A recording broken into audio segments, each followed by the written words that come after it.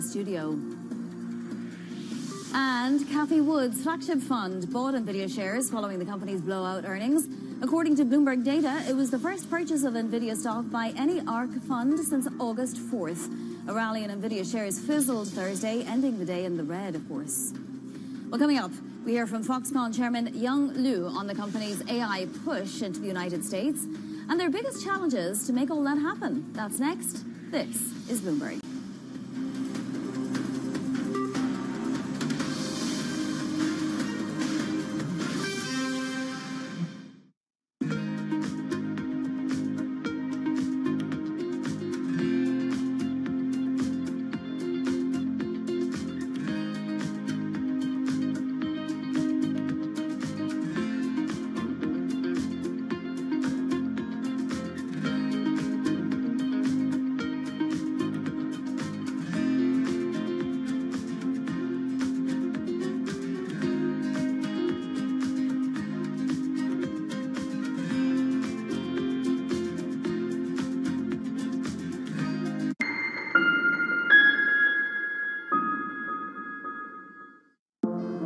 Used to be, one would say, what's that got to do with the price of tea in China, when they wanted to poke holes in the relevance of something. Now, though, if you're in tune with how events around the world affect each other, it becomes clear that the current going rate of tea in China has a lot to do with a lot of things, not just tea things either, but tariffs, franchises, and IPOs. How much?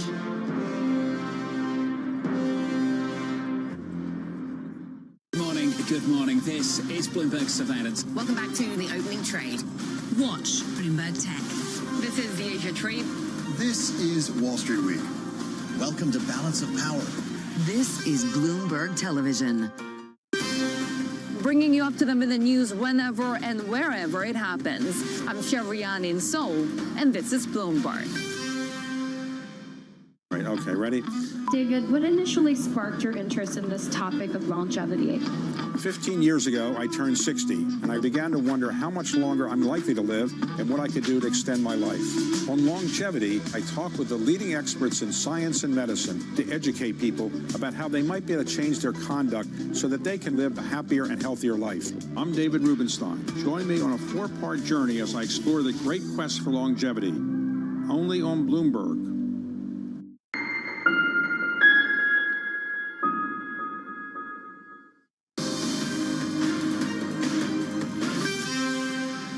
Foxconn has unveiled a partnership with OpenAI on server design and production. Bloomberg Asia tech correspondent Annabelle Drulers spoke to Chairman Young Liu on how much it will cost. CapEx-wise, it's in maybe 1 to 5 billion to start with, to build the factories, to build R&D centers, but to build the working capital required to build a data center. That's totally different. That requires huge amount of money. Yeah. And with that, we are going to work with SoftBank. Getting back to that $1 to $5 billion capex in the US, what sort of timeline is that spread over? We want to happen as soon as possible. And how are you going to finance that? Foxconn itself is able to finance that. What are the biggest challenges with scaling up in the US? Shortage of labor. As I mentioned to you, it's not the labor cost, it's a shortage of labor. How do you get around that? What are the conversations like, and what are the biggest shortfalls that you see? Yeah, we have to work closely with schools and the government, which we were very familiar with when we build factories all over the world. We had to work with local agencies or local government to get their people ready for the kind of job that we require. On the AI server production assembly side, because today you made that point that you're at 1,000 units a week. When it 1,000 racks. 1,000 racks, rather. Yeah, you can assemble 1,000 server racks per week right now. Next year, what does that look like in terms of your target? I would say more than 50% of the increase, to up to 1,500 2,500 to 2,000 racks. You think you can double it? That's within sight. Are the data centers ready though? Like is the financing in place? The power. Yeah, exactly. I think the critical thing is the power. Yeah, I think all the data center users, they're all trying to secure power, right? So we found some progress there. Yeah, for our data center user to secure the power. Because I'm running a data center, the data center users will be the one who's going to use the data center. So they have more say than us to work with the government for the power, because they're the one can commit, not us. You know what I mean? So they will, I think they have a way to work it out. Their conversations to have. Okay. Yes. Foxconn Chairman Young Liu speaking with Bloomberg Asia tech correspondent Annabelle Jewellers. This is Bloomberg.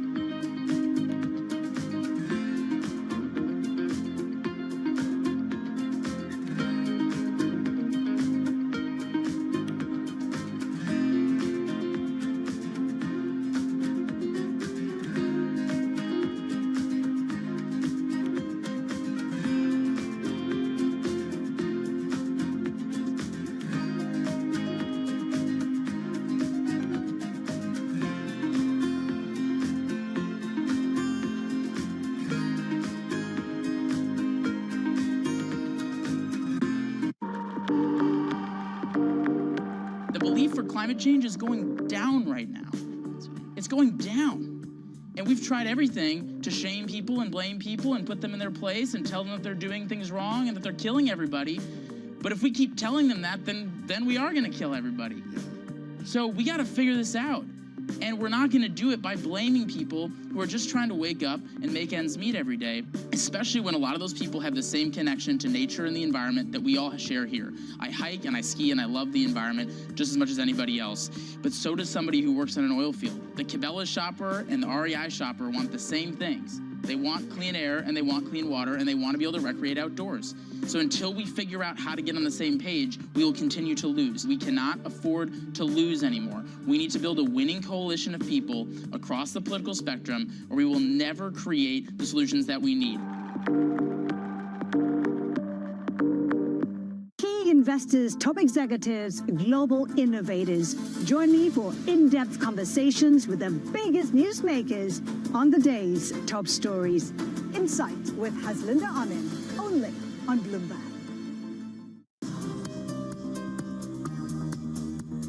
It's the countdown to the market open as we bring you the first trades across Europe. We'll debate the most important stories and what will drive the big investment decisions throughout the morning. I'm Guy Johnson. I'm Kriti Gupta. And I'm Anna Edwards. Join us every weekday morning for the opening trade, live at 7 a.m. here in London. Only on Bloomberg.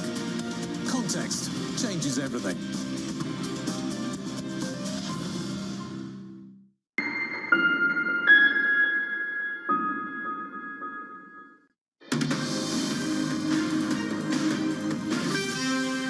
Time now for your front page news. First up on the New York Times, President Trump has accused a group of Democratic lawmakers, all with military or intelligence community backgrounds, of sedition. On social media, Trump said their behavior was, quote, punishable by death.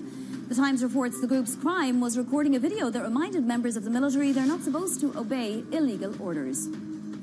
Next, the Financial Times leading with Donald Trump agreeing to attend Davos in January after organizers gave assurances that so-called woke topics wouldn't feature prominently. Sources to the FT said Davos management was asked to tone down or avoid areas including female empowerment and diversity, the green transition, climate change and more as a condition of Trump's attendance. And finally, the Wall Street Journal says banks, including JP Morgan Chase, Bank of America and Citigroup, have scrapped a planned $20 billion bailout to Argentina in favor of a smaller short-term loan package. This is Bloomberg.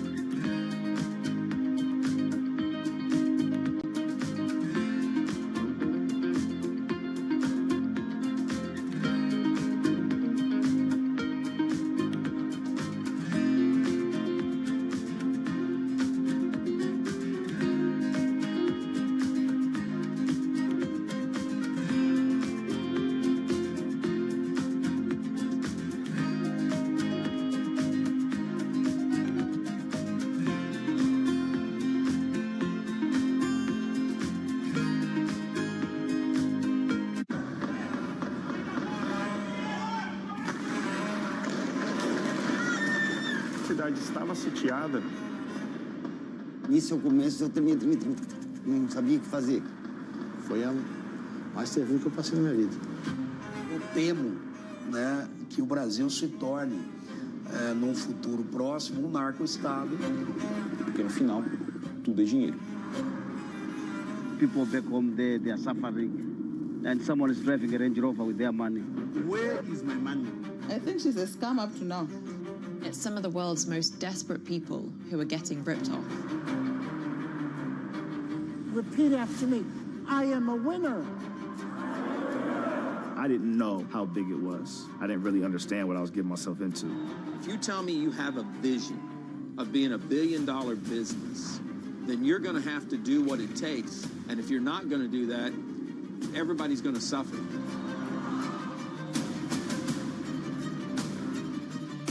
Nisho talagi ko ahma ta suara pangok ahma le manchang le ngai ko mama nya. Una batalla a muerte. Money can do a lot of good. It can really transform people's lives, but it can also hurt them.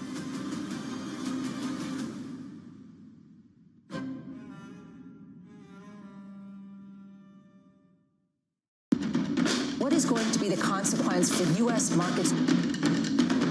We are basically deep in the European earnings season. Take a look at how we're faring when it comes to Asian markets.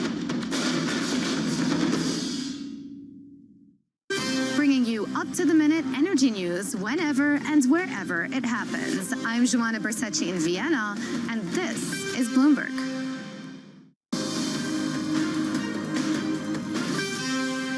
It's 5:30 a.m. in New York City. Good morning, I'm Bonnie Quinn with your Bloomberg Brief. Here's what you need to know. A roller coaster ride, global stocks headed for their worst week since April, reversing an Nvidia-driven rally. Fed fractures deepen. Governor Michael Maher joining the chorus to signal inflation concerns. More Fed speak later, plus PMIs and the UMich sentiment data. And peace at a cost. Ukrainian President Zelensky agrees to work on a peace plan drafted by the US and Russia that would grant key demands to Moscow. Let's check these markets because it looks like we're in for another down day. Mind you, yesterday's futures didn't exactly tell the whole picture when it came to the session itself because we saw a dramatic reversal from higher to much, much lower. The S&P finishing the session down 1.6%. The Nasdaq at its worst week in 7 months at this point of the week. It was down 2.4% in yesterday's session, even after we got that pop right after the open thanks to those Nvidia results. Let's take a look at the bond universe because we're seeing a slow trickle downwards in those bonds. Nothing really dramatic, but we're down to 405 on the 10-year, 469 on the 30-year yield. I'm not sure you'd say this was a tantrum, but definitely we are having lots of concern reflected in the bond market. Let's take a look at Bitcoin as well, because we are just rolling off a cliff when it comes to Bitcoin. As you can see, crude as well, down 2.6%. Brent crude down 2.2%. First day those sanctions come into effect on Russia. Now, let's get to some individual movers. We'll get over to London and to Valerie Titel. Val. No surprise, Bonnie, we're starting with a check on NVIDIA. It is dropping in the last 30 minutes of trade, down 2.5% in the pre-market. This is perhaps tied to that Bitcoin move. We've now dropped through 82,000 on the main cryptocurrency. Treasuries are bid, so is the dollar. The main worry out there is that perhaps this could be a Friday session where investors choose to de-risk ahead of a Thanksgiving week next week. And that is calming, or at least fraying some nerves when it comes to that move in the NASDAQ futures. You just pointed out, down almost 1% on the session. I do want to point out just some good news, at least when it comes to the AI trade. Some companies are doing a decent job at monetizing it. One of those is Intuit. That is the financial software firm behind TurboTax and QuickBooks, seeing a decent sales jump in their earnings. And the CEO is citing that these early bets they made on using these AI tools in their financial software is paying off. Intuit is up 3%. Lastly, let's check in on the retail space. More earnings to keep on top of. Gap posting some decent sales for the previous quarter when it comes to a boost to Banana Republic and Old Navy. So we're seeing a share rise of near 3% for Gap. And they're also touting a recent success with their celebrity tie-ups. Gwyneth Paltrow announcing a new line within Gap. Bonnie? Valerie, thank you so much. That's Valerie Titel there. Well, stocks struggling, as we know, at the end of a volatile week. Concerns over AI spending and valuations lingering, of course, and there could be more going on as well. So let's get to Bloomberg's Ven Ram, who joins us now. Ven, we saw a stock sell-off that appeared a little less than ruly yesterday after we had, a gain of 1% and suddenly a massive decline. Same for Bitcoin. We keep blowing through 82,000 at the moment. Not so much for bonds, though. It seems a little bit more ruly in the bond universe. So what is going on exactly? I think the fact that the bond market is seeing less volatility than equities perhaps suggests us something, which is that liquidations in crypto space are spilling over into equities, and that is colliding at a time when there's a distinct lack of liquidity in the markets. Many fund managers have closed their books for the year, and it's a long weekend in Japan, and it's a Thanksgiving shortened week next week in the US. So, these are the perfect conditions for selling to exacerbate, and that's what we have seen happening both with Bitcoin and with NVIDIA. And of course, this is prompting some soul searching at the same time among investors. Is this the Minsky moment for the markets? I mean, we know that, these are not sustainable earnings ratios on PE ratios on stocks. I mean, you don't get a NASDAQ trading at 30 plus times multiples, and the S&P at 25 plus times multiples, earnings multiples. And at the time when the 10-year yield is 4% on treasuries, those are simply not sustainable levels.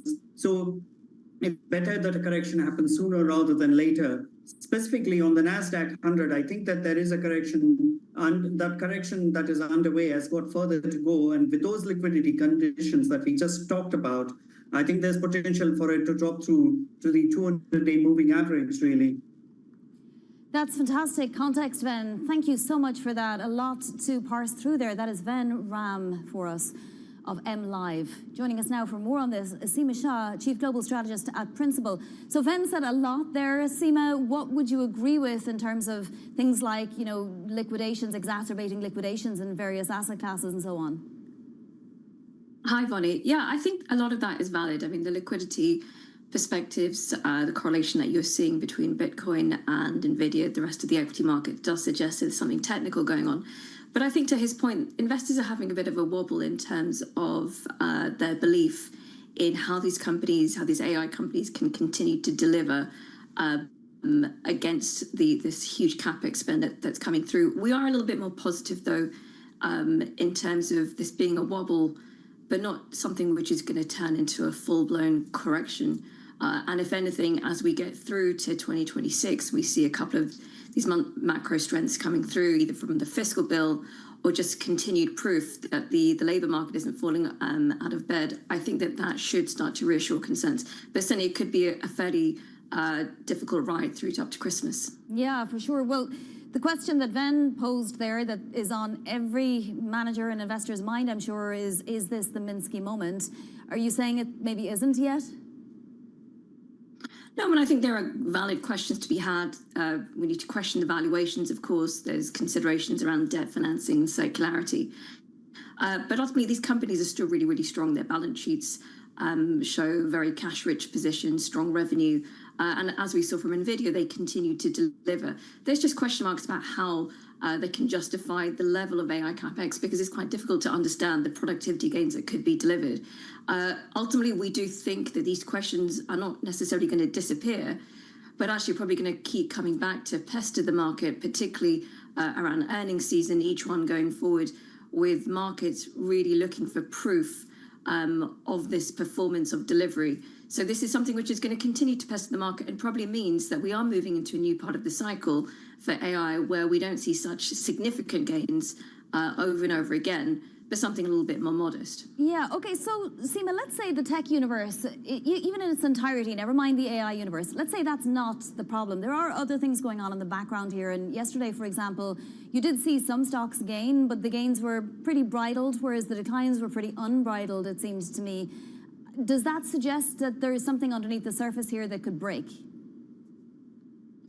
I think there are concerns under the surface. I'm not sure if they're really big enough to break. And we had the payrolls report yesterday. It had a little bit of something for everyone, showing a slight increase in the unemployment rate and strong payrolls. And I think the overall takeaway for us was that, you know, the labour market is slowing, but it's not falling apart. And that should, you know, add to this picture, which I think will be growing over the coming weeks and months, of a fairly robust backdrop. So things are challenging, but I think we need to be careful not to exaggerate the depth of despair that's going on.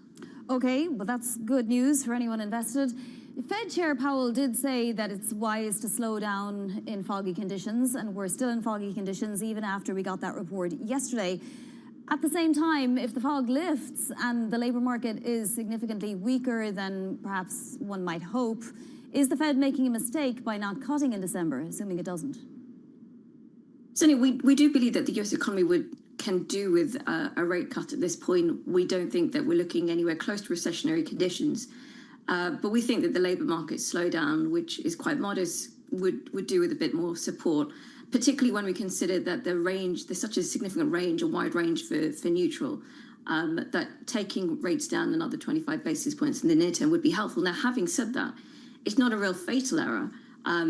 As I said, the labour market is cooling, but it's not slowing very, very sharply. So I think the Fed has got time to gather all the evidence to the point that it has real confidence in its decision. Unfortunately, given the shutdown, it could be several more weeks, probably into January, before they have that kind of confidence and then can pull the trigger if necessary. Will the bond market have as much patience as the Federal Reserve, Seema?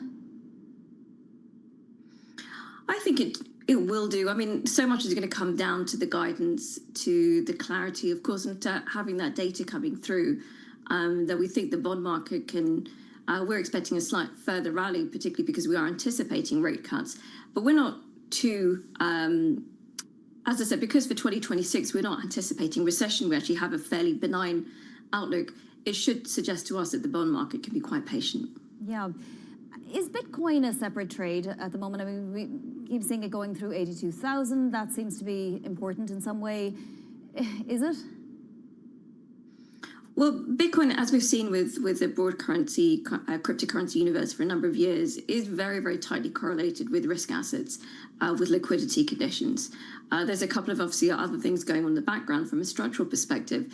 But what we would anticipate is that once investor sentiment does start to turn around, which we do believe will be once there's further evidence of macro fundamentals, nerves start to get a little bit more settled on the AI side, that should set up a strong foundation for crypto. It is something to watch, but it's more of a bellwether, or I should say an indication, a correlation to what's going on in the broader risk asset universe. I should mention we have a story just out in the last hour that Tom Lee of FundStrat sees Bitcoin at $200,000. Get this, by the end of January. Now, Tom Lee tends to be optimistic, but that's pretty optimistic if you ask me. Seema, you've talked about pockets of pain before, and you said, look, there will be pockets of pain. Do you mean specific areas of tech and the AI trade, or are we just in a general pocket of pain right now that we'll come out of? So I think the pockets of pain that we're looking at is really on that K-shaped economy. We know that the high-income households are doing pretty well, but we are seeing some strains in the lower-income households. They're not significant enough to unravel the broader picture, but certainly affordability issues with regards to mortgage rates, to do with inflation because those income groups are more exposed. Those are the kind of pain points. But, you know, these are strains. They're not building up to be very, very significant stresses. They do deserve some attention. I do think that the Federal Reserve, for example, is not the one which will be able to intervene and provide that support, but it really does come down to the government. And going into midterm year, we will certainly anticipate that the Trump administration starts to pay very close attention to those income groups. Seema, thank you so much. Always wonderful to get your context on these markets. That is Seema Shah of Principal Asset Management. Now to other top stories trending on the terminal this morning. Cathie Wood's flagship fund bought NVIDIA shares following the company's blowout earnings. According to Bloomberg data, it was the first purchase of NVIDIA stock by any ARK fund since August 4th. A rally in NVIDIA shares fizzled Thursday, ending the day in the red, of course. The stage is set now for the potential sale of one of Hollywood's biggest companies. Sources say Netflix, Comcast and Paramount have all submitted bids for Warner Brothers. Comcast and Netflix are most interested in the film and TV library, while Paramount is willing to buy the whole company, including the cable channels CNN and TNT. OpenAI is partnering with Taiwan's Foxconn to design and manufacture hardware for data centers. Hon Hai aims to spend an initial $1 to $5 billion growing its U.S. manufacturing footprint to meet the needs of AI sector leaders. Coming up, New York City Mayor-elect Zoran Mamdani heads to the White House for a meeting with President Trump.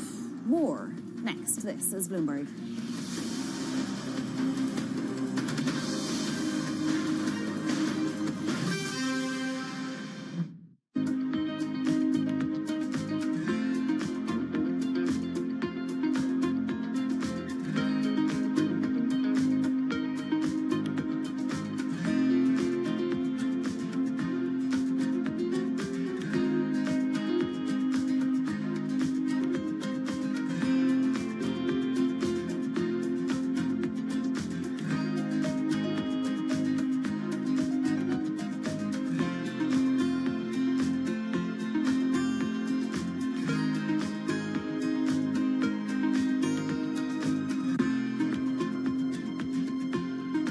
I'm David Weston. Join me each week on Wall Street Week for stories of capitalism from business, markets, economics, tech, and climate. We go on the road for a look at what lies behind the headlines of today and what will likely be the headlines tomorrow. We need more transparency. Oil and gas is still important. They said every citizen should be investing in the market. Accelerate progress in all fields of science. Watch Wall Street Week right here on Bloomberg. More than what you need to know, it's what you need to think about. I'm Alex Rodriguez. And I'm Jason Kelly. And we're back with another season of The Deal.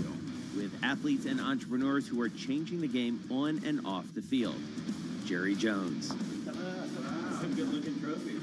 1 and 1 is 3 in sports, not 2.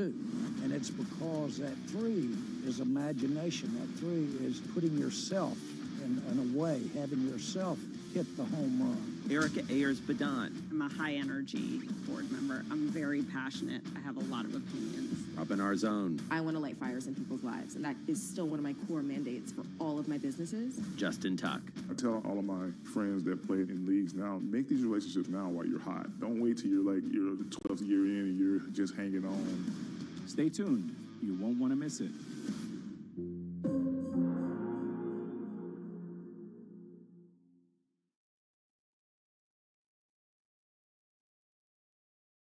Technology is embedded in every aspect of our lives. And laying the foundation for the future. From finance to defense, AI to entertainment. And from the road to the stars. Bloomberg brings you the latest stories of the people and companies pushing the tech sector to new frontiers. And the politics that shape global tech markets. I'm Caroline Hyde in New York. And I'm Ed Ludlow in San Francisco. Watch Bloomberg Tech every weekday. Only on Bloomberg Television.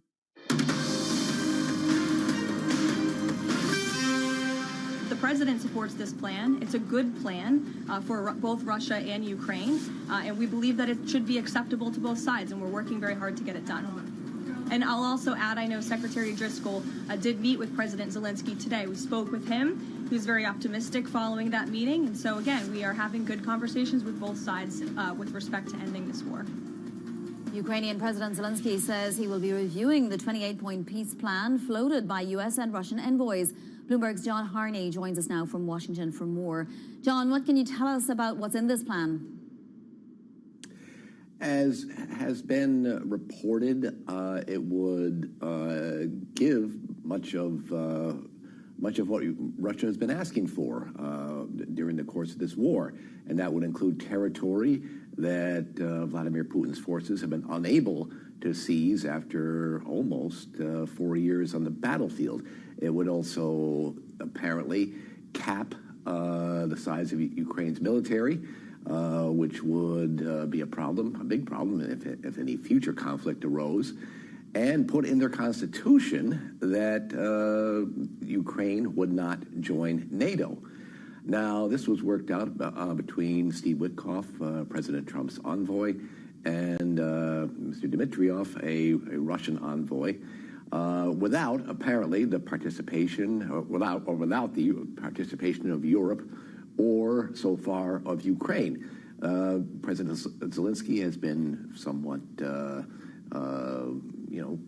has not said much about this so far, but in Europe, it has already received a pretty negative reaction. Yeah, and European leaders are said to hold a call about it. They said they weren't actually notified officially of this particular plan. Let's move to today and what's happening at the White House, because President Trump is going to be hosting the New York City Mayor-elect Mamdani.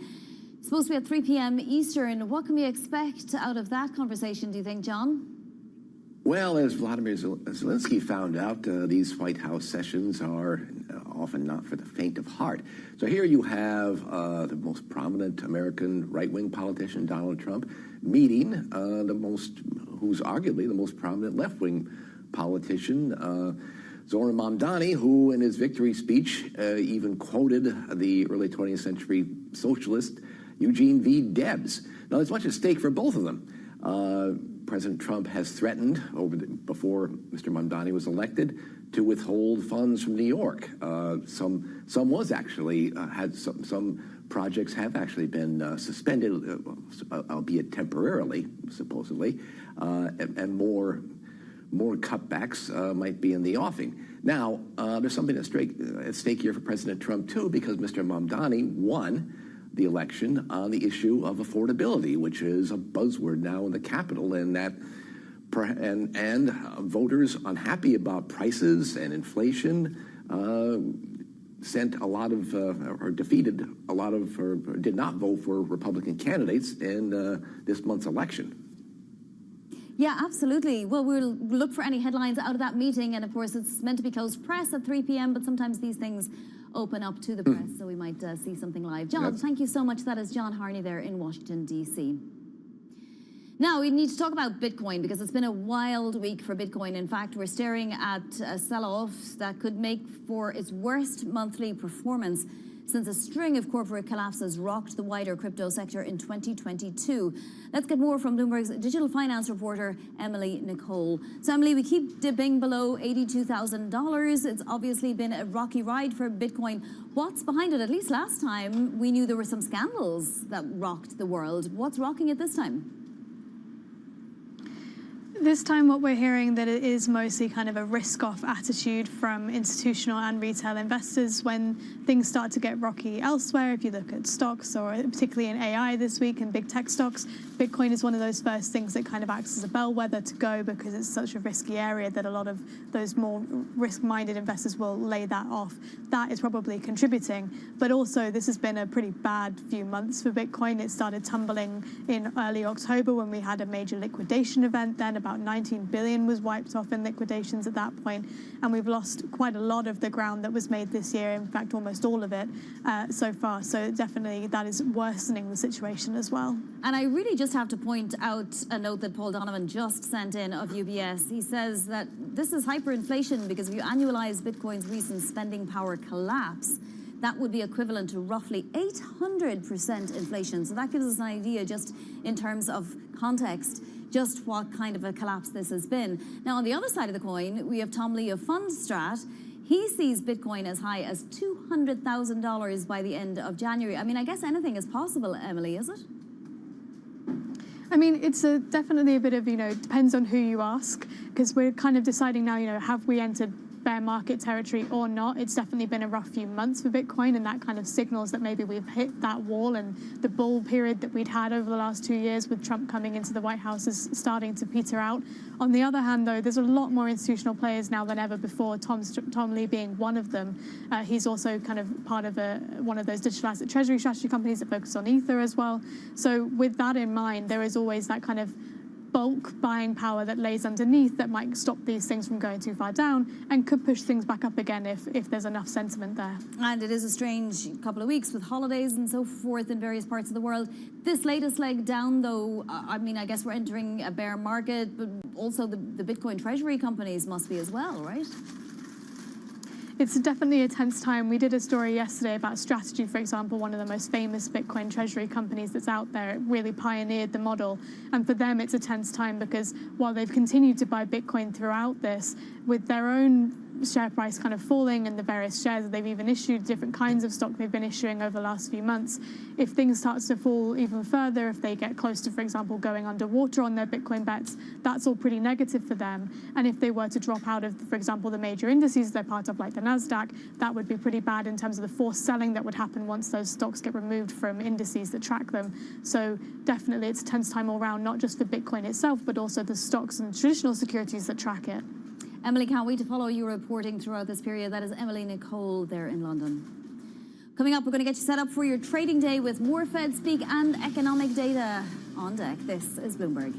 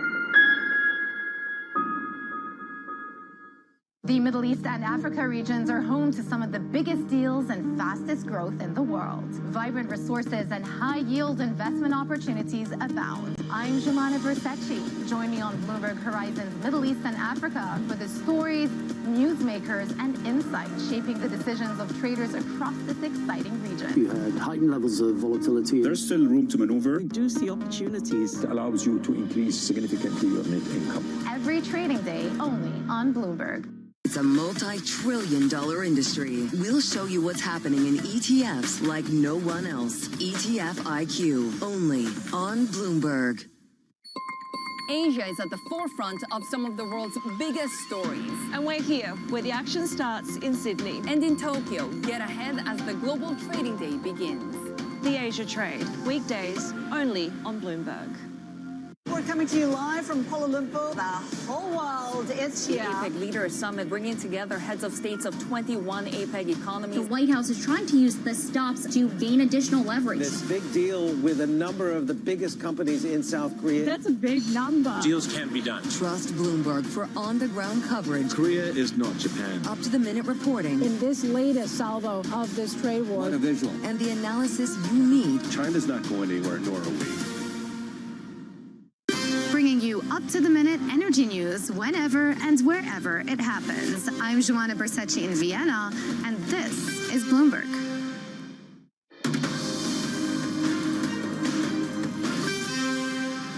look at what's ahead today. First up, U.S. PMIs coming out at 9:45 Eastern, and that's followed by the University of Michigan Sentiment Survey. That'll be at 10 a.m. Eastern. Another day of Fed speak galore. We have Williams, Barr, Jefferson, Logan on deck. Plus, don't miss Bloomberg's conversation with Governor Myron. That's at 8:30 a.m. Eastern. And then we'll also be watching out for Saturday's G20 summit kicking off in Johannesburg. Let's take a look at some movers now pre-market. So NVIDIA obviously moving once more. That rally faded. It dragged tech shares down. It looks like it might start to do the same today. Intuit's up almost 3%. The quarter beats. The CFO also signaled confidence on that call. And then Gap up 4.5%.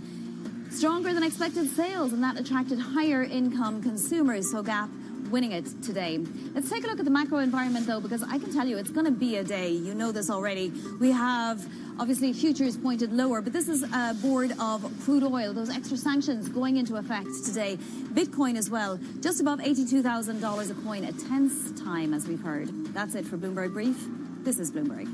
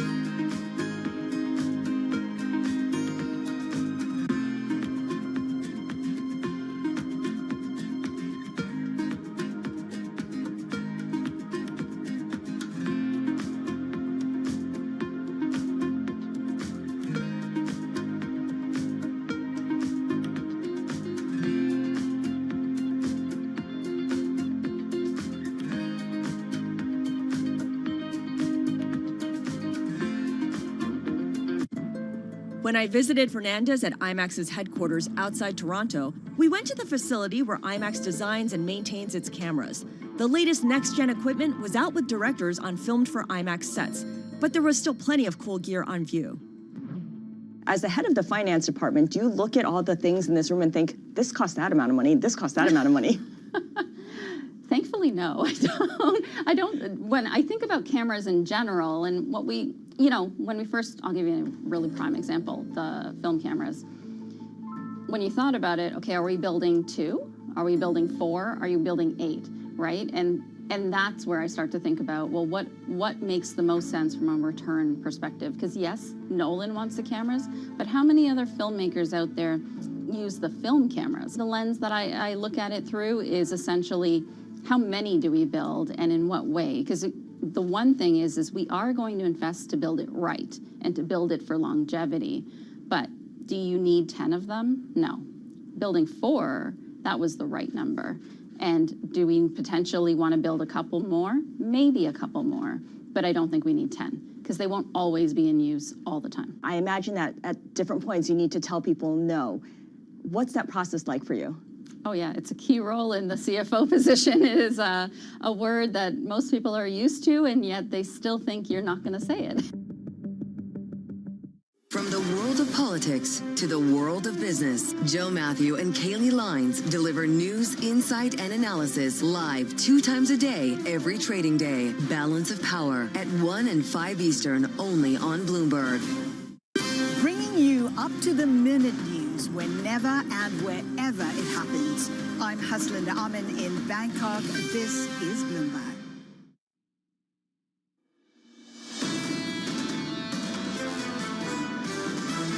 I don't think this is a bubble. The market is still going to keep wanting some kind of proof. I would look at it as a race to try to be in the lead. This will be a buyable moment. Momentum has been such a strong strategy. This is Bloomberg Surveillance with Jonathan Farrow, Lisa Abramowitz, and Anne-Marie Hordern.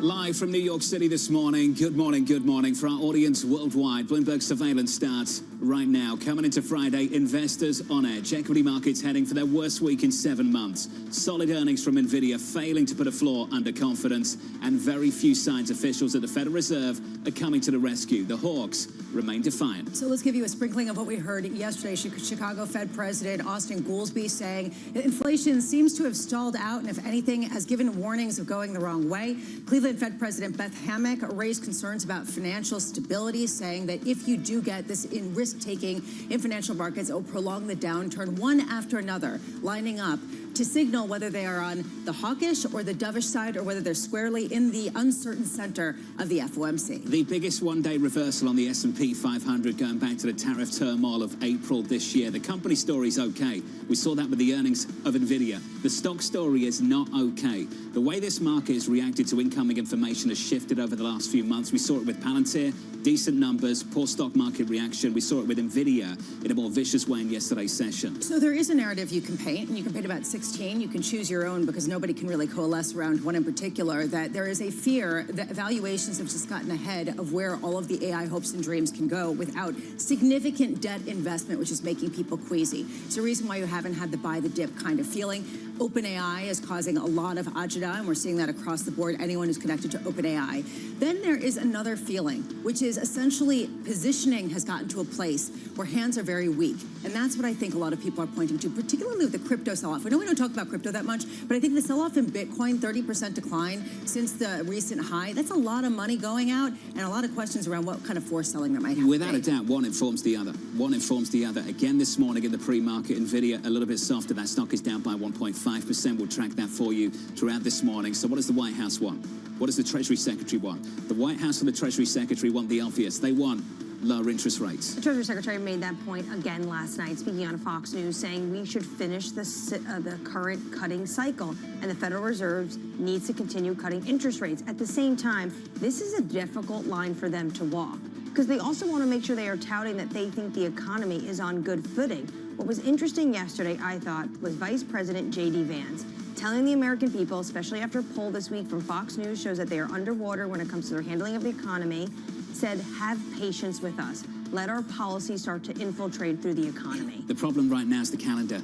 The calendar's against all of this. The push to get lower interest rates. Later on this morning, 8:30 Eastern Time, we'll catch up with a major dove on the FOMC, Governor Stephen Myron, 8:30 on Bloomberg Surveillance. He's pushing for rate cuts. How do you persuade the rest of the committee, a divided FOMC, to come with you when you're not going to have the data in hand and you've got to wait another week for it? There is this theoretical argument that's clearly taking place on the FOMC. What is the neutral rate? What is the rate at which you're not necessarily helping or hurting accelerate the economy or decelerate the economy?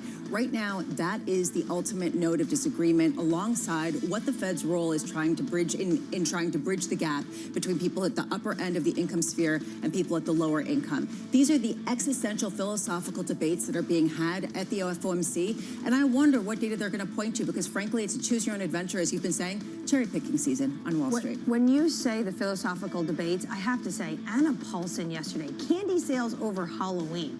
For her, that's an example of how stretched some families are. Smaller bags of candy with fewer items sold better than larger bags that offered greater value per unit. And at the same time, demand for high-end chocolate is very, very strong. It's all in the candy, allegedly. Check out the market this morning. Equities just about unchanged on the S&P 500. Messy, vicious 24 hours. Coming up on the program, we'll catch up with Cameron Dawson of New Edge Wealth, with stocks on track for their worst week since April.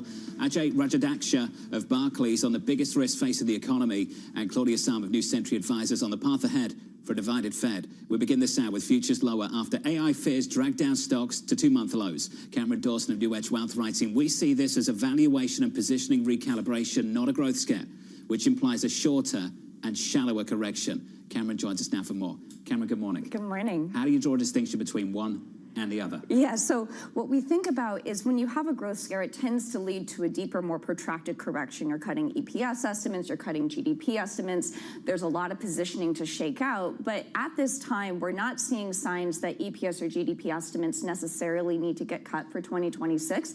We think that they are very fully calibrated at this time, so we don't see a lot of upside to them, which suggests to us that this correction could continue, but it doesn't necessarily mean that we go into something that's greater than the 10% kind of drawdown that you would see in a deeper correction. What do you think we need to see in the coming weeks, the coming month, to put a floor under sentiment?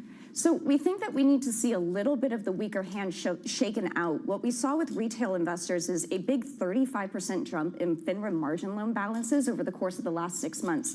This suggests that there was just a ton of risk-taking that happened really over the last 2 months. September and October, we've been calling it silly season. There was no reason for stocks to rally 30, 40, 50% in just 2 months alone. So a lot of this is just a recalibration out of that silly season into more rationality, but it doesn't suggest that maybe today is the ultimate low. We still think that we could see some volatility. Are you buying? For some accounts, yes.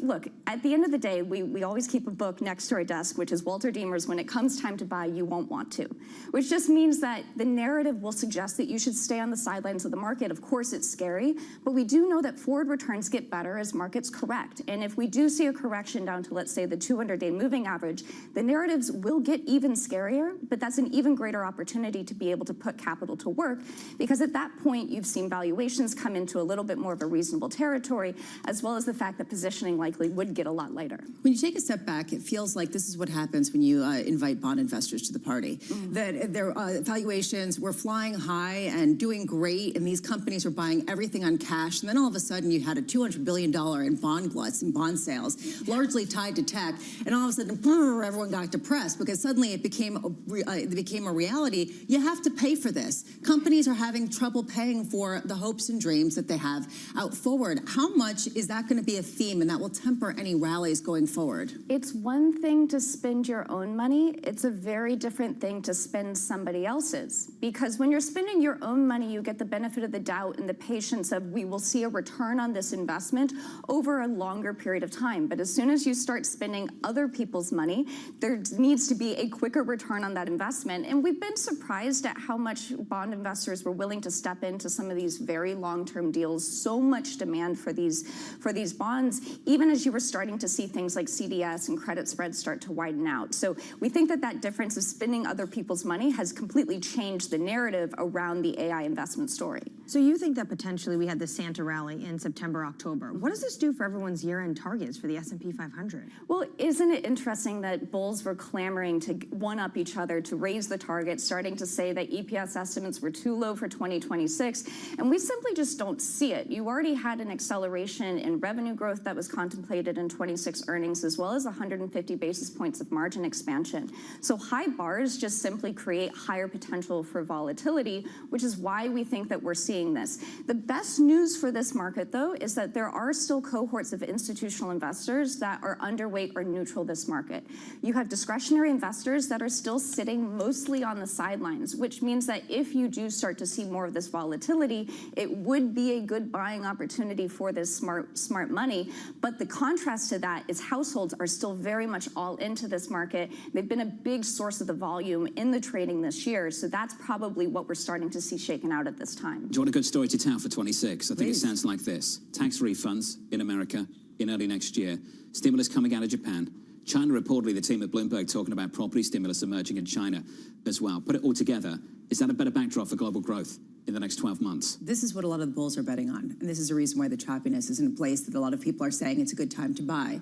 The bear case to that is that the AI jitters continue as bond sales do continue, and there is a deflation of the AI dream that has powered so much of the dynamism this year. And that, I think, is the thing that people are really worried about. What if all of that fiscal stimulus doesn't offset the sort of reality check that you're seeing in tech? Forgive me for talking about fundamentals, because I do wonder how divorced this market is from any of the growth story developing anywhere at this point. Well, look, at the end of the day, we've seen 12-month forward earnings estimates continue to make new highs and continue to get revised higher. And I think the question we have to ask is how much of those higher earnings revisions was banking on the idea of this CapEx story within AI continuing?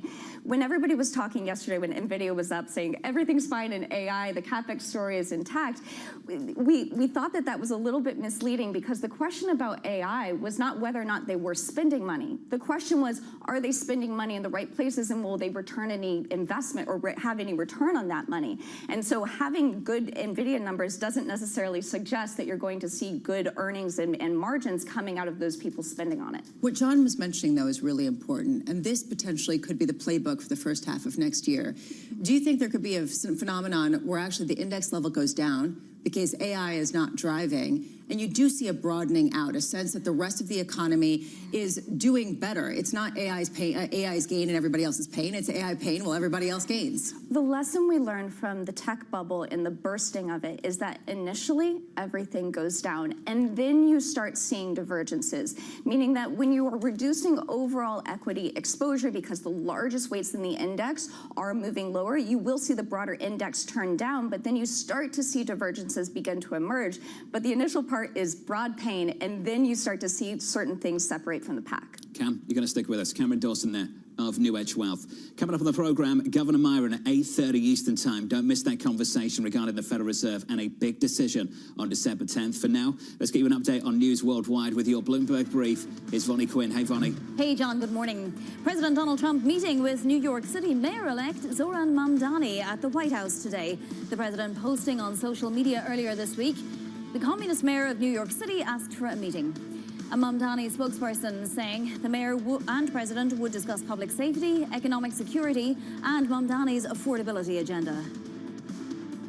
U.S. banks shelving a $20 billion bailout plan for Argentina. The Wall Street Journal reporting that J.P. Morgan, Bank of America, and Citigroup are instead planning to lend the country about $5 billion through a repo facility where Argentina would exchange a portfolio of investments for dollars from the banks. The bidding war underway for Warner Brothers Discovery. Netflix, Comcast, and Paramount Skydance all submitting offers for the company. Comcast and Netflix are most interested in the film and TV library, while Paramount is willing to buy the whole company, including cable channels such as CNN and TNT. And that's your Bloomberg Brief. John. Hey, Vonnie, thank you. More from Vonnie later this hour. Up next on the program, pushing for more rate cuts. I think there are a lot of signals coming from the Fed, and some of them are very confusing. We don't know where things are. We've been cutting, and we should finish the cutting cycle. That conversation up next with Bloomberg's Tyler Kendall, live from New York City this morning. Good morning.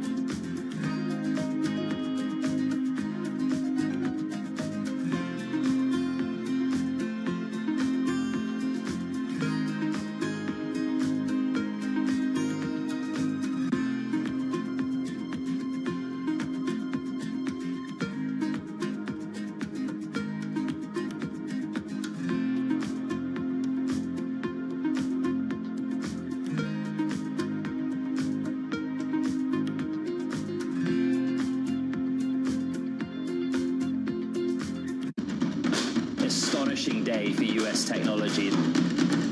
It's shaping the region's technology ecosystem.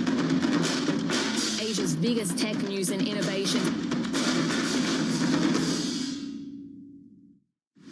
Tune in to Bloomberg Business Week Daily. We got to talk crypto. From the magazine that helps global leaders stay ahead. What's the conversation around your company? Bringing you insight on the people, companies, and trends shaping today's complex economy. Planning very big things. A new level of premium. Plus global business, finance, and tech news as it happens. The floodgates of innovation are going to open up. You can't fake passion. You either are or you aren't. Bloomberg Business Week Daily, only on Bloomberg.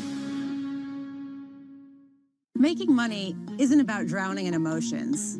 It's about understanding what's actually happening. Markets are the best way to glean signal from noise, and that is what we try to do every morning. This is Bloomberg Surveillance.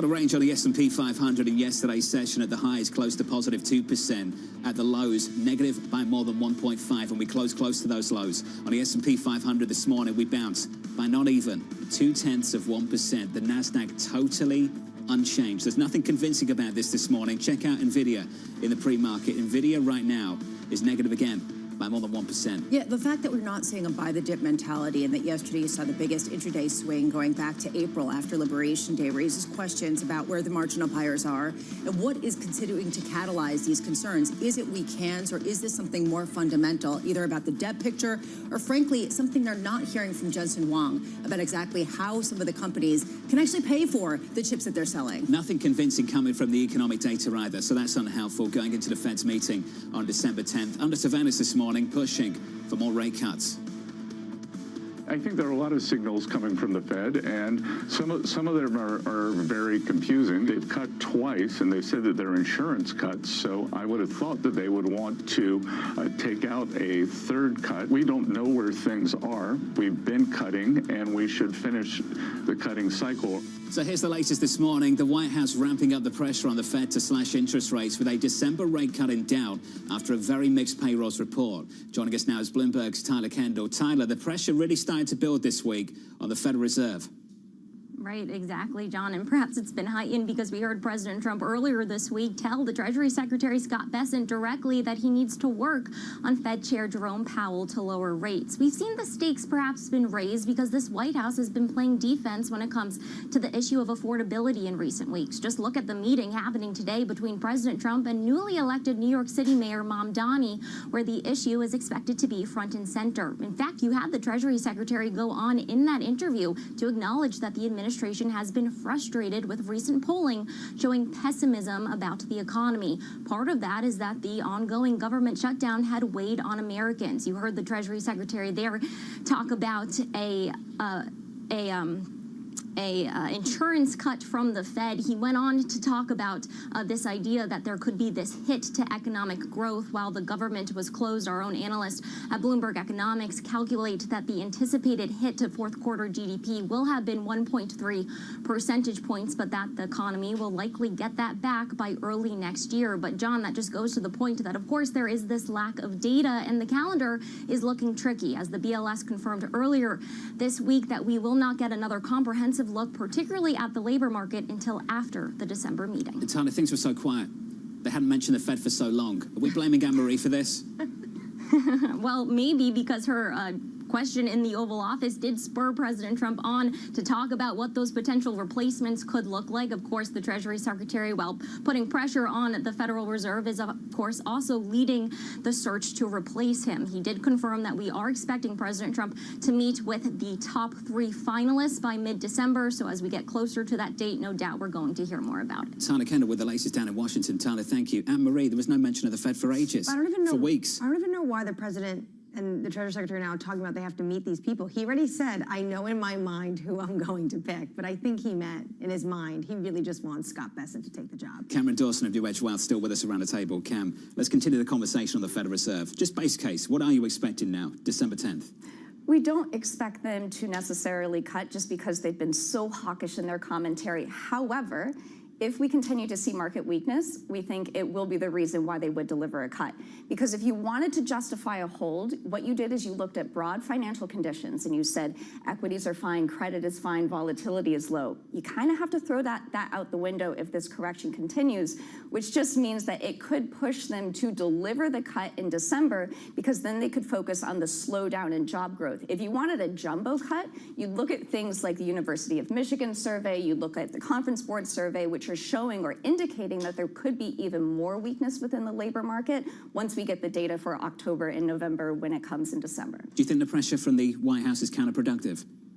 It has, I think, emboldened the hawks on the Fed to be more loud and push back even more and assert their independence. So this could be why we see the probability of a cut in December fall so much, because of the pressure from the White House. Do you think if the Fed cuts rates now, that it would lead to a broad-based lowering in yields across the curve? Or do you think that it will lead to maybe the hawks in the market pushing back against long-term yields? Not necessarily. It all depends on what economic data is doing. And this is where context does, in fact, change everything.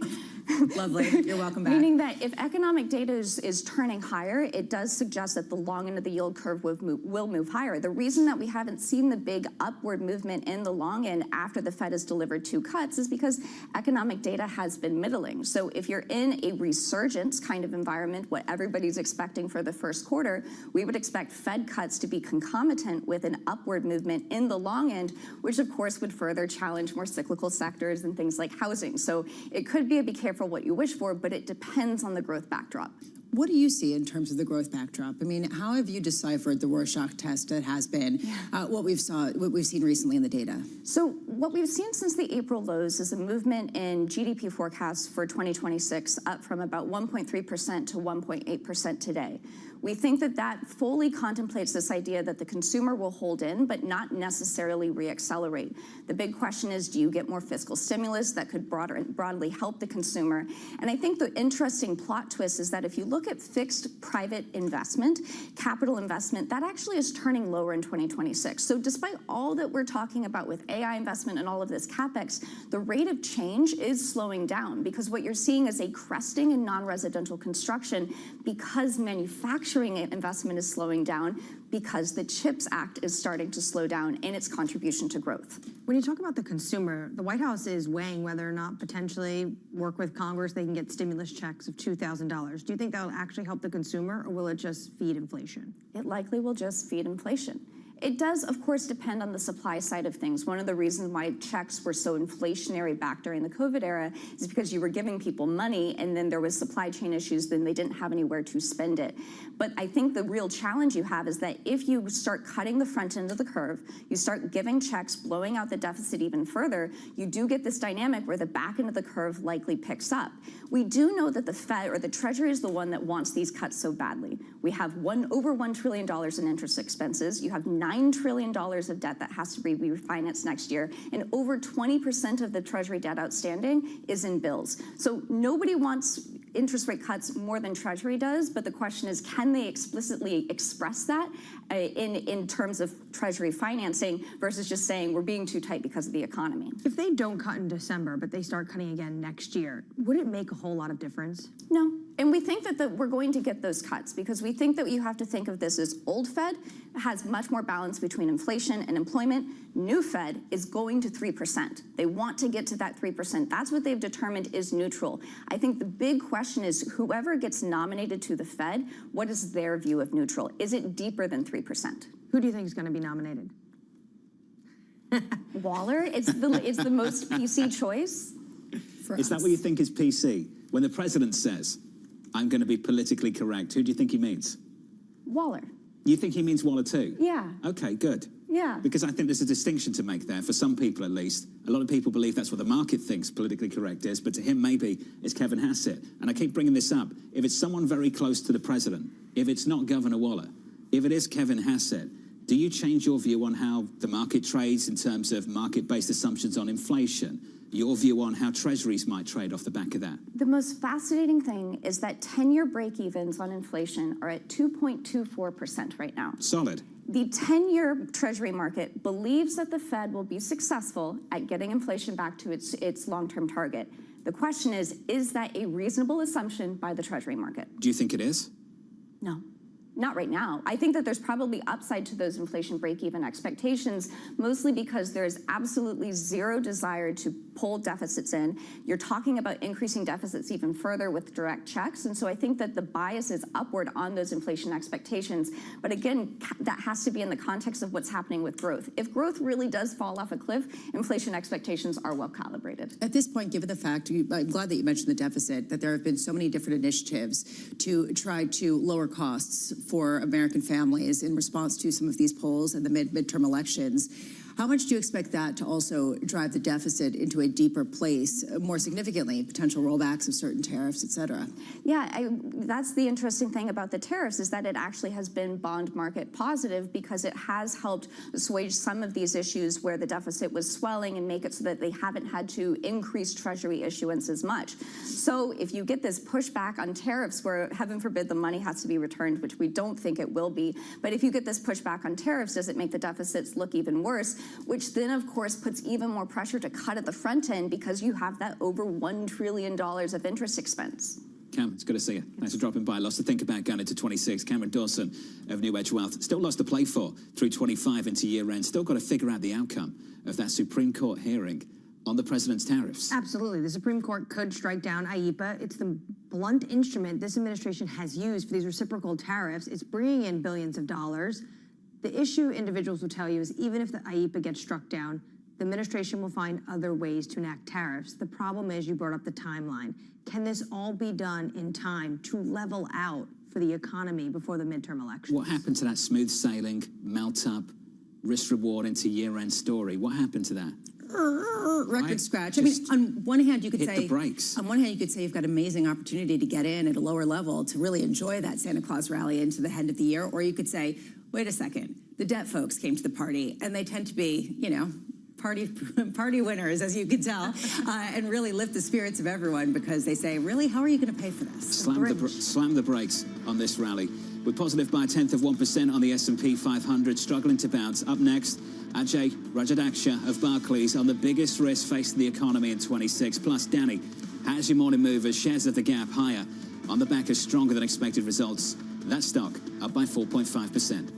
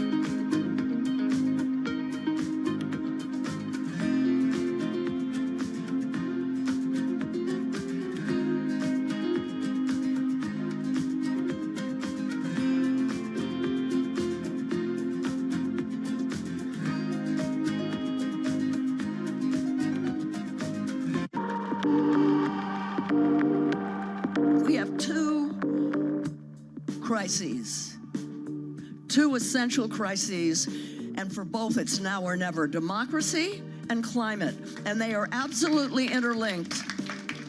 And we have to solve them together. We're losing the democratic infrastructure and norms to deal with the climate, and we're losing the climate stability that is essential for a democracy.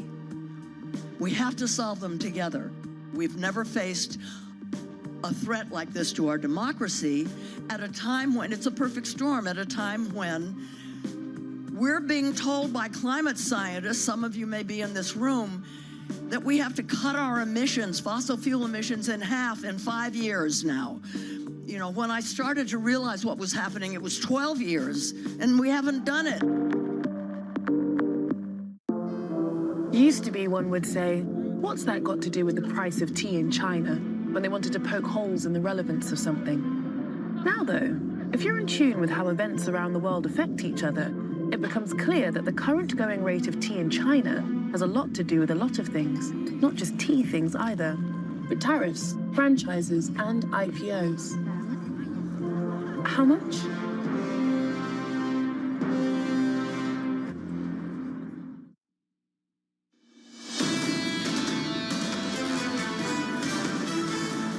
Live from New York City this morning. Good morning. Check it out. Futures just about unchanged on the S&P 500. Big one-day reversal in yesterday's session, the biggest going back 7 months. We're heading towards the worst week on the S&P since the tariff turmoil of April. On the Nasdaq 100, here's a stat from the stocks team here at Bloomberg News.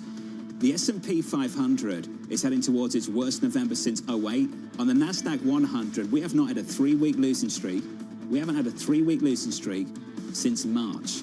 It's been a long, long time. The Nasdaq so far this month is down by 7%. It's been a brutal November. Yeah, breaking through all technicals and coming with a meltdown of all momentum trades, but taking everything with it. And it raises this question, is this a fundamental shift or is this an incredible buying opportunity? And ultimately, that is going to be the debate. I keep going back to the fact that Bitcoin and just cryptocurrencies in general have lost $1 trillion of value in just a couple of weeks. And it gives you a sense of how fast things are moving and how much market capitalization is just being destroyed. Loving the clicks. Just add something, you know? Urgency. Just perfect. 6:30. Well, I mean, crypto. It's nonstop. You know, it's just not happening. 5 p.m. somewhere. There you go. Just like that yesterday, things turned around for NVIDIA, and the losses continue so far this morning. In the pre-market, NVIDIA down once again, negative by 1.7%. Let's get you some single-name stock level action with your morning movers. Here's Danny with more. Hey, Danny. Hey, John. Some earnings to go through this morning. Intuit, those shares are up nearly 3%. They reported yesterday, and they beat on all fronts. They also signaled a lot of confidence around their AI product, specifically in their QuickBooks. They said that from small businesses, they launched this thing in July. They've had a lot of uptick. Apparently, it helps save 12 hours of accounting work a month and gets you paid 5 days faster. That's at least what they say. So that is making those shares attractive. Elsewhere, Gap also reporting earnings. A retailer that saw positivity, in fact, so much so that they have raised their guidance. Behind some of the success of Gap, of Old Navy, of all their different brands, was the fact that they've done a lot of celebrities, a lot of collaborations. That's helping lift shares up 4.5%. Elsewhere, the bids have apparently come in for Warner Brothers Discovery. Those shares were higher by more than 1%. Now they're just up 0.8%. The good news for them is everyone is still in this process. It is Comcast. It is Netflix. The two of them want the film and TV library, and it's Paramount as well, who's willing to buy the whole company. So those shares, again, up 0.8%, John. Story to track going into year end. Danny, thanks for that. Appreciate it. On our radar this morning, one of our top stories. President Trump set to meet the New York City Mayor-elect Zohran Mamdani at the White House later on today. It's the first meeting between the two leaders following months of contentious exchanges. Elsewhere, divisions of the Federal Reserve widening after Governor Michael Barr expressed caution over additional rate cuts. Barr joined by the likes of Beth Hammock, Austin Goolsbee, while officials like Waller, Bowman, Stephen Myron calling for multiple rate cuts. And finally, SoftBank shares plunging more than 10% as the tech-fueled pullback weighs on global stocks. The Japanese firm sliding despite offloading all of its shares of NVIDIA in a signal the AI fears might be more broadly based. Well, and it comes to SoftBank starts to invest more heavily in an open AI venture. So they are going into more speculative wagers in the AI world, which is exactly what they are ostensibly intending to do, right? The whole idea isn't necessarily to get out of NVIDIA because they think it's the top. It's to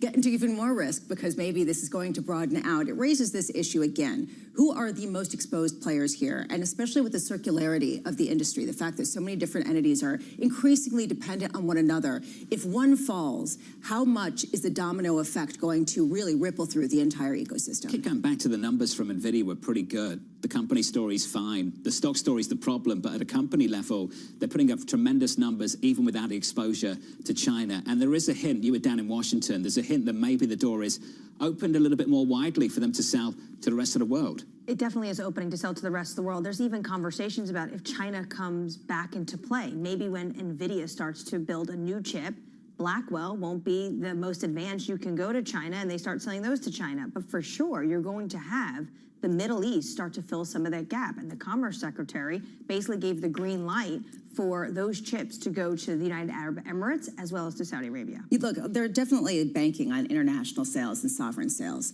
I think the concern for a lot of people is how do people pay for these chips? Because one thing that people keep pointing to is that the accounts receivable, basically the bills that people hadn't paid to NVIDIA absolutely skyrocketed. So yes, their profits surged 65%, an astronomical figure. I mean, their numbers were absolutely blowout. But when you start looking at the forward trajectory of people being able to pay for this $5 trillion company, what they're actually asking for, that's where the questions start. Things started to get shaky. I think radars were up around that Oracle OpenAI deal and just how solid the foundations were for that. That's when things started to get shaky. Then you had the debt issue from Oracle as well. Then you've had the debt issues from Oracle too in the broader market. We've seen all the charts of CDS. I get all that. This is the question that I've been asking for a while. 3 months ago, it was all about the strong balance sheets of the hyperscalers. We're built on strong foundations. The market shifted perception in the last few months, and I just wonder what it would take to get things back on track. Probably profitability and use cases, and that's what people keep pointing to, or maybe it's just a technical issue. But one thing that Gil Luria of D.A. Davidson said yesterday, OpenAI is the perfect example of fake it till you make it. They literally cannot pay for all of the plans that they are announcing. They cannot make these commitments. They are waiting for people to fill their coffers, whether it's through the debt markets or through other hyperscalers or other tech companies. So if you start pointing out the fake it till you make it, and I got to fit. Global news whenever and wherever it happens. I'm Jumana Bersachi in Tehran, and this is Bloomberg.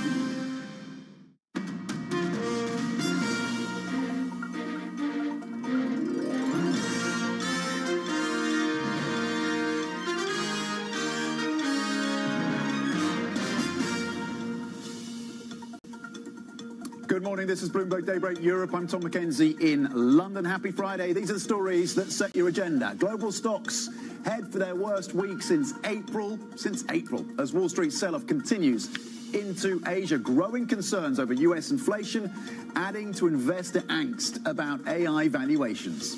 Japan goes big, approving a $135 billion stimulus package. That's the largest since the pandemic.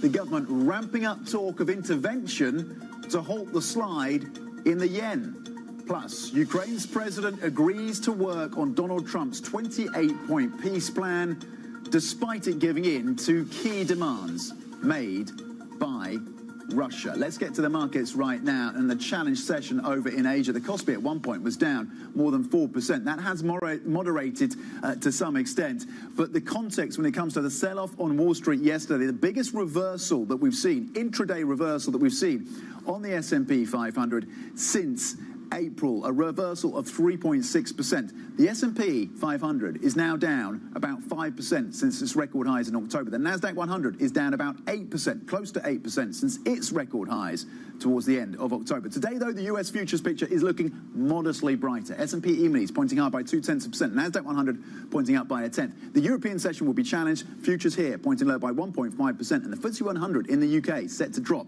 a full 100 points. That is the picture right now. Let's flip the board and have a look across asset. Treasuries were bid yesterday. Today, Treasuries are stable at 408. The pound is gaining 0.1% at 130.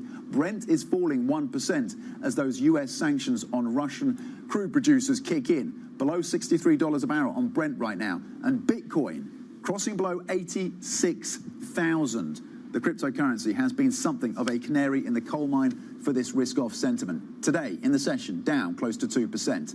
Now, to the Asian session, where the Kospi, as I've mentioned, leading Asia stocks lower as a renewed tech sell-off and doubts over AI valuations weigh on sentiment. Then let's bring in our Asia Markets Executive Editor, Paul Dobson, who's across all of this for us. Paul, what do you make of the moves that we've been seeing in Asia? How much of this is tied to concerns about valuations and about the AI theme running out of momentum despite the blowout earnings from NVIDIA?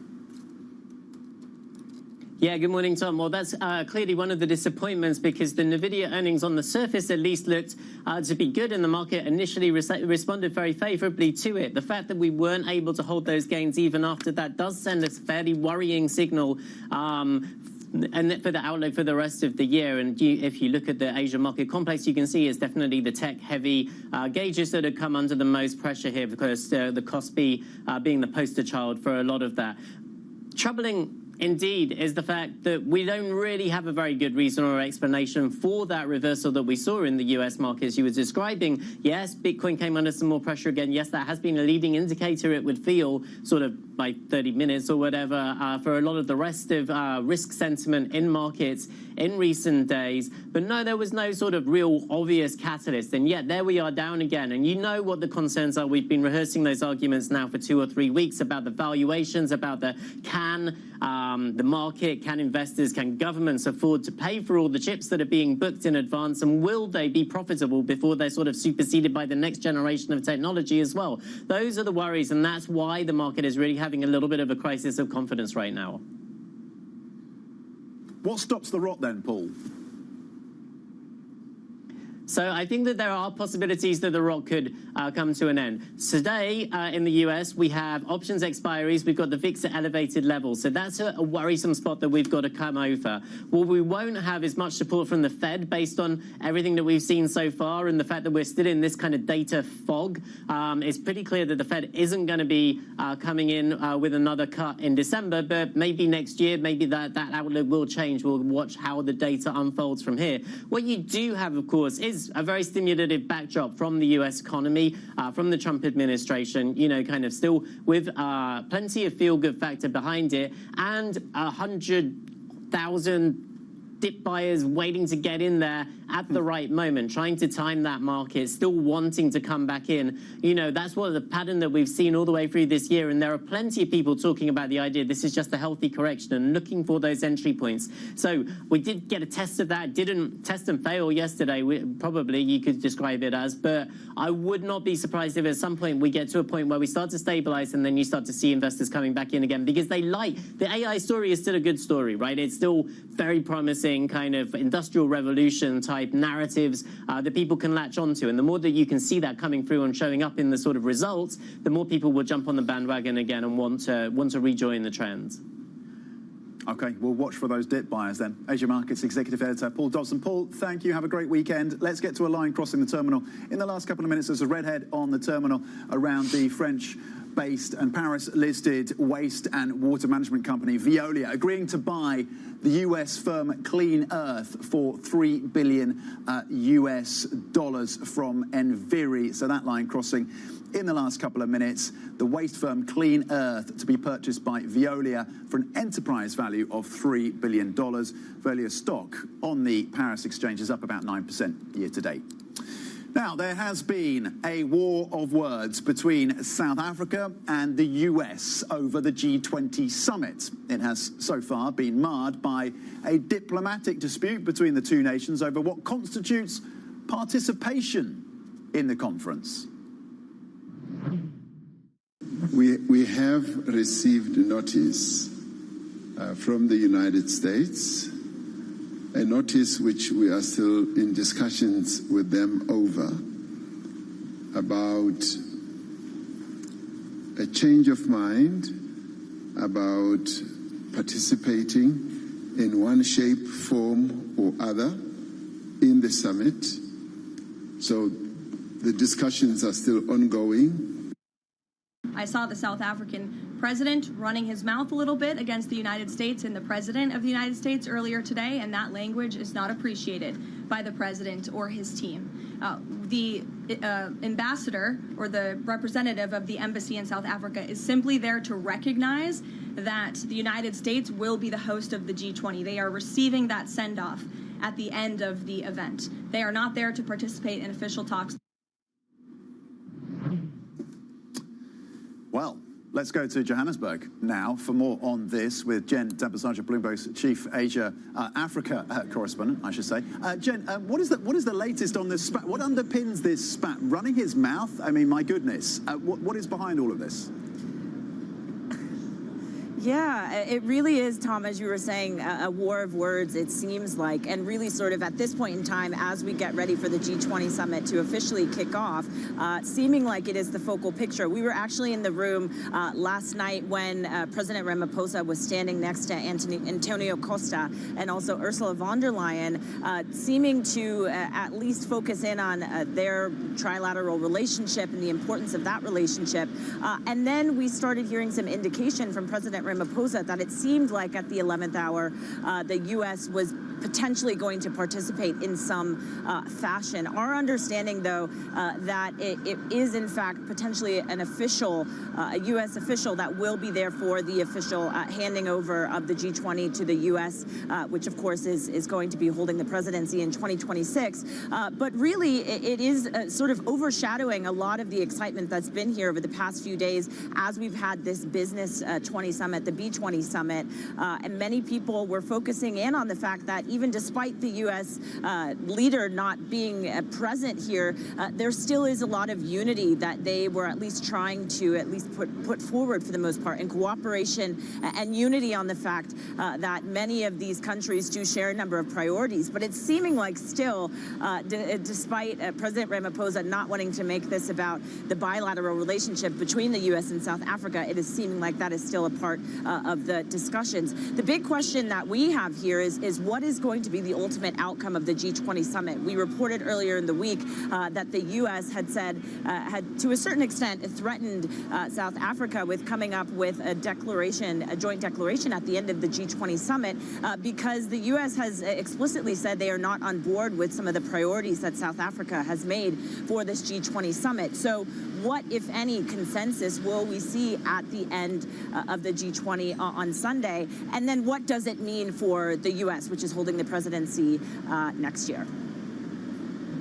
Okay, Bloomberg's Jennifer Tabasoja on the ground for us at the G20 in Johannesburg. Jen, thank you for that update. Jen will be speaking exclusively with the CEO of Business Leadership South Africa. That's at 9:30 a.m. London time. Meanwhile, President Trump has called for a group of Democratic lawmakers to be put on trial and even face the death penalty after they released a video telling the military and intelligence community to disobey orders that would break the law. In a post on Truth Social, Trump described it as, quote, seditious behavior at the highest level. The Democrats who appeared in the video called on Americans to, quote, condemn the president's calls for our murder and political violence. Switching focus to Europe's most valuable company, ASML. Shares called lower by 4.2% on TradeGate versus the Amsterdam close. Not a big surprise given the sell-off on tech that we saw yesterday in the rout on the Nasdaq 100, because, of course, we do see that often linkage between any pressure or any upside when it comes to the tech theme in the US, and ASML is caught up in the drift. The stock is up about 33% year to date, but it's called lower, pretty significantly lower today. Again, the most valuable publicly listed company in Europe. That is a stock for you to watch in the session today. Now, when President Trump rolled out global tariffs in April, economists braced for the worst, including higher inflation, of course. But so far, the price hikes forecast have yet to materialize. Bloomberg Originals has been investigating why. Credit where credit's due, President Trump made a big bet that the US had a magnetic appeal, and that would enable him to get a better deal from US trade partners and companies that want to do business in the United States. On the evidence of the last few months, that bet is playing out pretty nicely. Economists don't agree on much. One thing they do agree on is that free trade is good and that tariffs are bad. For a moment, Trump escalated US tariffs on China all the way to 125%. If you plugged the US tariffs into a model of the global economy, what it said was that there was going to be a really significant drag on growth, and there was also going to be a significant upward impulse to prices. But when we look at what's happened to inflation over the summer, it's not come down, but it's not come up either. Why is that? It's because US importers and foreign exporters saw the Trump tariffs coming, and they rushed to front load, shipping to the United States before the tariffs could come into force. One thing that's happened is that we've gone from a lot of unexpected bad news concentrated on a single day to a series of country-by-country deals. They're something of a Swiss cheese of exemptions and carve-outs. The trade war is a drag, but it's not the only thing which is happening. We've got tax cuts with Trump's One Big Beautiful Bill, and we've got a bonfire of regulations which is stoking the animal spirits of US businesses. We've also got the artificial intelligence boom and a huge amount of investment going into data centers. Tariffs are having an effect. China's exports to the United States are way down relative to the historical trend. So, who pays for the cost of tariffs? Despite his well-known love of gold, the president is not an alchemist. He can't make something from nothing. That money has to come from somewhere. All of the evidence so far suggests that in the end, the bulk of it is going to come from US businesses and US households. Well, subscribers can watch that documentary right now on the Bloomberg terminal and on Bloomberg.com. Coming up, we're going to discuss the global spike in GPS jamming incidents with the CEO of the satellite company Iridium Communications. That is next. This is Bloomberg.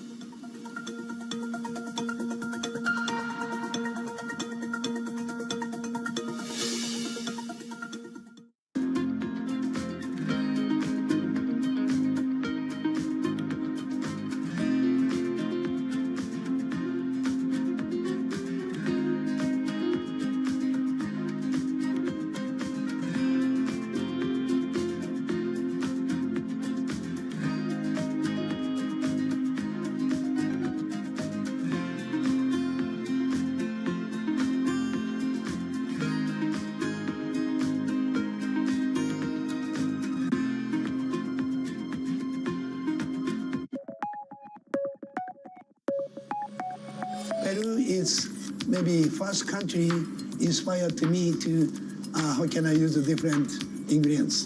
First time I went to Peru, trying to culture food, I never had this ingredients never used in Japan. Kind of like a wow, you know, and cilantros, chili, garlic, and olive oils. It's a lot of good seafoods, complete a different way. Example, they have the fresh fish, but Japan, the fresh fish uses sashimi. But Peru use fresh fish, make the called ceviche, cooked with lemon juice. You never use soy sauce. First time I eat this, kind of the, wow. So then after this one, my open eye more, my cooking style that change. Combine to Japanese style and another country food, then make novel style.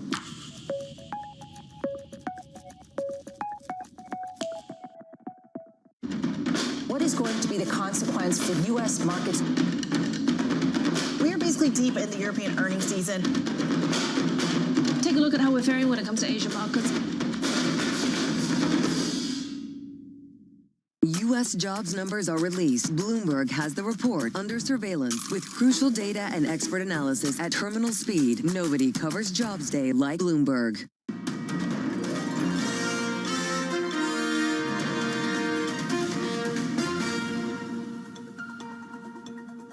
Welcome back to Bloomberg Daybreak Europe. Now, you may remember that back in September that a plane carrying the European Commission President Ursula von der Leyen was affected by GPS jamming. Data suggests there has been a sharp rise in the number of GPS jamming incidents since early 2022. To get a take on this in the broader industry, let's bring in now Matthew Desch, CEO of the satellite company Iridium Communications, which compiled that data. Matt, just talk us through the kind of the spike that we've seen then in GPS jamming, and do we put most of the blame then on Russia for these incidents? What's the significance and what's the historical context? Well, GPS has been around for many years, and unfortunately, it's the core of all of our digital systems right now. We know it navigates us to place, but people don't realize that your cell phones wouldn't operate without it. They wouldn't connect to a cell tower. Your data centers wouldn't operate. The stock exchanges wouldn't operate. But GPS is a very faint signal from space, and unfortunately, it's kind of easily jammed and spoofed and other things. So, you know, we invented a technology that's on our network that's a fix for that. Well, talk to us about what that technology is, Matt, and what kind of appetite you're seeing then from consumers and your customers.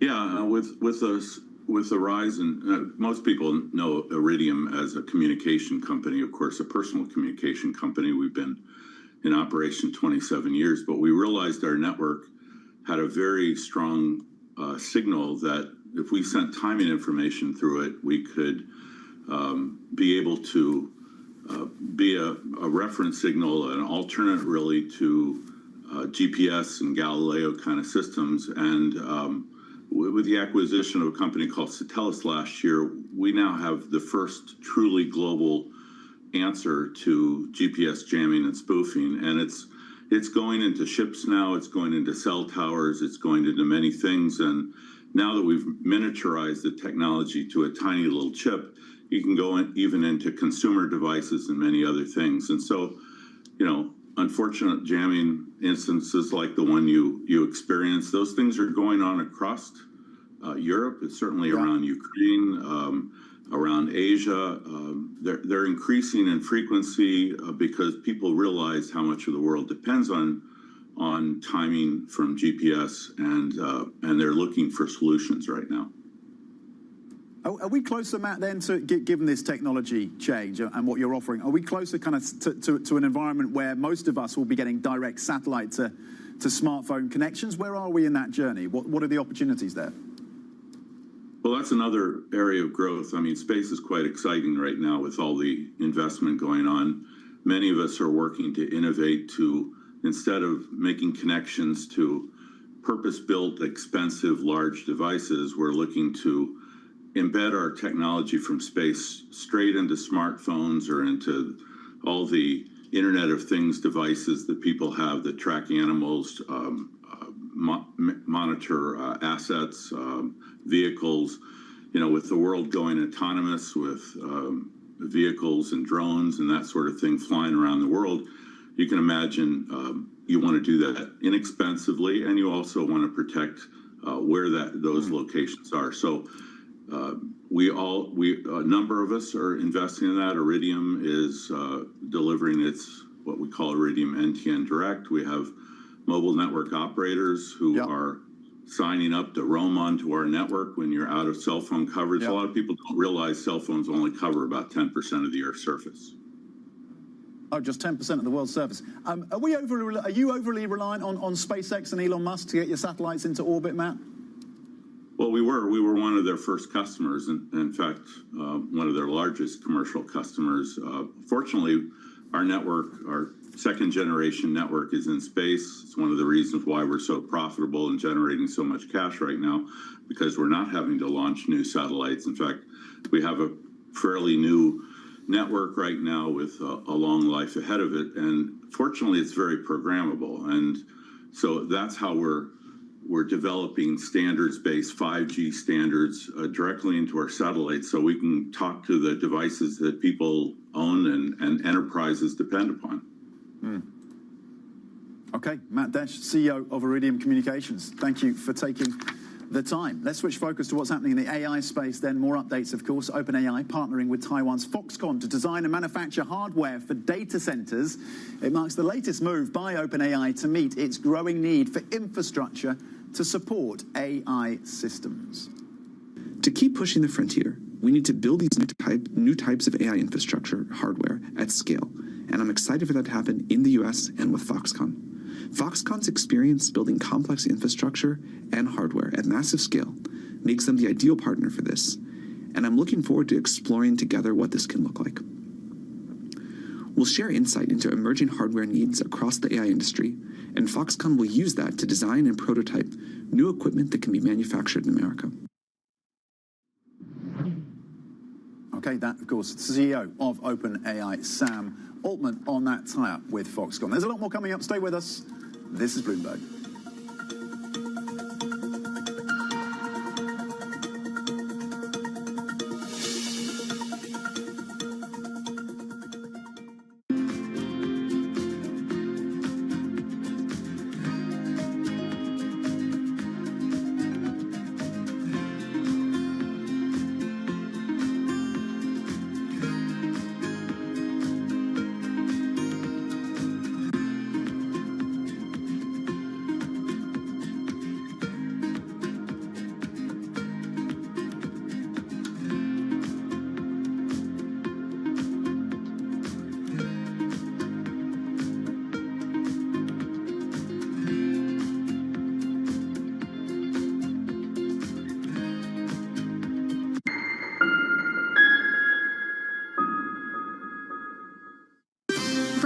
up-to-the-minute political news whenever and wherever it happens. I'm Tyler Kendall in Washington, and this is Bloomberg. Why do the biggest names in business choose Bloomberg Television? That's a great question. It's a very good question. Interesting question. Good question. Great question. I so appreciate that question. You certainly ask interesting questions. Bloomberg Television. Top experts, great questions. Technology is embedded in every aspect of our lives. And laying the foundation for the future. From finance to defense, AI to entertainment. And from the road to the stars. Bloomberg brings you the latest stories of the people and companies pushing the tech sector to new frontiers. And the politics that shape global tech markets. I'm Caroline Hyde in New York. And I'm Ed Ludlow in San Francisco. Watch Bloomberg Tech every weekday. Only on Bloomberg Television. At a time when policy in Washington is driving Wall Street, we draw a distinction between the rhetoric and the action, bringing you market-moving guests and original reporting. This is Bloomberg Surveillance.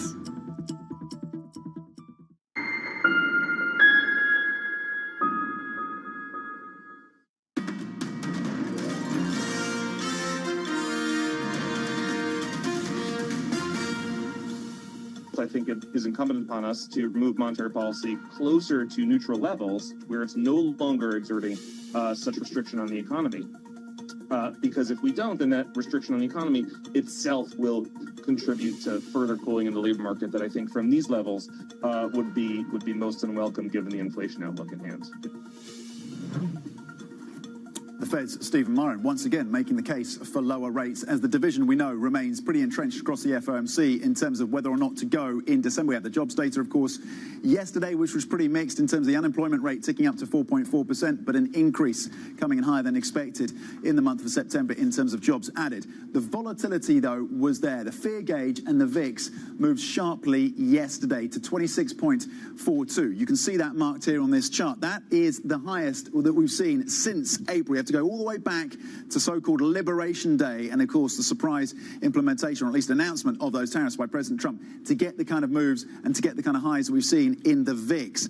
And again, breaking through 26 at 42 yesterday. The fear gauge, as we saw that sell-off and that reversal particularly pronounced on the S&P 500, which started with gains of 1.9% but ended down 1.5%. Let's flip the board and have a look at one company that our team at MLive, Cameron Christ in particular, is spotlighting as the best gauge of that AI momentum theme. And this is Microsoft. He says it's actually a better gauge than NVIDIA in terms of getting a sense of what is happening in terms of the AI theme. And he's pointing out that there's been this double top in Microsoft. It hasn't managed to break out, getting to these levels, and then coming back down again. That's happened now twice. He says that does not bode well for Microsoft's prospects and arguably for the broader AI theme. That is one to watch in his view.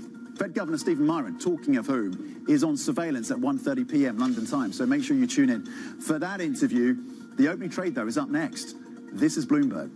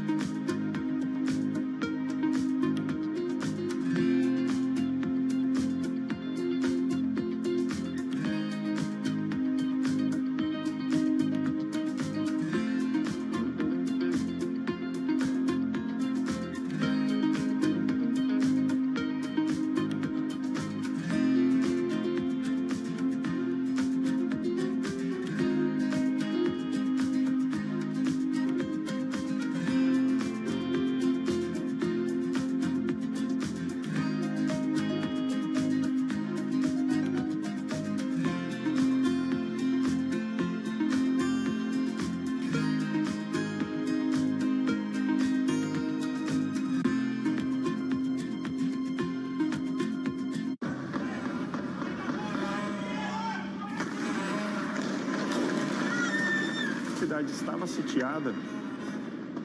Isso, ao começo, eu não sabia o que fazer. Foi a mais terrível que eu passei na minha vida. Eu temo, né, que o Brasil se torne, num futuro próximo, um narco-estado. Porque no final, tudo é dinheiro. People back home there, they are suffering, and someone is driving a Range Rover with their money. Where is my money? I think she's a scam up to now. It's some of the world's most desperate people who are getting ripped off. Repeat after me. I am a winner. I didn't know how big it was. I didn't really understand what I was getting myself into. If you tell me you have a vision of being $1 billion business, then you're going to have to do what it takes. And if you're not going to do that, everybody's going to suffer.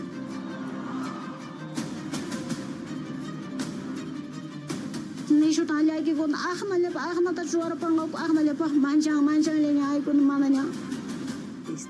batalla a muerte. Money can do a lot of good. It can really transform people's lives, but it can also hurt them.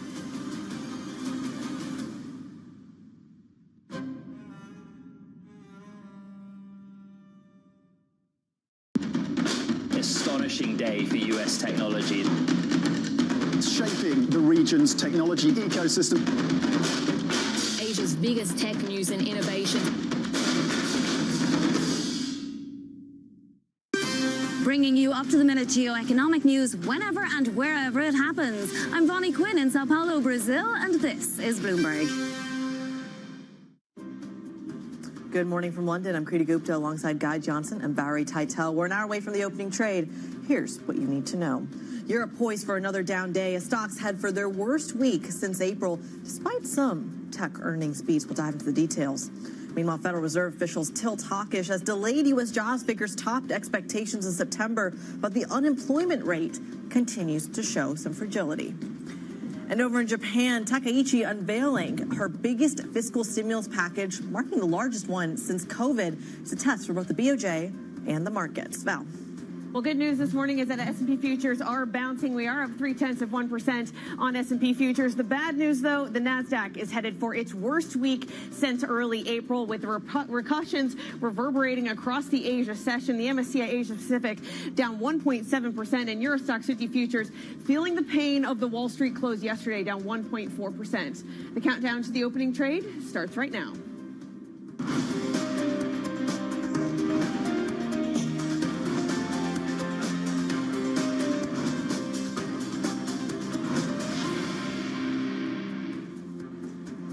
Friday morning, good morning.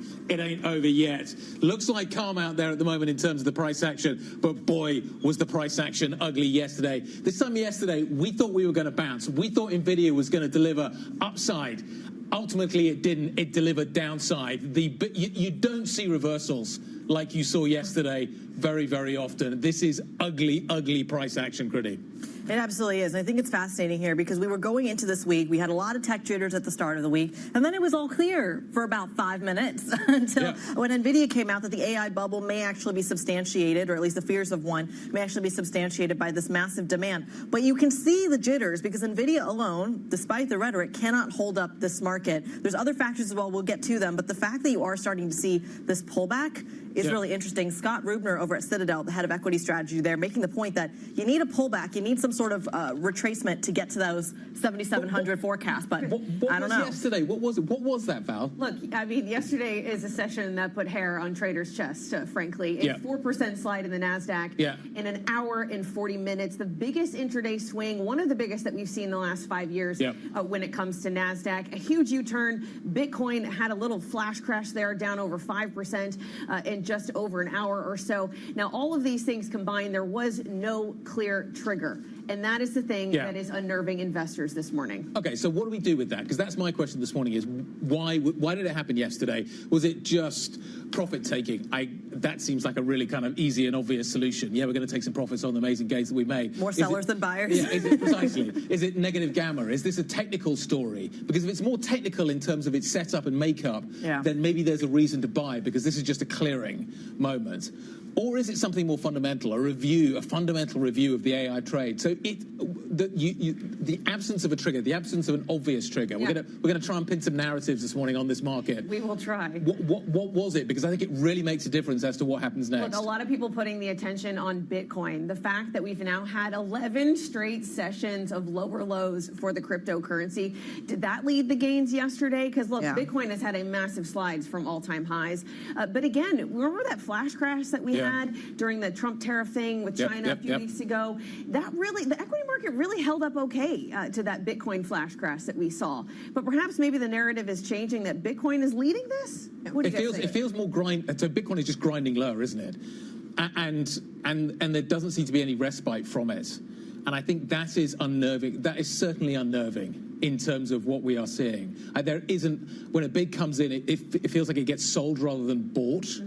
And it's an option to get out rather than get in. And that I just wonder whether that's just permeating other people's thinking in other asset classes as well. There's also, I thought Goldman put out some fund flow data that I thought was really interesting. We had talked about this yesterday with Carson Block as well, that now every person that can't actually short the market is hedging like crazy. So one of the takes that Goldman had is that, well, the put volume is so much higher now that everyone's bracing for it, that maybe that's what's That's the negative gamma story. Yeah. That's the negative gamma. If it's technical, then I think in some ways that's better. I can't work out if that's better or not, but it could be. It depends on how leveraged those CTAs are. Well, precisely. So, but there's also, I just think there's the ETF story as well, which is this kind of mechanical, massive flow that has been coming into this market, which kind of, as the market goes up, you have to keep buying, but as that reverses, does it kind of just become a self-fulfilling prophecy as well on the downside? So I think there's a lot of internal stuff happening. Remember, yesterday there were credit worries still out there. We had Blue Owl reversing that decision to merge some of these credit funds again. You see the interview? Influence with CLOs as well. CLOs have really underperformed. So these kind of things playing into the narrative, and we have to add on to that. We did have this delayed non-farm payroll release, which at the very beginning we were rejoicing. Yes, there was a headline beat, 119,000 jobs. That was a beat versus estimates of 50. But late in the day, I feel like the attention was really on the rise of the unemployment rate. This is now the third straight month we've had a tick higher in the unemployment rate. It's at 4.4%, the highest in 4 years. And off the back of this, we had a lot of Fed speak. What did it show? There is no consensus on what to do in December. The Fed is fracturing. It does seem like the hawks are digging in their heels, and so are the doves. There are more hawks, though. Yeah. There appears to be more hawks. That cohort is growing. Michael Barr, Paulson, we had Bostic actually start to tilt dovish a few days ago as well. The consensus is getting bigger and bigger. And you had warned about this actually because there was that piece that Nick Timros had wrote from the Wall Street Journal that had talked about this. It didn't move the markets, and now you're starting to see a lot of these Fed governors actually show up there. But they're not responding to inflation data or necessarily labor data either. They're saying that we don't have enough data points, so we're flying blind, so therefore we don't know. I thought it was interesting that Scott Bessent was making the opposite argument, which is the basic, surprise, I know, but he was making the case basically that if you are flying blind, well, previously history would suggest the Fed should cut in the face of that. Look, I thought there was two interesting things from all the Fed speak yesterday. One is that we had Lisa Cook warning on private credit valuations, also and warning financial on stability, interconnections in the financial system, even pointing an eye at hedge funds. They're over-levered in U.S. Treasuries. They're over-levered to this AI trade. We also heard from Paulson, who is not a voter this year. She's a voter in 2026. She had something to say about the jobs report, saying that the gains were in acyclical sectors such as healthcare, and to her, that is a precursor to a slowdown. So she was more focused on the, I guess, not on the headline beat, but on where it came from. And to her, it does not single strength. So perhaps she'll be more of the dovish camp next year. Worth flagging, Stephen Myron. I think he's on surveillance a little bit later on today. And that is going to be an interview you want to pay attention to. Do you just ignore Myron? I think you ignore him at your peril. I think you want to pay attention. That's the messaging coming from the administration. Let's talk about Japan. Takeichi, biggest stimulus package since COVID. So that's where we are now, just in terms of how you want to think about what is going on in the world right now. You've got a long weekend coming up in Japan. Pay attention to that as well. There's talk this morning of stimulus. The last time we had a new leader coming in and delivering massive stimulus, was it Liz Truss? Do I go down that road? Should I go down that road? Some people are drawing those parallels. Some people are drawing those parallels, and you can see what's happening at the back end of the Japanese bond market over the last few days. This morning we're stabilizing. For how long? How fragile does that feel? We are going into a long weekend. Do you want to take risk off the table in some ways going into a long weekend in Japan and a weekend more broadly. So you just think more broadly about the price action there as well. But there's Japan is becoming worrying. You flagged the Sarah Valos piece this morning. There's a lot going on in Japan. And this underpins an awful lot of hedge fund trades as well in terms of the carry trade. You get big wobbles in Japan, the biggest bond market in the world. If people don't like this stimulus and worry about the debt loads and worry about whether or not it's going to deliver economic performance, then I think you've got a problem. Yeah, so in the last 5 sessions, we've seen those 40-year yields in Japan surpass record highs. They're up 13 basis points on the week. We've seen the yen weaken near 2% in tandem with those yields rising. That, again, is the EM price action that the UK suffered under Liz Truss. We're seeing it in Japan again. But I want to add another maybe macro complication to this, is now we're seeing governments continuing to spend, continuing to issue debt, and you have to tie this into the AI trade. We're seeing these hyperscalers also go into debt and issue bonds. How much debt can there be? There is a lot of supply of debt, perhaps, in the next 12 months. Yeah. Well, the other piece I'll say on the Japanese stimulus piece is a good chunk of that stimulus package is coming from oil and gas and fuel subsidies. And that's really crucial here because, of course, Japan is one of the biggest importers. It also sets you up for oil shocks. So if you see a massive move in the opposite direction in oil prices, the effect is then magnified in Japan. And that just makes it much, much harder for the BOJ. There are questions as to whether or not she can actually deliver this much stimulus, just in terms of the tax receipts and all kinds of things. But there is... in the US as well, Trump's trying to send checks out to people. We're back. This is the narrative we're back to right now, and I think you want to think about the implications of that. We're still dealing with the last time that happened in terms of the liquidity that is in the financial system. Does it happen again? What happens with the consumer? There's a lot to think about in all of that. Plus, it's a long weekend, as I say. If you're going to go into a thin market, and the Japanese authorities and the Ministry of Finance is warning about this morning, Monday could be the day, or that thin liquidity period. Very exciting show on Monday. Everyone should certainly tune in. We'll have all that covered for you. In the meantime, as we were discussing all of those global issues, we did see some UK data across the terminal actually moving the pound. We're now at 130 when it comes to cable. This comes after a double headline, I think. We'll start with the retail sales numbers. They fall about 1.1% on a month-over-month basis in October. The estimate was minus 0.2%, so there's a difference there. There's also a question when it comes to the budget, and the budget numbers actually came in stronger. The April to October budget deficit amounting to 116.8 billion pounds. The OBR forecast was about 100, we'll call it 107 billion pounds. Bigger hole. Bigger hole that she's got to fill. So, the UK budget, 17.4. The estimate was 15. She is increasingly light, the Chancellor, Rachel Reeves. Starmer and Reeves, I think the next few days are going to be really interesting. You think about Japan, you think about what is happening here in the UK. Salman Ahmed is going to be joining us, Fidelity International Macro and Strategic Asset Allocation Global Head. Mary-Therese Barton, Pictet Asset Management CIO, Fixed Income. That's going to be an interesting conversation as well. And Danielle Antonucci, Quintet Private Bank CIO, joining us around the market open. We've got another guest coming up as well. I just want to flag this as well. We'll come to this in a moment. And that is Christine Lagarde. She's going to be joining us in the second hour. Well, let's keep you abreast of the market flashpoints this week to pay attention to. We do have the flash PMIs for November out across the world. The European PMIs and the UK PMIs dropped this morning. Later this afternoon, the US PMIs. We also have the UMich consumer sentiment data, and we will be monitoring Trump hosting the new governor of New York City, Mandami, in the White House. We'll also be mayor, my bad. Also be monitoring the G20 arrivals in South Africa. That is to be taking place over the weekend.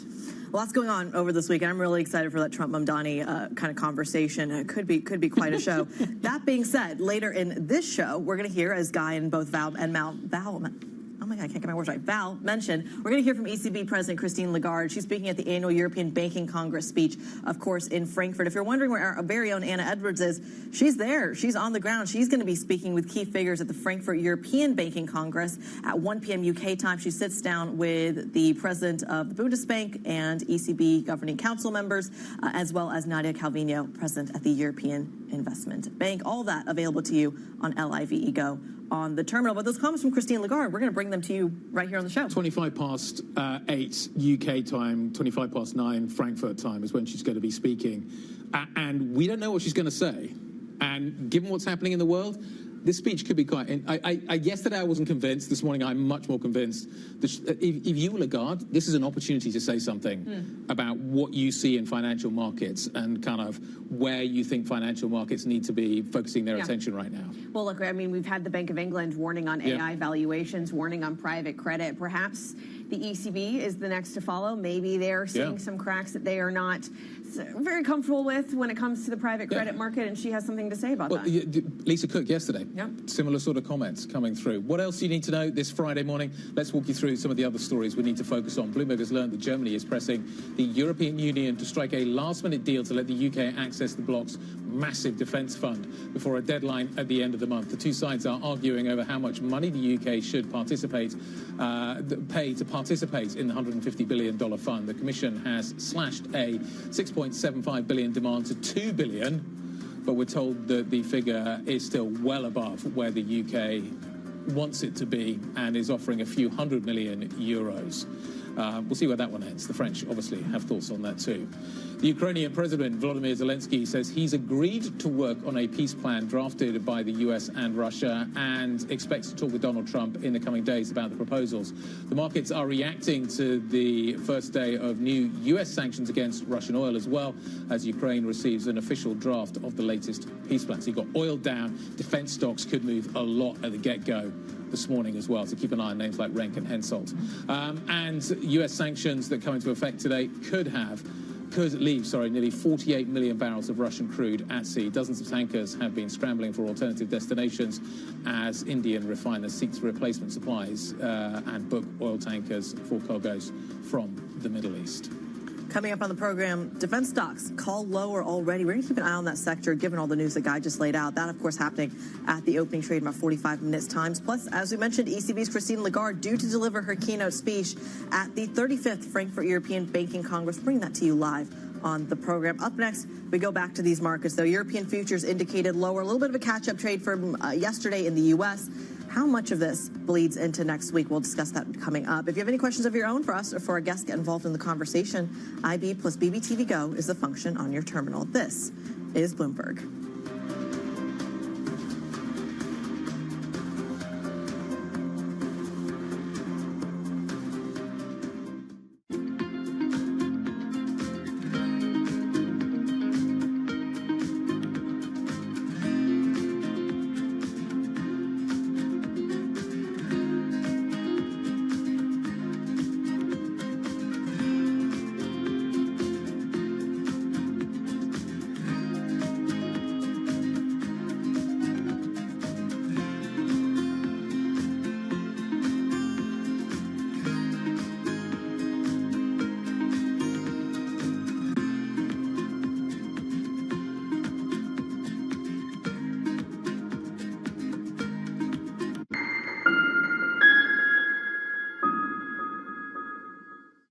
This is Bloomberg Daybreak Europe. I'm Tom McKenzie in London. These are the stories that set your agenda. Taking you from the U.S. market's close to the overnight session in Asia, we'll walk you through what you need to know to kickstart Europe's trading day. Live from our European headquarters, we bring you the day's top market-moving stories, unmatched expert analysis, and on-the-ground reporting from across the continent. Tune in to Daybreak Europe, only on Bloomberg Television. Context changes everything. Get your fixed income fix. Watch Bloomberg Real Yield around the world right here on Bloomberg. Context changes everything. Making money isn't about drowning in emotions. It's about understanding what's actually happening. Markets are the best way to glean signal from noise, and that is what we try to do every morning. This is Bloomberg Surveillance. Africa, a region rife with potential for growth and opportunities, but not without its challenges. Bloomberg highlights the biggest stories, interviewing key players, and reporting on the issues impacting the region. Join us as we get to the heart of African business, politics, and economics, and ask the question, what's next? I'm Jennifer Zabasaja, and this is Next Africa. New episodes every month, only on Bloomberg. From the world of politics to the world of business, Joe Matthew and Kaylee Lines deliver news, insight, and analysis live 2 times a day, every trading day. Balance of Power at 1 and 5 Eastern, only on Bloomberg.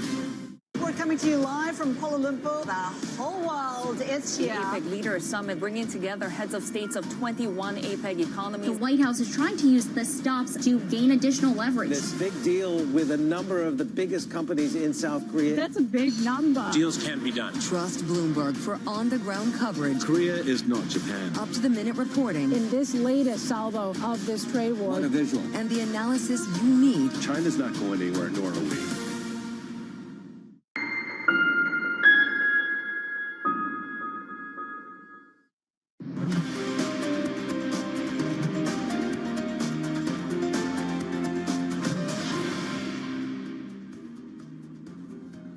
We're just less than 45 minutes away from the opening trade here in Europe, and it is shaping up to look like a pretty ugly session. Eurostoxx 50 futures down 1.3%. ASML called down more than 4% in the pre-market. This catch-up trade to the weakness in tech trade yesterday might shape us up for a pretty decently red session here in Europe. I do want to mention, though, the raft of Fed speak that we have had, not just yesterday, but over the last few weeks, and how it's shaping us up for a very contentious Fed decision in December. This is my little scorecard of who is going for a cut and who is going for a hold. We've had more hawkish than dovish speak of late, and I have a bit more in the hold camp than in the December cut camp. But there's still some unknowns we have yet to hear from. Where does Powell stand on this debate? That could be a big one. Cook and Jefferson as well are 2 governors who have yet to really dig in their heels one way or the other. But honestly, I've never come across a Fed as split as this into a decision, also into Powell's replacement, which could shake up the board even more. But that being said, a lot of the attention yesterday was on this markedly rise in the unemployment rate. 3 straight months now we've seen a rise in the unemployment rate. We're at a 4.4% now, Guy. That's the highest in 4 years. Powell has previously said that 4.5 is a pain point for him.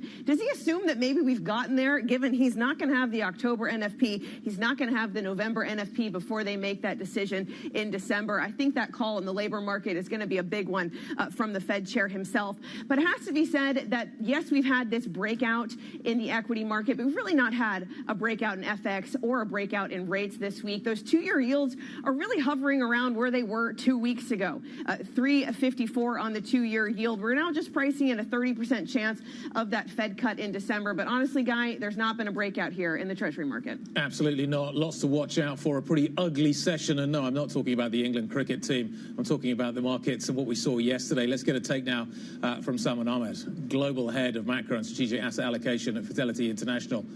Good morning. Good morning. How are you? Well, feeling okay after yesterday? What did you make of yesterday? I think it reminds me of baseball. Oh, okay.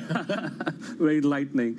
Obviously, big turnaround.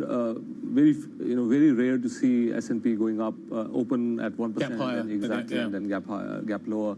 So I think, like last time we spoke, this was right after the gold shakedown. Yeah. And I think that had put our antennas up that the market may start looking at pain points because the liquidity situation seems to be ebbing and flowing. Is crypto, how big a part of crypto playing in this? I think crypto is a general canary in the coal mine. It has been bleeding for a while. Yeah. And on the AI worries, I can rattle multiple factors here, right? But I think the core one is, which I think is a genuine one when I speak to our analysts as well, is that all this digital infrastructure is great. We are going to get that spending, but it assumes constant software efficiency.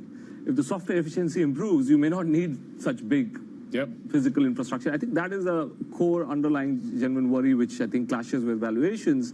But AI is a powerful technology. This theme is not going anywhere. So I think at this stage, we are taking it as a more of a positioning, change. And our mantra remains the same: diversify. You cannot be exposed to these very concentrated positions.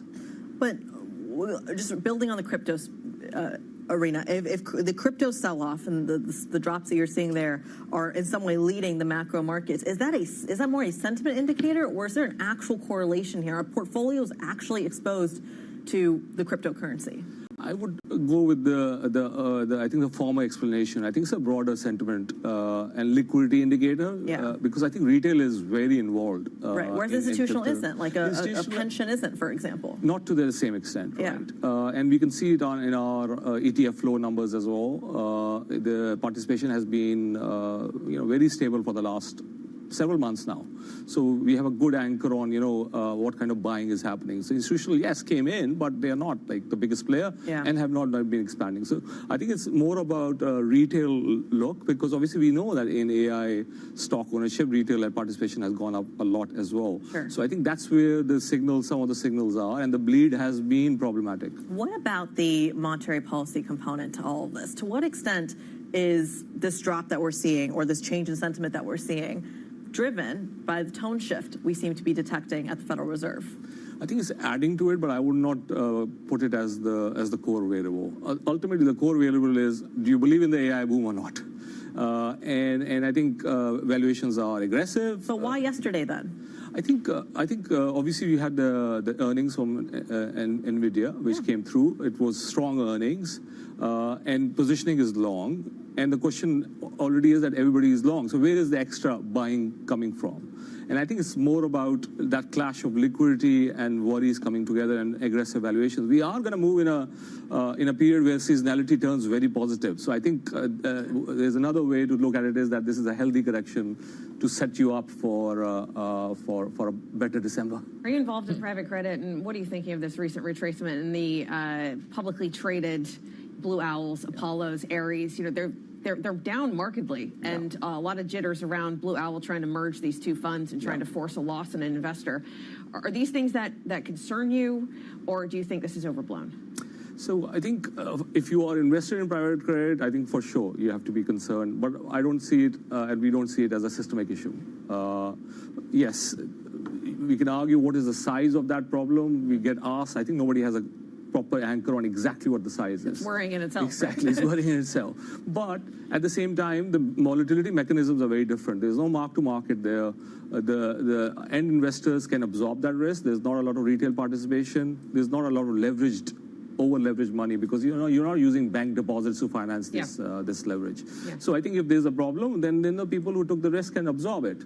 I think for me, the bigger issue is where most of the capital has gone, which is the AI story, and that's where I think the elephant in the room is that one still, not private credit to the same extent. So the elephant in the room, I guess, is how quickly we're going to be able to monetize this investment into these data centers. Precisely. How are you viewing that right now? What are you watching in order to watch that? Because we did have the surprise announcement from Walmart moving their main listing to the NASDAQ, which I thought might be a funny trigger to say that maybe Walmart won't be the biggest employer of the U.S. workforce. Maybe they're going to be using robots more in the next decade.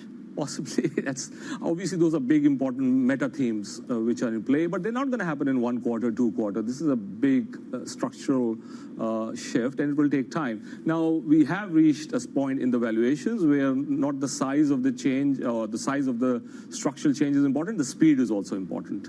And I think that's where all the focus is, I want ROI now. And that's what the valuations are so demanding. And you can get the capex of 1 quarter, 2 quarter, but investors are saying, I want ROI, adoption rate, but also can this capex continue for the next 5 years if the technology changes, right? And that's where the worry is. But nothing actual has happened yet. If you look at actual numbers, they are still good. Yeah, I just wonder if there's like this one signal the market is waiting for, that yes, there is going to be some investment return on this. I don't know where it's going to come from, but perhaps all the fears we put to bed just by one company's announcement. Maybe. Like at the moment, it feels like we've gone from kind of sort of open enthusiasm to everything you need to treat skeptically. Doubting everything. So we're running from one side of the boat to the other. Anyway, Sam, nice to see you. Thanks very much indeed. Salman Ahmed, Global Head of Macro and Strategic Asset Allocation over at Fidelity. Up next, we're going to get back to that Japan story. We are paying attention to that. That is next. This is Bloomberg.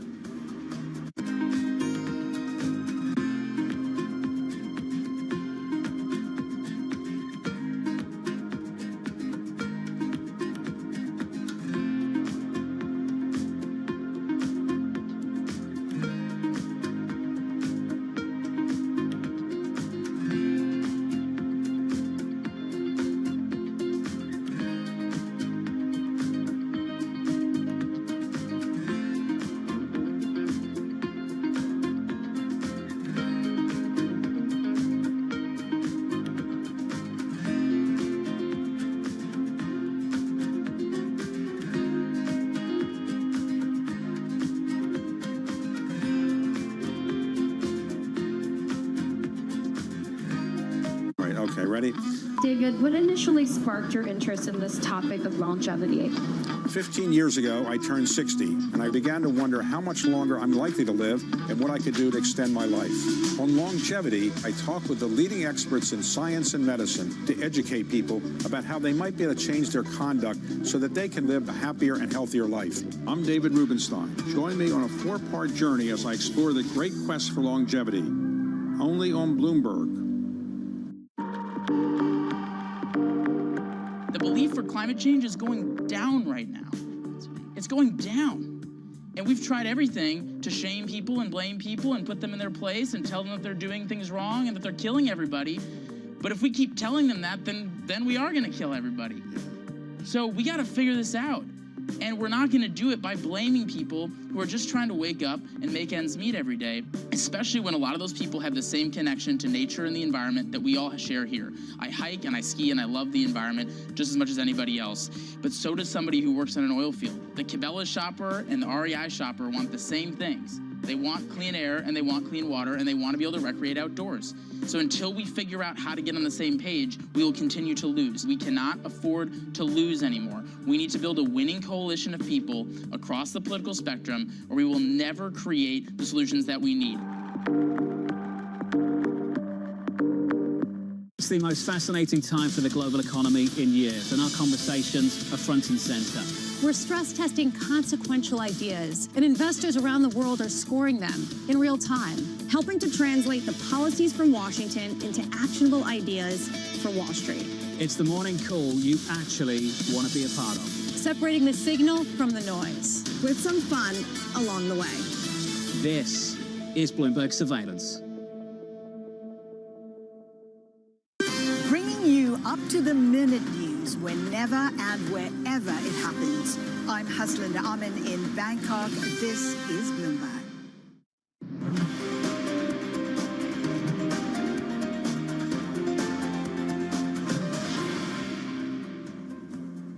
Friday the 21st, good morning. 30 minutes to go until the start of equity trading here in Europe. Futures look a little bit like this right now. As you can see, ugly. We've still got a little bit to price in from the state session yesterday. The big reversal we saw initially, you got a gap higher, and then we reversed that. You do not see this kind of price action very often, and as a result of which, it feels like it's not going to be a relaxing Friday.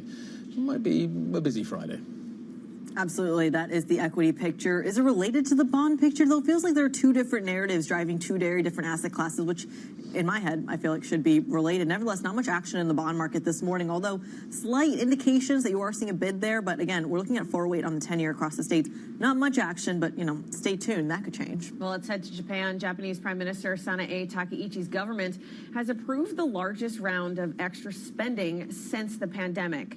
Funds will be deployed to address the frustrations of voters, but it's a package that may unsettle investors in scrutinizing the nation's finances. We bring in Bloomberg's Paul Jackson in Tokyo. Paul, thanks for joining us.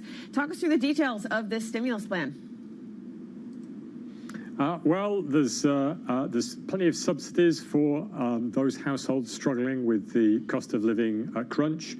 That's one of the things that the Prime Minister has been having to deal with. You've got to come up with a package that's big enough to give people something that looks like the government's doing more to help you, but at the same time keeping the overall cost down so that investors don't freak out and think that Sanae Takaichi is Japan's answer to Liz Truss.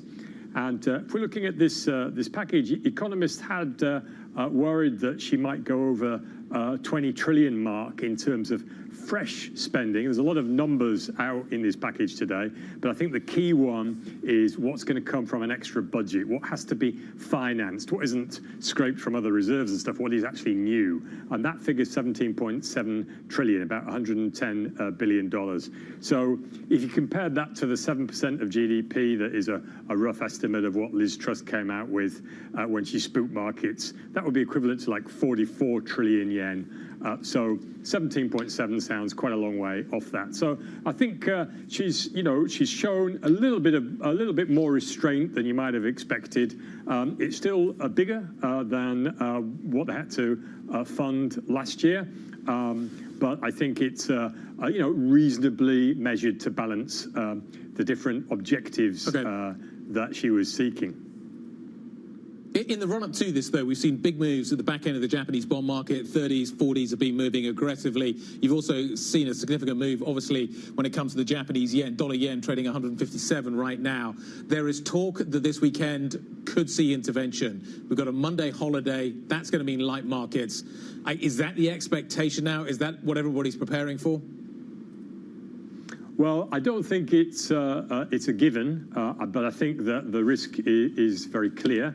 I certainly think palms will be getting a little sweatier, and sweat could be rolling down the foreheads of policymakers here if we get into in the 158s. We did have the last time Japan intervened in the market, it was before a long weekend as we got closer to the 160 zone. So let's look out, be on the lookout for that. I think one important thing here is that earlier in the week, the finance minister, Katayama, she was, at one point not even mentioning Forex after meeting the Bank of Japan governor. That was quite a surprise for investors, and that did encourage them to really push on the yen during this week. But today she came out all guns blazing, saying they would take appropriate action. That's the key phrase for get ready for intervention. And then she even mentioned the word intervention, which was quite unusual. So I think people do have to be on watch, but really it depends on the yen moving a bit closer to 160 before there's a move.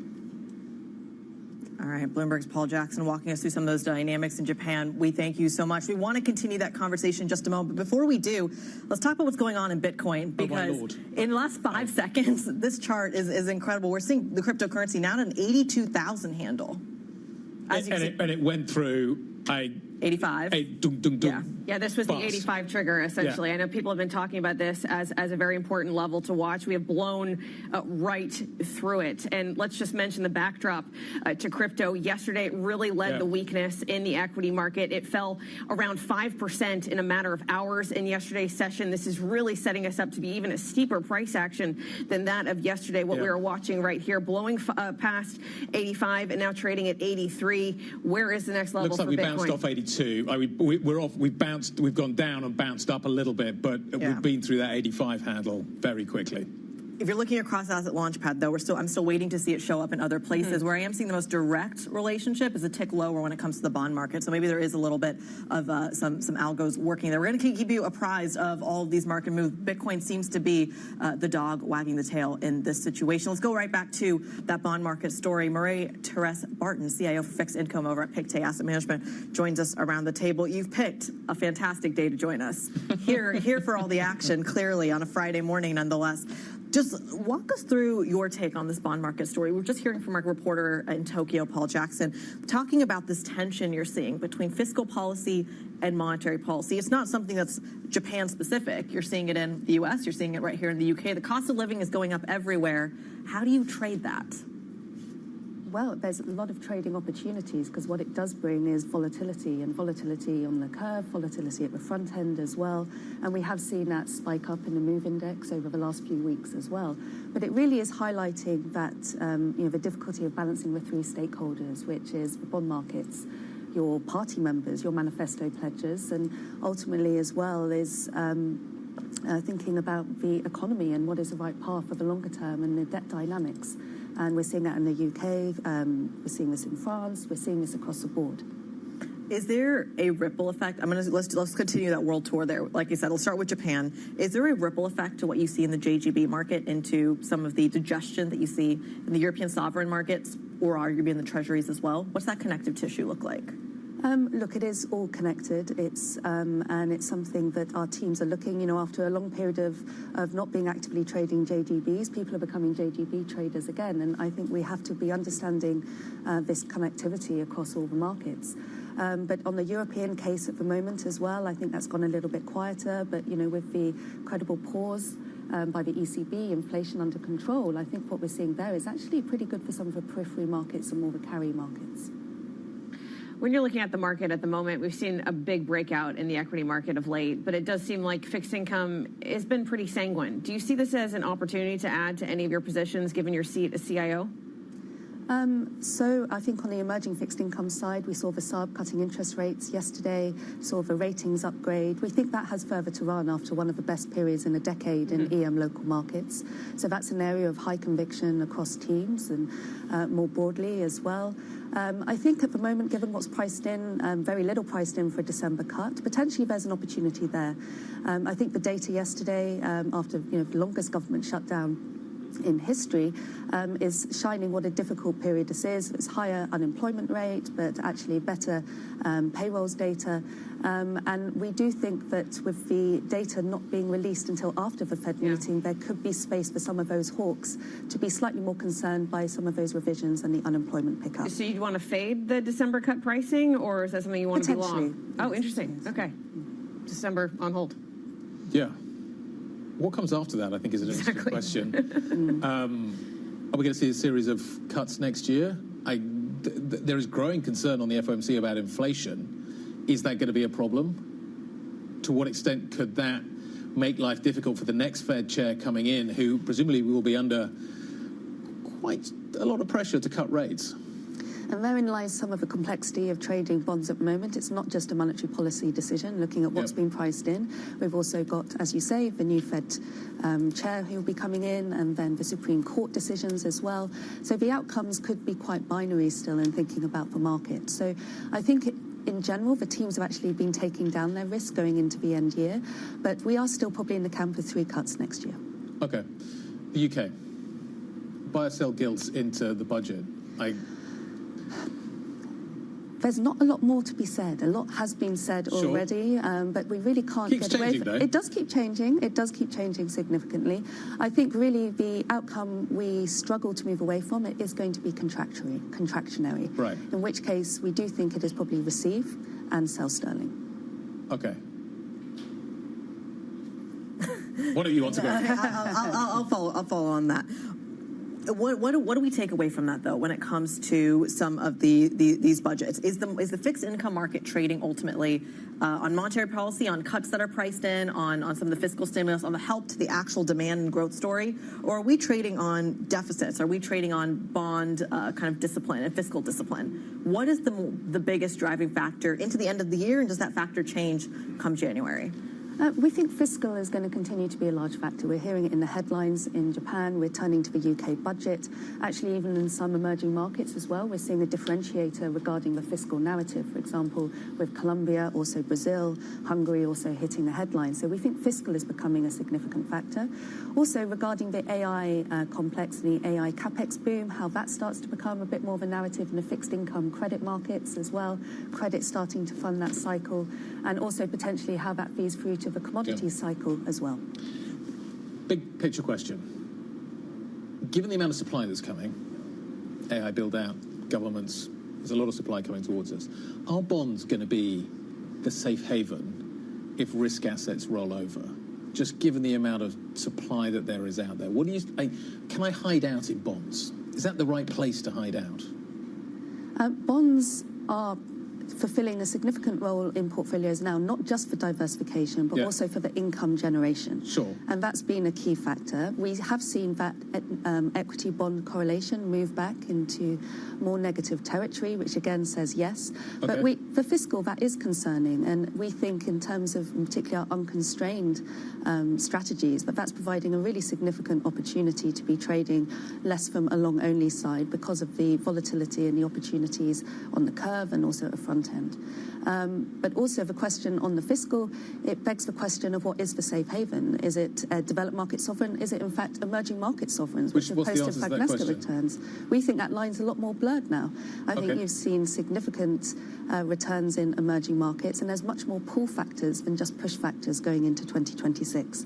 On the fiscal narrative, still room to be cutting interest rates, and also corporate debt as well, where we've seen significant proportion of corporate debt actually trading through sovereigns, as investment grade companies have been seen as a better store of value than the sovereign, potentially.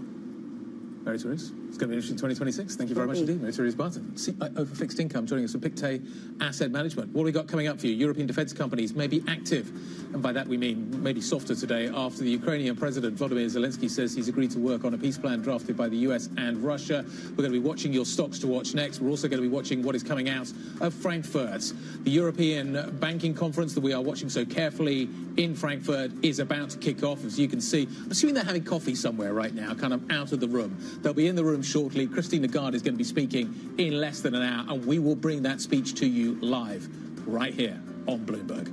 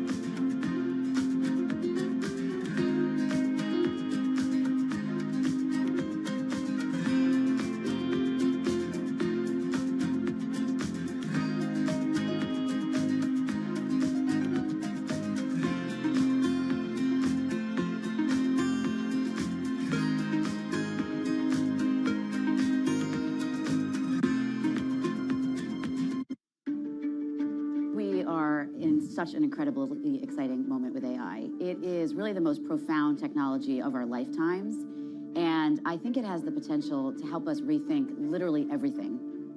The potential for economic impact, societal benefit is honestly boundless. When we think about the economic impact for Europe in particular, it's around a 1.2 trillion euro estimate of the productivity growth that can be unlocked. This platform shift that we are living through, I think, is going to create untold amounts of value for the world, but also for the businesses and for economies, which is why I'm incredibly optimistic in this moment for Europe, but also for the whole world. How do you think about job losses or safety for some of the AI tools?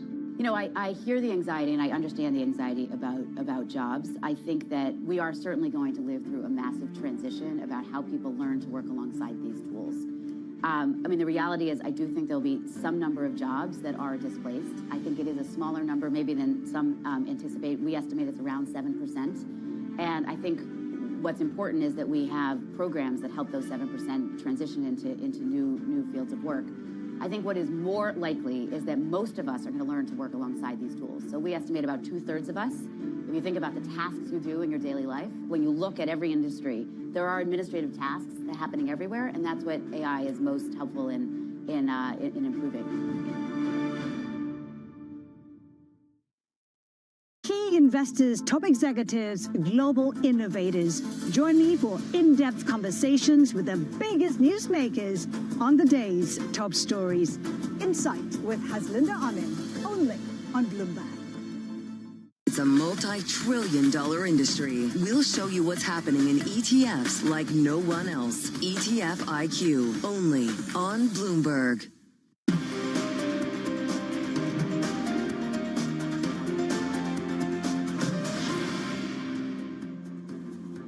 Just under 14 minutes away from the opening trade, you can see futures poised for a session in the red across Europe. A little bit of a catch-up trade when it comes to what we saw in the U.S. session yesterday. Val, walk us through what we can expect. Well, look, we are on a back foot again today for the major cryptocurrency, Bitcoin. Now, this is one of the things that people are mentioning maybe have led the weakness in yesterday's session. And the bad news is that the weakness is continuing yet again today. We're down nearly 4% on Bitcoin. We blew through the 85 handle. We did bounce a bit from that. So we are stabilizing just shy of the 84 handle for Bitcoin. But again, a lot of tension on cryptocurrency given it's now being pegged as one of the main reasons for the weakness across tech stocks yesterday.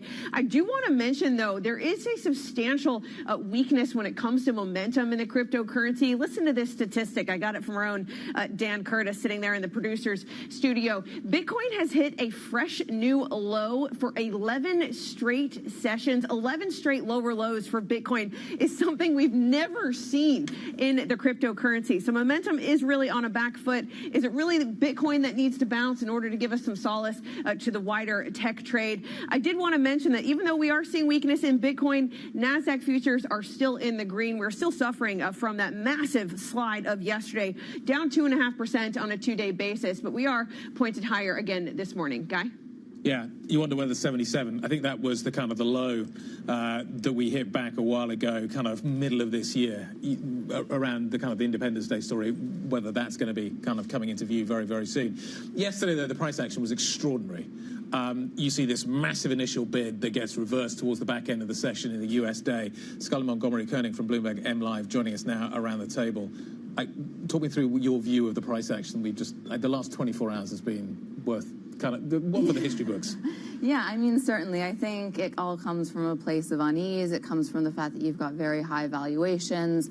Yesterday, obviously, we got the labor market report for September. Now, that I don't think was particularly concerning. Yes, unemployment rate ticked up, but it was because of a rising participation rate, and that seems like it's unlikely to repeat. It's now very much a stale data print, so I don't think you can get a lot of signal from it. But the more worrying aspect of the labor market reports generally is that the November employment report, along with October payrolls, we won't get until after the December Fed.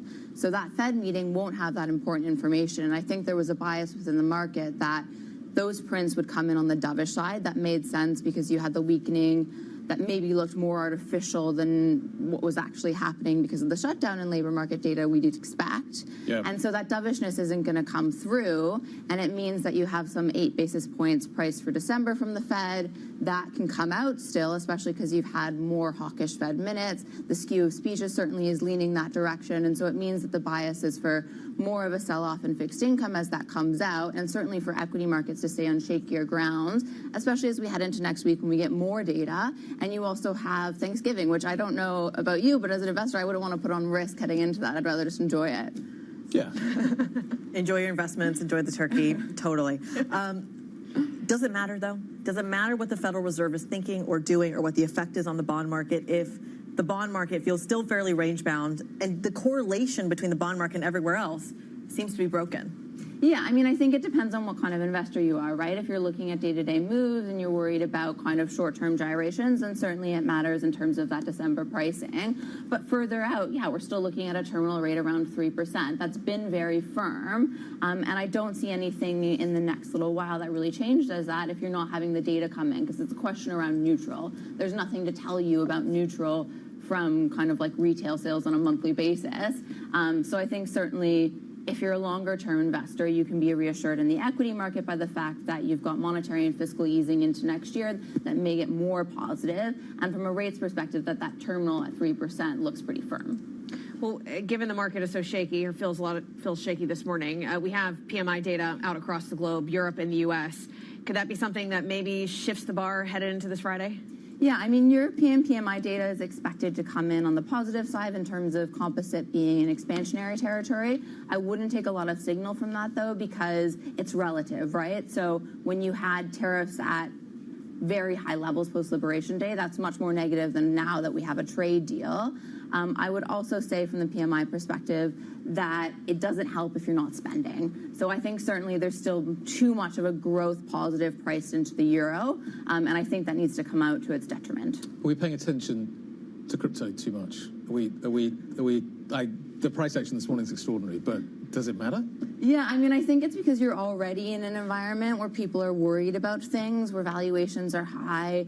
Because of that, you're taking kind of any signal that you can, especially because the data is all over the place. Yeah. You're trying to look for places. And I think it is a relevant point that retail investors are very much invested in crypto. And so if you have sell-offs there, maybe then you need some deleveraging elsewhere. Maybe that means you get flows out of equities. But I think generally, I don't think there's a huge amount of value in what you see in crypto movements. The movements tend to be quite a lot larger. Yeah, the signal from it, because, you know, how do you value crypto, right? Like, what's the reasoning behind it? I can't really tell you, like, why we'd be down 10% one day and up 10% the other day beyond headline noise. And so the feed through to equities, for example, which are very much a growth-driven asset, doesn't seem clear-cut to me.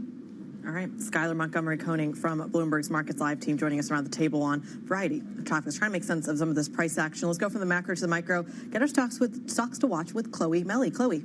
Good morning, Kriti. Let's keep an eye on defense stocks today after Zelensky said that he was willing to work on a peace plan that was drafted by the US and Russia. So let's keep an eye on what that means for all of those names listed on the board here today. The key point of contention here is that this is a plan that could potentially grant a lot of Putin's wishes, including forcing Ukraine to give up quite large chunks of its territory and cap the size of its military. This is something that some of Ukraine's allies have sounded the alarm about, including the Greek Prime Minister, saying that a lot of the points here were quite problematic. So let's definitely keep an eye on the defense sector today. It will be definitely in focus. Moving on to Ubisoft, a very different industry, but Ubisoft has finally released its earnings after delaying them on the same day that they were due just a few days ago. And it said that they had to restate their accounts because an auditor's review had found that they had miscategorized sales from a partnership, and that had also put Ubisoft in violation of some loan agreements. So we'll see what that means for the company today. It's already been seeing a lot of weakness in that stocks. It's dealt with a series of setbacks that are reflected in those shares today, and this restatement of accounts, this news about breaching of loan covenants, is probably not going to be received very, very well by the market today. So let's keep an eye on that too. And finally, let's end with some M&A, and the FT reported that French telecom companies Orange, Bouygues and Free were exploring a new bid for SFR, for their rival SFR. So we'll be keeping an eye on those two listed ones today. This is a brand new bid after a 17 billion euro offer was rejected back in October. So we'll see what investors think about this brand new bid here. All right, thanks to our equities reporter, Chloe Melly, walking us through the stocks to watch. Just 6 minutes to go to the cash equity open here in Europe. And if you're looking at Euro Stoxx 50 futures, it's not going to be a pretty open. We're down 1.7%. Yeah. I do want to mention we have just now flipped into the red just very slightly on S&P E-minis. We're down less than 0.1%, but NASDAQ futures down 0.25%. It's not session lows, but perhaps the weakness that we've seen in the last 15 minutes from Bitcoin could be translating to the broader market. There's no dip buying, is there? Like, nobody's stepping in and... Not you on your phone? No, not yet. There's nobody at this point in time. So where do we go from here? What is the stabilizing factor that comes through for this market? It's going to be really interesting to watch how the session progresses. In the next hour, we've got some great guests lined up. We're going to talk Japan. We've got plenty coming up. We've got the market open in 5 minutes' time. We've also got Christine Lagarde speaking in Frankfurt at the Banking Congress in Frankfurt. We'll bring you that speech live. There's a live picture coming to you from the conference hall. This is Bloomberg.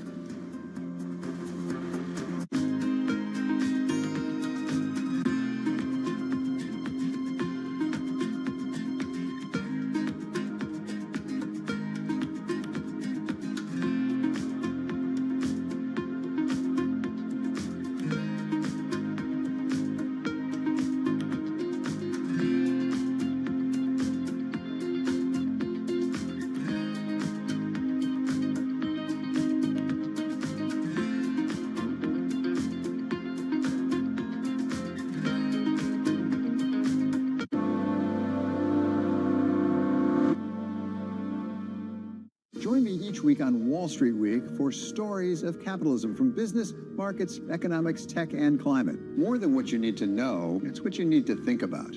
Middle East and Africa, vibrant resources and high-yield investment opportunities abound. Join me on Horizons Middle East and Africa for the stories, newsmakers, and insight from this exciting region. Now weekdays, only on Bloomberg. Technology is embedded in every aspect of our lives. And laying the foundation for the future. From finance to defense, AI to entertainment. And from the road to the stars. Bloomberg brings you the latest stories of the people and companies pushing the tech sector to new frontiers. And the politics that shape global tech markets. I'm Caroline Hyde in New York. And I'm Ed Ludlow in San Francisco. Watch Bloomberg Tech every weekday. Only on Bloomberg Television. What is going to be the consequence for U.S. markets? We're basically deep in the European earnings season. Take a look at how we're faring when it comes to Asian markets. Morning, this is Bloomberg Daybreak Europe. I'm Tom McKenzie in London. These are the stories that set your agenda. Taking you from the U.S. market's close to the overnight session in Asia, we'll walk you through what you need to know to kickstart Europe's trading day. Live from our European headquarters, we bring you the day's top market-moving stories, unmatched expert analysis, and on-the-ground reporting from across the continent. Tune in to Daybreak Europe, only on Bloomberg Television. Context changes everything. Bringing you up-to-the-minute global news whenever and wherever it happens. I'm Jumana Bersachi in Tehran, and this is Bloomberg. Africa, a region rife with potential for growth and opportunities, but not without its challenges. Bloomberg highlights the biggest stories, interviewing key players, and reporting on the issues impacting the region. Join us as we get to the heart of African business, politics, and economics, and ask the question, what's next? I'm Jennifer Zabasaja, and this is Next Africa. New episodes every month, only on Bloomberg.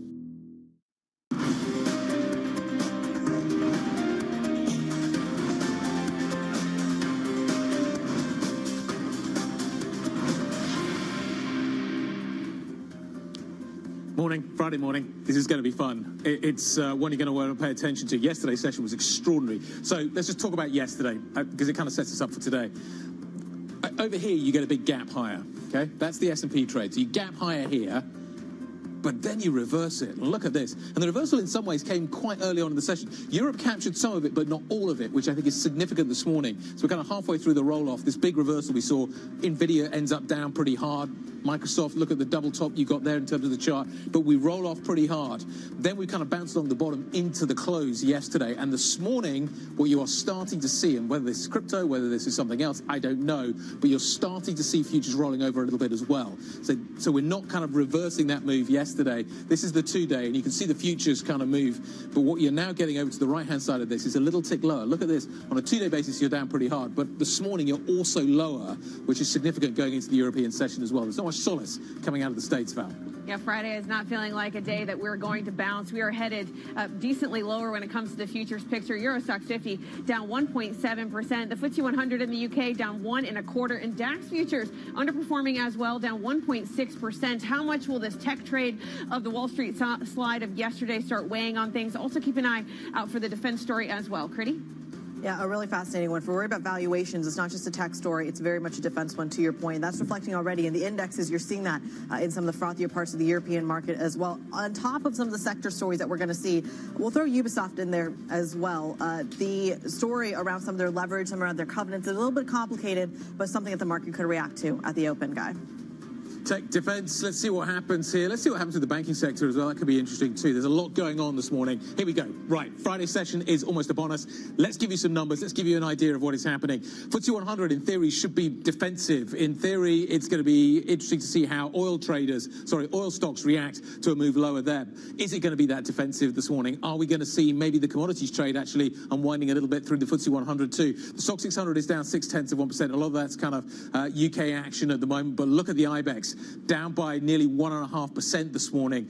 Big move lower in Spanish equities. What are we going to see on the AEX this morning? How is ASML going to open? There you go. We're down by nearly 1.7% on the Dutch market. The CAC is down by 1.25%. We'll give the Germans a little moment to get things going there, but you expect defense stocks to be under significant pressure. So there's a sea of red out there, basically, for European equities this morning. Little bit of kind of defensiveness maybe coming through in the FTSE 100, but that's a relative trade, not an absolute trade. And that's significant. But look, yeah, pretty ugly session at the get-go this morning. Looks like tech's going to be under pressure, judging by what we're seeing in the AEX.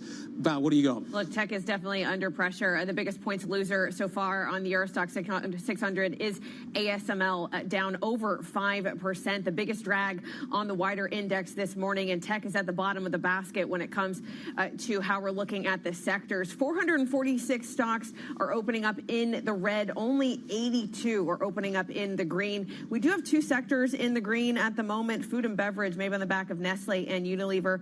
Those defensive stocks look like they're doing well today, but at the bottom of the basket, we have energy, technology, and basic resources. Basically, if you're a heavyweight or have been a heavyweight in the European market, you are selling off in a very big way. It's magnifying the fears that you saw around the valuation story in tech, to your point, because the heavyweights on this side of the Atlantic, it's your healthcare stocks, it's your energy stocks, arguably it's your banking stocks as well. So that's where your pain is. I thought the interesting defensive story of value, you mentioned the Unilever, the Nestle piece. You've got Roche in there, you've got Haleon in there, you've got some of the telecoms in there as well. So there is a defensive trade that is outperforming Which today. is interesting. I get it, but also the consumer's under pressure right now. So in some ways, actually, I'm not sure logic matters at the moment. Well, no, you're basically running from one side of the ship to the other. Yeah. And we've seen a lot of that recently. But it's not as if the consumer is doing that. Look at Walmart. People are trading down. You've got the Walmart trade yesterday, which I thought was really kind of telling. Walmart's doing well, which is something you really want to pay attention to. And when people trade down, they trade away from actually some of the high-value stuff, like the kind of the high-end consumer goods, FMC, fast-moving consumer goods that Unilever and Nestle make, and you trade down into white goods. So how safe are some of these stocks? Also, you look at some of the multiples that some of the Costco's and people like that trade on in the States. They are super high right now. But anyway, the market's looking for safety this morning. Unilever, Roche, Deutsche Telekom, Nestle, those are the kind of companies that are being bid off the back of it. I haven't fully gotten to nerd out about Walmart just yet, but I'm very glad you did. It's a fascinating one. They're still talking about higher costs. They're still talking about a tariff read-through, just not immediately, which I think is a fascinating one. Let's get a little bit more insight in terms of where this market is moving next. I'm pleased to say Daniela Antonucci, CIO over at Quintet Private Bank, joins us around the table. What do you make of this? What's driving the red on the screen that we're seeing today? Well, I think it's a follow-through from yesterday. I think it's very interesting the way you described it. You had all green in the morning and a very different picture, all red in the afternoon. But also think when you look at things up close, they tend to be bigger, I think. To me, the big picture is still one where you have rates coming down, tariff uncertainty coming down as well. You have big fiscal stimulus pretty much everywhere apart from the UK. And also you have big AI spending. So the outlook to me looks constructive. Then the biggest challenge is probably that a lot of this good news is already priced in. But the outlook itself, the baseline, seems to me positive going into next year. Do you buy the dip then? Yes, I would. So we haven't changed positioning. I think you need to look at things in a less binary way if you think about it. Even the conversation around AI, bubbles can inflate for a lot longer than you think, and then they burst a lot faster than you think, but at the end of the day, you don't get a calendar invite for that. So you need to think about the several dimensions here. So the first one is that tech, AI is not an homogeneous sector. I think the smaller, weaker, less profitable, more indebted names, if you look at the range of outcomes, yes, they are towards the frothy end of the spectrum. But the larger hyperscalers, the obvious competitor is the dot-com period. That I think is very different, right? You have strong earnings growth. It wasn't rewarded, NVIDIA, but you still have strong earnings growth. Valuations on the demanded side, you could say, but not as demanding as back then. And so far, a lot of the spending, rather than via mispriced debt, has been financed via free cash flow. So very, very different, and we do buy those. Okay, so you're looking at tech companies who aren't necessarily using debt financing at the moment. Is that correct? You want ones that still have that steady free cash flow that aren't necessarily tapping these credit markets like the hyperscalers have? We look at any company in this way. We look at companies that produce mission-critical products and services that you cannot do without, try to live without your Microsoft Mobile or whatever application. Yes, we look at the debt picture as well. We look at earnings prospects, and I think they are strong. And there's one thing that we have learned is that we tend to overestimate the near-term impact of things, the 1 to 2 years, but also we underestimate the 10-year out picture. Yeah. So Daniele, when you're looking at buying the dip here, does the move in cryptocurrency that's extended this morning unnerve you somewhat? Is that a barometer for how you think risk is going to trade? That is kind of the riskier part of the spectrum, if you think about it. Whether it is hedging your NASDAQ exposure, we'll see. So there could be a lot of dynamics. I think when it comes to that, this is a healthy correction. This is likely to reset to me, after the holiday period, the Thanksgiving, will provide opportunities, but the important thing is that our strategy is one that sticks to the plan. Unless Feds fundamentally change, we stay invested. I think investors should be exposed to AI, but in a diversified manner. For example, if you look at global equities, the US is 2/3 of the total. We don't do that. We are more like closer to 50%, and have reallocated to other sectors, to other markets, because we want to be exposed, Valerie, to return opportunities wherever we can find them, and to mitigate risks wherever they come from. Are you hedging at all? Yes, we do. How? We hedge in two ways. So the first way, when you think about equities, we use options. Yep. You should think of it like an insurance policy. How far out are you taking those options? We can roll them, but now it goes through year end and You're into not doing long term. and into the new. No, 1 year out. You're doing sometimes we do. We could do 3, 6 months, 1 year out as well. But like any insurance, think for yourself. When you get out of your home to come to work, how much you are prepared to pay to be insured against each and every risk.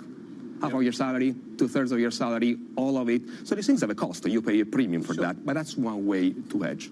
The other thing we hedge is the currency. That has changed very much in our strategy. We used to buy US equities unhedged for the most part, but now nearly half is hedged, because the view that I have is that the dollar is likely to weaken further next year. We're European investors or sterling investors, and so when you translate those gains, you tend to lose quite a bit. What do you think of valuations right now? Are you comfortable with valuations, kind of CAPE indexes? Like, I hear a lot of people talking about the fact that we are at historical highs. Does that not give you pause for thought? So first of all, when you think about valuations, this is not your timing, not your day-to-day. Sure. If you look at forward earnings 1 year out, you have lots of years with demanding valuations and bad performance, but also as many years with demanding valuations and really good performance. So the strategy of crystallizing a loss in the portfolio to get back in at a higher level, who knows when, it's not a particularly winning strategy to me. We look at valuation, it's a risk. Before I mentioned that a risk to the outlook is what's priced in. It's not just equity valuations, by the way. Yeah. Gold has been surging. Sure, everything has. That's another example. But there are, within equities, markets where you see more value. For example, tactically, we're reallocated for some time to emerging markets. That's a value trade. Yep. Europe, I would describe valuations as maybe average relative to their own history, but compared to the US, still attractive. That is another area where we have been reallocated. So you need to think more about the strategy of portfolio diversification as opposed to valuation standalone. Daniele, given your bullish backdrop, is what we're seeing in private credit worrying you at all? The fact that it's an opaque sector, it hasn't gone through a slowdown before. We saw Blue Owl trying to merge these two funds and force a loss on these investors. They've recently reversed that. Is there anything that would concern you that this could turn into something maybe you needed to hedge against, or maybe in the future would make you less bullish on the U.S. mega-cap tech trade? I would describe my outlook as constructive as opposed to bullish. The reason why we are already exposed to that, I don't think I would increase my exposure to the U.S. I mentioned before that if you look at how we allocate compared to global equities, actually we would have a reduced exposure to that. But compared to our normal long-term strategic allocation, we have an overweight, if you like. I have diversified in many other ways other than geographies. For example, we bought an equal weighted index that gives you more exposure to sectors that could benefit from the next leg of US policy, financial deregulation, fiscal stimulus as well. So I would say we are constructive, but I have a knowledge that one risk is market pricing in general or valuation. In private markets, obviously, it's a lot more difficult to get the transparency and the real-time information that you have in public market. Yes, it is a risk. At the moment, we have concluded that some of these cases look more idiosyncratic in nature rather than systemic, but it's one risk factor that we are watching very much. Daniele, great to see you. Thank you very much indeed. Positive view this morning. Daniele Antonucci, COO at Quintet Private Bank. Okay, let's take a look at the Core 6. We've already kind of discussed some of the movers that we are seeing. To the right-hand side of the screen, you have safety. To the left-hand side of the screen, you don't. And you've got Novo, LVMH, Rheinmetall, ASML, and Schneider all under pressure. What is interesting, actually, is the luxury trade isn't doing that badly this morning, relatively to some of the other positions that we are watching. But defense and tech are both under significant pressure in this market this morning. Let's get more details on what we're watching. Let's start with tech with Chloe Mele. Good morning, guys. So yes, we have got a wall of red across those AI-related, tech-related names today as concerns over lofty valuations, over whether or not this really heavy spending on AI will pay off, are now back. We had a little bit of a relief yesterday after NVIDIA's earnings and the really upbeat forecast that we had that really drove those shares in that sector forward. But now it seems that the market has changed its mind again about the potential for this AI bubble, and we are back down. And we can see, in particular, ASML is down 4.6% this morning on the back of that. It is the one that is seeing the worst downward move there, but we are seeing really this wall of red across that AI-related sector. Moving on to defense, and we have got the same, also a wall of red there, and that is after Zelensky said he was willing to work on a peace plan that was put forward by the US and Russia. This is a peace plan that looks to be given into a lot of Putin's demands, including demanding Ukraine cap the size of its military. But the fact that there is the prospect of peace there is dragging down those shares across the defense sector. Babcock is also down because they reported earnings that disappointed a little bit this morning. So we have got a double whammy there for that UK defense company, but we can see across the board we are down for that defense industry. Moving on to ASOS, and ASOS is also down this morning. The retailer reported a profit that was, well, a loss actually, that was wider than expected. And moving on to CTS Eventim, which is a company that sells concert tickets. The profit growth came in ahead of expectations. They also appointed a new CFO, and that ends some of the uncertainty around the leadership moving forward for CTS. And so we are up quite significantly this morning for that company. We're up 5.5% there. Chloe Milley from our equities team walking us through some stocks on the move this morning. Coming up next, we'll turn our attention to Bitcoin and cryptocurrencies, continuing their tumble to multi-month lows amid a broad flight from risk assets. More on that next. This is Bloomberg.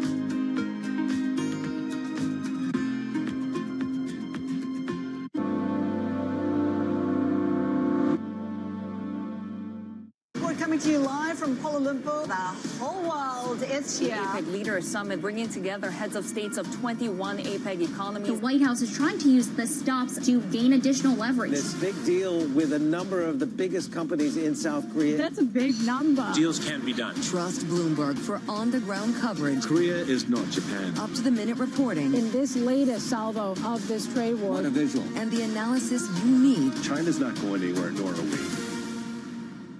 U.S. jobs numbers are released. Bloomberg has the report under surveillance with crucial data and expert analysis at terminal speed. Nobody covers Jobs Day like Bloomberg. Why do the biggest names in business choose Bloomberg Television? That's a great question. It's a very good question. Interesting question. Good question. Great question. I so appreciate that question. You certainly ask interesting questions. Bloomberg Television. Top experts, great questions. Right, okay, ready? David, what initially sparked your interest in this topic of longevity? 15 years ago, I turned 60, and I began to wonder how much longer I'm likely to live and what I could do to extend my life. On longevity, I talk with the leading experts in science and medicine to educate people about how they might be able to change their conduct so that they can live a happier and healthier life. I'm David Rubenstein. Join me on a 4-part journey as I explore the great quest for longevity, only on Bloomberg. At a time when policy in Washington is driving Wall Street, we draw a distinction between the rhetoric and the action, bringing you market-moving guests and original reporting. This is Bloomberg Surveillance. It's the most fascinating time for the global economy in years, and our conversations are front and center. We're stress testing consequential ideas, and investors around the world are scoring them in real time, helping to translate the policies from Washington into actionable ideas for Wall Street. It's the morning call you actually want to be a part of. Separating the signal from the noise, with some fun along the way. This is Bloomberg Surveillance. up-to-the-minute political news whenever and wherever it happens. I'm Tyler Kendall in Washington, and this is Bloomberg.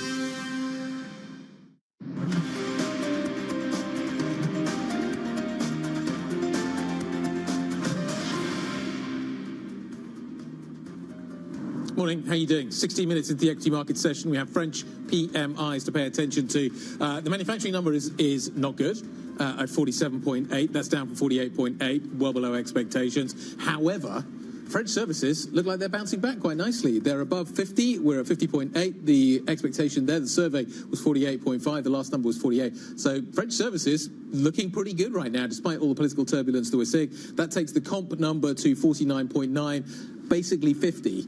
Basically flat. Remember, this is a diffusion index, so you just got to kind of bear that in mind in terms of the kind of how you should read this. But nevertheless, that's a flattish picture, and services, which is a big chunk of the economy, coming back. And we'll bring you the German numbers breaking in just under 15 minutes as well. But switching focuses to the cryptocurrency market, Bitcoin on track for its worst monthly performance since a string of corporate collapses rocked the crypto sector back in 2022. Let's get more from Bloomberg's senior editor, Anna Herrera, on this cryptocurrency move. What's driving this sell-off today? And do you think that this is what's impacting wider markets? I think maybe it's the other way around. I don't know if Bitcoin is a bellwether of risk yet. It seems like Bitcoin is more moving with stocks now and with more riskier assets. So there isn't exactly a reason why perhaps it's falling this much today. One thing in crypto market is that they're highly leveraged and they're still quite retail driven compared to other markets. And crypto exchanges have these things called auto liquidation. So when there's a downfall, it tends to happen quickly and exaggerated because traders will get auto liquidated. So that tends to exacerbate collapses in prices. How much of this is, we've been debating this across the board about whether or not this is ultimately retail, ultimately if this is institutional, what's actually driving Bitcoin that seems to be driving the rest of the market? How much power does retail have here? So it's still very much a retail-driven market, and we've seen that if retail investors haven't come back in, maybe they know by now that when falls start to happen, they tend to continue. But we've seen in the past year or so, the Bitcoin ETFs and more institutional buying on that front. So it could be that it's a mix. There's been a lot of selling with Bitcoin ETFs as well. All right, Bloomberg's Anna Herrera walking us through some of this price action that we're seeing. Who knew that this global sell-off that we're seeing would start off with cryptocurrency? I don't know if I could make that case about 5 years ago. We're also, of course, monitoring the FX space and the bond markets as well. Some of them may be taking their cue from crypto. Others may be taking their cue from what's going on the other side of the world. Japanese Prime Minister Sanae Takaichi's government has approved the largest round of extra spending since the pandemic. Funds looking to be deployed to address the frustrations of voters. But it's a package that could unsettle investors that are looking at the nation's finances. Let's get a little bit more insight here. Zuhair Khan, Senior Portfolio Manager over at UBP Investments, joins the program. Zuhair, just how much trouble is Governor Ueda's hiking ambitions in the face of this fiscal stimulus? Well, I would hope that he would still hike. I mean, the expectation is he won't hike in December and that he most likely will hike in January. I think inflation is a problem in Japan. I think interest rates are too low behind the curve. Earlier when there was a lot of uncertainty around Trump tariffs and the effect of the tariffs, I think it was sensible to wait. But I think that's, settled down as much as you can imagine things can settle down with Trump in charge of tariffs. So I think it would be better if he does hike sooner rather than later. And his not hiking is a big part of the reason for the weak yen, and that is adding to inflation troubles in Japan because food and energy are imported and they have a big impact on inflation. So I think the case for hiking is much stronger than the case for not hiking. Okay. What about the case for intervention? Are we going to see that? Is that what's going to happen this weekend? Long weekend coming up. Perfect time, some would argue, for getting into the market. Absolutely. I mean, in reality, I think intervention only has a very short-term impact. It's very difficult for the government to have an intervention of a scale that, has anything more than a temporary impact, right? Unless it's sort of coordinated, let's say, with the U.S. but that's not likely to happen. They may do it just to tell people this isn't a one-way trade. But I'll say one other thing. You know, what's interesting is that although Takaichi put out a rather large package, but if you look at the longer-term Japanese government bond yields, actually, they've come down a bit. They went up a lot in anticipation of the supplementary budget announcement, and they've actually come down a bit once it was announced. So I think it wasn't as bad or as large a package as people expected. So yeah, there'll probably be the intervention, or I shouldn't say there probably will be an intervention. I don't think you can rule it out. Given the low liquidity, that's when you would want to intervene if you were going to do it. But Zuhair, do you not see, at least on the week, if we take a step back, we've seen the yen weaken at near 2%, and we've seen those 40-year JGBs, breach record highs. They're up around 13 basis points still on the week. That kind of asset correlation isn't necessarily something that would soothe investors' worries about a possible sell Japan trade somehow igniting if we get weakness in treasuries and maybe even weakness in gilts after next week's budget announcement.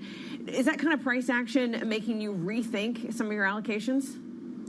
No, so I think a sell Japan trade would be quite mistaken. I mean, first of all, Japan's government debt to GDP has actually been going down, and this has been helped by inflation, right? So that's the one place where inflation has been good. Inflation has been high, and it's inflating away a meaningful amount of the debt. So I don't think the effect is as negative as it should be. The second thing is Japan's problem is not that the government overspends, it's that they actually undercollect on taxes. A lot of Japanese pay very low or little taxes. If you're a salaried employee earning a high income, yes, you pay very high marginal taxes, but the average Japanese doesn't pay very much in taxes. And then Japanese small businesses and all, I mean, they take write-offs on everything and end up paying very little in taxes, and they sort of put every expense they can into the corporate account. So Japan has more of a tax collection problem. And then as a nation, Japan is the world's largest net creditor nation, and it produces a net surplus every year. So they're lending more to the rest of the world every year. So Japan as a country can't go bankrupt. All it means is they're going to need to tax the Japanese people a bit more in certain ways, especially wealthier Japanese. Is there any risk of a Liz Truss moment in Japan? I think it's unlikely.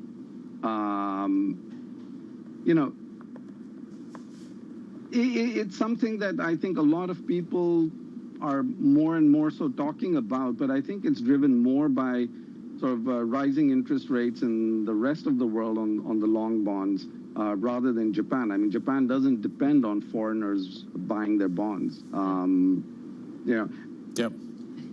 It's something the government can control. It's just they don't have the political will to do it.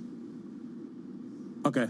Maybe they'll develop that political will. Zuhair, thanks very much indeed. Zuhair Khan, Senior Portfolio Manager at UBP Investments, joining us out of Tokyo. Head of a long weekend in Tokyo.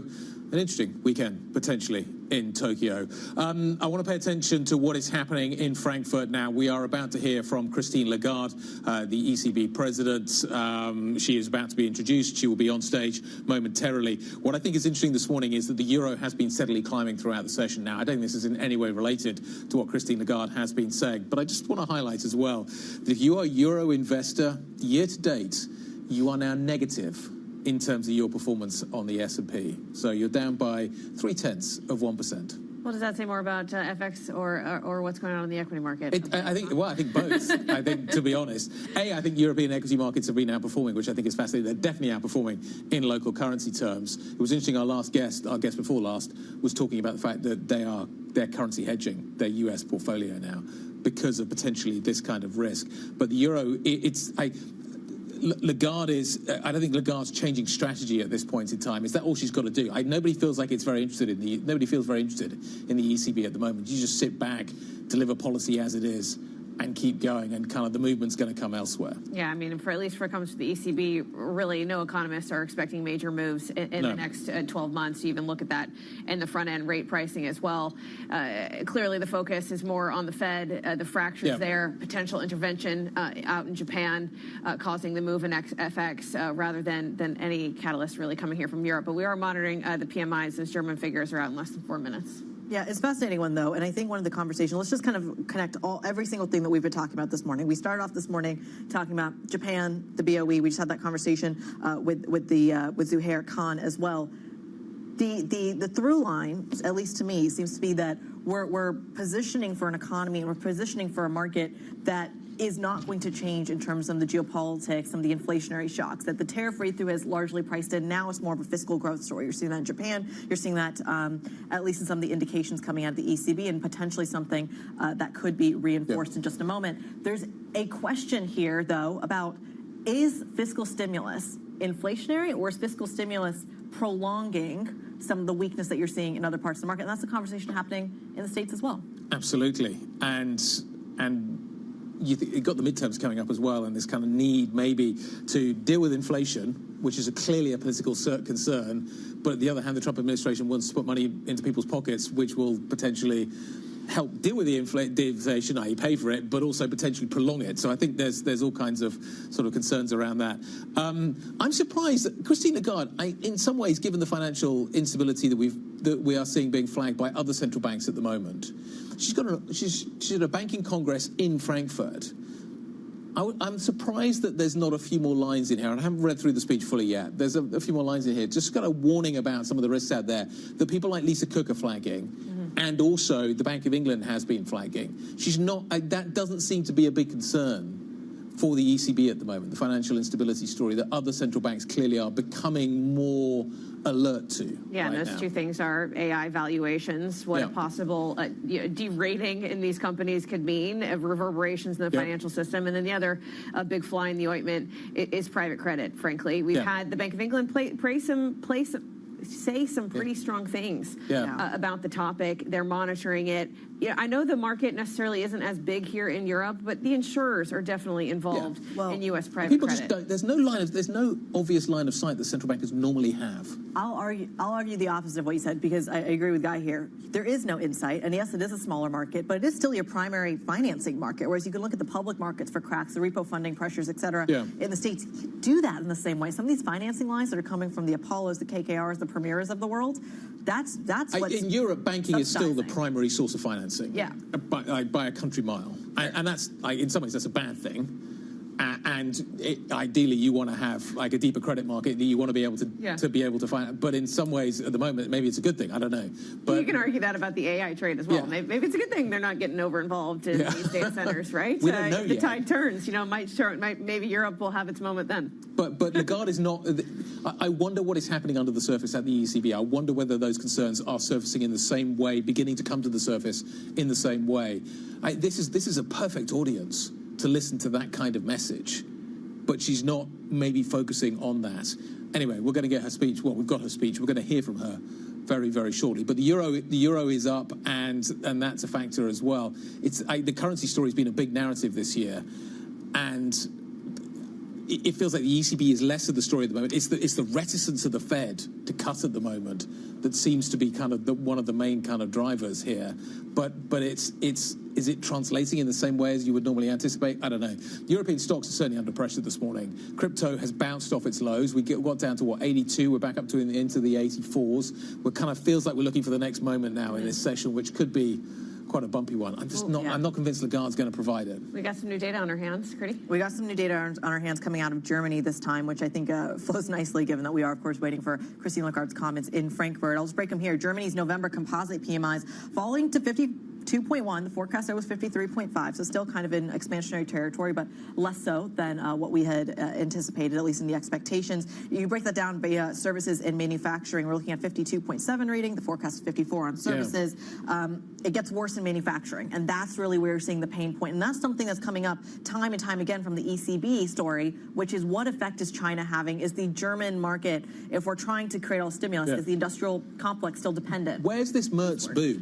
Where is it? It's not showing up in it's not showing up in the employment. With exuberance at the beginning of this year. Yeah, it's in the Rheinmetall share price. It's not this morning. We were expecting this big Merz boom, and it feels like it's becoming.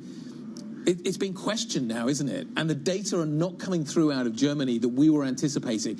It feels like it's being pushed to the right in terms of when this stimulus starts to have an effect on the German economy, because it's not showing up at the moment. The manufacturing numbers are weaker than anticipated. The services number still above 50, but weaker than anticipated. Yeah. The frustration is growing that this is not a reality yet for the German economy. And this was meant to be this kind of economic driver that we've been waiting for to kind of kick into gear.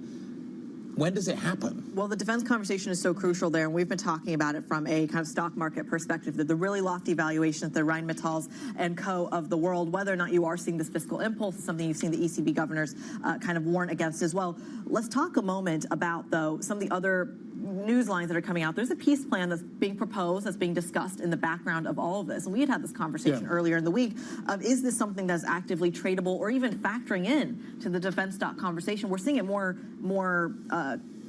closely in the Brent crude space or the nat gas space. That's where we're seeing a bigger reaction rather than the defense stocks and a more clear read through there. Yeah, okay, let's get some reaction on what is happening with the PMI story and try and figure out what is going on there. Zoe Schneeweiss is covering it for us.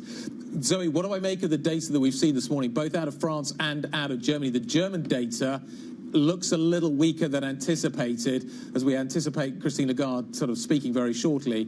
What do we make of this data? What should we make of these numbers this morning? So the French numbers, as you mentioned, were better than expected. France is now, the composite number is 49.9, so that's basically stagnation. The German numbers are still in growth, as you said, but are a lot weaker than we had thought. And with Germany, it does always feel like recovery is just a quarter away. So the Bundesbank told us yesterday that they thought that there might be very slight growth in the fourth quarter, and those PMI numbers today would confirm that. As you highlighted, the manufacturing number is the one that is the scary one here. Manufacturing has been below that 50 level that divides growth and contraction and PMIs for months now. But they were edging closer and closer to that 50. And now they're going down back below 49 at 48 points something. So that's just bad news. And it's just disappointing that everything takes so long in Germany.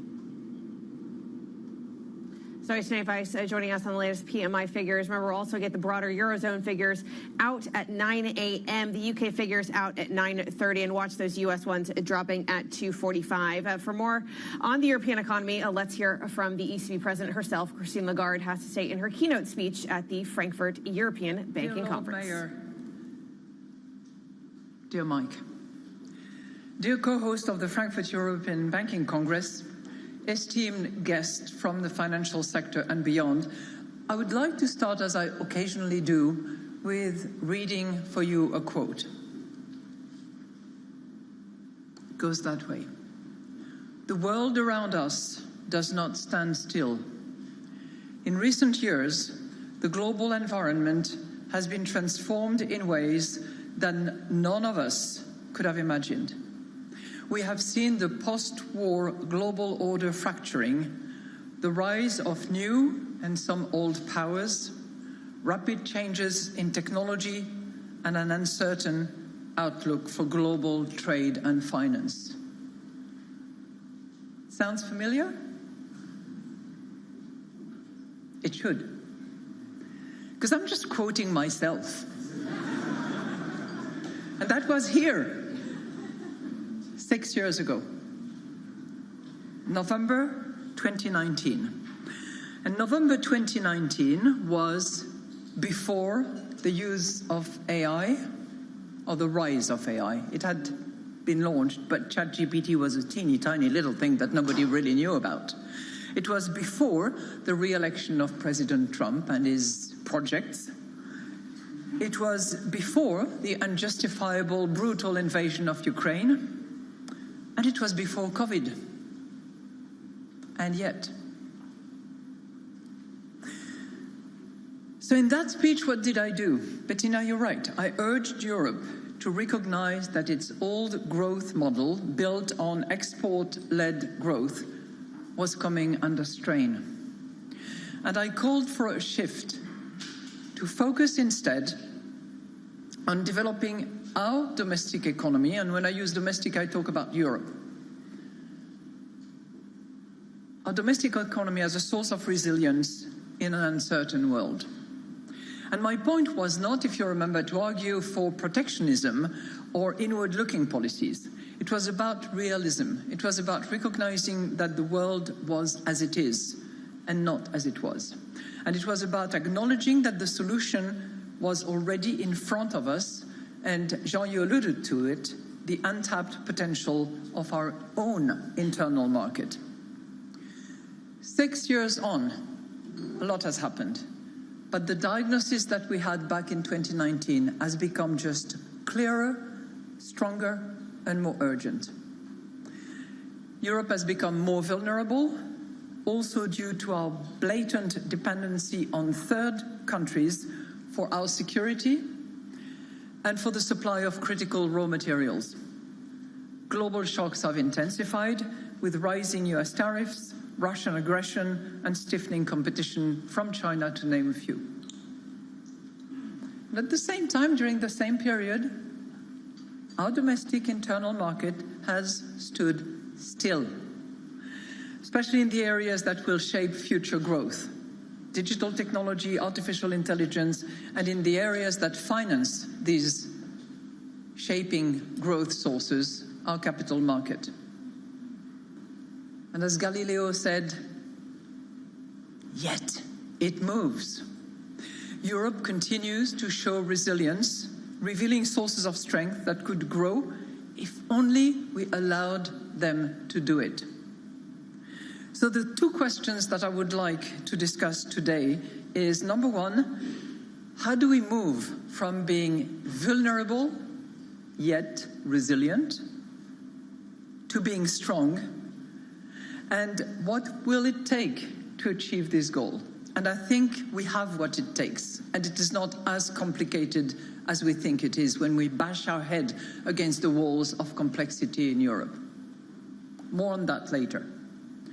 So let's look at the vulnerabilities that you all know about, but I'm going to try to give you some specific examples so that it gives credit to the ECB research and our staff, which is working hard on those issues.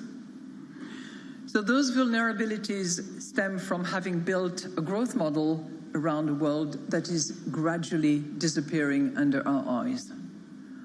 We embraced globalization more than anyone else in the world. Well, China probably embraced it a bit more than we did, but in the advanced economy, certainly we were the most advanced. In the 2 decades before the pandemic, external trade as a share of GDP almost doubled in the European Union. It didn't move an inch in the US. And this deep integration brought significant benefits. The number of jobs supported by EU exports rose by 75%, reaching almost 40 million people working for export. And for many years, this was a great source of resilience. But today, that same openness that we celebrated for 2 decades has become a vulnerability. Exports have become a far less reliable engine of growth, reflecting the changing global landscape. Just recently, because we have seen amplification of most phenomena that were in the works for a long time. In mid-2023, for instance, the ECB expected exports to grow by around 8% by mid-2025. You have the same numbers coming out from the WTO. In reality, they have not grown at all. And looking ahead, exports are projected to actually subtract from growth over the next 2 years. This has been felt more acutely in those countries that relied more on that export model and that were active, in particular, in those manufacturing sectors that were export-driven. As a result, growth across the euro area has become more uneven. At the same time, this export-led growth model has resulted in persistent current account surplus, increasing our reliance on other countries to generate our wealth, especially to the United States. Euro area residents hold nearly 10% of their total equity portfolio investment in US stocks, totaling 6.5 trillion, about twice the amount that they held back in 2015. Why? Well, this has been a very rational response by the Europeans, because US markets have delivered returns that were roughly 5 times higher than Europe's returns since 2000. But it has created, as a result, a vicious circle. As US markets channel European savings into high productivity sectors, the performance gap between our economies, Europe and the United States, widens, prompting yet more Europeans to channel their savings across the Atlantic. The result is stagnating productivity at home and growing dependence on others.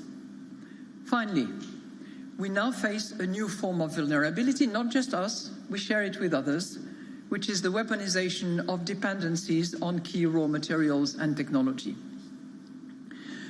Our analysis at the ECB is that 80% of large euro area firms are no more than 3 intermediaries away from a Chinese rare earth supplier.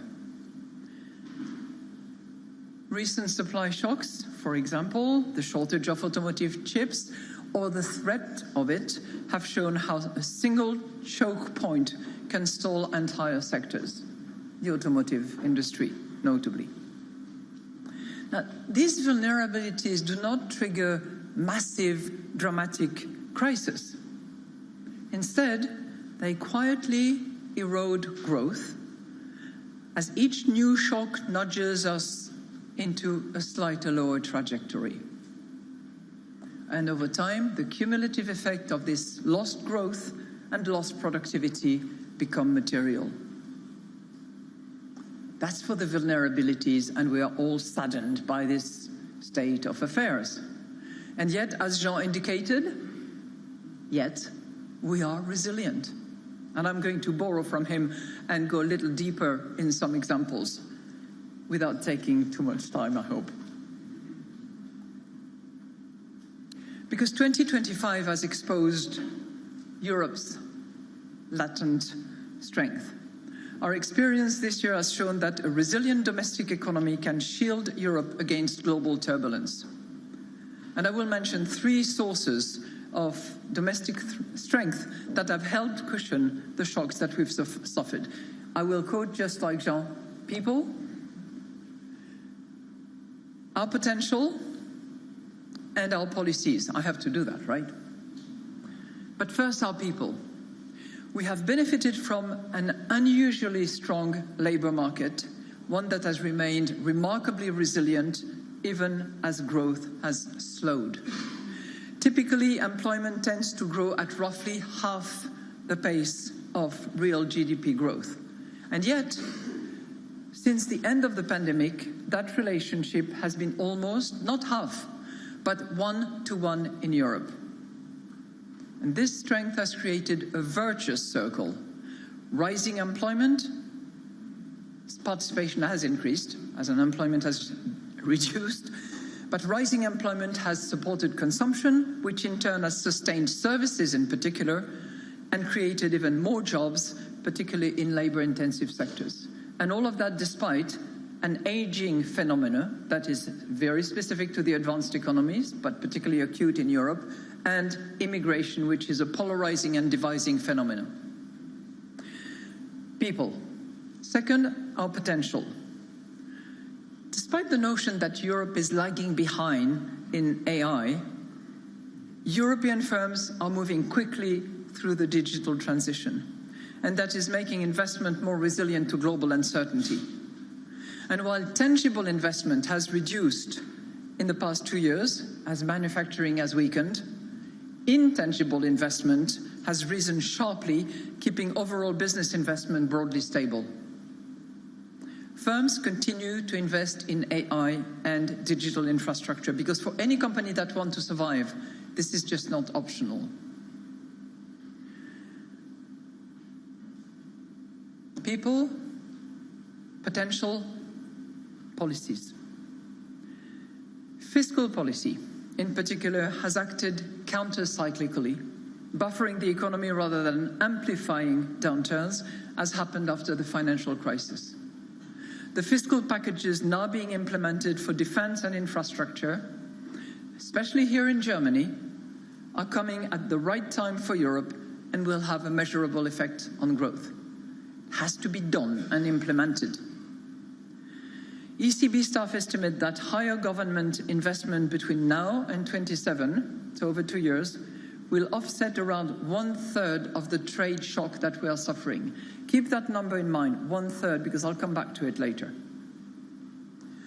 Monetary policy. The ECB is also playing its part by delivering price stability. A few years back, we were talking a lot more about inflation and interest rates. I haven't heard anything yet. We have cut interest rates by 200 basis points from their peak, and this is increasingly feeding through into easier financing conditions, which is helpful to support demand. We will continue to adjust our policy as needed to ensure that inflation remains at our target. So together, these three sources of resilience will help anchor growth at home. Domestic demand is set to become the main engine of expansion in the years ahead. And this shift should also help narrow Europe's current account surplus, which has already halved since its peak in 2018. This experience underlines the power of a resilient domestic economy, strengthened by open strategic autonomy. Concept much discussed 6 years ago. Great speeches were given. I think we're now beginning to see it in action. But it also exposes how much potential Europe continues. ECB President Christine Lagarde there, speaking, of course, at the European Banking Conference in Frankfurt. She's making the point that I think we've heard quite often from her and her colleagues over at the ECB Governing Council, which is simply that up in May. And the committee itself is being, I think, has become more polarized than I've seen it in many, many years because of the coming together of these genuine differences on the economic merits, the political pressures on Fed independence, which push some people more dovish, but push many others more hawkish to try to stand up for the Fed's independence. And of course, this process of, looking, yes, Powell is a guy everyone respects, trusts, but he's not going to be there for very much longer.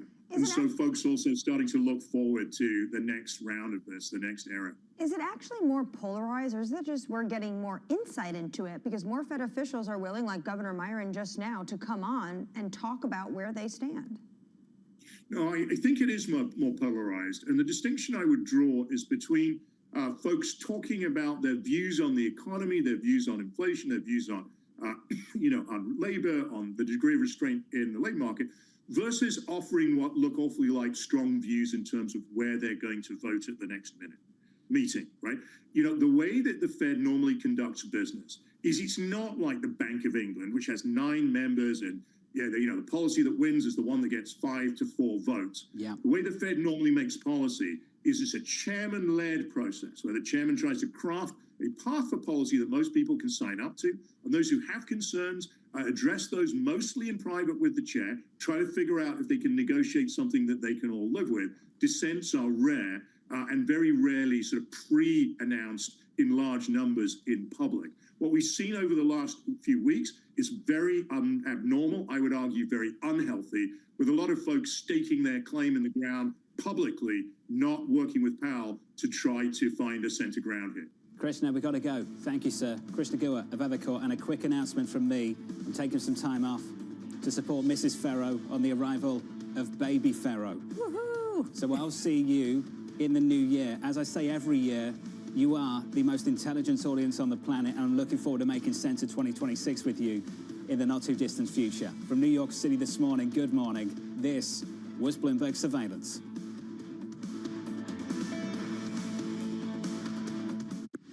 Tune in to Bloomberg Bloomberg Business Week Daily. We got to talk crypto. From the magazine that helps global leaders stay ahead. What's the conversation around your company? Bringing you insight on the people, companies, and trends shaping today's complex economy. Planning very big things. A new level of premium. Plus global business, finance, and tech news as it happens. The floodgates of innovation are going to open up. You can't fake passion. You either are or you aren't. Bloomberg Business Week Daily, only on Bloomberg.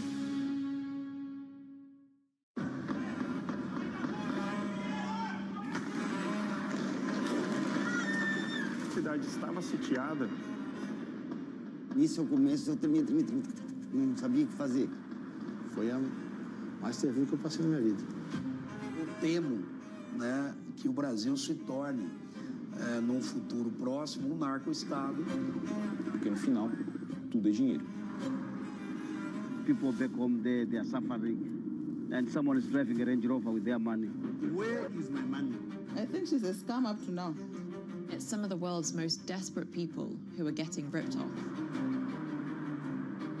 Repeat after me. I am a winner. I didn't know how big it was. I didn't really understand what I was getting myself into.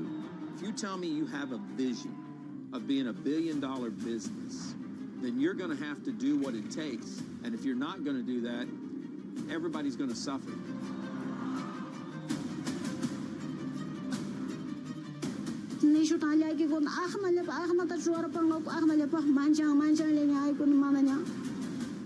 Una batalla a muerte. Money can do a lot of good. It can really transform people's lives, but it can also hurt them.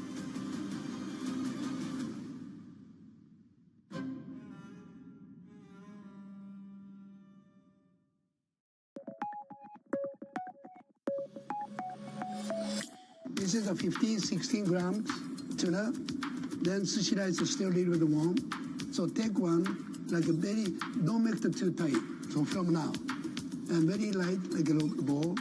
Put wasabi in the middle. Then my process 1 to 6. 1. This is putting the between the rice air. Then make the 4 fingers curl. Make sushi shape. Then touch this. 2. Then turn. Now that these 2 fingers, top to the bottom, make the sushi shape more beautiful. 3. Then, looks like pushing, not pushing. 3, 4, turn, same way, 5, and 6. So this is 1 to 6.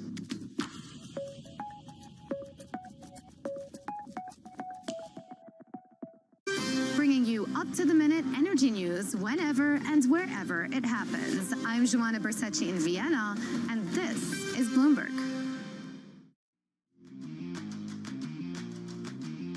Futures are up again, 30 minutes until the start of the cash trade after an incredible reversal yesterday. I'm Matt Miller. I'm Danny Berger. Will it last? Bloomberg Open Interest starts right now.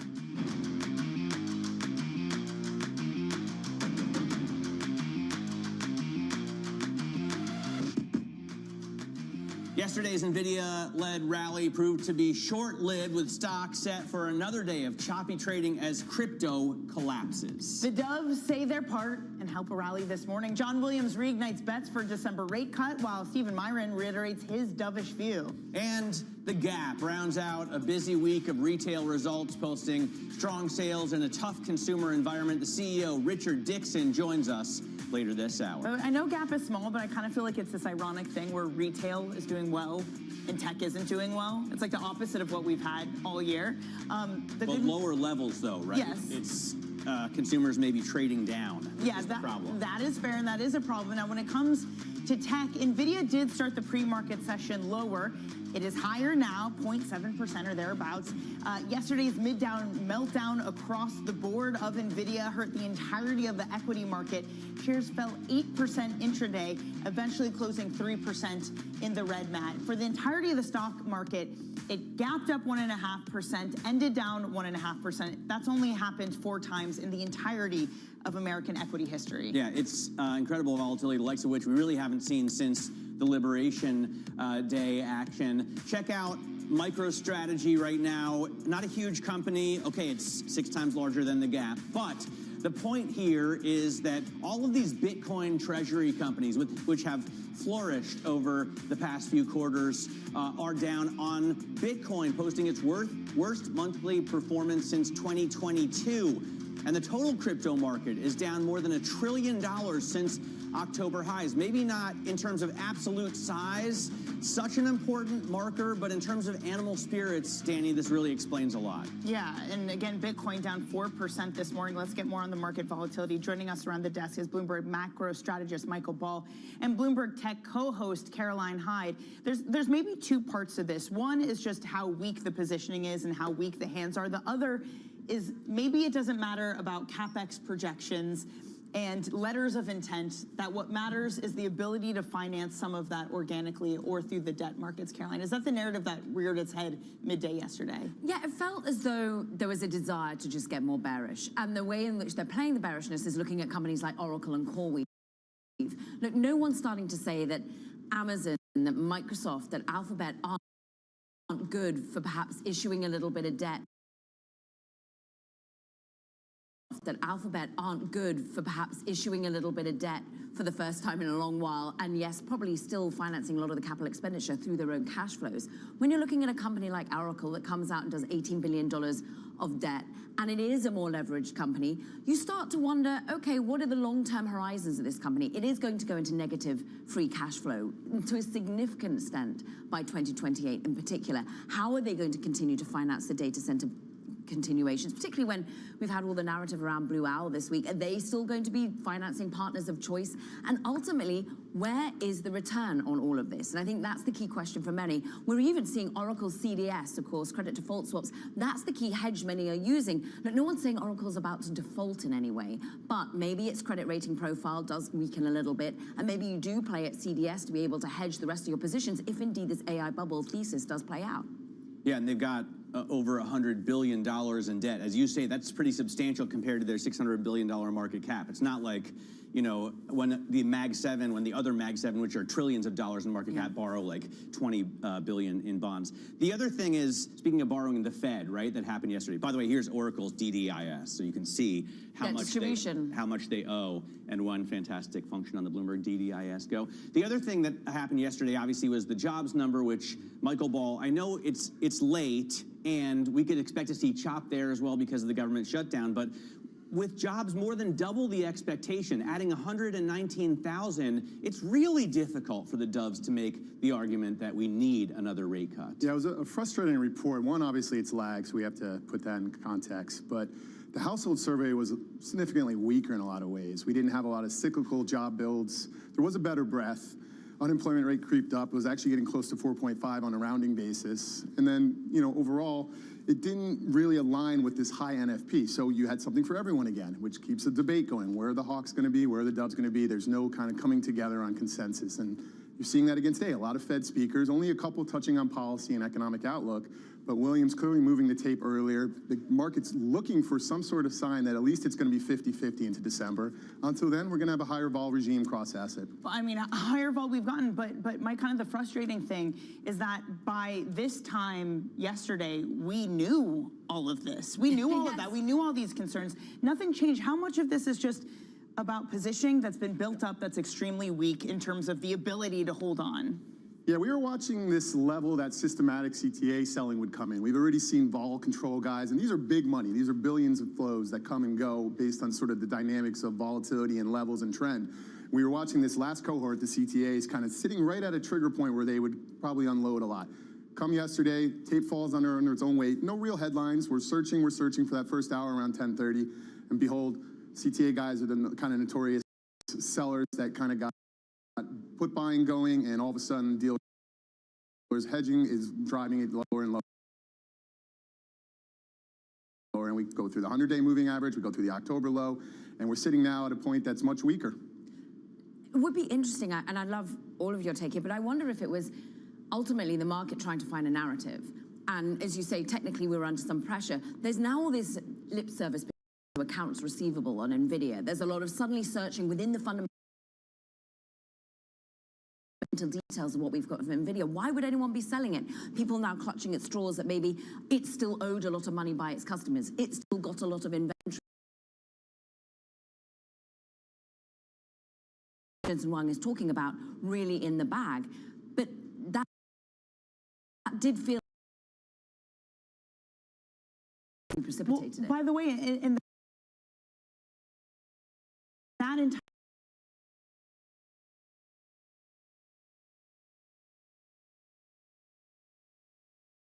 I feel like one of the things it coincides with are the hawks from the Fed coming out. It's like the hawks coming out to this market to not only talk about that narrative, but to put it into action. Yeah, we had a ton of hawkish Fed speakers yesterday coming out. Beth Hammack before the jobs number. We had Michael Barr after saying not only that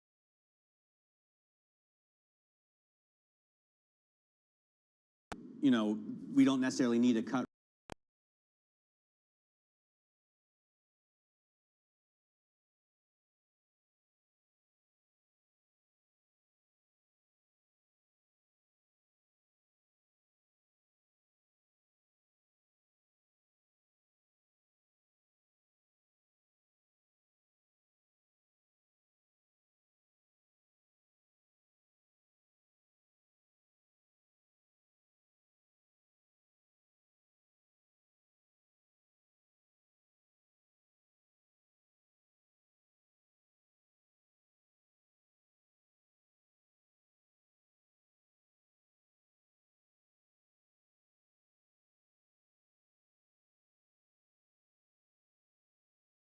Because that would prolong inflation, but also that I think Michael Barr said AI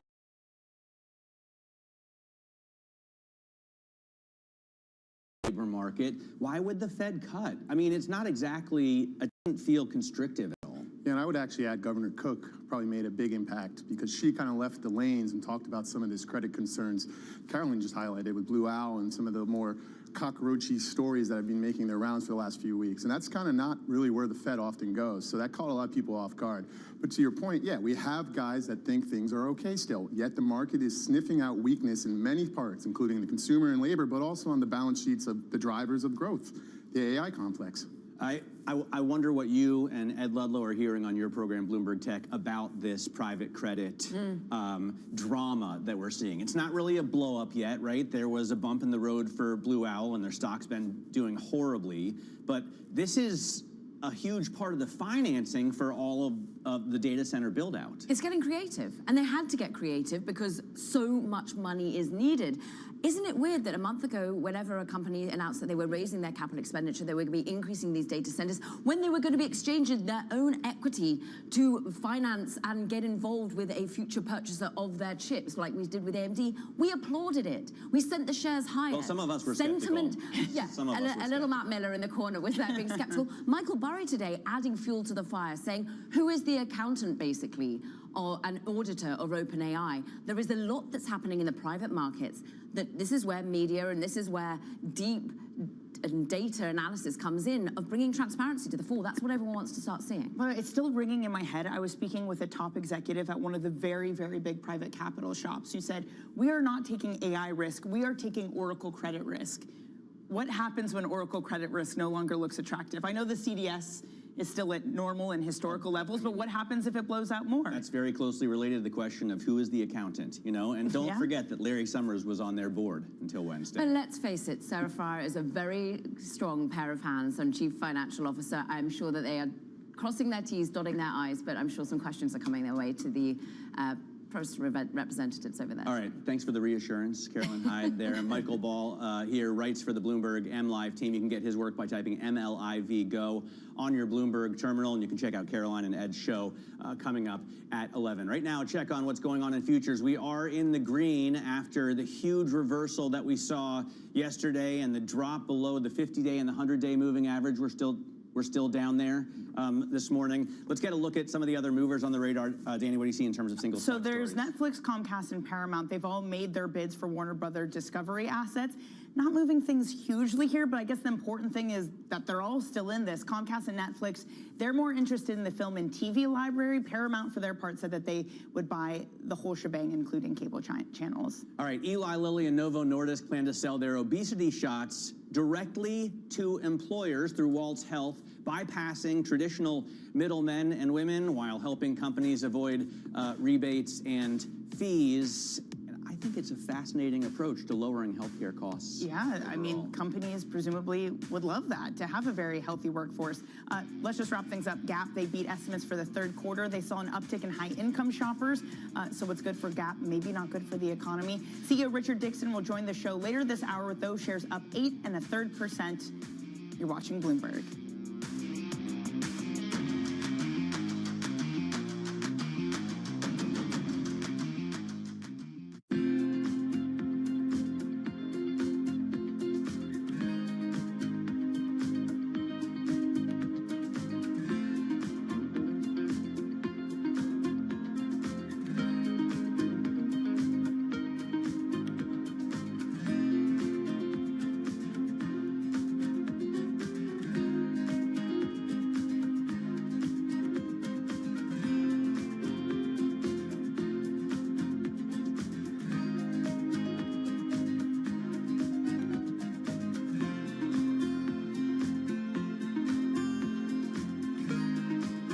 Technology is embedded in every aspect of our lives. And laying the foundation for the future.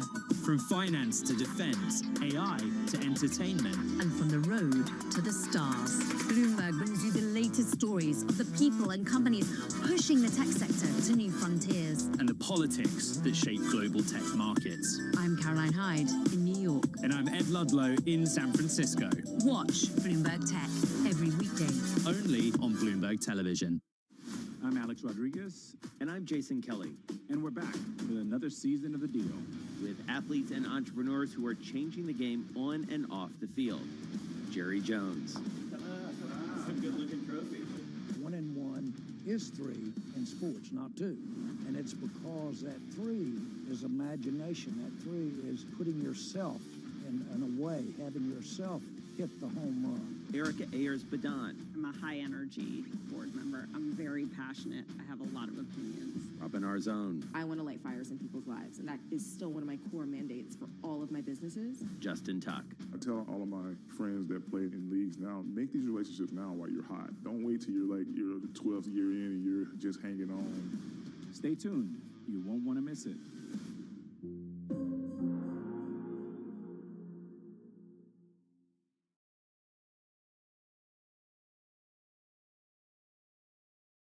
Get your fixed income fix. Watch Bloomberg Real Yield around the world right here on Bloomberg. Context changes everything. The countdown is on. Everything you need to get the edge at the end of the market day. Get ahead of tomorrow's trading with The Close. Weekdays on Bloomberg. Context changes everything.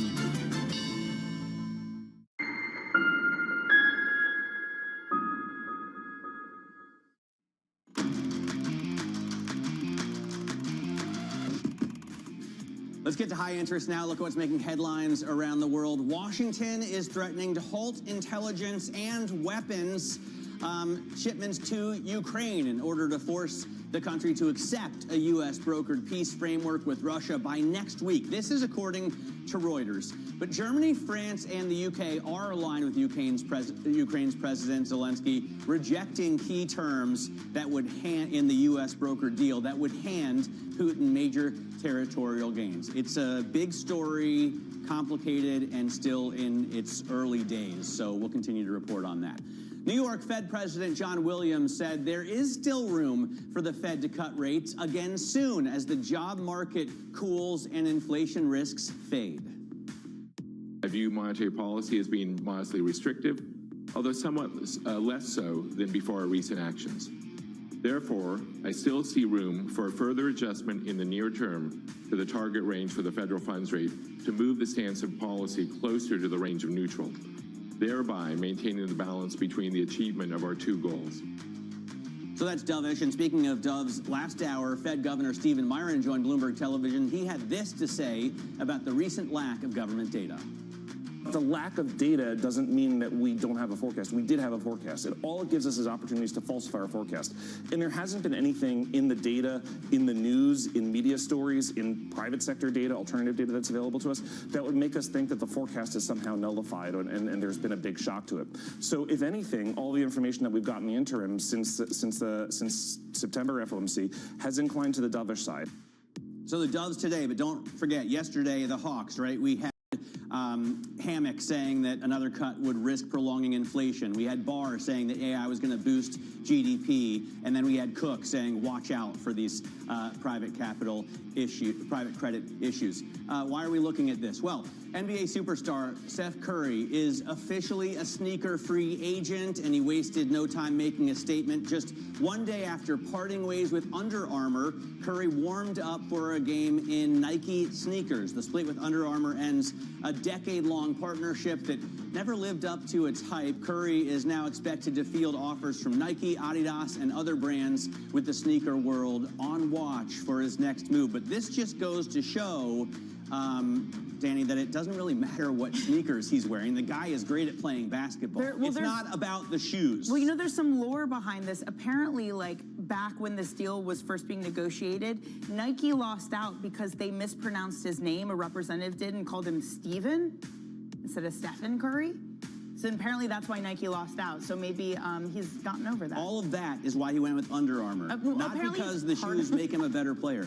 Apparently that's like part of the lore. I don't know how true that actually is. I think his dad, Curry's dad, might have said that in an interview to someone, that was part of the reason they didn't go with Nike.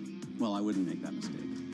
I know you wouldn't. All right, let's get a check on futures ahead of the opening bell, because we have seen a reversal of some of the worst of the sentiment yesterday, mostly having to do with Williams, as Matt was saying, a very influential Fed member talking about a cut. But it was a really, really ugly day yesterday, and let's discuss the market mechanics of that. Bloomberg's equity team leader, Elena Popina, joins us now. Can we just talk about the reversal? Because it was so odd to see a really strong open and then an ending to that degree. Just how does it stack up with history in terms of the move? It's not even odd, it's very rare. You know, we had a very big gap at the open, and then we immediately reversed that an hour into the session to plunge, more than 1% at the close.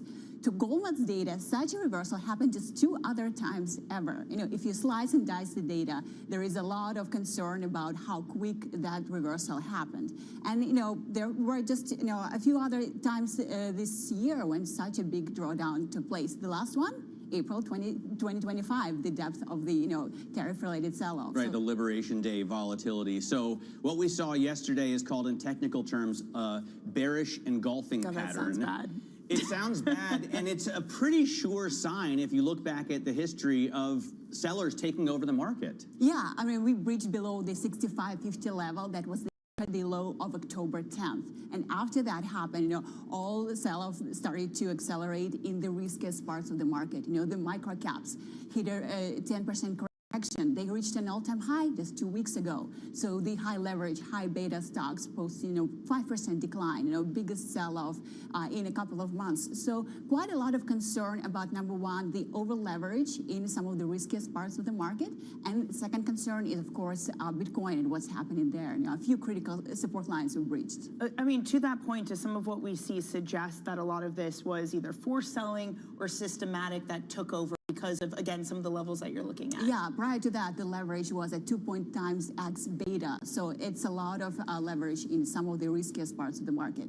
The year end is approaching, and some of those funds have to close out their books and have to unlever some of their positions. So we saw some of that yesterday. We saw some of that earlier this month. But the longer term story is there is more risk to be unwound from current levels. And, Elena, we've noticed on this program that lately it seems like we'll start in the green, and then by the time we get into our 10 o'clock hour, I don't know if it's something... You're too bearish, Matt. I think that's the problem. But there's a sell-off, like around 10:30, 11 o'clock, and it seems to be happening pretty regularly. Why is that? Yeah, part of that has to do with the way the leverage funds work and the way they just kind of restructure it around that time. part of that is it's still a mystery, but Europe has something to do with that because Europeans close out their books for the day. They don't want excessive risk now that the markets in the U.S. continue to trade. So they just sell now and ask questions later.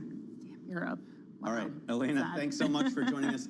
Elena Palpina runs our equities team on the BN side of the building. Coming up, where do investors find safety in equity markets right now? Where can you hedge? We'll ask Emily Rowland of Manulife.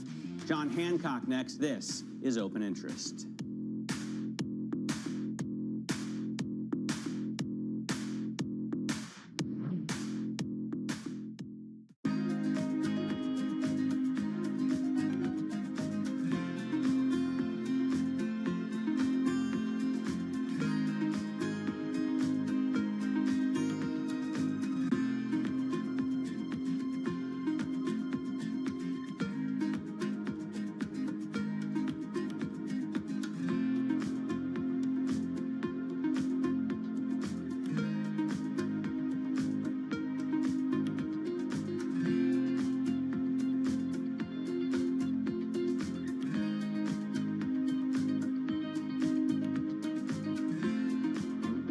Coming to you live from Kuala Lumpur. The whole world is here. The APEC Leaders Summit bringing together heads of states of 21 APEC economies. The White House is trying to use the stops to gain additional leverage. This big deal with a number of the biggest companies in South Korea. That's a big number. Deals can be done. Trust Bloomberg for on-the-ground coverage. Korea is not Japan. Up-to-the-minute reporting. In this latest salvo of this trade war. What a visual. And the analysis you need. China's not going anywhere, nor are we.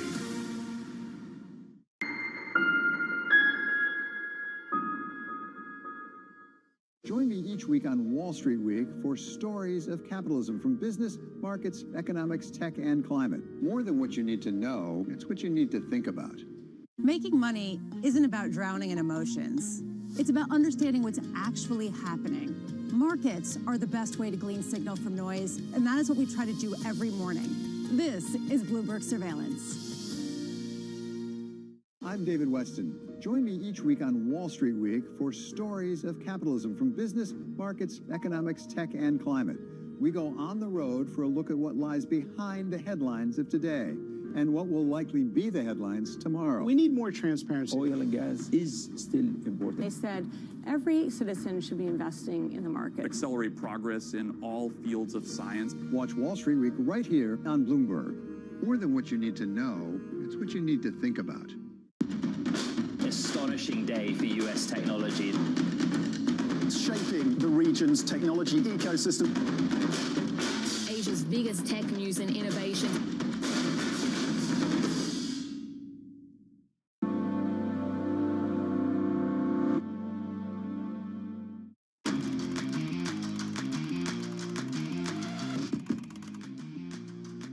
This just coming in from Scott Rubner of Citadel saying these mechanical outflows are likely to stay heavy over the next few days and then fade away completely. He says we're in the 8th inning of a 9-inning momentum unwind. Underscoring that was the wildest trading day of the year yesterday. NVIDIA earnings, a mixed jobs report, testing dip buyers later in the trading session. Our next guest, Manulife John Hancock's Emily Rowland, suggests investors quote, using more mid-cap allocations to reduce the valuation risk headwind.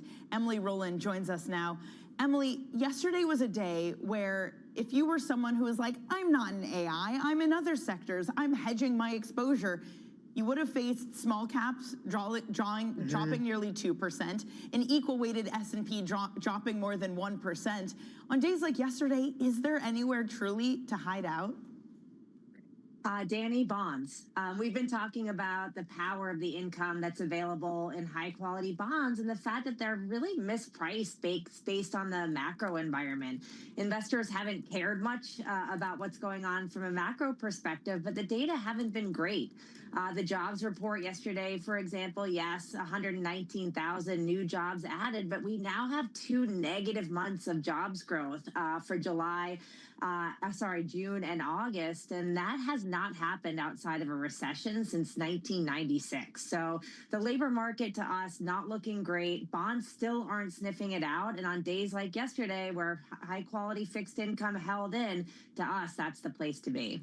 You know, we have this function, Emily, on the Bloomberg terminal, TLTS Go, tilts, and it shows the factors of stocks or funds compared to an index. This is the SOX ETF, the semiconductor ETF, and you can see compared to the S&P 500, the volatility is off the charts. Why is this semiconductor index, which is, you know, I guess the most important picks and shovels of the AI gold rush, so volatile? Yeah, I mean, there's obviously a valuation issue there. We have a love-hate relationship with these stocks. We love them because they have the best earnings growth prospects of any stocks globally. But the other side of the equation is that they've been overloved, they're overbought, and they're overconcentrated. So this is the pocket of the market that is most ripe for potential downside volatility here because they're trading at such elevated valuations. And it's a key reason. We've been there because of the earnings growth potential, but we have been diversifying and owning things that are on sale. It is really hard in this market to find things that are on sale, but U.S. mid-cap stocks are trading at a 30% discount to their large cap counterparts. That's the steepest discount since the late 1990s. So we've really been thinking about that as a way to diversify, get a totally different sector composition. In mid caps, you have more industrials, which I would say are also a beneficiary of the pick and shovel element of the AI investment here. You get things like banks, which we're seeing some M&A activity within mid cap banks right now. So it's really sort of your anti-tech, anti-AI exposure there to really complement that overall.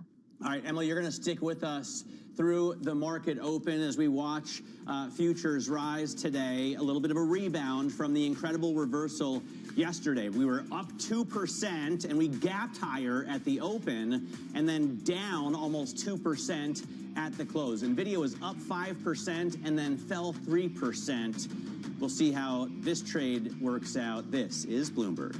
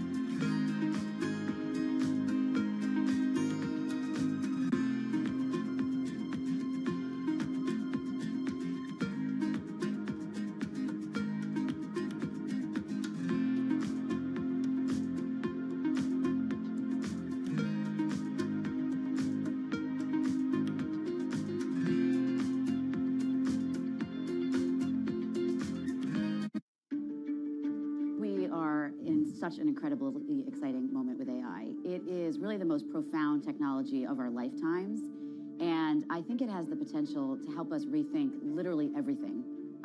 The potential for economic impact, societal benefit is honestly boundless. When we think about the economic impact for Europe in particular, it's around a 1.2 trillion euro estimate of the productivity growth that can be unlocked. This platform shift that we are living through, I think, is going to create untold amounts of value for the world, but also for the businesses and for economies, which is why I'm incredibly optimistic in this moment for Europe, but also for the whole world. How do you think about job losses or safety for some of the AI tools?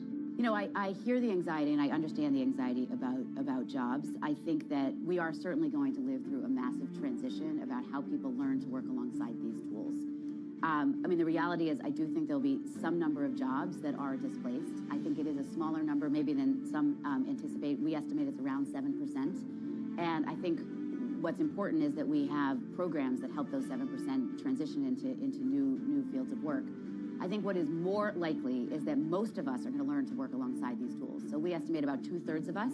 If you think about the tasks you do in your daily life, when you look at every industry, there are administrative tasks that are happening everywhere, and that's what AI is most helpful in improving. Why do the biggest names in business choose Bloomberg Television? That's a great question. It's a very good question. Interesting question. Good question. Great question. I so appreciate that question. You said they ask interesting questions. Bloomberg Television. Top experts, great questions. U.S. jobs numbers are released. Bloomberg has the report under surveillance with crucial data and expert analysis at terminal speed. Nobody covers Jobs Day like Bloomberg.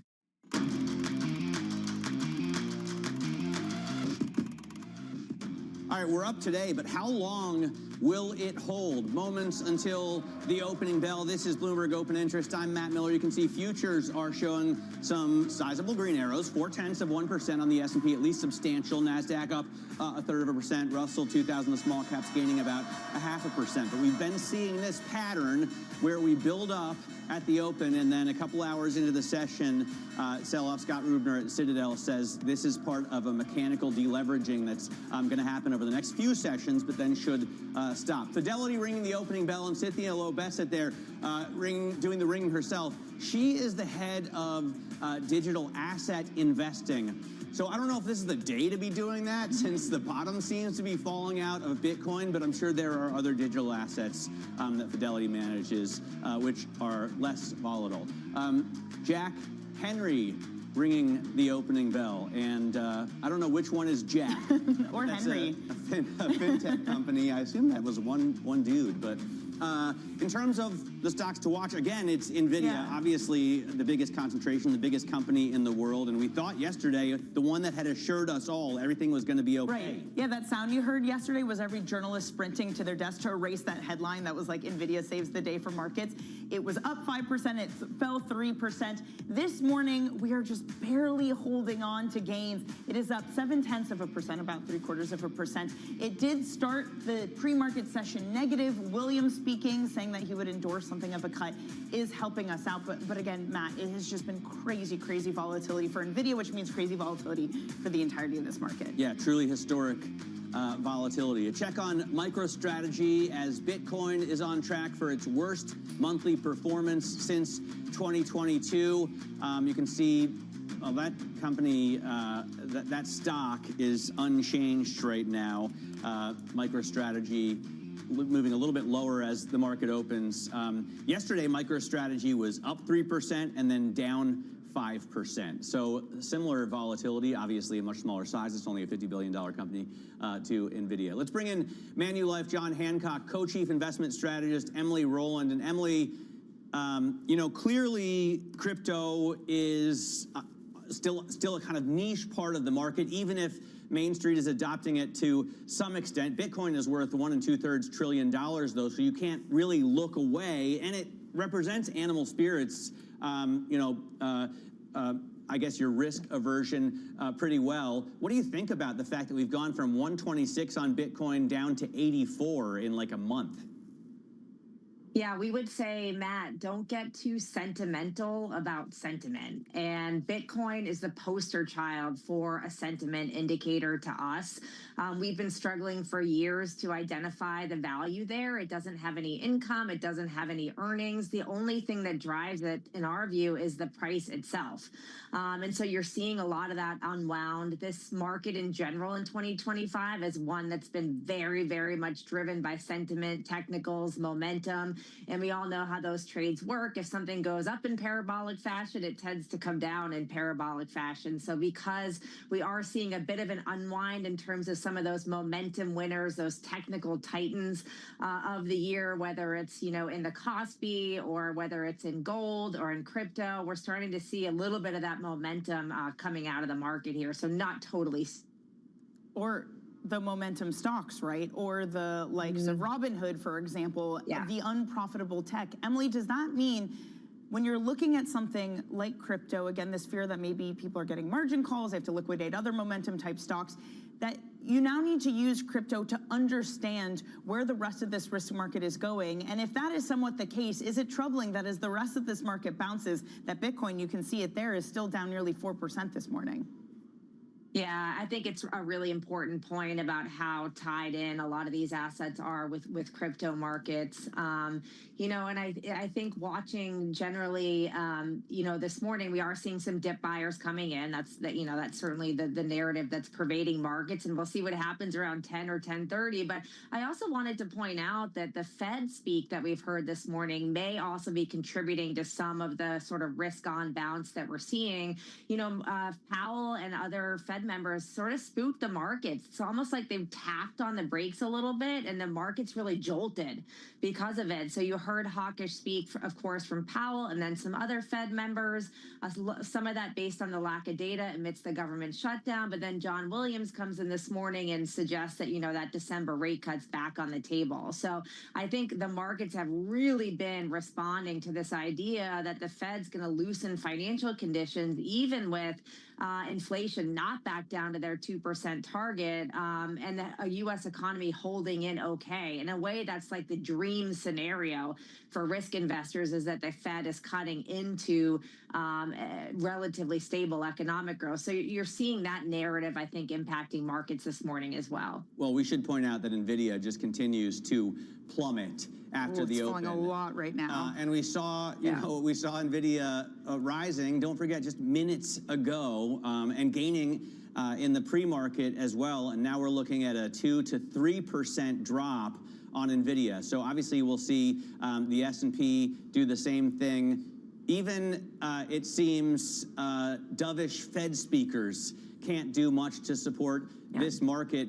Why is that, Emily, that we've been seeing, a market open strong and then sell off in the first couple of hours, or in today's case, the first couple of minutes of the session over the last few sessions? It seems like there are over-leveraged PMs out there that are trying to unwind. Yeah, it does feel like there's some sort of lower quality, over-leveraged players out there. There's some systematic selling potentially going on. It's tough to identify here.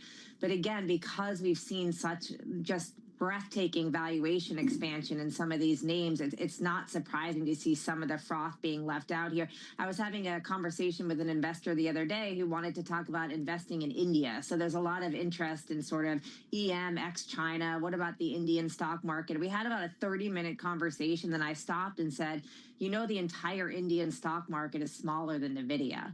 And it was just such a moment of just recognition of how remarkable it is that now the top 10 stocks in the S&P 500 represent a record 43% of the index. That is a drop the mic moment in my view. So when we do see volatility in some of these names that have run a lot, NVIDIA is an example of a high quality stock with great earnings growth, no doubt about it. But the challenge, of course, is the price. So I think there's some concern there for sure. Emily, a lot of the superlatives that came out of yesterday, the reversal, was that it was the most violent since April, or the biggest sell-off since April. Back in April, the volatility that was wrought by Liberation Day and tariffs had the impact of scaring off these M&A and deal and IPO markets. Going into the year, everyone was so positive it would happen. Considering the volatility that we're getting now, do we need to take a second look at financials too? I know you like the sector, especially in mid-cap, but if we get this type of market volatility, does that again delay this M&A renaissance that so many people are hoping for?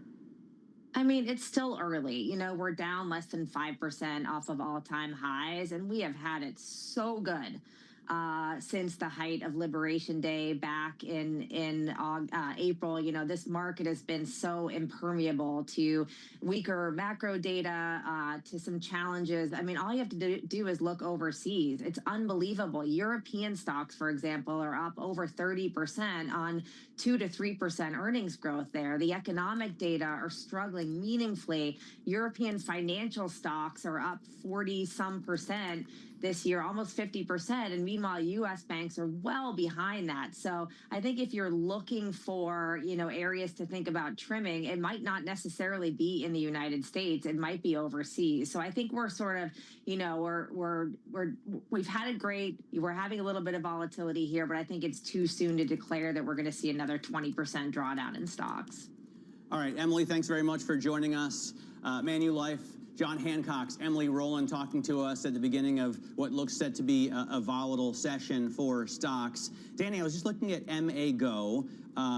which is a function I've been using now for 25 years. It's fantastic. Click into the time series tab at the end there, and you can see that this M&A renaissance seems like it is currently happening. It's not something that can be called off, right? In Q3, we saw $1.6 trillion of announced deals, and that's the highest level that we've seen since the magical year of 2021. But so much has happened in that quarter, right? First of all, you have today's sell-off. You have players like Blue Owl feeling stressed in their publicly listed stocks.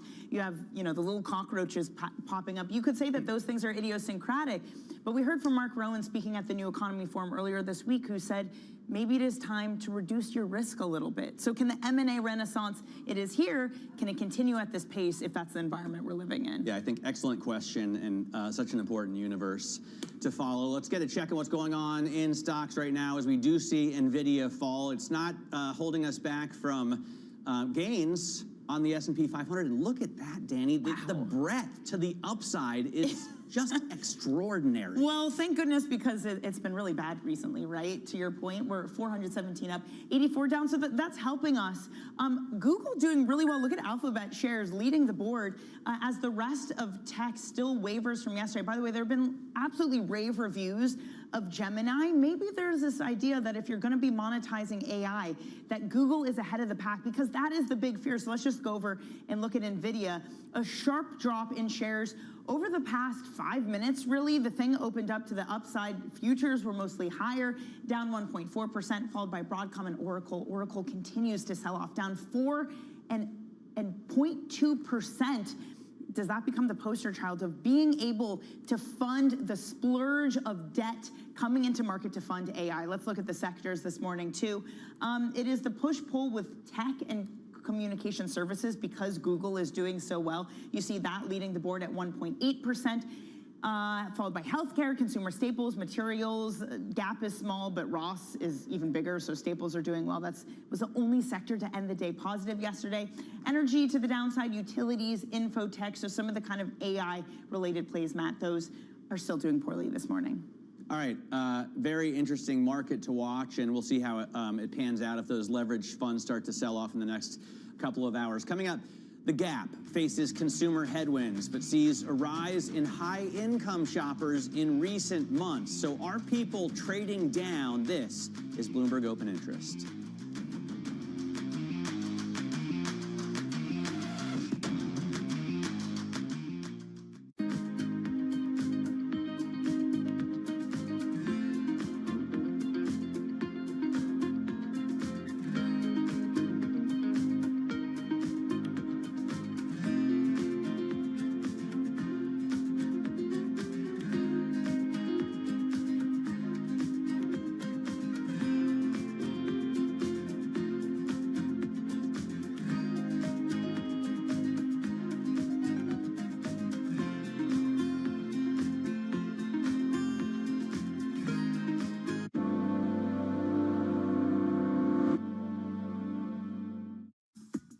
At what point do you say, we made a mistake and we're getting out? How long do you give it before you say, this isn't working? That's one of the most critical differentiators between great investors and just mediocre investors.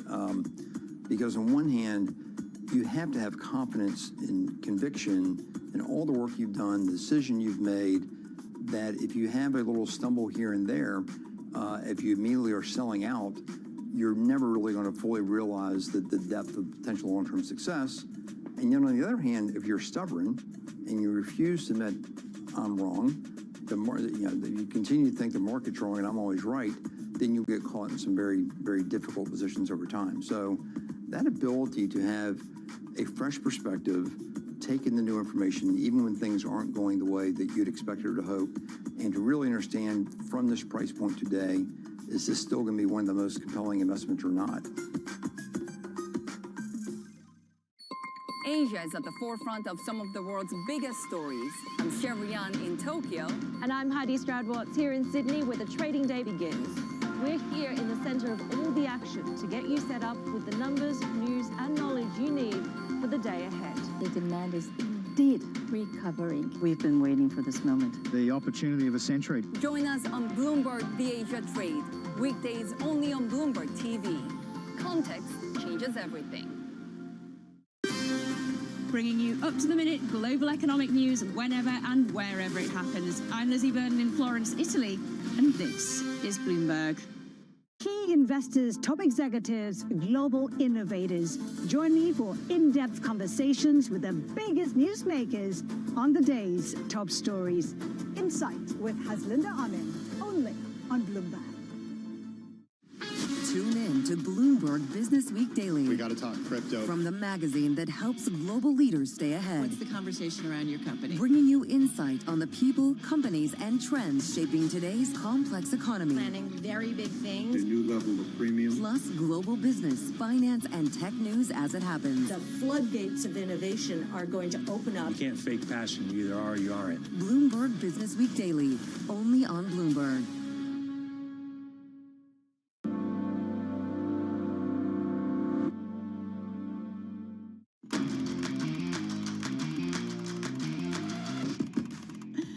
NVIDIA might be falling here at the open, but the rest of this market is somehow holding up, not as strong as it was, but we are up about 0.25%. I guess thank Fed speak. Will that carry us through the session? Usually in about an hour's time is when stocks start to fall, so we'll see if that holds through. Let's look at some of the top calls this morning, the analyst action that we are watching. First up, T-Mobile. That gets downgraded at Oppenheimer. The analysts there say that after a decade of big subscriber gains, it's getting harder for the carrier to beat estimates. He warned that slowing industry growth and increasing competition could pressure T-Mobile to raise prices. Those shares down 1.6%. Telsey Advisor Group, they have cut Bath and Body Works after the retailer yesterday slashed its full-year outlook and rolled out a turnaround plan aimed at saving $250 million over 2 years. The CEO says the company will refocus on core products, scale back categories like men's grooming and hair care, which I don't even know they had, but those shares are down 6% this morning. Finally, Gap gaining after stronger trends at Old Navy, Banana Republic, and its namesake brand. They all drove a big third quarter beat. Analysts at Morgan Stanley and Jefferies say that Gap's brand reinvention is clearly paying off, calling the results very strong, a sign that the turnaround might be sticking, Matt. All right, for more on the Gap, we're joined by Bloomberg's managing editor for global business, Shelley Banjo, and let's talk first about the brand reinvention, because I had no idea. To me, the Gap is normcore, has been normcore, and always will be normcore. Is there something different that I don't know about? Yeah, I mean, 90s is still a thing. They're really leaning into their element. You know, the new CEO, not so new anymore, but, you know, came in, reinvigorated the brand, said we're not going to be doing the same old stuff that we were doing. A whole bunch of celeb endorsements and, you know, collabs that they're working with, and just really shaking things up. Is that sustainable, a brand? It feels like it's a brand now that's being built on collaborations and celebrity deals. Yeah, I mean, that's basically what's getting people back in the door again. You know, people sort of forgot about the But it feels like for every brand, it's like you need like Sydney Sweeney. I think for Gap, I think Gwyneth Paltrow. Gwyneth Paltrow and her daughter, they have like a big sort of, you know, retro, like, you know, mother-daughter, nice, feels good art. I heard they were doing a collab with Apple, and I thought that meant the technology, the iPhone maker. Different Apple. It's Apple Paltrow, or Martin, or whatever her name is. Yeah, I don't know which last name she has, but okay, so it's that. Yeah. You had American Eagle do really well because of Sydney Sweeney. Why doesn't every retailer just take a note of that book and be like, what celebrity can we find to do some cool collaboration with? Yeah, I mean, that's been the thing going back in time. I mean, Target had, you know, very much popularized that with like Isaac Mizrahi, like back in the day. Like, it's something that is a tried and true playbook, but you've got to keep that going. And that's the thing, is can you keep that momentum going? And celebrities don't want to team up with you just to make money. They need to, they're only going to team up with you if they think it's cool. So we've had great retail earnings, as Danny points out, as we're all worried about the collapse of the burst of the AI bubble. Walmart, Ross Stores, TJ Maxx, and The Gap. No value judgments, but these are lower end, lower price tag purchases. Are wealthy consumers stepping down to support these brands? Yeah, I think they're looking for deals is what is happening. The discounts in general across the board have really dropped. A lot of that has to do with tariffs. There haven't been as many discounts as there had been in the past. These are places where people can still go hunting for good things, TJ Maxx in particular, but also, you know, Walmart's offering, you know, pre-owned Chanel bags on their online stores now. And so a lot of these folks can go to these places and get some of the stuff on discount.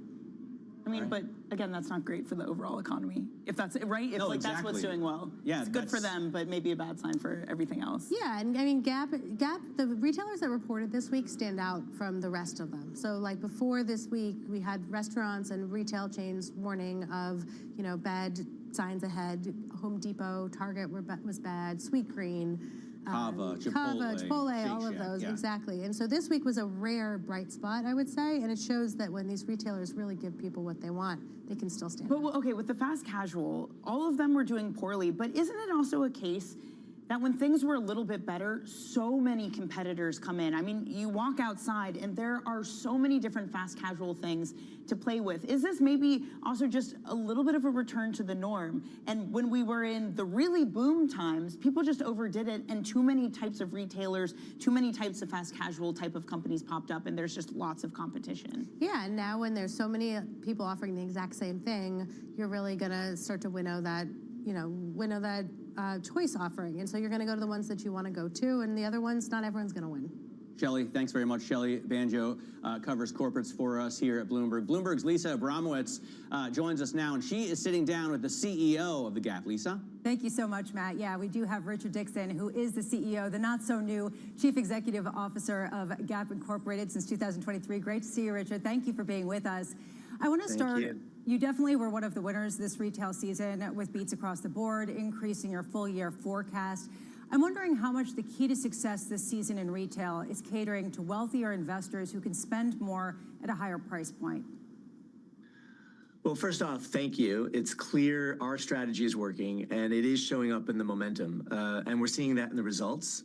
We've had consistent strength from our consumer behavior that we're winning, actually, with all income cohorts. When you look at the overall sales, comp up 5%, that's the 7th consecutive quarter of positive comps for us. Our leading brand, Old Navy, the largest brand, delivered an outstanding quarter. We were up 6%, Gap up 7%, Banana Republic up 4%, gross margin exceeding expectations. So from an overall perspective, what we see and are proving is consistency in the context of our strategy and our playbook. As we look at consumers, we do see the consistency and strength with our customer behavior.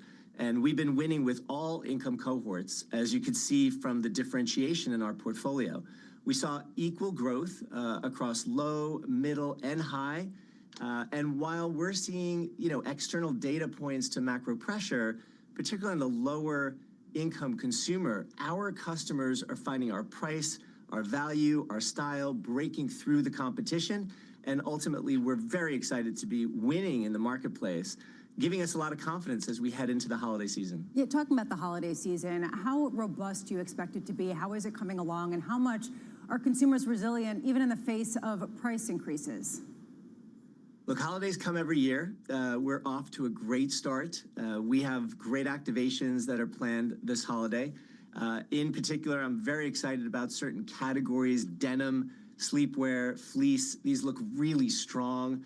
Our value proposition, our marketing executions. Hopefully you've seen some of the creative. When you go online to our sites, we're well positioned to serve our customers wherever and however they choose to shop. We just, for example, Old Navy did a partnership with DoorDash, which provides convenience for tens of millions of users. Our stores are ready, our teams are fired up, and we're looking to a strong finish to the year. So, Richard, I expect you actually coming on and dancing to Milkshake in the background, because I hear you talking about some of the cultural relevance, and I wonder how much the battle for cultural relevance has been front and center for you about that viral ad. How much are you looking to new partnerships, new types of advertising as a way to really drive Gap strategy? Cultural relevance is a very important part of our playbook, and we talk about relevance with revenue. You can have relevance, but not revenue. And so the key to success is when you have relevance that drives revenue. And collaborations do help brand relevance. Now, it has to be the right collaboration and a win-win methodology, but it does do a really good job broadening its consumer base when it's done well, and continue the drumbeat between bigger and larger releases. So to stay in the cultural conversation, Gap brand has launched over 13 collaborations that continue to just drive excitement and surprise. But what I will say is that these are very precise. And as I said, need to be win-win and authentic to the customer.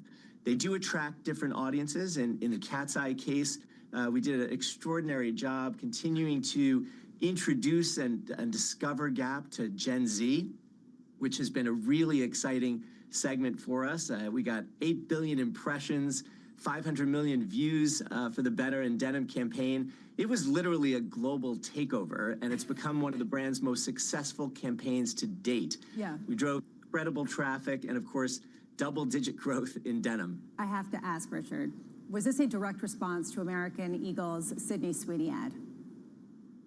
Look, I think the fashion industry is proving creativity. And competitively, we love the fact that there's lots of different conversations around fashion and particularly denim. We are front and center with our strategies. We did a Better in Denim campaign that was specific to Gap, expressing our originality. And, you know, to some extent, sometimes it's convenience and sometimes it's ironic. But I think in the context of the denim dialogue, we certainly had our fair share of goodwill. The denim wars continue, Richard. We just have just about a minute left. I am curious, going forward, how much you are seeing sort of that tariff-related impact on pricing, how much has already been factored in, and how much going forward you expect to still have to pass through? Well, I would first call out our team. We have done a great job with our mitigation plans, which we've shared many times. It's been focused and thoughtful, making adjustments to sourcing, manufacturing, our assortments, and many other actions. And all of those actions were designed for the reaction of our consumer to continue to have our value, quality, and style portrayed, which is most important. The third quarter tariff impact was 190 basis points, but that was in line with our expectations. And despite this, we actually exceeded our gross margin outlook, which was driven by top-line momentum. Yeah. Less discounting, better regular price sell-through. So we're going to continue to pursue our mitigation plans, but we remain focused, most importantly, style, quality, and value for our consumer. Richard Dixon, wonderful to catch up with you. Thanks so much on the quarter. Wonderful to get your perspective. That was Gap CEO Richard Dixon. Matt, I'll send it back to you. All right, Lisa, thanks very much. Bloomberg's Lisa Abramowitz, obviously, she anchors Bloomberg Surveillance, talking with Richard Dixon from The Gap. Coming up in the next hour, Joanne Shu of the University of Michigan will talk to us about the consumer. We get the final reading of their consumer sentiment. And then State Street's Maria Waitman discusses the disappointment we've seen from value stocks.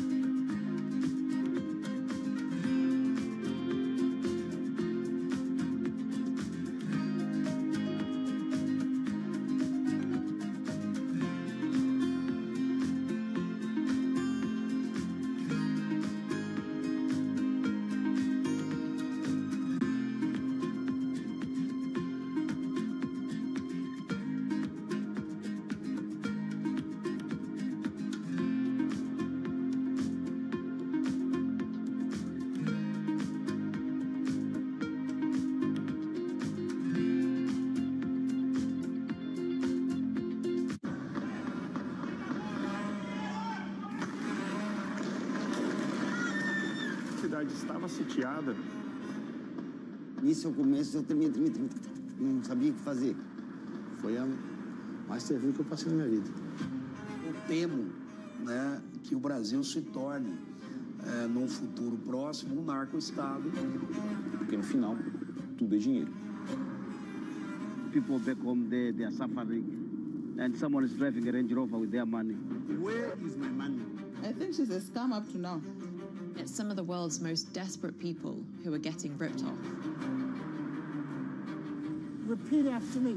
I am a winner.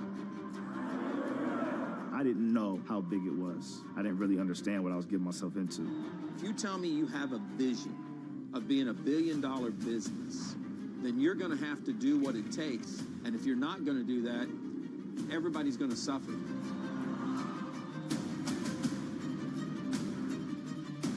nisho tanya ki kon ahmale suara pango ahmale pa manchang le nya kon mamanya. Una batalla a muerte. Money can do a lot of good.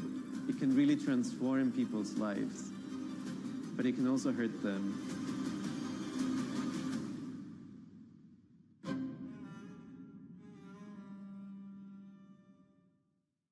From the world of politics to the world of business, Joe Matthew and Kaylee Lines deliver news, insight, and analysis live 2 times a day, every trading day. Balance of Power at 1 and 5 Eastern, only on Bloomberg. It's a multi-trillion-dollar industry. We'll show you what's happening in ETFs like no one else. ETF IQ, only on Bloomberg.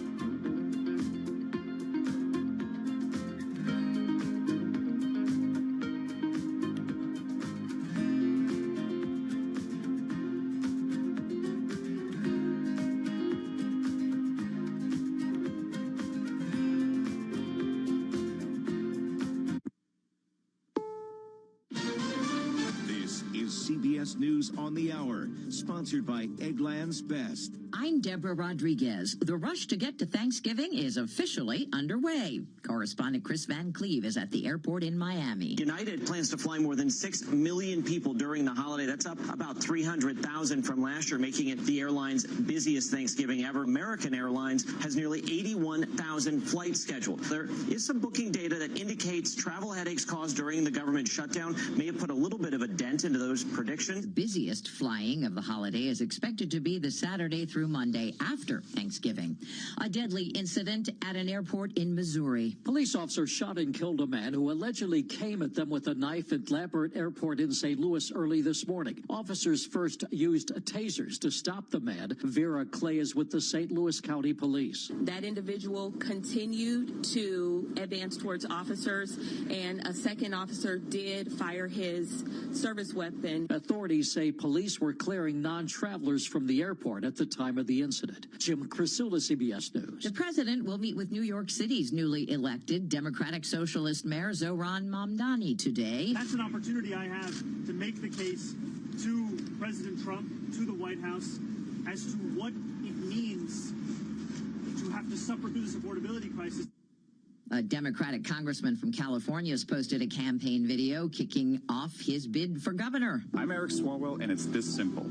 The next governor of California has 2 jobs. 1, keep the worst president in our history out of our homes, out of our streets, and out of our lives. Joins a crowded race to replace Governor Gavin Newsom. A Ukrainian official confirms President Zelensky will speak with Vice President Vance today about the U.S. 28-point plan to end the war with Russia. And we're learning more about the specifics. Correspondent Ramy Inocencio. The first point here is that Ukraine's sovereignty will be confirmed. Second is that a full, comprehensive non-aggression pact will be concluded between Russia and Ukraine, along with Europe. Third, it's expected that Russia will not invade what's called neighboring countries, and NATO will not expand even further than it already has over the past few years. It also calls for Ukraine to cede land to Russia. A Fuji star is headed to prison. Raz Michel's been ordered to serve 14 years for a multi-million-dollar international scheme to influence donations to former President Obama's re-election campaign. The rapper's also been ordered to forfeit $64 million. Dow's up 160. This is CBS News.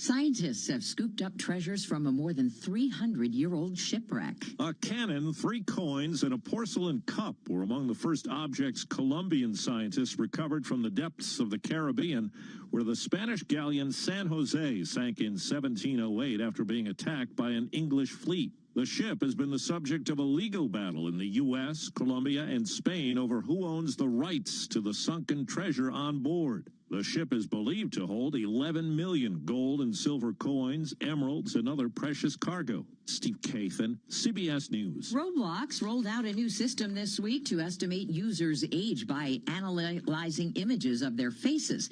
Company says the feature will help prevent children and teenagers from chatting with older users they don't know.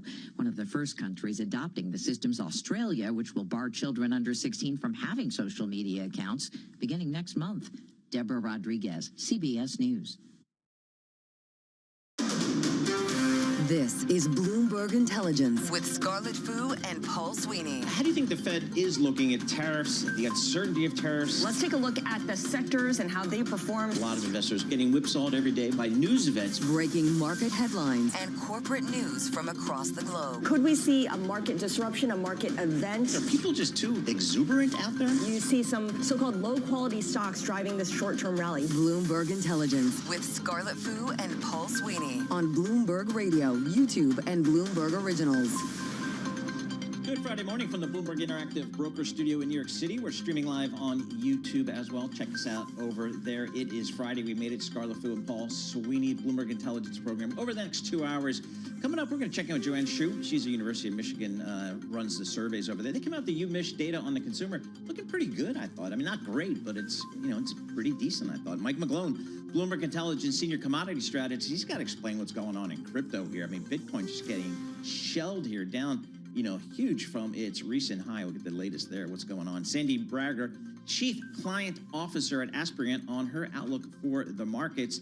And then we're going to have a radio TV simulcast. Amtrak President Roger Harris speaks to Bloomberg's anchors Matt Miller and Danny Berger. As somebody who depends upon the Northeastern Corridor, I really want to hear what this person has to say about Amtrak and what's going on. We got a lot of train construction going on in the New York metro area, a lot of stuff there. All right, that's a busy 2 hours coming up here. Let's start with Lisa Mateo and a Bloomberg Business Flash. And this Bloomberg Business Flash brought to you by Interactive Brokers. Trade over 10,000 U.S. stocks and ETFs, U.S. equity index options, U.S. treasuries, and more on your timetable. Learn more at ibkr.com/around-the-clock. Well, we've got some green on the screen here. This is after more eco data. Yeah, Paul said it. UMich sentiment right now. The expectation was for 50.6, came in at 51 even. We also got S&P Global U.S. manufacturing PMI. The forecast was for 52, came in at 51.9, so a tick lower. Global U.S. services PMI, 54.6. That was the forecast, came in a tick higher, 55 even. All right, so let's get to the markets right now. We have the Nasdaq up 0.3%, 69 points. The Dow up 0.4%, 209 points, and the S&P 500 rising 0.3%, or 25 points. The 2-year yield 3.50%. That's down 2 basis points. The yield on the 10-year 4.06%, and that's down about 1 basis point. We had some more Fed speak. Boston Fed President Susan Collins opening up about the path forward for the Fed. She talked about it on the latest edition of the Bloomberg Odd Lots podcast. If we were seeing evidence, if I were seeing evidence that the labor market were notably deteriorating, I would take that very seriously, and that certainly could justify, near-term additional easing. And so I'm careful to kind of qualify my statements based on what I'm seeing at the moment, that it is based on balancing risks. And that's Boston Fed President Susan Collins. You can get the full conversation on the Bloomberg Odd Lots podcast. Download it wherever you get your podcast. Checking with the Bloomberg Dollar Spot Index. That is little change this morning, but have to point out Bitcoin, it's down 3% at just over 84,000. NVIDIA shares, they're down 1%. It's been a wild roller coaster ride in trading for them. Kathy Wood's flagship fund actually bought NVIDIA shares for the first time since August. And Gap, it's gaining. It's up 6%. That's after third quarter sales rose more than forecasts. And finally, Intuit shares. They're up more than 5% this morning. The company that owns TurboTax and QuickBooks, well, it beat estimates. And this news, Eli Lilly joining with big tech stocks, becoming the first healthcare company worth more than $1 trillion. That is your Bloomberg Business Flash. Scarlett and Paul. All right, Lisa Mateo, thank you so much. We appreciate that. Scarlett Fu and Paul Sweeney, we're live here in our Bloomberg Interactive Broker Studio. We're streaming live on YouTube as well, so you can go search Bloomberg Podcast. That's where you'll find us here. Markets higher here, so let's take a look at what are some of the stocks on the move here. We're joined by Bloomberg's Christine Aquino. Christine, what are you looking at? Well, Paul, let's check in on NVIDIA, given that that was at the epicenter of yesterday's sell-off. And unfortunately, those shares still down this morning. So NVIDIA, ticker NVDA, shares currently down more than 1.3%. And crucially, the share price is also below that 180 level. So that's been flagged as a key level for various reasons. It's been a support level since early October. It's also been where the 100-day moving average sits. And so the fact that it's still below that, it doesn't mean that the market is in the clear, even though we are in the green. And so I think the questions after yesterday's sell-off is really all about how is the company and really the AI complex in general going to finance their AI spending, right? And talking about just the level of debt that they're going to have to acquire. I think that's what's really spooked the markets, and this is what people are looking at still today, even though we're rebounding a little bit on the broader index. I feel like we're in a bizarro world where you have lots of doubts about NVIDIA, and then you look at a company like Gap, which has been in turnaround mode forever, decidedly higher, up by 6%. Yeah, absolutely, Scarlett. And, we know that they did get pretty good earnings, and that's doing really well for the stock this morning. So Gap ticker GAP, those shares are up more than 6%, set for the biggest gain since May. And so really on the back of that strong sales number from their earnings results. We also heard from Chief Executive Officer Richard Dixon saying that it's really the variety of their brands and price points that are helping insulate them from the less optimistic fate of other retailers. And of course, who could forget their celebrity-fueled marketing campaigns like Gwyneth and Apple? Exactly, and the Better in Denim campaign featuring Cat's Eye. Paul, I'm sure you've tried a choreography. All right. Well, we're gonna have to do some choreography lessons. Yes, yeah, after absolutely. this. All yeah. right. Is Gwyneth Paltrow, does she even make movies anymore? No, but she runs a lifestyle empire. She's a lifestyle guru. Good for her. Awesome. Actually, no, wait, that's not true. She did appear in a movie very recently with Timothée Chalamet. Oh, okay. I forget the name of it, but I'm it was, I'm gonna have to. It got a catch lot up. of good reviews. Yeah, I just know Gwyneth now is a lifestyle guru. Right. Yes. And she has beautiful children. Does she? Okay. Yeah. Good for her. Ross Stores, what do we got? Yeah, let's take a look at Ross Stores. Another share in the green. So that ticker ROST. Shares are up more than 4.6% at the moment. We did also get their earnings. The discount retailer doing well. They upgraded their earnings per share forecast for the full year. So they're now looking at EPS of $6.38 to $6.46, and previously lower than that range. They also improved their guidance. That was in line with average estimates. Bloomberg Intelligence weighing in, Mary Ross Gilbert saying that they really improved their curation of women's fashion brands across good, better, and best classifications, and that is really making an impact here. Other analysts are also noting that they're showing really positive momentum heading into holidays, which is very crucial period for a lot of these retailers. So yeah, and their shares up today and doing well. All right, Christine. Appreciate it so much. Christina Aquino, she covers all the markets for Bloomberg. For more conversations like this, subscribe to our Stock Movers Reports. Listen for 5-minute audio reports on the biggest winners and losers in the stock market. Subscribe to Stock Movers on Apple Podcasts, Spotify, and anywhere you listen. Eco Go, that's where you see the eco data. We're starting to get it again. The government's back open. Today was University of Michigan sentiment. Came in at 51 even. Consensus was 50.6. Last month was 50.3, so a little bit of improvement. Let's break down some of those numbers. Joanne Shu, she's a surveys of consumers director at the University of Michigan. She was just talking to Matt Miller on Bloomberg Television, who was a big fan of the Ohio State University. That could have been a contentious discussion. It definitely could have, but I think Matt was I think Joanne's the professional there, so Joanne kept it professional. Joanne, what's the data telling you here? Again, it came in a little bit improved from last month. Yeah, consumers essentially don't see too many material changes in the economy between last month and this month. Certainly, they welcomed the fact that the federal shutdown ended, but they weren't really expecting long-run consequences of that shutdown anyway, so that's part of the reason it hasn't moved the needle. Consumers continue to have at the forefront of their minds basic pocketbook concerns. They are most concerned about the persistence of high prices as well as weakening incomes that they're already perceiving now, as well as their perception that labor markets are going to continue weakening in the year ahead. We talk a lot about this K-shaped economy where higher income consumers are holding up. They're continuing to spend, while lower income consumers are definitely pulling back and not spending the way that they had been because they're worried about their jobs. How does that show up in the latest report? Certainly, we are seeing that higher wealth consumers and lower wealth consumers do have slightly different perceptions. Essentially, everyone is concerned about high prices. Of course, the high price concerns are more concentrated and are sharper among lower income consumers, and particularly these lower income and lower wealth consumers are very concerned about the prospect of weakening incomes, as well as the increased probability of job loss over the next 5 years. So these consumers see a lot of vulnerability in the economy, but they're not being supported by strong stock markets. Only the wealthiest stockholders, those with the top tercile of stock holdings, are really appear to be influenced by stock market developments, and the rest of the population is not really enjoying those gains. Joanne, it looks like the inflation on a 1-year basis and on a 5 to 10-year outlook basis kind of came in a little bit lower than expected, a little bit lower than prior periods. Anything to read into that?